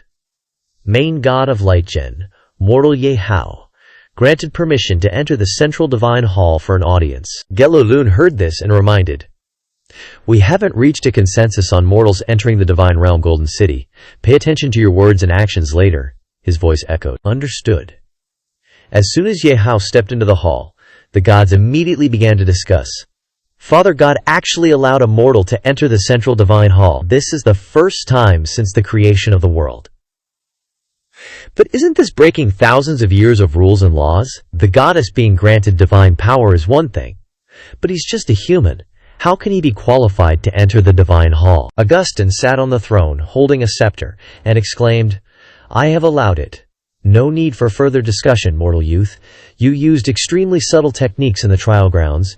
If you can offer them to me, it will facilitate the management and supervision of the 9 realms, or use on the battlefield. Are you willing to offer them?" He waved his hand and summoned a drone, saying, "Of course. My humble mortal skills are valued by the great Father God. I will respectfully offer them." The gods exclaimed in shock. What is this equipment?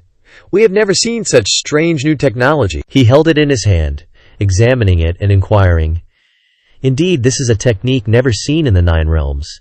The internal structure is extraordinarily sophisticated. The rules for energy conversion are also different from the magic system. You are not an ordinary mortal in the 9 realms. Where exactly did you come from?" Ye Hao pondered upon hearing this. This Father God doesn't seem as conservative as I thought. Why is he different from the previous timeline? Maybe I should probe further. He smiled and asked, "Where I come from isn't important, is it? What's important is what I can bring you, isn't it?" The gods heard this and angrily shouted, "How dare you to speak to Father God like that? Guards, seize this ignorant mortal." A wave of authority emanated from Augustin as he shouted, "Silence!" The gods immediately begged for forgiveness. "Understood.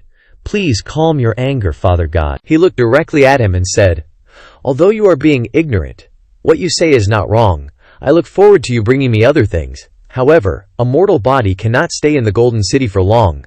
This artisan divine power is a reward and my expectation for you. Receive it." Ye Hao looked at the light on his body and asked, "Artisan divine power?"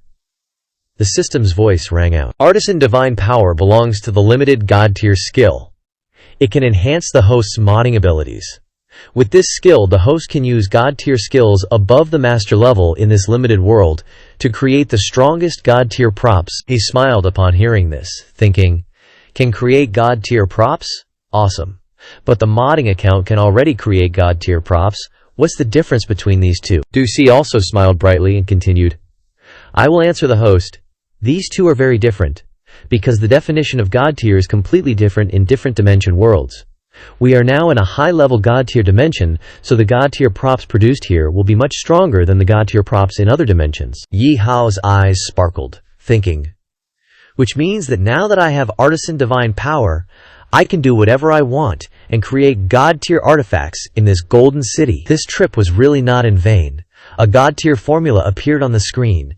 Revival life fruit, disappearing crown, supreme aura, proof of immortality, revival potion. He excitedly asked himself, "Now I have a god-tier formula in my hand. These seem like far-fetched medicinal materials. I wonder if they can be found in this world?" Augustin calmly inquired. Gaining divine power also comes at a price. Each month you are required to create 3 different god-tier artifacts. If you cannot, not only will your divine power be revoked, but you will also be expelled from the Golden City. Understood. Understood. Ye Hao put his hands in his pockets and replied, "Please look forward to the good news," he muttered in his heart. "Considering this skill, working a little is no problem." His voice rang out, instructing, "Glenn, take him to the Gods Craft Guild. If the other gods have nothing to report, then today's meeting is adjourned." Jilun immediately replied, "Understood." He followed him out and inquired, "Lord Glenn, who is the Gods Craft Guild?" He explained upon hearing this. The Gods Craft Guild doesn't refer to one person, but to all the skilled craftsmen in the 9 realms, forming a guild in the Golden City. However, the members are all dwarves. After all, they are the only ones skilled in this in the 9 realms. But Ye Hao, even the Gods Craft Guild can only create at most 1 God-tier artifact in a month. Father God requires 3 God-tier artifacts. Can you do it? Ye Hao continued. Upon hearing this, I will find a way to do it. By the way, you mentioned earlier about the pollution in the frost giant. What exactly is it? Gelunin continued. Upon hearing this, I know few details, but there are rumors circulating in the 9 realms that it seems to be causing no small harm. The gods are also discussing how to deal with it. He calmly inquired. Hypothetically, I said hypothetically, is it possible for that pollution to spread in Langator Golden City? He smiled faintly upon hearing this and replied, Are you worried about this? Rest assured this will never happen, because our residence is protected by the power of holiness. That evil, corrupting entity will never be able to corrode it, Ye Hao asked with an awkward smile. Is that so? He glanced inside, thinking, then why did I just hear a familiar evil whisper in the divine hall? It seems that this golden city is not as safe and holy as Glenn says. He led Ye Hao to a place and inquired, We've arrived. This is the entrance to the God's Craft Guild, but next we have to go deep underground. The average temperature there exceeds 100 degrees. Do you need me to cast a heat-resistant spell for you? He immediately refused. Thank you, but no need. I am originally a fire attribute. Even higher temperatures are not a problem for me. Inside the elevator, Gelun's voice rang out. Then let's go down. This time the 2 brothers must be arguing again, Ye Hao asked in doubt. Arguing, Sitley shouted, straining his neck. I said, listen to me. I know how to make the Sword King. Bunlock roared angrily. What nonsense are you talking about? Your way is really shit. The Sword King must be made according to my way. He walked inside and asked with a smile. Are you 2 arguing about forging a new divine artifact again? The 2 simultaneously looked over and questioned, Len, what are you doing here? And why is there a human brat behind you? Ye Hao raised his hand tentatively, asking, If the 2 seniors don't mind, may I try forging the kingly sword? The 2 of them exclaimed simultaneously. What? Gelun pointed at him, introducing, This is Ye Hao.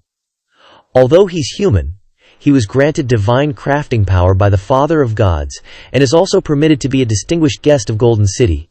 He greeted politely. Greetings, seniors. Sitlai gritted his teeth, exclaiming, So, you're the human with the legendary, exceptional technique? Welcome. Bullock frowned, sneering disdainfully.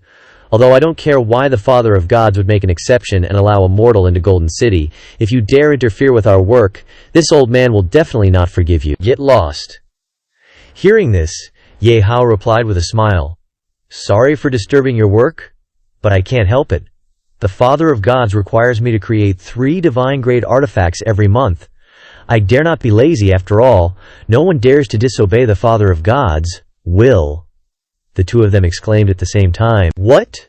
The old man was startled, shouting, It takes all of us divine artisans over a month to create a single divine-grade artifact. The Father of Gods wants you to create 3 in 1 month? How is that possible? Bunlock clasped his chest, exclaiming loudly. Unexpectedly, the Father of Gods can be mistaken sometimes. A lowly human presuming to forge divine artifacts is truly a joke. Even if the kingly sword isn't considered a divine-grade artifact, I absolutely won't let you craft it because it will waste materials. You should quickly get out of Golden City. This isn't a place for you. Zitli coughed lightly, reminding, Don't speak so harshly, Bullock. Don't you have the solemnity of an artisan? Hearing this, the old man angrily pointed and scolded. This has always been my way of doing things, and forging divine artifacts is definitely not a joke. You are protecting the sanctity of divine artisans. We absolutely cannot allow mortals to defile it. Ye Hao crossed his arms, replying with a smile. Whether it's a joke or not, why don't you 2 let me try and see? If I fail, I'm willing to compensate double the material loss, plus grant you 1 wish each. Bunlock crossed his arms, angrily saying, You humans are so amusing to this old man. Compensate with money and grant wishes. Don't think that just because you are granted divine crafting power, you can become a god. Fine, if you're crazy enough, I'll let you try. If you actually succeed, I'll even give you another divine artifact as a bonus. Zitli looked at him, confirming again. Are you sure you want to do this? The materials for forging divine artifacts are all very precious, like starfall iron, zodiac shattered fans, and war god's adamantine coins, which are impossible to buy. Hearing this, he assured, Don't worry, I never do anything I'm not confident in. Ye Hao walked to the furnace with the blueprint, pondering, From the design, the kingly sword is indeed a divine artifact, but only slightly better than the legendary grade. None of the aspects are particularly groundbreaking, but its flexibility is very strong, making it extremely suitable for supporting special effects of various attributes. His whole body emitted light as he lightly raised the hammer, thinking, "The supplementary demon-like technique is all set. I'll use all my boss-level abilities, plus divine crafting power, to forge this sword into a top-grade attribute divine artifact." "Over there," Sly exclaimed upon seeing this. "Sounds impressive." Bullock crossed his arms, coldly sneering. "All show, no substance, just go home." "Then, Glenn, why haven't you left yet?" "Aren't you busy until late every day?" Galen said softly. "Staying a little longer is fine, but most importantly," he smiled slightly, saying, "I'm very curious to see what level Ye Hao can reach, especially since he can make equipment never seen before, like the dimension monitoring secret realm." Hearing this, the two were shocked and exclaimed, "What? He can do that?" Gilles Elgrai exclaimed in surprise. "Since the optical path broke, even the Father of Gods, omnipotent crystal, can't penetrate time and space to explore secret realms." "How did he do it?" Bullock beside him exclaimed. "This kid has been so calm all along. Could it be that he really—" Suddenly, the three of them looked at the light coming from the door crack and shouted, "This is—" Bullock led the way, running in, shouting, "No way! Could it be that this kid really did it? Moreover, not even half a day has passed. This sword would usually take at least 3 days and 3 nights to successfully forge." XIT spoke from behind, "Don't doubt it, wouldn't you know if you go take a look." Inside, Ye Hao held the sword in his hand, exclaiming, "It's done." The screen displayed the text, "Kingly sword, legendary sword, containing divine power. Only those with the qualifications of a king can unleash its full power." Each line introducing it appeared. "Shapeshift, can change shape according to the owner's profession, launching unpredictable attack methods. Spiritual blessing, enhances all attributes of the owner. If divine, it enhances divine power. Myriad aspects, the kingly sword will change its attribute based on the owner's current attribute and assist in the ultimate killing technique of the corresponding attribute." The kingly sword was originally only a mid-grade divine artifact, but now this appearance is entirely the aura of a top-grade divine artifact. Shi Lele exclaimed in surprise. "You not only completed divine-grade crafting," Bullock exclaimed incredulously. "You even improved it. How is that possible?" Ye Hao handed the sword to him, asking, "Lord Glenn, with your vast knowledge, what do you think of this sword?" Ge Halun reached out and took it, replying, "All right." He felt the energy radiating from it and exclaimed, I feel the divine sword and divine power. My attributes are resonating." Gelun gripped the sword tightly, saying, "It can actually match my attributes and become the weapon I'm most familiar with." This feeling is completely different from the feeling when using any divine artifact before. Too shocking, Bullock reached out and snatched it, shouting, "This old man doesn't believe the kingly sword has this ability. It must be a trick of the eye." He felt the energy emanating from it, calling out with doubt, What is this power flowing from this hammer? It's as if I've become 200 years younger in an instant. This feeling of returning to my peak state. I can forge iron continuously for a month, day and night without sleep." XIT immediately snatched it, saying, "All right, weren't you looking down on him earlier? You like it so quickly? Don't even think about it, quickly give it back to him." Hearing this, Bullock shouted, "I haven't played enough." He covered his mouth, admitting his mistake. "Forget it. I admit I was wrong. Your forging technique is indeed extraordinary, worthy of being a human acknowledged by the Father of Gods. Bullock, although I have a hot temper, I always keep my word. The divine artifact I promised earlier, I absolutely won't take it back." Bullock frowned, thinking with a smile, "But this old man isn't stupid enough to give you a divine artifact that has any use. How about I give you a little surprise instead?" His eyes lit up, and he threw a set of hair to Ye Hao, saying, "Next I'll give you this golden long hair divine artifact." He asked in surprise, "Golden long hair?" The screen displayed the text, "Sis's golden long hair, flowing long hair, crafted from pure gold, imbued with divine power. It adheres to the scalp, grows endlessly, and will never fall out." XY, witnessing this, shouted, "Are you cheating, Bullock? Why are you gifting Ye Hao something useless?" "He's not bald," Bullock retorted. "Mind your own business. I only said I'd give him something, not what I'd give him." Ye Hao, overcome with emotion, grabbed Bullock's hand. Thank you, Senior Bullock. This divine artifact is incredibly useful to me. I never imagined I'd receive such a precious gift." "Thank you, Bullock," startled, replied. "Huh, I told you. You don't need to thank me." In his mind, he thought about that account, musing, "With this artifact, I can completely erase the depression of that immortal bald account. I can use this account indefinitely without any side effects. To obtain such a ridiculously useful artifact at once, this time it's really awesome, which makes one even more anticipate and move to the next treasure." Ye Hao looked at the invisibility device pretending to be roaring outside, thinking, "The Eye of Truth is a magical skill. Using it carelessly would easily be detected. With the invisibility device, this person can sweep through all of Golden City without anyone knowing." He gazed at the screen before him, pondering, "I've found the treasure, and the guards around it are fewer than I thought. This is utopia, with doors that never need closing." Ye Hao quickly went outside, muttering, "Then I won't be polite. Let me see what treasures are in the gods' treasure vault." It really makes people anticipate. He stood still, looking at the massive door before him, thinking, "That was fast." Ye Hao stared at the treasure vault of the Father of the Gods, pondering, "This large door looks sturdy, impossible to break. It really isn't easy." He looked at the mechanisms above, analyzing, "Looking at the mechanism on this door, it must be opened in some correct order. If I try randomly, it will definitely trigger an alarm." Though unwilling, he had to give up. Liao Lian walked over and patted his shoulder, exclaiming, "Ye Hao, what are you doing here?" He turned around, confused. "Huh, I was clearly in stealth." Her face flushed red as she said, "I've been looking for you for so long. I finally found you," Ye Hao asked suspiciously. "Li Lian, you're looking for me?" Li Lian pounced on him, embracing him tightly, saying, "Ye Hao, I missed you so much. Ever since entering Golden City, you haven't come to find me. I've been so lonely." His expression darkened as he exclaimed, "Miss me? Spare me. Using someone else's appearance to flirt is a bit low. Which deity are you? Don't mind telling me your name." Li Care immediately changed her expression, saying, "How did you see through me so quickly? Could it be that you guys haven't reached that kind of relationship yet?" Her whole body emitted a green light, saying, "Sorry, I added some drama. Just like you said, it was just a prank. Please don't mind. Let me reintroduce myself." Her face was full of smiles as she recounted, "I am Lucier, a chief god. Seeing a human wandering around in front of the treasure vault in the middle of the night, I couldn't help but want to tease you. Could it be that you are also very interested in the treasures in the treasure vault?" Ye Hao smiled in response. "Lord Lucier is too modest.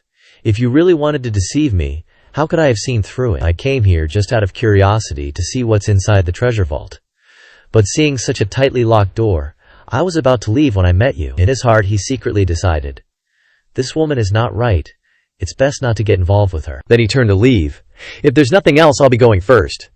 She immediately stopped him. "Wait." Lucier raised her hand and pointed inside, inquiring, "You're already here. Aren't you going to regret leaving like this? Aren't you very interested in the treasure vault?" "I can open this door. Want to come inside and explore with me?" Ye Hao immediately turned around and replied, "That's definitely what I'm asking for. Thank you, Lord Lucier." Duci, seeing her leave, reminded him, "Danger, master. This woman cannot emit any emotional spectrums. I cannot discern her purpose. Is this the terrifying power of a chief god?"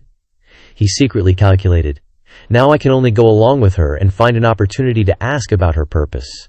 In short, I must be careful next." Luo Xie turned her head and smiled, urging, "What are you still standing there for? Let's go. It's time to open your eyes." Ye Hao immediately shouted, "Okay." He looked at the objects there, exclaiming, "This is the treasure vault of the gods. It's really too massive." She looked at the tree in front of her and said, "This place stores things obtained from the time the Father of the Gods created the world until now. The most precious divine artifacts and treasures. And the golden tree represents the pillar of the 9 realms, the world tree Yggdrasil." Ye Hao looked at the divine artifacts in front of him and murmured, "Standing in front of these divine artifacts, humans like me are too small. Is this really something that humans like me can see?" So he glanced behind him, inquiring, "Lord Lucier, what is your true purpose for bringing me here? A beautiful and powerful chief god wouldn't be kind to a mortal for no reason, right?" She smiled at his words. How sweet-talking. To be able to make the Father of the Gods even believe in creating the Sword of Kings, you are no ordinary mortal anymore. As for my purpose, Lucier raised a finger, winking and promising, I hope you can do something for me, and after it's done, I will allow you to take any divine artifact here as a reward. Ye Hao, hearing this, pressed. Such a precious reward. The difficulty of this matter must not be low, right? Can a small mortal like me do it? She confirmed. Of course, only you can do this, and it's very simple. Lingare walked over, put her arm around his neck, and whispered the request.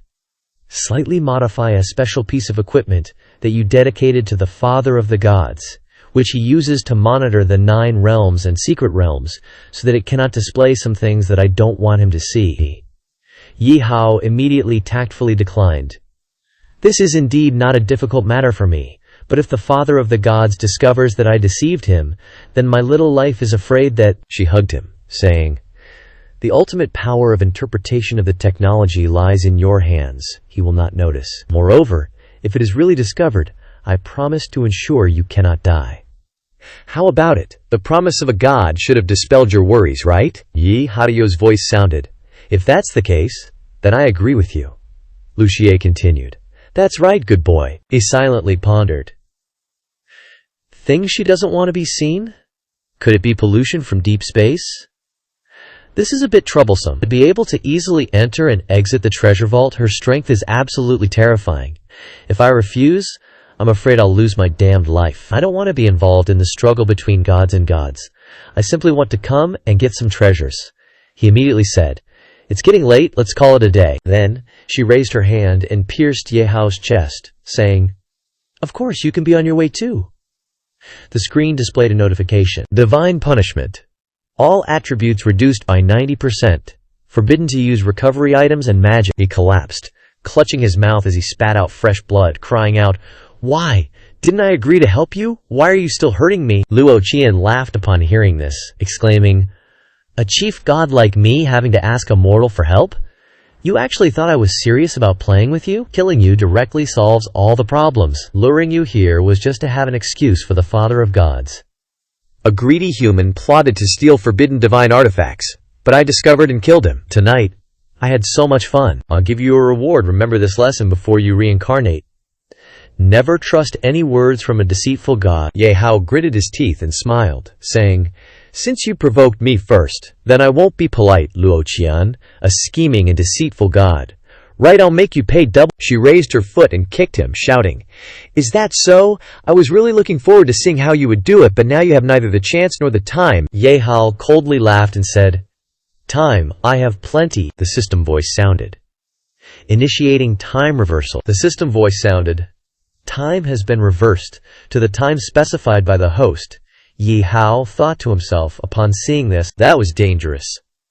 I didn't expect the level and strength of a high-level chief god to be so terrifying. If I didn't have this heaven-defying skill to control the timeline, I really wouldn't be able to play against her. His figure returned to 3 hours prior, pondering. But this trip wasn't without gains. At least I remember the method to unlock the main door of the Father of Gods, treasury. I can go any time in the future. It's just this lying and scheming Luo Qian suddenly popping out. Ye Hao stood up straight, analyzing. She's so afraid of me, it's because she's afraid that my abilities will allow the Father of Gods to discover some conspiracy of hers. I need to know these secrets of hers in order to devise a strategy to defeat her. He immediately instructed. System, I want to control the timeline to observe Luo Qian. Will she detect it? After all, her level is so terrifying, it immediately denied. No, the skill to control the timeline is beyond the existence of the current dimension.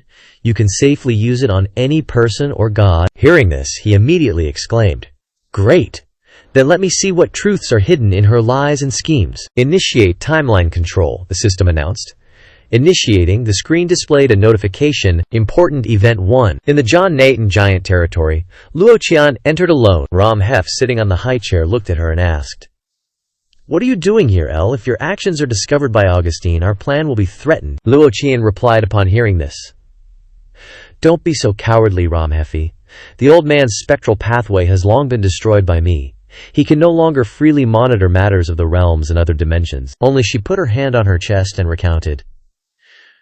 Recently, a mortal came to provide the old man with something that can monitor the 9 realms again. Although its effectiveness cannot be determined yet, I still came to remind you to increase the protection of our secret." The old man questioned in surprise. Augustine could take a fancy to something from a mortal. Is the old man so senile? The secret is personally guarded by me. Absolutely no mistakes will occur. Are you suspecting me to be inferior to a mortal? Luo Qian spread out her hands and said, "Don't be so serious. You are my important partner. Why would I suspect you? It's just a reminder. I'll find an opportunity to deal with that mortal. Now I have to go see my beloved treasure." The system voice sounded.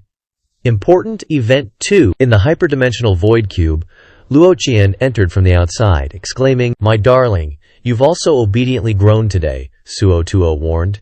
"The evil corruption power of this thing is not something you can control." Luo Qi, seeing him tightly bound, roared in fury, "You crazy woman, how dare you lure me here and imprison me for so long? I should have ripped you apart. But if you release me now, I can still leave you with your body intact." She looked up, laughing. "As expected of the powerful man I've set my eyes on. I specifically bound you next to the superdimensional cube for so long, and yet you haven't been corrupted by it. That truly surprises me. It seems I still have to intensify the corruption. Without your cooperation, the effectiveness of my plan will be greatly reduced." Suo Tuo, in pain from the electric shocks, screamed, "Damn it, just wait until I regain my freedom. I will definitely make you die a miserable death." The wheel of time continued to turn, and the system sound echoed. Major Event 03. Luo Qi looked toward Gaelun and probed, "Why must you reject my true heart, Gaelun? Although I am the god of deception and trickery, my affection for you is real." He refused upon hearing her. "I apologize, Lord Luo Qi. Your love honors me, but I cannot return this love, because my heart already belongs to someone else." Her eyes widened as she questioned, "What? There is no woman stronger than me in Huangjing City, is there? Why must you reject a powerful person like me for another small, weak woman?" Gaelun smiled, and explained upon hearing this. "Because love is born not only from admiration of strength, but also from a smile, an action, so I'm sorry, Lord Lubao Qian." Luo Qi's face turned dark, saying, "You can leave now." Gaelun immediately agreed. "Understood, Lord Luo Qi." She stood still, her face dark and silent. An announcement sounded. Important event occurring. Augustine, stabbed through the heart by her, cried out in disbelief. "How could you regain such powerful evil strength?" Luo Qie, her whole body radiating a blue light, revealed, "It's because I abandoned myself, throwing myself into the embrace of the outer gods. Your era of rule is over, Father of the Gods. Rest assured, I will inherit your will and lead the gods to an even greater hyperdimensional age." He lowered his head and said, "So it was all your doing, but it's truly shameful, Luo Qie. You, as a supreme chief god, have to submit to the power of the heretical outer gods. How utterly ridiculous." Luo Qi stuck out her tongue and laughed loudly, saying, "Ridiculous, so what? For absolute power I can abandon everything. With absolute power I can control everything, including the life and death of gods, right? Your long-lost son was also killed by me for refusing to cooperate. The feeling of killing such a powerful chief god is truly irresistible." Next, she used her blue energy to expand Augustine's wound, continuing, "Your turn now, Father of the Gods." A moment later, the scepter slammed heavily against the ground. Luo Qie, her whole body glowing with golden light, sat on the throne, laughing and declaring, "The hyperdimensional era belongs to the outer gods. Beginning now." Ye Hao's voice rang out, "This ends here. System, rewind time." The system immediately responded, "Received, rewinding time." He sat still, looking ahead, calculating. So, the truth behind the events is basically clear now. The hyperdimensional space-time cube, that's the outer god from the depths of the universe. It's polluting the 9 realms, and Luo Qie. Luo Qie killing and impersonating the father of the gods is also because she held a grudge against Gaelun. That's why she targeted him so much when he and Li Lian were together. It's just that Luo Qie absolutely didn't expect that she would ultimately lose to Ma Li Lian's source of unknown power. Ye Hao reached out to touch and calculate. For a perfect ending, I absolutely cannot trigger that power of Ma Li Lian, but if I want to kill Luo Qi before she kills the father of the gods, I must use another method. Wei Si frowned and suggested, "But Master, that woman is extremely cunning and powerful. How can we counter-kill her? Could we directly report her to the father of the gods?" He raised his fist in denial. "That won't work. I'll be seen as a mortal mouthpiece of Yan Wu, the mind-controlling chief god, and be severely punished. I've already thought of another way. It immediately excitedly praised, "As expected of Master, you've found a method to deal with such a powerful enemy in such a short time. Amazing, what is it?" Ye Hao smiled slightly, thinking of that person, and revealed, "Simple. The enemy of my enemy is my friend. The next target. Rescue the Thunder God." Zunzu Sly exclaimed in shock. "Oh my god, Ye Hao, you!" Bullock also called out in surprise. "Do you know what you're doing?" "Ye Hao!" He looked ahead and shouted. "Upgrade and modify our furnace and forging platform that we've used for tens of thousands of years. These are divine artifacts made by ancient godsmiths, taking countless years." My eyes aren't deceiving me, are they? The screen displayed an introduction. The Divine Fire Furnace can utilize the divine fire beneath the earth to turn gold into various rare metals.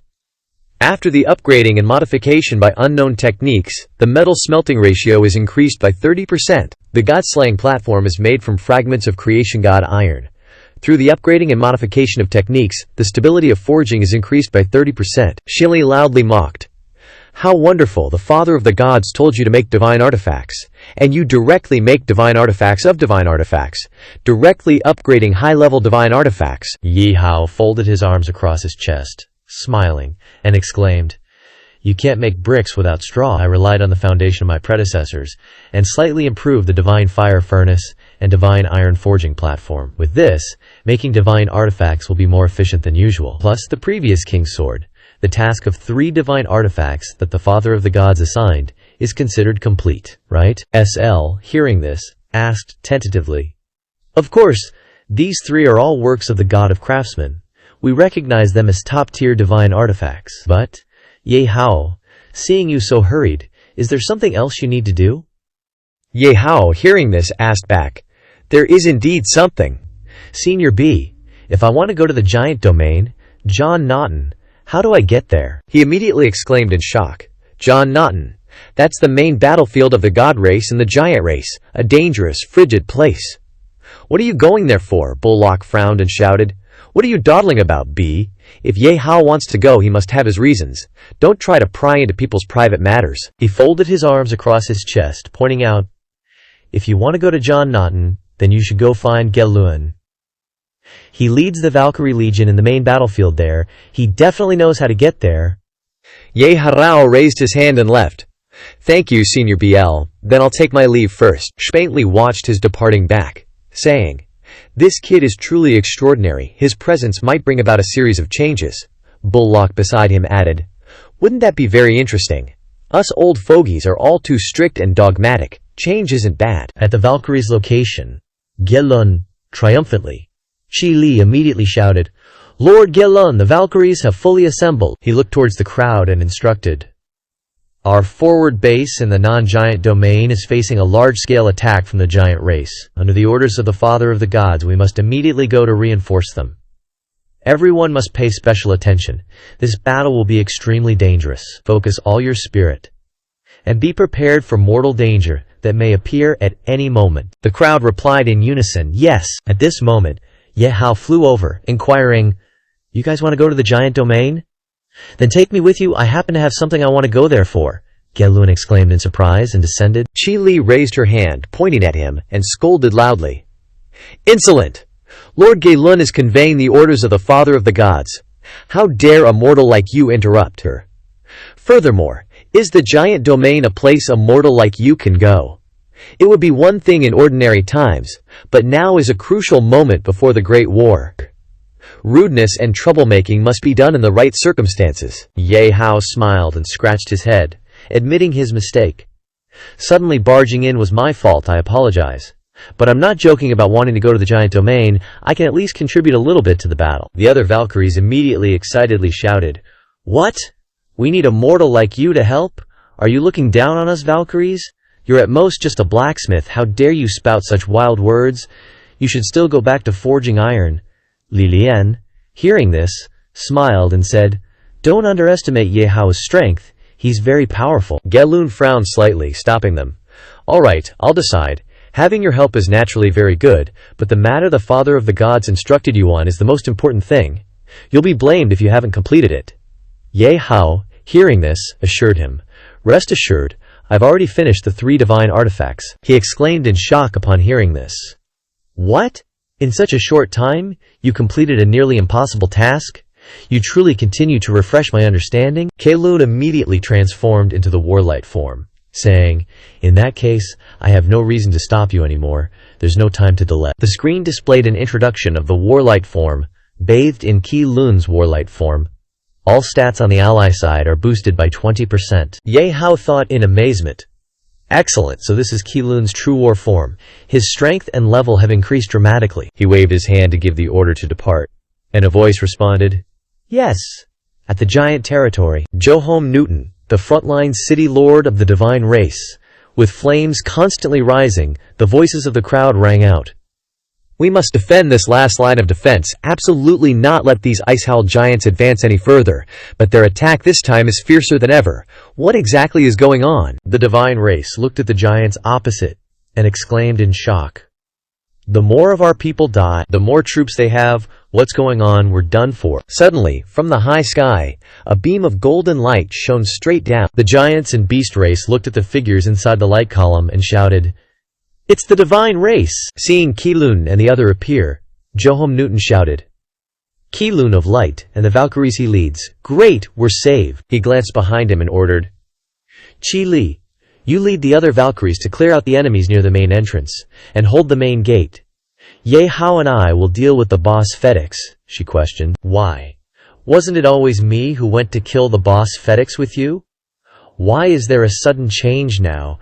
Ye Hao, he is immortal, absolutely cannot become your left hand." Keilun glanced at Chi Li, said, "Now is not the time to argue. Do as I say." She reluctantly agreed. "Okay, fine." Chi Li swung her sword towards the enemy, said, "Everyone here with me. Kill any enemies who invade. Don't let any giant race cross the city half a step." The voices of the crowd responded. Yes, Keilun still didn't turn his head and instructed, "Be careful, Ye Hao.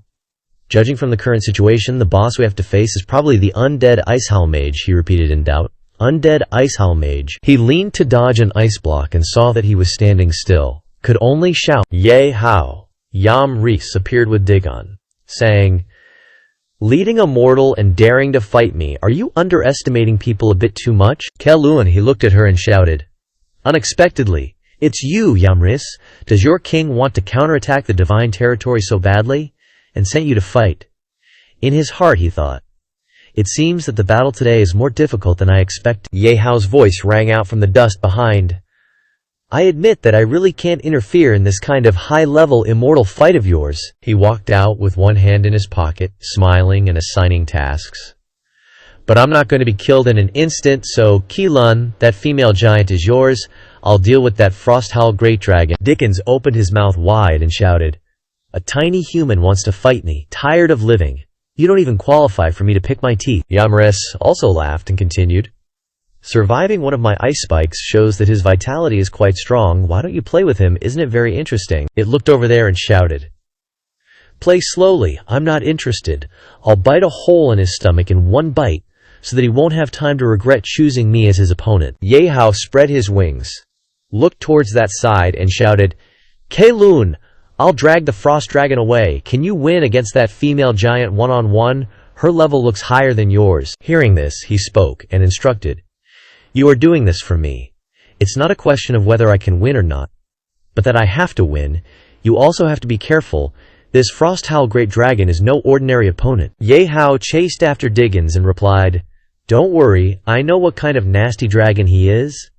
Let me see if your strength is as nasty as your mouth." Hearing this, it immediately shouted, "How can a human like you have dragon wings? I'm getting more and more interested in this little brat." Dickens opened his mouth wide and used an ice bullet breath attack downwards, shouting, "Wait until I kill you, before slowly studying you." He dodged, causing the attack to hit the giants, causing them to angrily curse loudly. "Damn it, why is the Frosthowl Great Dragon attacking indiscriminately?" "Stop it," Ye Hao released flames and thought. "The level of the Crimson Flame Emperor can fight against level 220, but this dragon is level 320.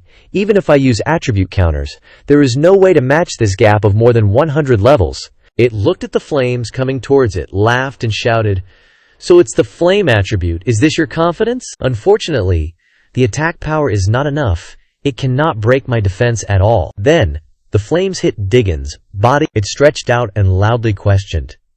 Just because you're small, you think you're agile, huh? Let's see how long you can keep running. Ye Hao looked at the ice crystal speeding towards him, contemplating. Indeed, there's a huge difference in levels, and this is its home ground. It's using the cold air and magic power in the atmosphere like it's free. Let's draw its aggro first, lure it away, then we'll talk. Suddenly, he was startled as its tail swept right in front of him. Dickens sent him flying backward, roaring, "Die!" Ye Hao collided with the iceberg, shattering it into countless pieces. Seeing this, it laughed mockingly. Buzz buzz, troublesome flies should be swatted dead without a second thought. You probably won't even have anything left this time. Ye Hao wiped the blood from his lips, calculating. This dragon is very strong, plus there are so many unfavorable factors, it looks like a dead end. But I still have a way to turn the tables, because my purpose here isn't to kill it, but to. His eyes flashed, and he commanded. System, switch to the Void Beast King Live Fed account. This ice dragon is as good as mine. The system's voice rang out. Received. Switching. On the screen appeared the introduction of the Void Beast King Live Fen, divided into 3 stages. Primary. Able to 100% tame savage beasts below level 300. Intermediate. Able to 100% tame savage beasts below level 600. Advanced. Able to 100% tame savage beasts below level 900%. The current Beast King primary account can increase combat pet attributes by 30%. Proficient in all kinds of traps. How to subdue a savage beast. Reduce the target's blood to below 20%. Use a trap device to capture it. And finally use the Beast King seal to tame it. Ye Hao exclaimed upon seeing this. Awesome! This is the reason why I had to choose the Ice Howl Colossal Dragon as my opponent, besides having power equivalent to level 300. Plus, he looked towards the Scarlet Comet Dragon and said, the 30% soul link of the Qihong Hui Jing is equivalent to the combat power of a dragon near level 400. Next we'll have to see. Outside, near the Scarlet Comet Dragon, Dickens pressed its face close to the iceberg, opening its mouth wide to gather energy, and declared, How can I still feel a faint breath? Is this brat still not dead? Let me spit one last breath to finish you off. Immediately after, Qihong Hui Jing opened its mouth wide and roared as it charged out. Dickens, bitten on the neck, screamed in pain. What's going on? What did this guy suddenly turn into? It sensed the energy that Ye Hao was launching. Unable to believe it. Luo Te. Impossible. This kind of power is absolutely not something a human could do. He, in the Void Beast King account, Red Dragon form, said, With your brain capacity it's difficult for me to explain more to you. Obediently become my mount, to avoid more pain. The screen displayed an introduction. The external form of the Void Beast King will change according to the combat dragon he controls. Diggins used super compressed frost breath, yelling, Even the Ice Howl Colossal Dragon King couldn't tame me into a mount. A human dares to dream of riding on me. What wishful thinking. That stream of ice crystals was blocked by the Scarlet Comet Dragon. Spitting flames, Ye Hao's voice rang out, Stop it! A dead ice dragon isn't worth anything to me. The flames shattered the ice crystals, rushing straight towards it. Dickens was blasted backward by the flames, shooting straight into its mouth. It opened its mouth wide, screaming in pain, I must kill you! He stood on top of the Scarlet Comet Dragon and said, I told you to give up resisting, but you didn't listen. Does it hurt now? Come on, be obedient and let me ride you. Diggins opened its mouth wide and screamed in agony. Even if I die, I absolutely won't allow anyone to ride on my head. It was tightly bound by golden rings, roaring in anger. This is a trap, you wretched human, release me now. The system's voice rang out. The target has triggered the binding trap. Blood is below 20%. Conditions for taming have been met. But the target is more than 300 levels higher, and in a state of extreme fury, the success rate of taming is 70%. Ye Hao exclaimed upon hearing this, 70%. If it's not 100%, there's a chance of failure. I can't risk betting. In his heart, he thought, it wasn't easy to catch a big one. I have to find a way to guarantee success, but how? Diggins, tightly bound, unwillingly roared, Damn it, don't think this piece of junk can bind me for too long. Watch me freeze this trap into tiny pieces. The system's voice rang out. Warning, the binding trap will lose its effect after 1 minute. After failure, the cooldown time is 30 minutes. Please make a decision quickly, host, on whether to tame it or not. Ye Hao, hearing this, interrupted. Wait, there must be another way to increase the success rate of taming. Let me think. He reached into his jacket, thinking, that's right, how could I forget the good stuff I got from AWOL? Isn't that just right for this scene? System, quickly use that skill book. The system immediately responded, received, learning, please wait. It saw this and laughed mockingly. Out of ideas. With this little ability you want to ride me? Dream on. Even if I'm forced to submit to survive, I'll submit to a true powerhouse. Not just anyone can ride me. Ye Hao walked over step by step and asked, really? Don't be so absolute. Riding or not doesn't matter. What matters is that I sincerely want to make a friend. Diggins sneered, sarcastically saying, make friends? I've never befriended the weak. You, a human, want to be friends with me. Dream on. You only deserve to be trampled under my foot. The system sound rang out. Host has learned the passive skill. Friendship beyond species, permanently increasing goodwill with the dragon race. Good friend. Its eyes flashed with golden light, thinking, what's going on? Why did my inner energy suddenly disappear? Moreover, Diggins, looking at Ye Hao approaching, thought, my hatred for him has also disappeared. This kid looks much more pleasing to the eye. What exactly is this? He calmly exclaimed. Are you calm now? Can we talk properly now? Dickens, hearing this, admitted his mistake. Sorry, bro. I admit I was a bit loud just now. Don't take it to heart, Dillas. But brothers must settle accounts separately. Being brothers is fine. But you wanting to ride your brother, that's not cool, right? The system immediately announced. The target's goodwill is, good friend. The success rate of taming has reached 100%. Do you want to tame now? Ye Hao immediately spoke up. That's right. Riding or not is another matter. The main thing is I want to acknowledge this brother. In his heart he thought, tame. The system immediately prompted, target has been tamed. Diggins flew up and shouted, ride as you please. I acknowledge this brother for sure. You're the boss, I'm the second in command. Once a boss, always a boss. Ye Hao immediately praised, very good. The screen immediately displayed. The reins of the Frostwing Great Dragon are in hand. The Frostwing Great Dragon is a boss-level, common battle pet and mount, and can be used normally without going through the Void Beast King account. He looked in that direction, pondering. Next is the royal city of the Frost Giants. Thor-san is imprisoned there. It must be extremely dangerous to break in. Ye Hao looked at the fire flame nearby, thinking, I'll wait until I help Gelun win this invasion, before figuring out how to save him. The command voice rang out.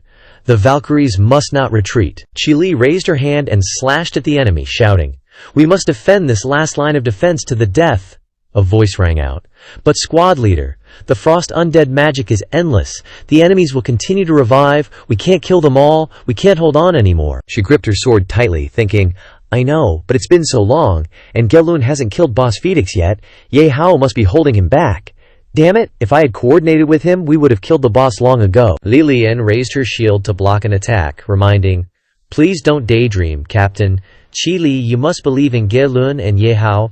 They will definitely succeed in killing the boss. She heard this and spoke up. Ma Lilian, thank you. She looked at the giants in front of her, shouting, come on, I will definitely not lose to this bunch of ice scraps. Chi Li thought to herself, we are all exhausted and have reached our limits, but this Ma Lilian, although her level is not high, seems to have infinite energy, still full of vitality. But, she looked in that direction, thinking, no matter how many waves of attacks we repel, we can't win if the boss isn't killed.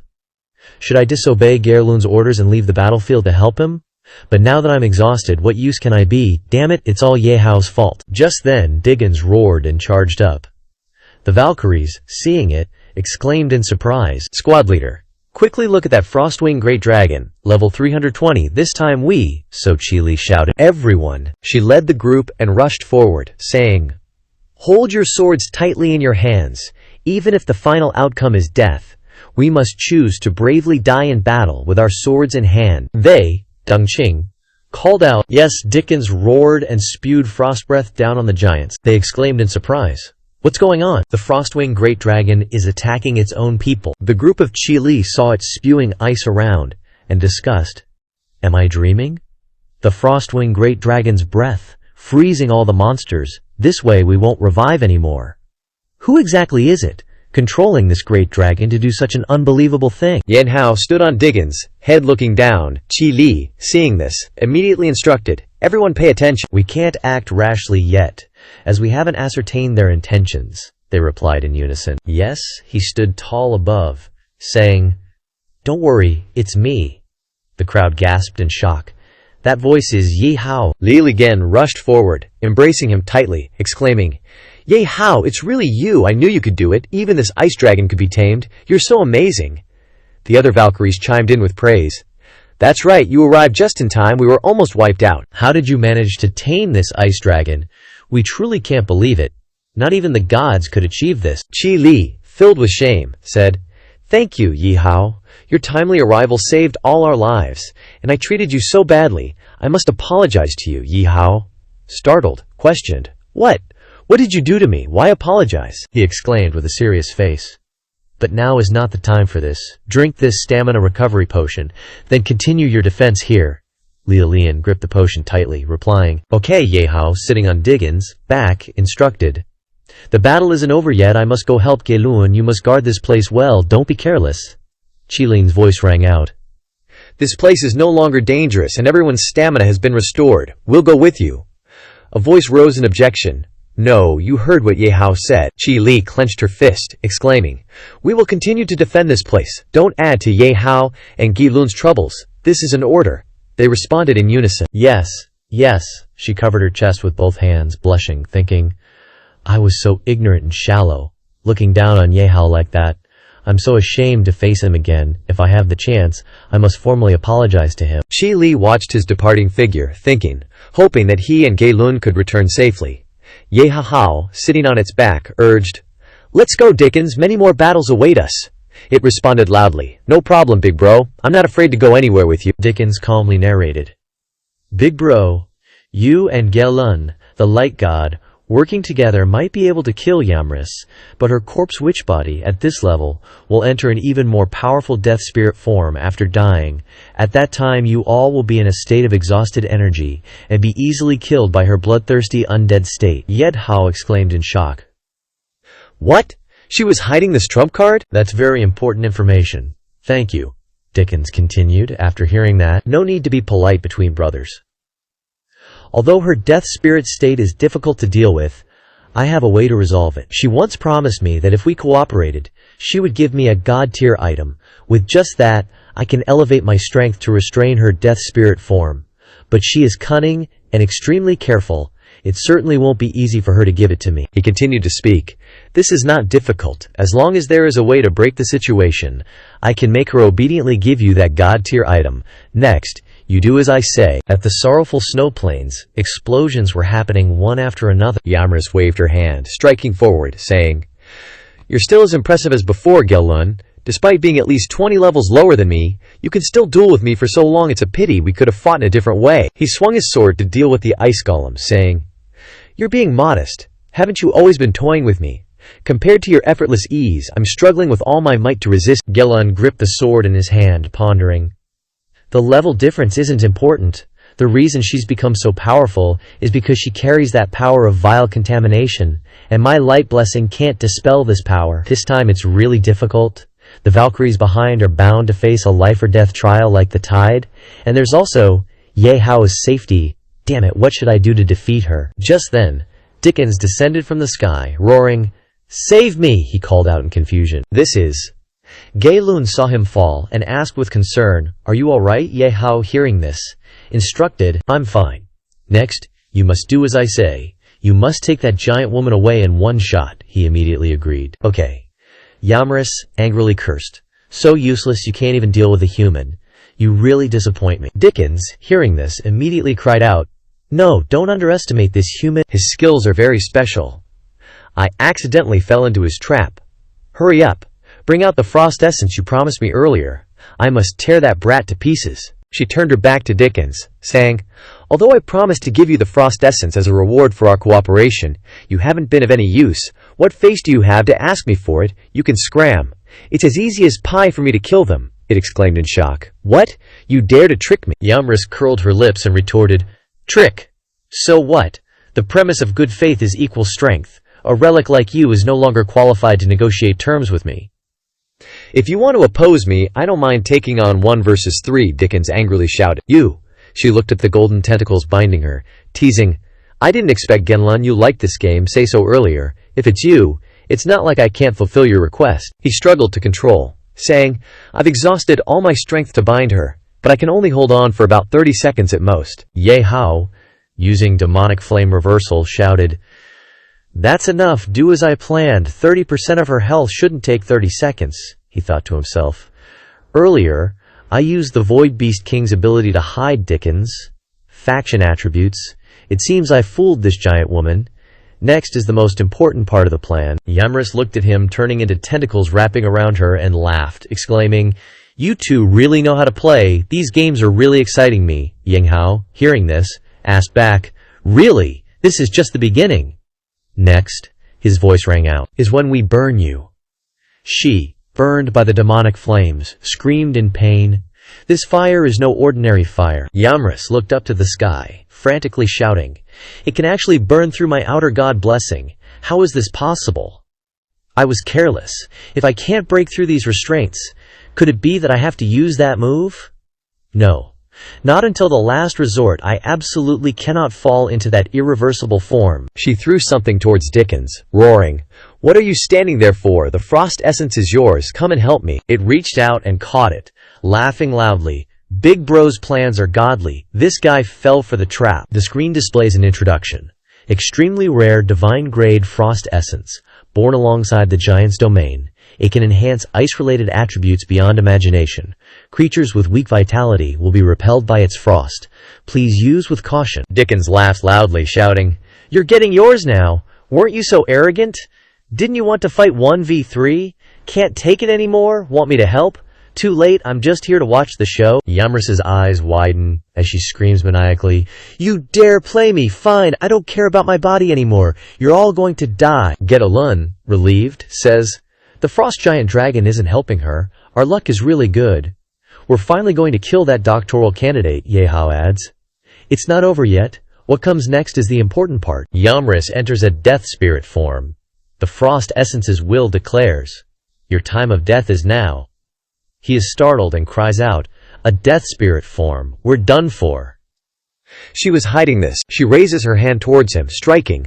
Genlun immediately shouts, Get out of the way! If Ye Hao is touched by her in that form, his soul will be sucked away. Ye Hao's voice rings out. It's your turn to take action. Dickens opens his mouth wide, gathering energy, and uses spirit devouring. Got it, big bro? With this frost essence, I can absorb her death spirit form without getting hurt. Yamris, being sucked into his mouth, screams in disbelief. Dickens, what are you doing? You're taking orders from a human. So you all planned this to play me. Stop it now. What did he offer you? I'll give you double. Stop. Dickens retorts. Offers. Our brotherhood isn't something money can buy. You greedy old hag. Your death is well deserved. Genlun gapes in astonishment, exclaiming, What? How is this happening? The frost giant dragon is notoriously proud. No one can tame it, yet it's calling Ye Hao brother? What's going on? It opens its mouth wide and yells, Big bro, please accept this frost essence. It can absorb ice or death attribute magic to enhance its frost power. Ye Hao reaches out and takes it, saying, Okay.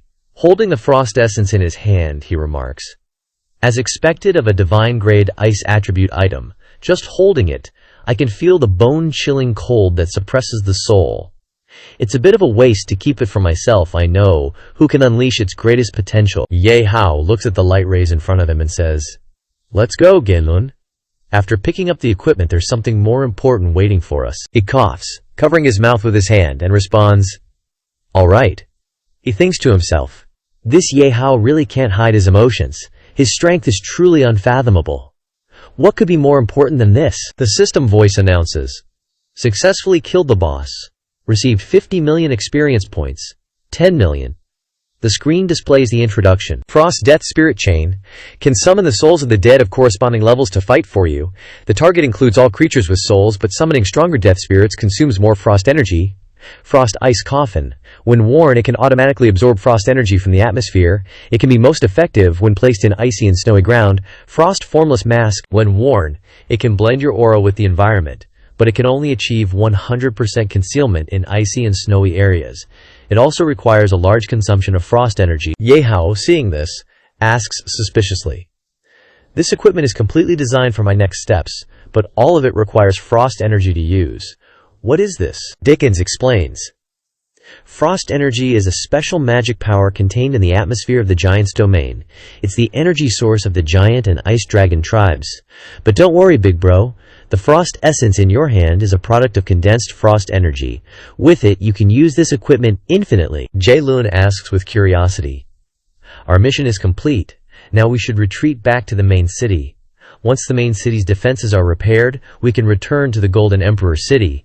"But Ye Hao, what's this next plan you're talking about?" Ye Hao replies.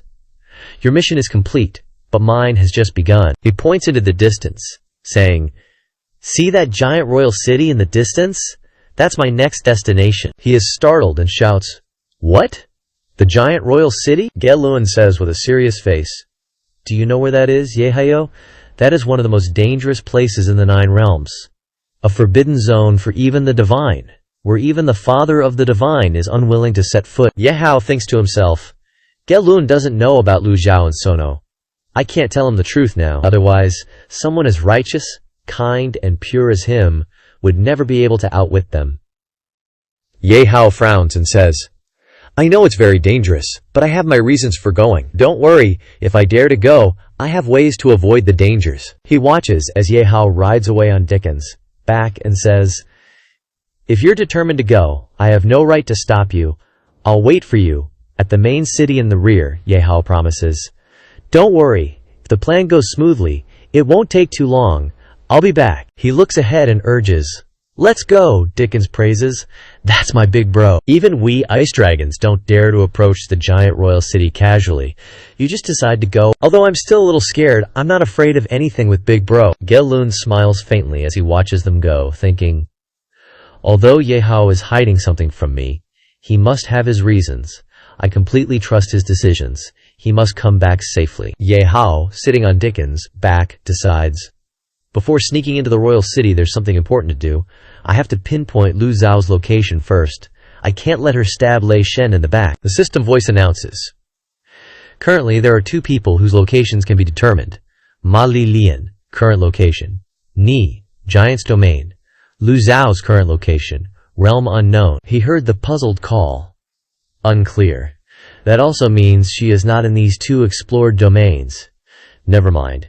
As long as she's not hindering my plan beneath this abyss, it's fine. It opened its mouth wide and introduced, "Big brother, ahead is the Giant's King City. I know you're very brave, but as your brother I still have to remind you. The Giant's King City is dangerous because it lies on the edge of the Giant Domain and the Death Underworld Domain, simultaneously drawing power from both realms." Dickens' voice resonated, recounting, "The Giant King in the King City possesses terrifying strength almost equal to Augustin, the father of the gods. Though he hasn't lifted a hand in over 1,000 years, his strength has likely only increased, not diminished. I might have boasted earlier about not fearing him, but if I truly faced him, I'd probably be nothing." Ye Hao smiled slightly, reassuring, "Don't panic. I definitely won't be foolish enough to directly confront the Giant King. I have another objective for coming to the King City. I will only aim for a quick victory." It heard this and spoke up. "In that case, I'm relieved, big brother." At the Giant's King City, Ye Hao looked up at his ear. Liggins was right. This Giant's King City not only emanated bone-chilling cold, but was also laced with an aura that made one gasp. Yet, he took step after step, mumbling on the icy surface. "And this formless frostbone mask? It works to conceal one's aura. If I didn't have it, entering the King City would truly require some effort." Lin opened the door, questioning, "Who are you?" He tightly gripped his weapon and shouted, "Who dares trespass into the King City?" Ye Hao glared, silently cursing. "Said it's a mask that 100% hides my aura, but I still got discovered. Legendary-grade equipment is worthless in front of the King City." Lin questioned him repeatedly. "There is no repulsive stench on you, but rather a special scent belonging to our giant clan. Could it be that you are one of our giant clan people? But why are you so short?" Ye Hao's eyes immediately lit up, deciding, "The mask must have transformed my aura into that of the giant clan. This is truly a blessing in disguise. Thus, he knelt on one knee and began to fabricate a story. Esteemed adult, please understand, it is because I am small and short that I was deemed an anomaly and expelled from the clan. Fortunately, the merciful Luo Chikere adopted and raised me. So, this time, I represent her to come to the king's city to inspect the maturation status of that thing. The man pursued the query. Luo Chikere? Didn't she always come alone? Why send an unfamiliar face like you this time? Ye Hao's voice rang out in explanation. Because she was temporarily called away to another domain, she sent me instead. The man fell silent for a moment, took a deep, distinguishing sniff, and then opened the door, saying, I don't detect the aura of deceit on you. Come with me. Hearing this, Ye Hao immediately exclaimed, Thank you, esteemed adult. Ye Hao followed closely behind, yelling, It's so grand! This is my first time entering the king's city. It's the lifelong wish. I truly admire an adult like you who can serve as the king's city's gatekeeper. You must be very strong, right? Lin quietly reminded him. Excessive chatter is forbidden in the king's city. We've arrived. This is where that thing is kept. But only Luo Chair and the king know how to open the door, and the king is currently sleeping. He led Ye Hao to a door and said, If Luo Chair sent you, she must have told you how to open this door. Now Lin radiated a bone-chilling killing intent, pointing his weapon at Ye Hao, and added, Either open it or die. He started making adjustments, causing the lights to illuminate one by one, saying, What are you talking about, esteemed adult? Of course I know how to open the door. Why else would I come running here? He secretly thought. It's a good thing I paid attention to how Luo Chair opened the door when I manipulated the time string earlier. Otherwise, a fierce battle would have been unavoidable. Ye Hao turned his head to face the man, asking, Are you coming in with me, esteemed adult? Lin immediately turned around and left, saying, No need. What's inside is not for me to see. I'll wait for you outside the door. Ye Hao watched the door behind him close, thinking to himself, Finally, I'm here. If not for my many tricks, I would have died at least twice already. This door must be able to completely block all aura. The next important matter is, Santo, bound by chains, urgently questioned. Rat, the only people this old man has ever seen come here are that old giant man and that woman Luo Chichir. Who are you? How dare you come to this place? Looking at the aura on you, you're from the giant clan, but I've never seen such a small, short giant. What do you want? Ye Hao raised his hand to take off the mask on his face, asking, Seeing you so spirited, I feel relieved, Lord Lei Shen. As for me... He looked at the old man and called out, Naturally, I've come to save you. Santo was startled and yelled, Your aura! You're immortal! Santeto, upon hearing Ye Hao's words, naturally didn't believe him. He immediately roared without reservation, Save me? A mere mortal dares to speak so boldly? Then, with the hypercube here, you can't even get close to this old man. I bet you're someone sent by that woman Luo Chier to torment me. Get lost! Go tell that wretched woman that I will surely make her die a terrible death. But the young man did not answer a single word. With a cold expression and blazing killing intent, he slowly walked towards Sontado. Seeing this, the old man couldn't help but be stunned and bewildered. Wait, this mortal is actually walking towards this old man. I can feel a dense surge of power emanating from his body. This brat is serious. This confirmed Sontito's thoughts. The very next second, Ye Hao was in his undying bald-head state. He looked sternly at the person in front of him and said, I said I came to save you, and I came to save you. What are you doubting? I was already unenthusiastic about saving you. With this attitude of yours, it seems even less necessary to save you. After speaking, Ye Hao didn't forget to sigh. By now, even if Santo were an idiot, he would have to believe. Seeing Ye Hao's attitude, as if he was about to leave, his face immediately fell, and he hurriedly yelled, No, don't! Believe me! This old man believes you! I can tell your strength just by the amount of hair you have. Please, hurry and save me! Ignoring Santo's plea for help, Ye Hao slowly walked up the stairs in front of him. In his ear the system's voice echoed, warning about using the undying bald-head account. Host, there is a risk of consciousness being swallowed. Please proceed with caution. He struggled to respond. I know. If it weren't for saving him, I really wouldn't want to use this account again. At this moment, as if remembering something, Ye Hao took out a strand of golden hair and decided, In the end, I can only rely on the divine artifact that the dwarf gave me before. It was the long, golden hair of Sigus. And with divine power it could be glued to the scalp, integrating and growing, never shedding. The moment Ye Hao put the hair on, the system's notification sound also rang out. Undying bald head state deactivated, restoring the former Xiang Feng, reclaiming enthusiasm for life and living. The Ye excitement buff has been triggered.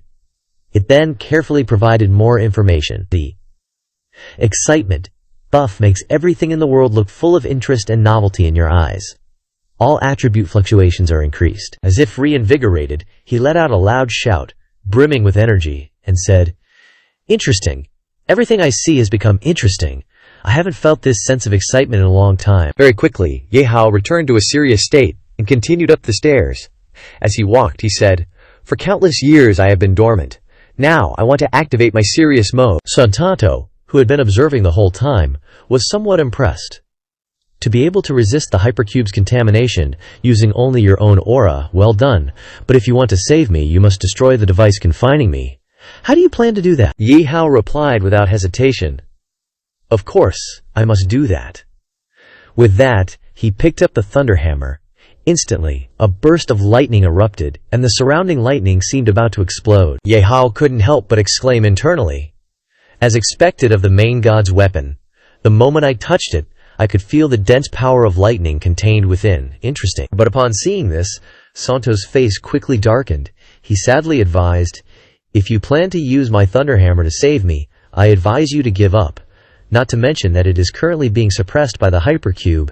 In these 9 realms, apart from me, only that old man can lift it. A mere mortal like you can absolutely not lift it." The words had barely left his mouth when Ye Hao gently lifted the hammer and meaningfully asked, "What did you say?" Santo saw this sight. His expression changed drastically, and he thought in utter shock, "Heavens, how can this be? How can a mortal wield this divine artifact that belongs only to this old man?" "Wait a minute, the Thunder God's hammer's charm is irresistible. Is he gonna run off with the hammer?" Ye Hao, on the other hand, read him like an open book. "What is that expression on your face? It's like I want to covet your hammer." "Relax, I won't waste heavenly resources like that. This hammer can only unleash its greatest value in your hands." As soon as he finished speaking, the barrier around Santato shattered. He did not hesitate to toss the hammer toward the old man. Santo quickly grabbed it. In a flash, the power and aura of a warrior surged strongly, and then he spoke humbly. "I admit I was short-sighted. You are excellent, brat. Whether it's your character or your strength, this is the affirmation from Lei Shen Santo, this old man." Ye Hao was still seriously examining the hypercube situation, he thought. This cube truly comes from the outer gods deep in the sky. It is absorbing the power of the giant domain, the death underworld domain, and the thunder hammer to rapidly grow, and this aura is similar to the contaminating object that invaded the stronghold.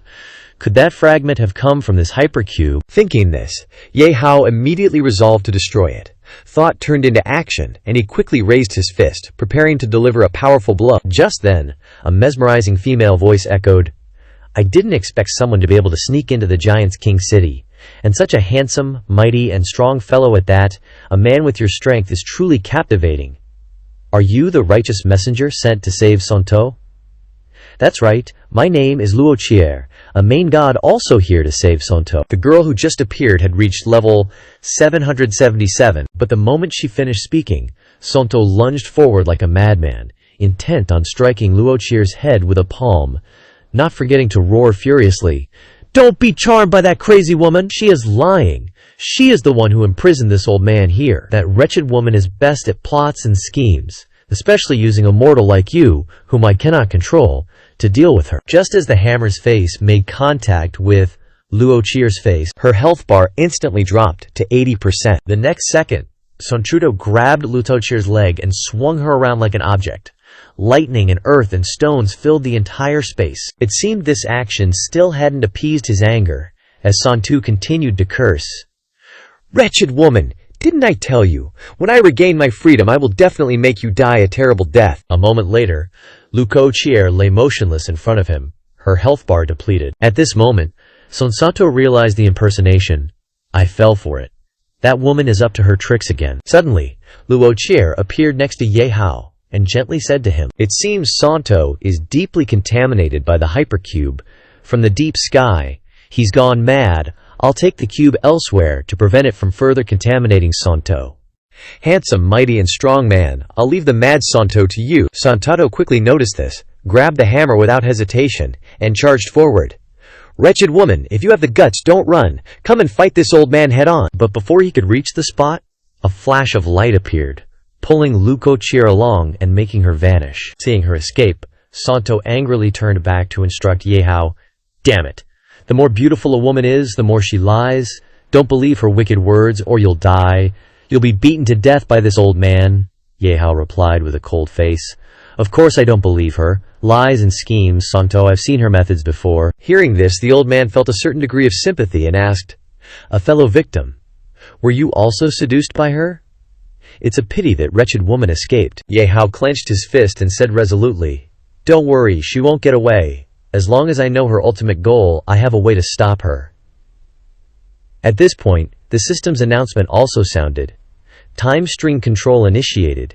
Time has reverted to the designated time of the host." Not long after, Santato's disappointed voice rang out. She ran away again. Along with it was the system's weary sound, initiating the 10th time reversal. After a while, it was still his annoyed voice. She ran away again.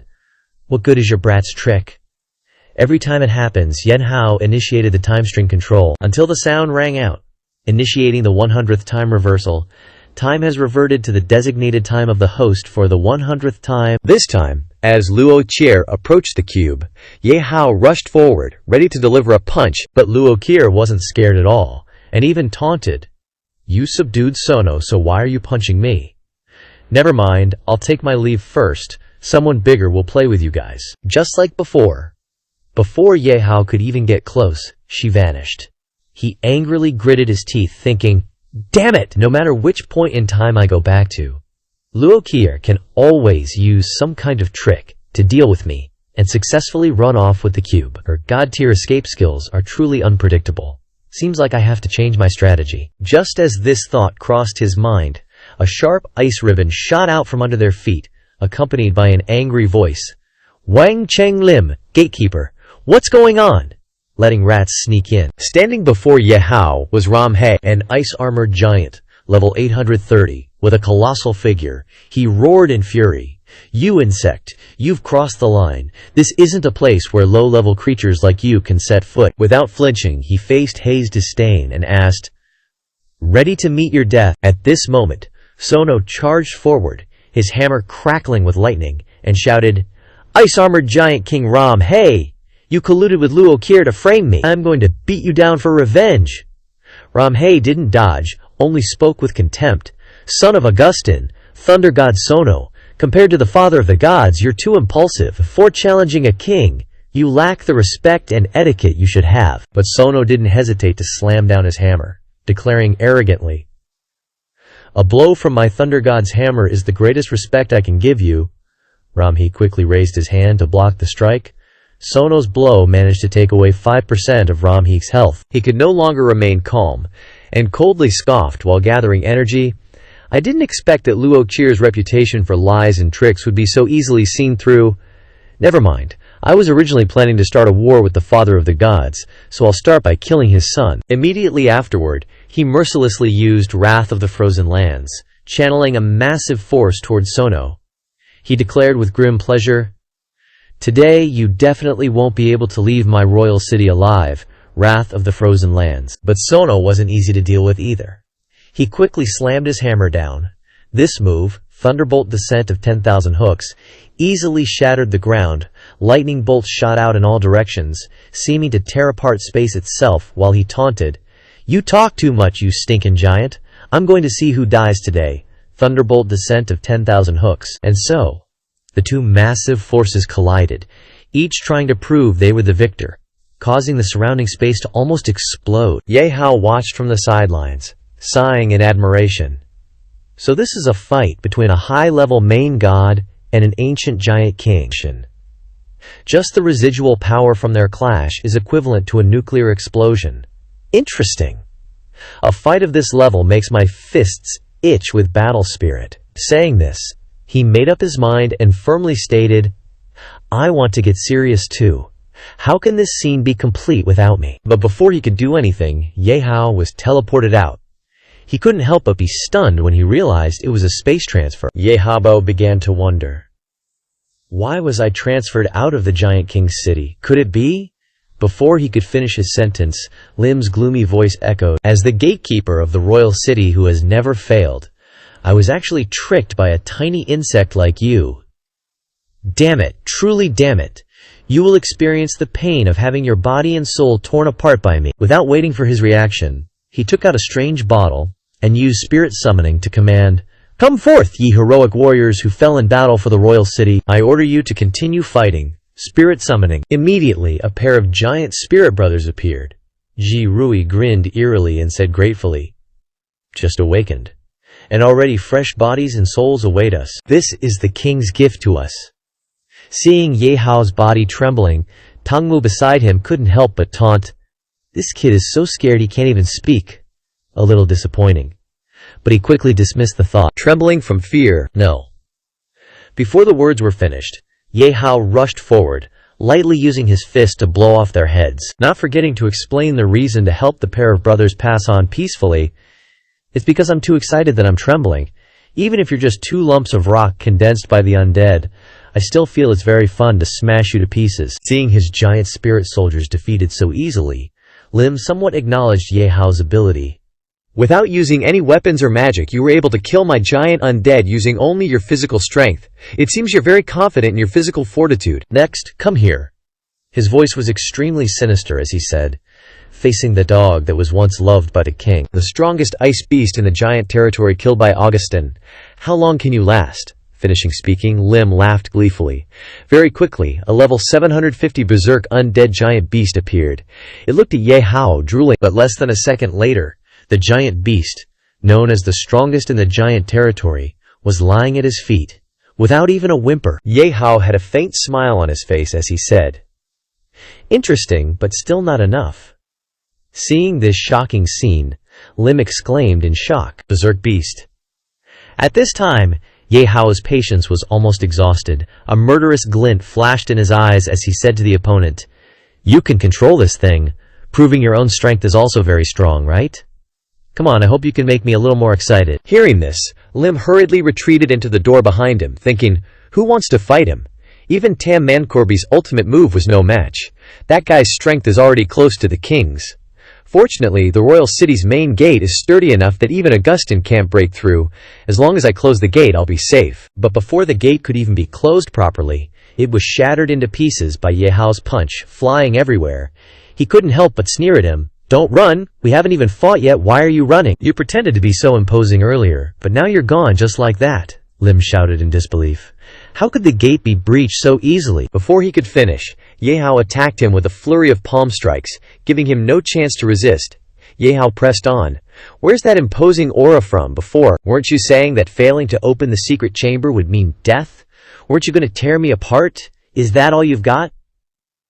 A little disappointing, Lim mustered the last of his strength and shouted, "With this level of power, are you really immortal? What monster are you, exactly? Your king has tried his best." As he uttered these words, the last drop of blood drained from his body. With Lim dealt with, a large amount of icy aura gathered around Ye Hao. The system promptly announced, "You have successfully acquired the Gatekeeper. Lim has entered the Ice Bone Essence. Due to the Gatekeeper collecting a large number of icy bone undead creatures, the Icebone Essence has acquired a large amount of the Overlord's icy aura." Hearing this, Ye Hao cheered happily. "Jackpot, this is like buy one get many free, so interesting." Meanwhile, Sona was being completely suppressed by Ram. His power, his health bar, reduced to only 25%. Standing on the edge of life and death, he could only think helplessly, "Damn it, I've been away from the Golden City for too long, and the divine power in my body is almost depleted. Only relying on the Thunder God's hammer has allowed me to hold on until now. But the Giant King can replenish his power almost infinitely in his own territory. This is troublesome." Ram. He was of course different from Sono. He still had 60% health. At this moment he seemed to have lost patience, delivering a fatal blow while saying, "Lysaire's plan wasn't without some success. At least it weakened a troublesome opponent, second only to Augustine, making it easier for me to kill you. Fortunately, before that punch could hit Somano, Ye Hao appeared like a warrior and declared, "In such a decisive moment, how could I be absent?" The system rang in his ears. "You have equipped the superdimensional artifact, God-breaking gauntlet, capable of shattering random parallel spaces." Seeing Ye Hao, he was shocked. "You're still alive. That proves you defeated Lim, that useless trash." I clearly bestowed him with a powerful artifact. Blocking his blow, Ye Hao calmly said, "You mean the lamp in his hand? The thing inside was indeed interesting, just not strong enough." With just this one block, Ye Hao effortlessly took away 10% of Ramhi's health. Hearing this, anger surged within him, and he increased the force of his attack while asking, "So, you've already fought my undead lovehound?" At that moment, a dimensional metropolis unexpectedly appeared behind Ram. Ye Hao didn't answer, focusing on countering Ramhi's punch. Seeing this, he continued, "I admit you're stronger than I thought. Your strength is absolutely rare among mortals. But it's a pity you're in my territory. You have no chance of winning." This time, an ancient dimension appeared behind him. Ye Hao remained silent, using action to prove his ability. Quickly, Ramhi's health dropped to 35%. The dimension behind him transformed into the Mesozoic era. Somano, exhausted, could only observe the entire battle. Seeing the miraculous scene before him, he couldn't help but exclaim, "Dimensional rifts are constantly appearing behind the giant king. Ye Hao's punches can tear through dimensions. How is this something a mortal can do? But it's useless." Every time the old man loses health from his attacks, he absorbs the icebone and undead aura to recover.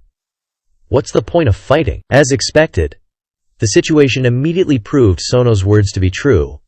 In an instant, Ramhi's health was fully restored. He laughed gleefully. "I said, in my territory, no one can defeat me, not even Augustine. Your physical strength, which you're so proud of, is indeed beyond my imagination, but once I trap you in eternal Dongtu, you've lost." The more Ramhi spoke, the more his aura exploded. Without hesitation, he rushed towards Ye Hao. "Come, this final punch will be the eternal ice coffin to put you into a long sleep." Ye Hao was not unprepared, calmly informing him, "Do you know what I know? You're constantly healing, so I'm using this method to fight you." As he finished speaking, a burning fireball appeared behind Ram. Ye Hao confidently declared, "It seems the moment I've been waiting for has finally arrived." Quickly, Ye Hao pushed him back, creating a large hole in the ice shield. As soon as he pushed him close to the fireball, he asked, "I want to see if I'll be frozen into ice first, or if you'll be melted by the heat of this star first." Ramhi, pinned against the fireball, could only helplessly say, "You, mortal, I really overestimated you. You want to use illusion to deal with me? Do you think this kind of illusion can fool me?" Responding to him was Ye Hao's mocking voice. "Is it an illusion or not? Use your 10,000-year ice body to feel it." As soon as he finished speaking, Ramhi gradually felt a drastic change in his body. He began to panic. "Wait, why is my body melting? This isn't an illusion. Did Luo Chao run away to leave this tough opponent for me?" "Stop. We can talk about anything. We're all victims of Luo Chao's deception. There's no need to fight to the death." His health had dropped to 80%, but then it immediately fell to 50%. He panicked and began to negotiate. "As long as you're willing to let me go, I promise to never invade the God realm, my treasures, power, and rights. Anything you want, I'll give it all to you." Ye Hao continued to tighten his grip on him without an inch of compromise, replying, "Your suggestion is quite interesting, but I can't stop now. I just want you dead." Seeing that he couldn't be persuaded, the old man erupted in rage, shouting, "You lunatic! We have no grudges against each other. We were both used by Lu Zhao. Why must you cling to this king and not let go? Fine, you want me dead, but don't even think about living? Let's die together in the heat of this star." The reason Ram Hefi wanted to drag Ye Hao down in a desperate gamble was because his health bar had plummeted to 20%. But Ye Hao responded like a cold and detached god of punishment. "Who wants to die with you? This little bit of warmth is like soaking in a hot spring to me." Ram Hefi's body was almost completely incinerated, and seeing Ye Hao so nonchalant, he could only cry out in despair, "How is this possible? A mere mortal standing firm on a star. What kind of monster are you?" Before he could receive an answer, his health bar was completely depleted. The system quickly announced, "Successfully killed the boss, received 2 billion experience points, along with a series of high-end items, First is the Ice King's beheading axe. This is the weapon of the first-generation Ice Giant King, concentrating the power of the enemies he killed. A god-tier equipment of steadfastness, the wielder can increase attack attributes by 300%. Next is the Absolute Zero Shield. This is a god-tier equipment of fate-stealing, imbued with the power of wind. After equipping, it can increase evasion by 30% and speed by 30%. Finally, the Frostbite Cloak. This is a god-tier equipment of fate-stealing, imbued with the power of Frostbite Wind. After equipping, it can increase evasion by 30% and speed by 30%. Ye Hao received this series of benefits, and a grin stretched across his face, as expected of the Ice Giant King, dropping all god-tier equipment. Suddenly, a warning sounded due to hair damage. Detection of the imminent appearance of the bald immortal account's suppression power. Please leave the current dimension immediately. At this moment, small flames began to appear on Ye Hao's body. He started to panic. This is bad. Cease's long golden hair can't withstand the star's heat. If it gets burned into a bald head again, this overpowered account will be ruined. Without time to think, Ye Hao turned and rushed out. But the flames on his hair didn't extinguish. He realized with worry, even though I'm moving away from the star, my hair continues to burn under the star's radiation, Ye Hao told himself. I must quickly leave here and return to the original dimension. Looking at the dimension's entrance gradually shrinking, he couldn't help but panic. I'm doomed. The dimension's entrance is shrinking so fast it's about to disappear. I'm not going to make it. Just as Ye Hao was despairing, something flew in from outside the dimension's entrance. He stared at it with suspicion. It was. Very quickly, it flew in front of Ye Hao. Holding the hammer in his hand, he exclaimed in surprise, "Thor's hammer." Instantly, Ye Hao was outside. Everything happened so fast that he was also surprised. I'm back. He looked at Sono, who was trembling, and asked, Sono, did you save me? How did you do it? We are clearly in different dimensions, and the dimension rift has already closed. At this time, he could no longer stand steadily, only using his hands to support himself from falling, and then said, Am I awesome or what? Seeing that the dimension's entrance was closing, I, the battle-hardened and quick-witted, threw the hammer in. Because no matter what space-time or dimension Thor's hammer is in, I can summon it back in an instant. But this move consumes a lot. I've almost used up all my remaining divine power. This feeling is awful. Ye Hao quickly commanded, System, exit the bald immortal account. With that, he returned to normal. Ye Hao reached out his hand to Sono and said sincerely, Thank you, Sono. Thank you for saving me. He happily grasped Ye Hao's hand, saying with great gratitude, I should be thanking you. You saved me first, and also resolved the greatest enemy of my god clan. From today onwards, Ye Hao, you are the brother of Thunder God. Sono, you are also the only mortal that I acknowledge. As soon as these words were spoken, the cliff beside them had a major change. Rocks gradually fell, and many growls echoed from below. Ye Hao listened attentively and began to speculate. What is this sound? It seems to be transmitted from the abyss beneath the crevice. Seeing the giants climbing up from under the cliff, Sofino exclaimed in panic, This is bad. The giants sleeping under the King City's cage have awakened. It must be because the death of the Ice Giant King caused the binding power on them to be lost. With that, he could no longer withstand it and collapsed to the ground, beginning to complain about himself. Damn it, I'm exhausted again. High-level main god weapons can directly open a portal back to the Golden City, but it's a pity that I don't have enough divine power to open the portal anymore. Hearing this, Ye Hao decisively made a decision. Then we can only return to the main city at the outpost ahead, and leave from the portal there. I also came that way before. Hearing this, Sono couldn't help but think. But with my current state of depleted energy, I'm afraid I'll be quickly caught up by the ice giants. If I go with him, I'll only become a burden and implicate him. The spirit of friendship didn't allow him to do so, so Gino used all his remaining strength to stand up. Walking straight to the group of giants that were climbing up, he said, Ye Hao, you go first. I'll fight these guys. Even if I'm exhausted, killing these rocks is still more than enough. Hearing this, he shouted to stop him, Now is not the time to be a show-off, Sono. Immediately afterwards, Ye Hao switched to the Ace Mecha Master Jiamuhui account. A fancy mecha appeared just like that. Shocking. Sono, Ye Hagio, what's the background of this metal thing of yours? Ye Hao pointed to the mecha and quickly said, No time to explain. Get in the mecha. I'll fly you." Very quickly, the mecha carrying the two men took off and flew away, leaving behind the giants, who were diligently chasing behind. Sonuo made no secret of his excitement. "Ye Hao, you're really talented. The speed of this iron bird is about to catch up to the eight-legged steed of our father of the gods." Not long after, in the giants' domain, at the main city guard post of the god tribe, John Nan, the city lord, and Shi Li looked up at the sky and reported, "Lord Galoon, there's something rapidly approaching over there. Could it be a new wave of attack?" Without thinking twice, he quickly gave the order, "All units on high alert, prepare for battle." But just as the aircraft drew closer, Galoon hurriedly yelled, "Wait! The aura on that iron bird is... All Valkyries listen up, prepare to salute." A moment later, Galoon and the Valkyries had knelt down respectfully before Sonuo. He spoke, "Your Highness the Thunder God, you have been missing for so long. To see you return safely, it truly is wonderful," Sonuo replied casually. "Galoon, this is all thanks to Ye Hao. He was the one who saved me." The moment these words were spoken, Galoon and the Valkyries performed a gesture of gratitude and sincerely said, "Ye Hao, so you risked everything to go to the Giant King's city, all to save His Highness the Thunder God. You have done the duty that should have been ours.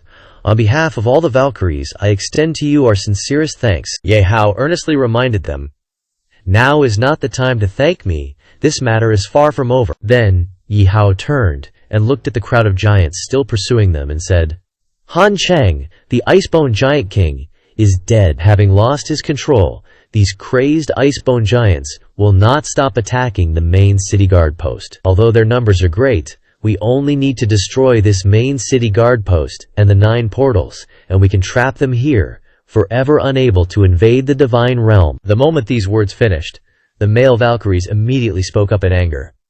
"What? Destroy the main city guard post? We suffered so many casualties just to hold this place. Are we just going to abandon it like this?" Some even doubted Ye Hao's words. "The Icebone Giant King is dead? What kind of joke are you pulling? Do you think I'll believe you?" Another quickly chimed in, "Exactly. None of the soldiers who defended the main city guard post would do such a thing. On what grounds should we, based on your word, a mere mortal, just give up because you tell us to?" Seeing a crowd of people completely disrespecting what Ye Hao had just said, Sonuo was instantly enraged, with lightning flashing around him as he roared, "Is this where you get to babble nonsense? If even he is not qualified, then who is? Everyone listen closely to me. Ye Hao's opinion is my command. Who dares to disobey?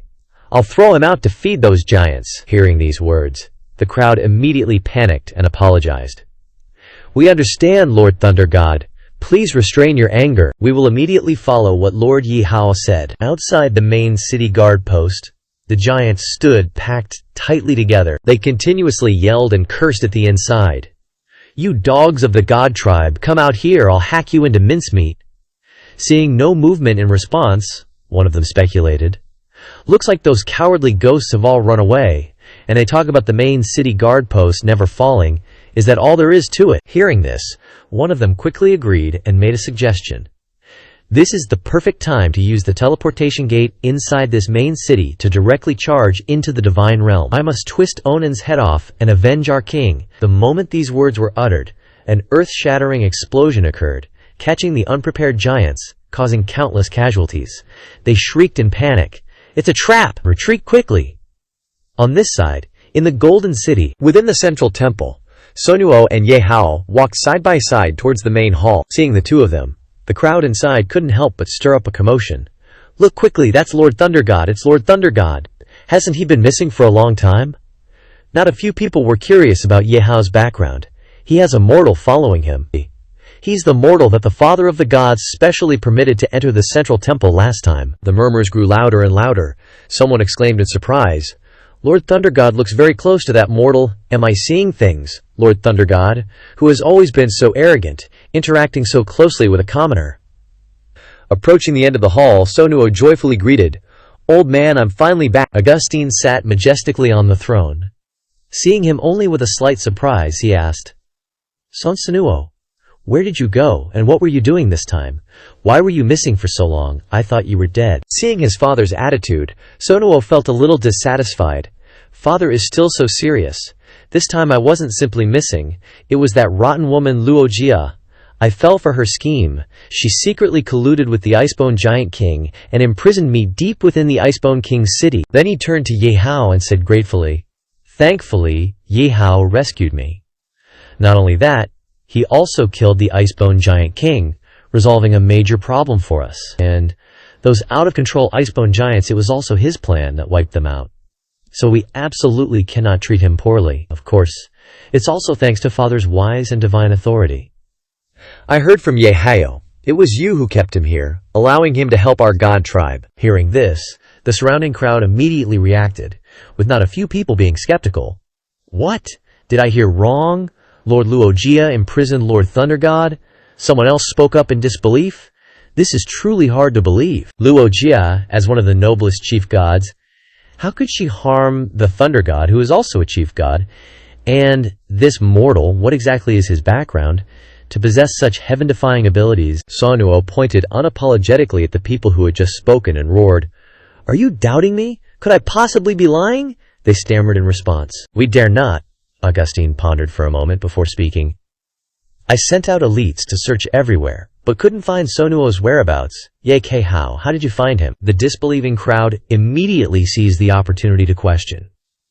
As expected of the Father of the Gods, one sentence hits the mark. None of us gods knew the whereabouts of the Thunder God. What did this mortal named Ye Hao rely on to know? Someone took advantage of the situation and quickly pinned an unknown background on him. Could he be a spy controlled by Luo Jia, acting as a double agent between the god tribe and the Icebone Giants, thereby helping Luo Jia achieve some goal? Sukanuo was also confused by the situation. He whispered into Ye Hao's ear, "Ye Hao, it's not that I doubt you, but what the gods are saying isn't entirely baseless. How exactly did you know I was imprisoned in the Giant King's city? I know you're not ordinary, and you must have used some special means. But you'd better give everyone an explanation to prevent them from misunderstanding you." Ye Hao replied mysteriously, "I won't hide it any longer. However, you must all prepare yourselves for what I'm about to say." Hearing this, Sonuo was a little confused. "Prepare myself? Prepare for what?" A few minutes later, after hearing what Ye Hao told him, he exclaimed in shock, "What, Ye Hao? You said you can control time?" Sukanuo's face was full of skepticism as he said, "Furthermore, you also come from a different world, and you even prophesied the twilight of the central divine realm and the 9 realms. This is truly unbelievable. Stop trying to scare people here. Even a god cannot control time, let alone a mere mortal like you.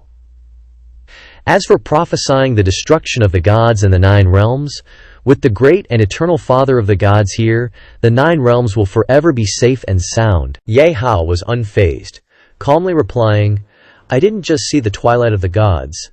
I saw the final outcome of the deaths of the Thunder God and the Father of the gods. If we leave Luo Jia unchecked, this outcome will likely still occur." The surrounding people immediately criticized. "Heresy! A mortal dares to utter such remarks. You absolutely cannot possess this ability. You are clearly cursing the Thunder God and the Father of the gods." Someone immediately asked for instruction. "Great Father of the gods, we urgently implore you to severely punish this heretic mortal." Unexpectedly, at this moment, Augustine slammed his eternal spear onto the ground and yelled, "Silence! All of you, shut your mouths, Ye Hao. If your ability is real, then you must surely know where Luo Jia is now, correct?" A disbelieving priest god spoke up. "Even if everything this mortal says is true, Luo Jia, being a scheming and deceitful god, as long as she intends to evade capture, no one can find her." The person next to him quickly chimed in. "Exactly. Since the spectrum pathway was destroyed, even the Father of the gods does not know the whereabouts of a chief god. So how could a mere mortal possibly know?" Ye Hao, however, replied with supreme confidence, "I certainly know. Previously, when I was in the Giant King's city, I rewound time 100 times. Although I allowed Luo Jia to escape with the hypercube, I also discovered that in all 100 times, she fled in the same direction, the Bem Mug Blazing Domain." These words successfully shocked the entire hall. Sonuo couldn't help but worry. What is that place? That place is somewhere our god tribe absolutely cannot set foot in. Why would it be that place? This is troublesome. Augustine needed no further confirmation. He immediately raised his eternal spear, demonstrating supreme power, and commanded, Chief gods, heed my order. Effective immediately, the central divine realm enters a state of battle readiness. Total realm alert. The surrounding chief gods immediately responded clearly. At this moment, Ye Hao spoke up to confirm his suspicion. Sonuo, the gods all seem to be very afraid of that place. Is the Bem Mug blazing domain really that terrifying? He replied with a look of understanding. It's very normal for you, a mortal, not to know. It is the nation of fire among the 9 realms, existing in eternal extreme heat. Thinking of the image of Taesu, the blazing giant king, Sonuo shuddered slightly as he recounted. The blazing domain has been a forbidden area for the gods since creation, a domain even gods cannot set foot in. It is also the territory of Taesu, the blazing giant king. Thousands of years ago, when the old man was still young, even at his peak, leading all the military might of the divine realm, he only managed to slightly gain an advantage over Taesu. Furthermore, at this point, his voice became particularly serious. In fact, since the beginning of creation, Father has received the prophecy of the twilight of the gods. Everyone knows this day will come, but they don't know when, and the condition for the twilight of the gods to begin is related to the blazing domain. That is why everyone is so anxious. Hearing these words, Ye Hao understood the situation clearly and said, "So that's how it is." A priest god respectfully asked Augustine, "Great Father of the gods, among the 9 realms, the blazing domain is the only place our god tribe has never set foot in. There is no main city of ours there. Whom should we send to capture Luogia? After all, even a chief god cannot endure the heat of the blazing domain." Sonuo shared the same concern and spoke up. "That's right. Even I couldn't last more than half an hour in that place, so old man, you absolutely must not send me." Just as the great hall was descending into silence, Ye Hao unexpectedly spoke up. "I'll go. Coincidentally, I, a human, am not afraid of the heat. I like warm places." Hearing this, the surrounding gods jealously exclaimed, "What? This mortal is starting to talk big again?" One person said dismissively, "He truly knows nothing. Even Lord Thunder God doesn't dare to go to the blazing domain. He would be incinerated within a second if he went." The person next to him responded with a hint of belief. "But he can manipulate the time string, and even defeated the Icebone Giant King. Maybe he has some special trick. What if he truly can do it?" Augustine turned around and left only a dangling sentence. "We'll discuss this later. Suo Tui, Ye Hao, you two follow me to the treasure vault." Hearing this, he was a little surprised. "Treasure vault?" Suo happily patted Ye Hao's shoulder. "Looks like the old man acknowledges and trusts your abilities and wants to reward you.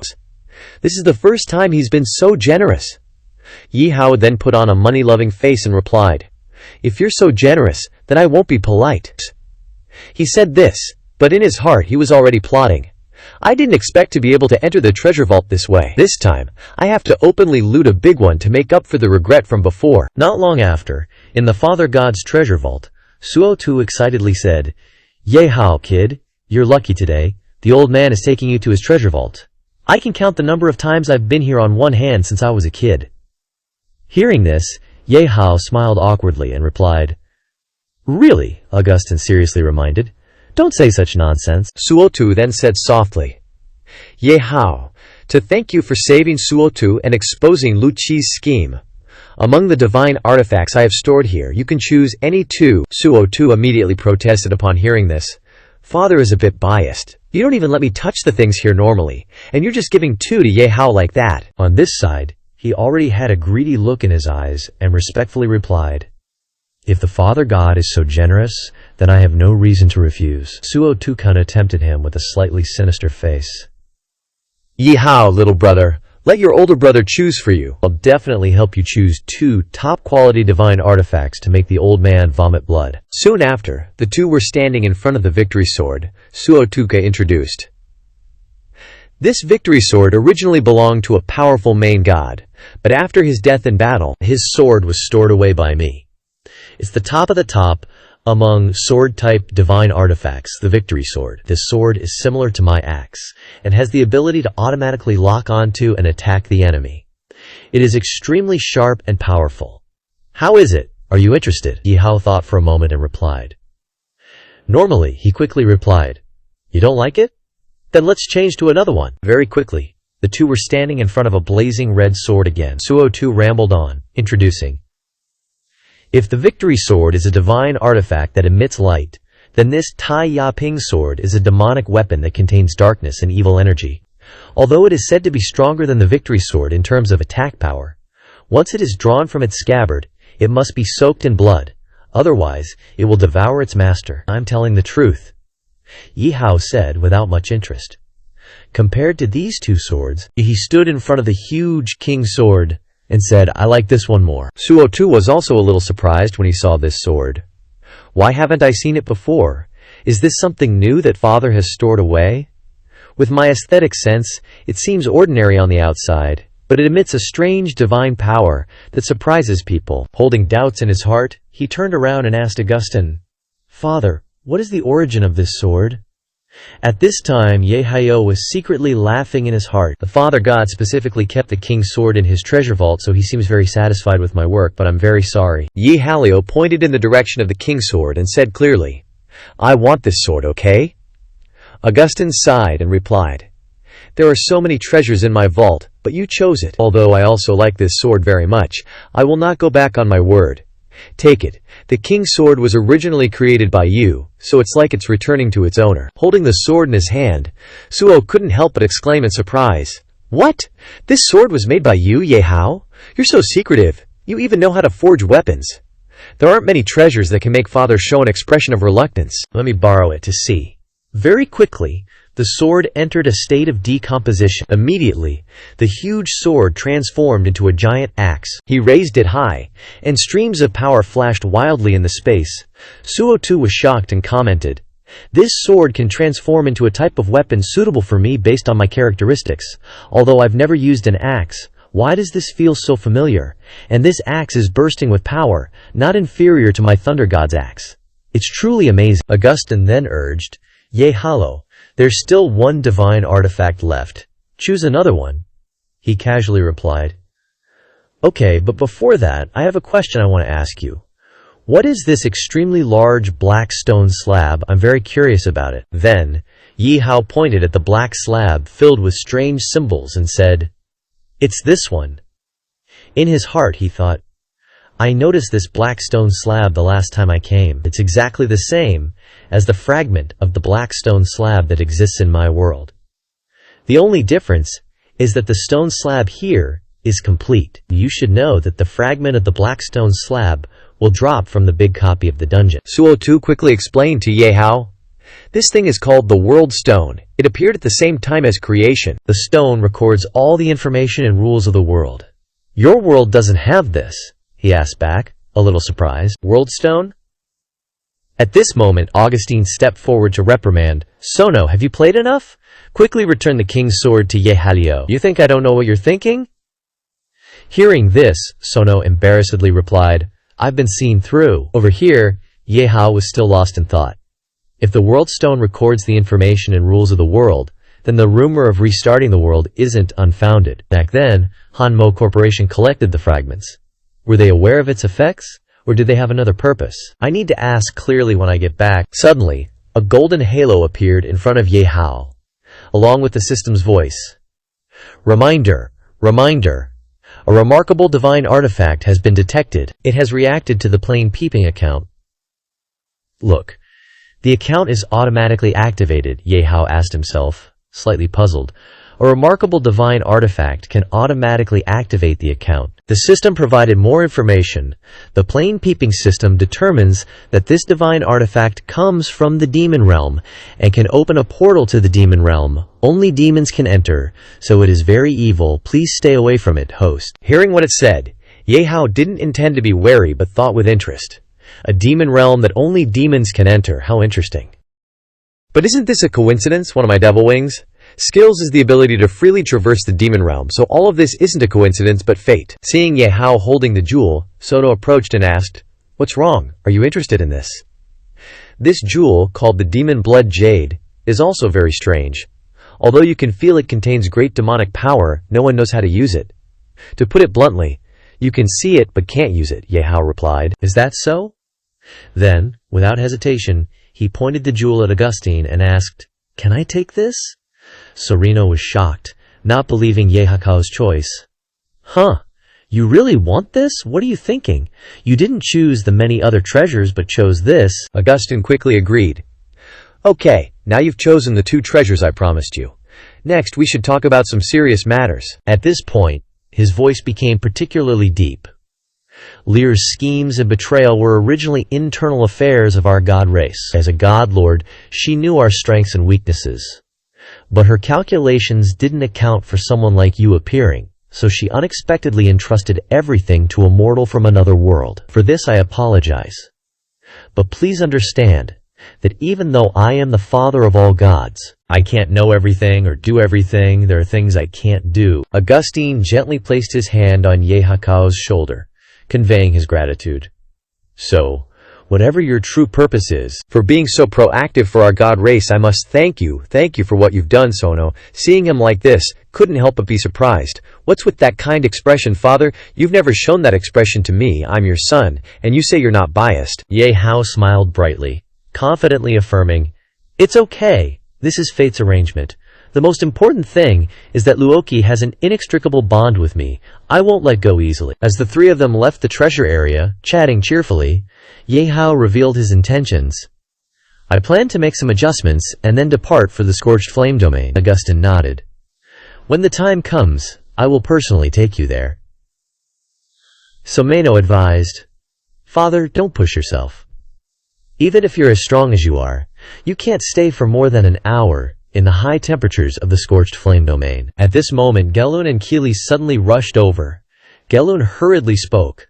"Father of all gods and Lord of Thunder, I have an urgent matter to report," Augustine asked anxiously.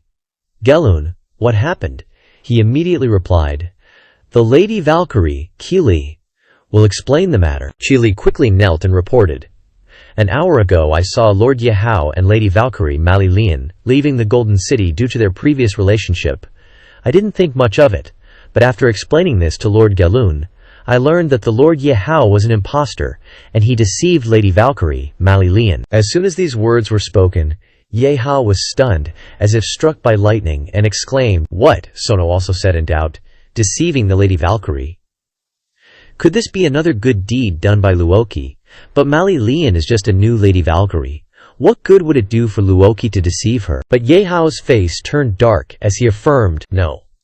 He gritted his teeth and said gravely, "Mali Lian is the key to this world, and she will determine the world's final destination." Hearing this, everyone looked at him and exclaimed in unison, "What?" Ye Hao began to search his memories and speculate. Could it be that Luoki discovered Mali Lian's importance? Damn it, system. Use the timeline control to lock Luoki. I must prevent her from contacting Mali Lian. The system quickly responded, locking. Before long it reported, lock failed.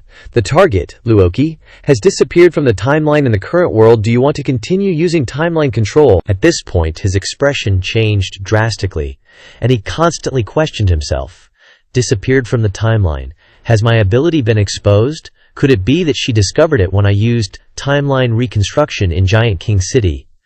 This is a bit troublesome. After much deliberation, Ye Hao decided, if I can't locate Luoki, then system, use timeline control to lock Mali Lian. She is the most important thing now. The system quickly responded, locking.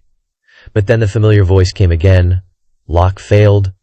The target, Mali Lian, has disappeared from the timeline in the current world. Hearing this, he was stunned, as if not daring to believe what he had just heard. He asked himself, Mali Lian has also disappeared from the timeline. Damn it, Luoki must have used similar methods to hide Mali Lian. Luoki, as the god of deception, has even calculated this step. Ye Hao was now more confused than ever and finally had to make a decision. Then go back to an earlier time.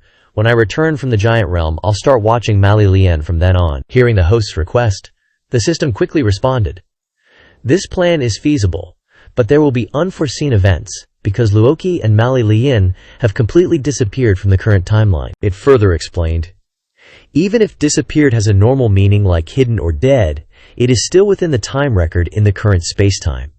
But Luoki and Mali Lian have been forced out of the world's time by a greater power. The current timeline no longer has their existence, and at this moment, a timeline is gradually appearing in front of him. Regarding its appearance, the system immediately explained. If you go back, it means opening a new timeline. not returning to the main timeline where you are currently. Speaking of this, it began to announce more details about the task to be done. In the timeline, complete the mission to prevent the Lady Valkyrie from falling. It can only eliminate 50% of the Goddess of War account's madness and bloodlust, resulting in a mediocre ending. Only by completing the final task on the main timeline can a perfect outcome be achieved, completely eliminating the account's madness and restoring the Goddess of War to her divine form. Hearing this, Ye Hao couldn't help but frown in thought. Having put in so much effort to get to this point, there's absolutely no way I can give up halfway and choose some ordinary ending.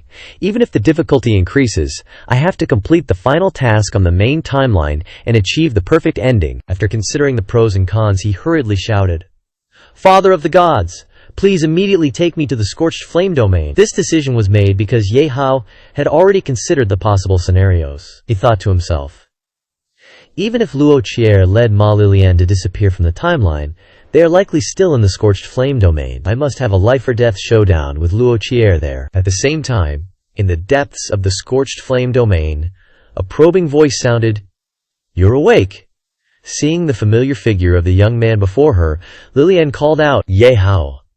She groggily rubbed her head, then looked around before asking, "Ye Hao, where is this, and when did I faint?"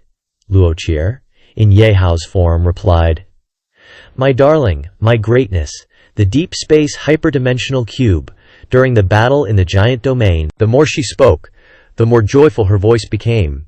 Sensing the extraordinary power emanating from her, "It told me to find you." Saying this, Luo Qier turned around, looking at Lilian with Ye Hao's face, and said, "Unlike those outdated and boring gods, who are powerless to resist the fate of the twilight of the gods and only know how to obey the will of heaven, my darling, it will help me, guide me, save me.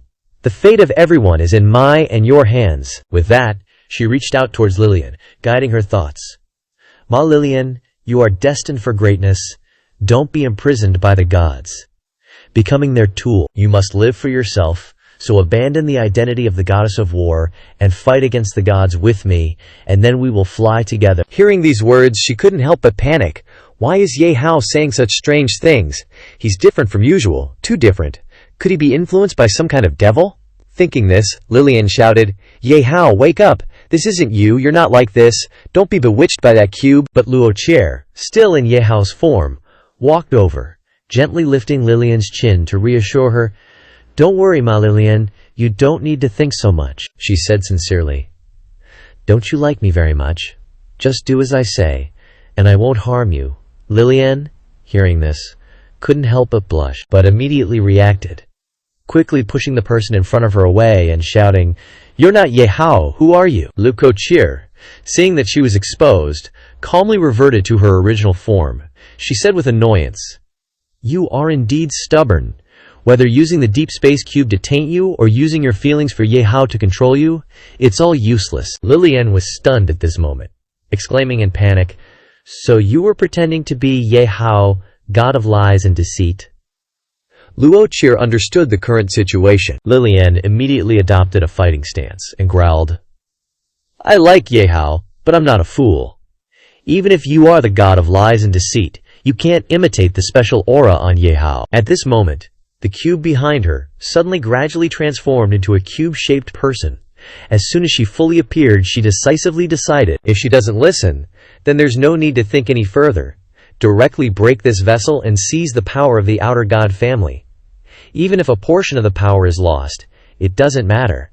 The abundant power in her body will definitely help our grand plan. Luo Qier embraced the transparent body in front of her and whispered, "I listen to everything you say, my darling." As soon as the words fell, her spear successfully pierced through Lilian. She didn't even have time to defend. Lilian struggled desperately, trying to pull the spear out of her body, but her strength couldn't move it at all, Lilian thought in pain. Too fast, no time to react. Is this the strength of a chief god? Luo Qier's expression didn't change, as she said to the person beside her, "The power in her body belongs to you." Saying this, Luo Qier kissed the person's hair without hesitation, her voice becoming even more gentle. "My darling." At this time, in the central area of the Scorched Flame domain, Ye Hao was observing his surroundings and exclaimed, As expected of the father of the gods, even if there is no main city station on this side, he can still use the eternal gun to transport me to the central area of the scorched flame domain. Hearing him say this, Augustine modestly replied, "This is not a difficult thing. My divine power is broad enough to withstand the heat." But at this point, his voice was extremely uneasy. "Why did you choose to directly break into the central area?" Ye Hao replied seriously. "Because compared to searching around like a headless fly, it would be more effective to directly ask the owner of this territory." As soon as the words fell, the scorched flame giant King Tesu, level 850, appeared in front of them. He sat imposingly on the chair and shouted, "Augustine, you dare to come to my territory? Have you forgotten our non-aggression pact from 10,000 years ago? For 10,000 years I have always abided by this pact.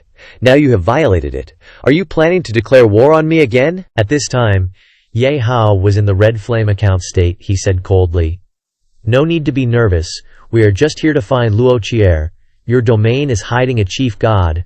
Don't tell me you don't know where she is." As soon as the words left his mouth, the system's voice echoed in his ears. "The Crimson Flame account is experiencing temperatures exceeding standard levels. Receiving a limited-time divine-grade bird connection to enhance it to level 999. This buff only applies within the Scorching Flame domain." Seeing Ye Hao standing amidst the encirclement of fiery demonic beasts, Tesu spoke up with a sneer. "A mere mortal dares to provoke our great king. Tired of living, huh? We'll roast you alive." As soon as the words were spoken, the demonic beasts rushed towards him like madmen. Ye Hao said impatiently, "Enough." Immediately afterward, the demonic beasts were successively slashed to death by rays of light. Painful screams echoed throughout the space. Augustine, on the other side, was still trying to persuade Tesu to stop fighting. He said, "I didn't come to declare war. Hand over Luo Qi, and we'll leave immediately."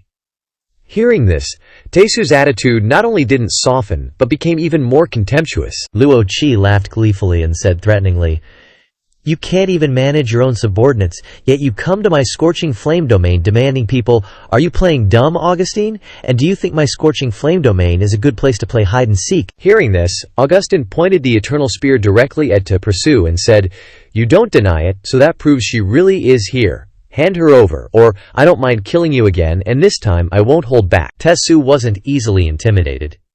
He chuckled and said mockingly, "I'll never forget that hateful look in your eyes. The wound you inflicted on me back then still aches after tens of thousands of years. That pain reminds me that it's time for revenge." Seeing that the battle was about to begin, Augustine quickly instructed Ye Hao, "I'll hold him back, buying you time. You must quickly find Luo Qi and Matililian." Ye Hao pondered for a moment and replied, "All right." After speaking, he hurried away. But seeing the scene just now, Ye Hao couldn't help but wonder. I sensed absolute killing intent on the Father of Gods. Could their previous conflict have something to do with the Twilight of the Gods? Unable to figure it out, he decided to give up. Now isn't the time to think about these things. But before he could leave, one of Tesu's sword strikes came down. He roared angrily, "Did I say you could leave?" Ye Hao quickly dodged the attack. Before he could counterattack, Augustine's eternal spear flew over, creating a shield in front of him. He circulated the energy in his body, causing the surrounding creatures to run away in fear, and then warned, "Your opponent is me, Tesu. If you want to fight, then I'll fight you." Immediately afterward, a massive energy vortex appeared, sweeping away everything in its path. The surrounding demonic beasts were quickly annihilated, screaming in agony, facing an unprecedentedly overwhelming power. At this moment, Augustine transformed into the form of the Father of Gods, donning a heroic battle armor, and declared, "The battle from tens of thousands of years ago isn't over. Let's settle it today." Provoked, Tesu didn't hesitate, ignoring Ye Hao and rushing towards Augustine, not forgetting to say with a sneer, "Just what I wanted." Quickly, a massive explosion occurred. Ye Hao had already left the area, but looking back still made him panic. The impact of their collision is truly terrifying, but I must hurry. Prolonging this will be disadvantageous for the Father of Gods. Ye Hao looked around at the vast space, and a serious problem began to dawn on him. He thought to himself, "But this vast, scorching flame domain, how am I supposed to find them? Drones can't withstand such high temperatures." Thinking this, Ye Hao exclaimed, "How could I forget such an important thing?" But he quickly found a solution, circulating energy in both hands and saying, Now that I've received the Crimson Flame Emperor's divine grade buff, directly increasing me to level 999, this scorching flame domain is practically my backyard. Finding people will be simple. As expected, Ye Hao immediately ordered, "Come forth, true Sight-Eye max level. Lock onto Luo Qi's position for me. No matter what tricks or schemes she uses, find her for me." The true Sight-Eye max level quickly appeared and responded, "Target Luo Qi and Ma Lilian's positions have been locked. The time control skill has returned to normal. Does the host wish to execute the command to return to the previous timeline?" Without hesitation, Ye Hao dismissed this idea. No need. In this scorching flame domain, I'm like a fish in water, there's no need to replay it. On the contrary, I need to figure out how to suppress her here, so she can't escape. At this point, his voice became more decisive and stern as he said to himself, "But before that, I must deal with the fire-dropping giant first, in case any unexpected variables occur." On the other side, Tetsu had been stabbed in the chest by Augustine's eternal spear. He cried out in pain, "I didn't expect, Augustine. Even though you're a fake, your strength hasn't diminished much compared to your peak state back then." He had to support himself with his sword to avoid falling.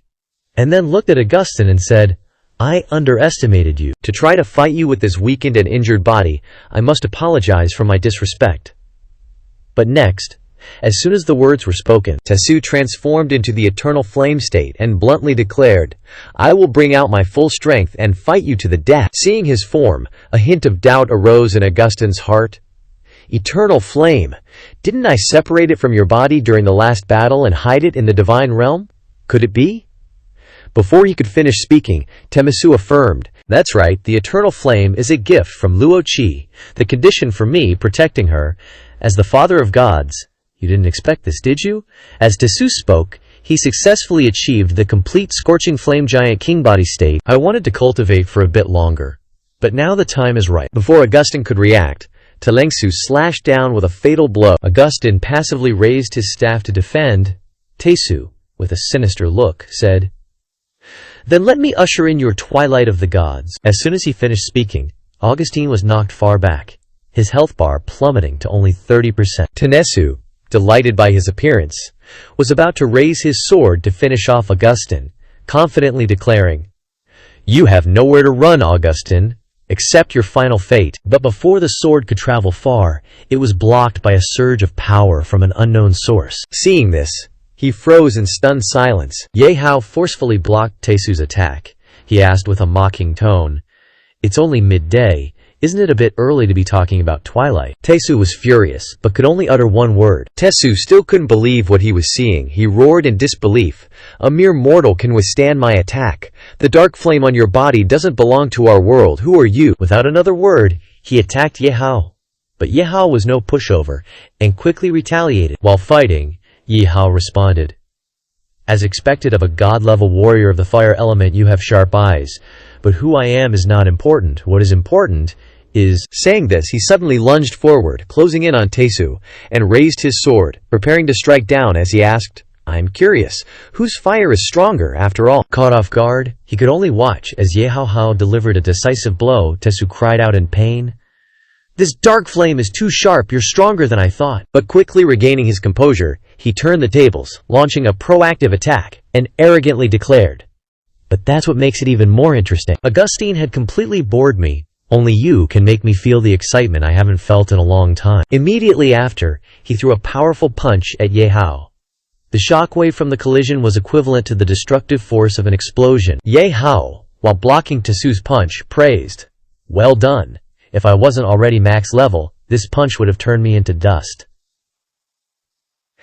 The advantage in physique is quite obvious. Saying this, Ye Hao began to affirm, "But when it comes to physique, I won't lose." Then he commanded, "Show your true form, Flame Demon." Following his call, a complete level 960 Flame Demon appeared. It respectfully replied, "As you command, my king." Speaking of the complete Flame Demon form, it's the final boss in the Crimson Flame Emperor world. After being defeated by the Crimson Flame Emperor, armor was used to bind and restrict its power. The Crimson Flame Demon at max level can break free from the restraints, unleashing its full power. Augustine, witnessing the scene, couldn't help but gasp in amazement. The dark flame power is surprising. It's completely comparable to Tetsu's eternal flame. Ye Hao, What kind of world do you come from? Taesu, on the other hand, showed no worries. Instead, he excitedly said, to have strength almost on par with me, this is how it should be. It's interesting, isn't it? Hearing this, the complete flame demon form warned, interesting. Wait until I bite off your neck, will you still feel that way? Ye Hao walked towards Augustine and reminded, Lord Father of the Gods, if you continue to stay here, there may be greater danger. Leave this place quickly. Leave this place to me. But he refused. No need to worry, I can still hold on. There is just one thing I want to clarify. Here, Augustine became serious and asked, the power you possess astonishes even an experienced, battle-hardened old man like me. But why did you come to our world with such great power? What is your ultimate goal? Ye Hao looked at him thoughtfully, then made up his mind. In that case, I'll tell you everything.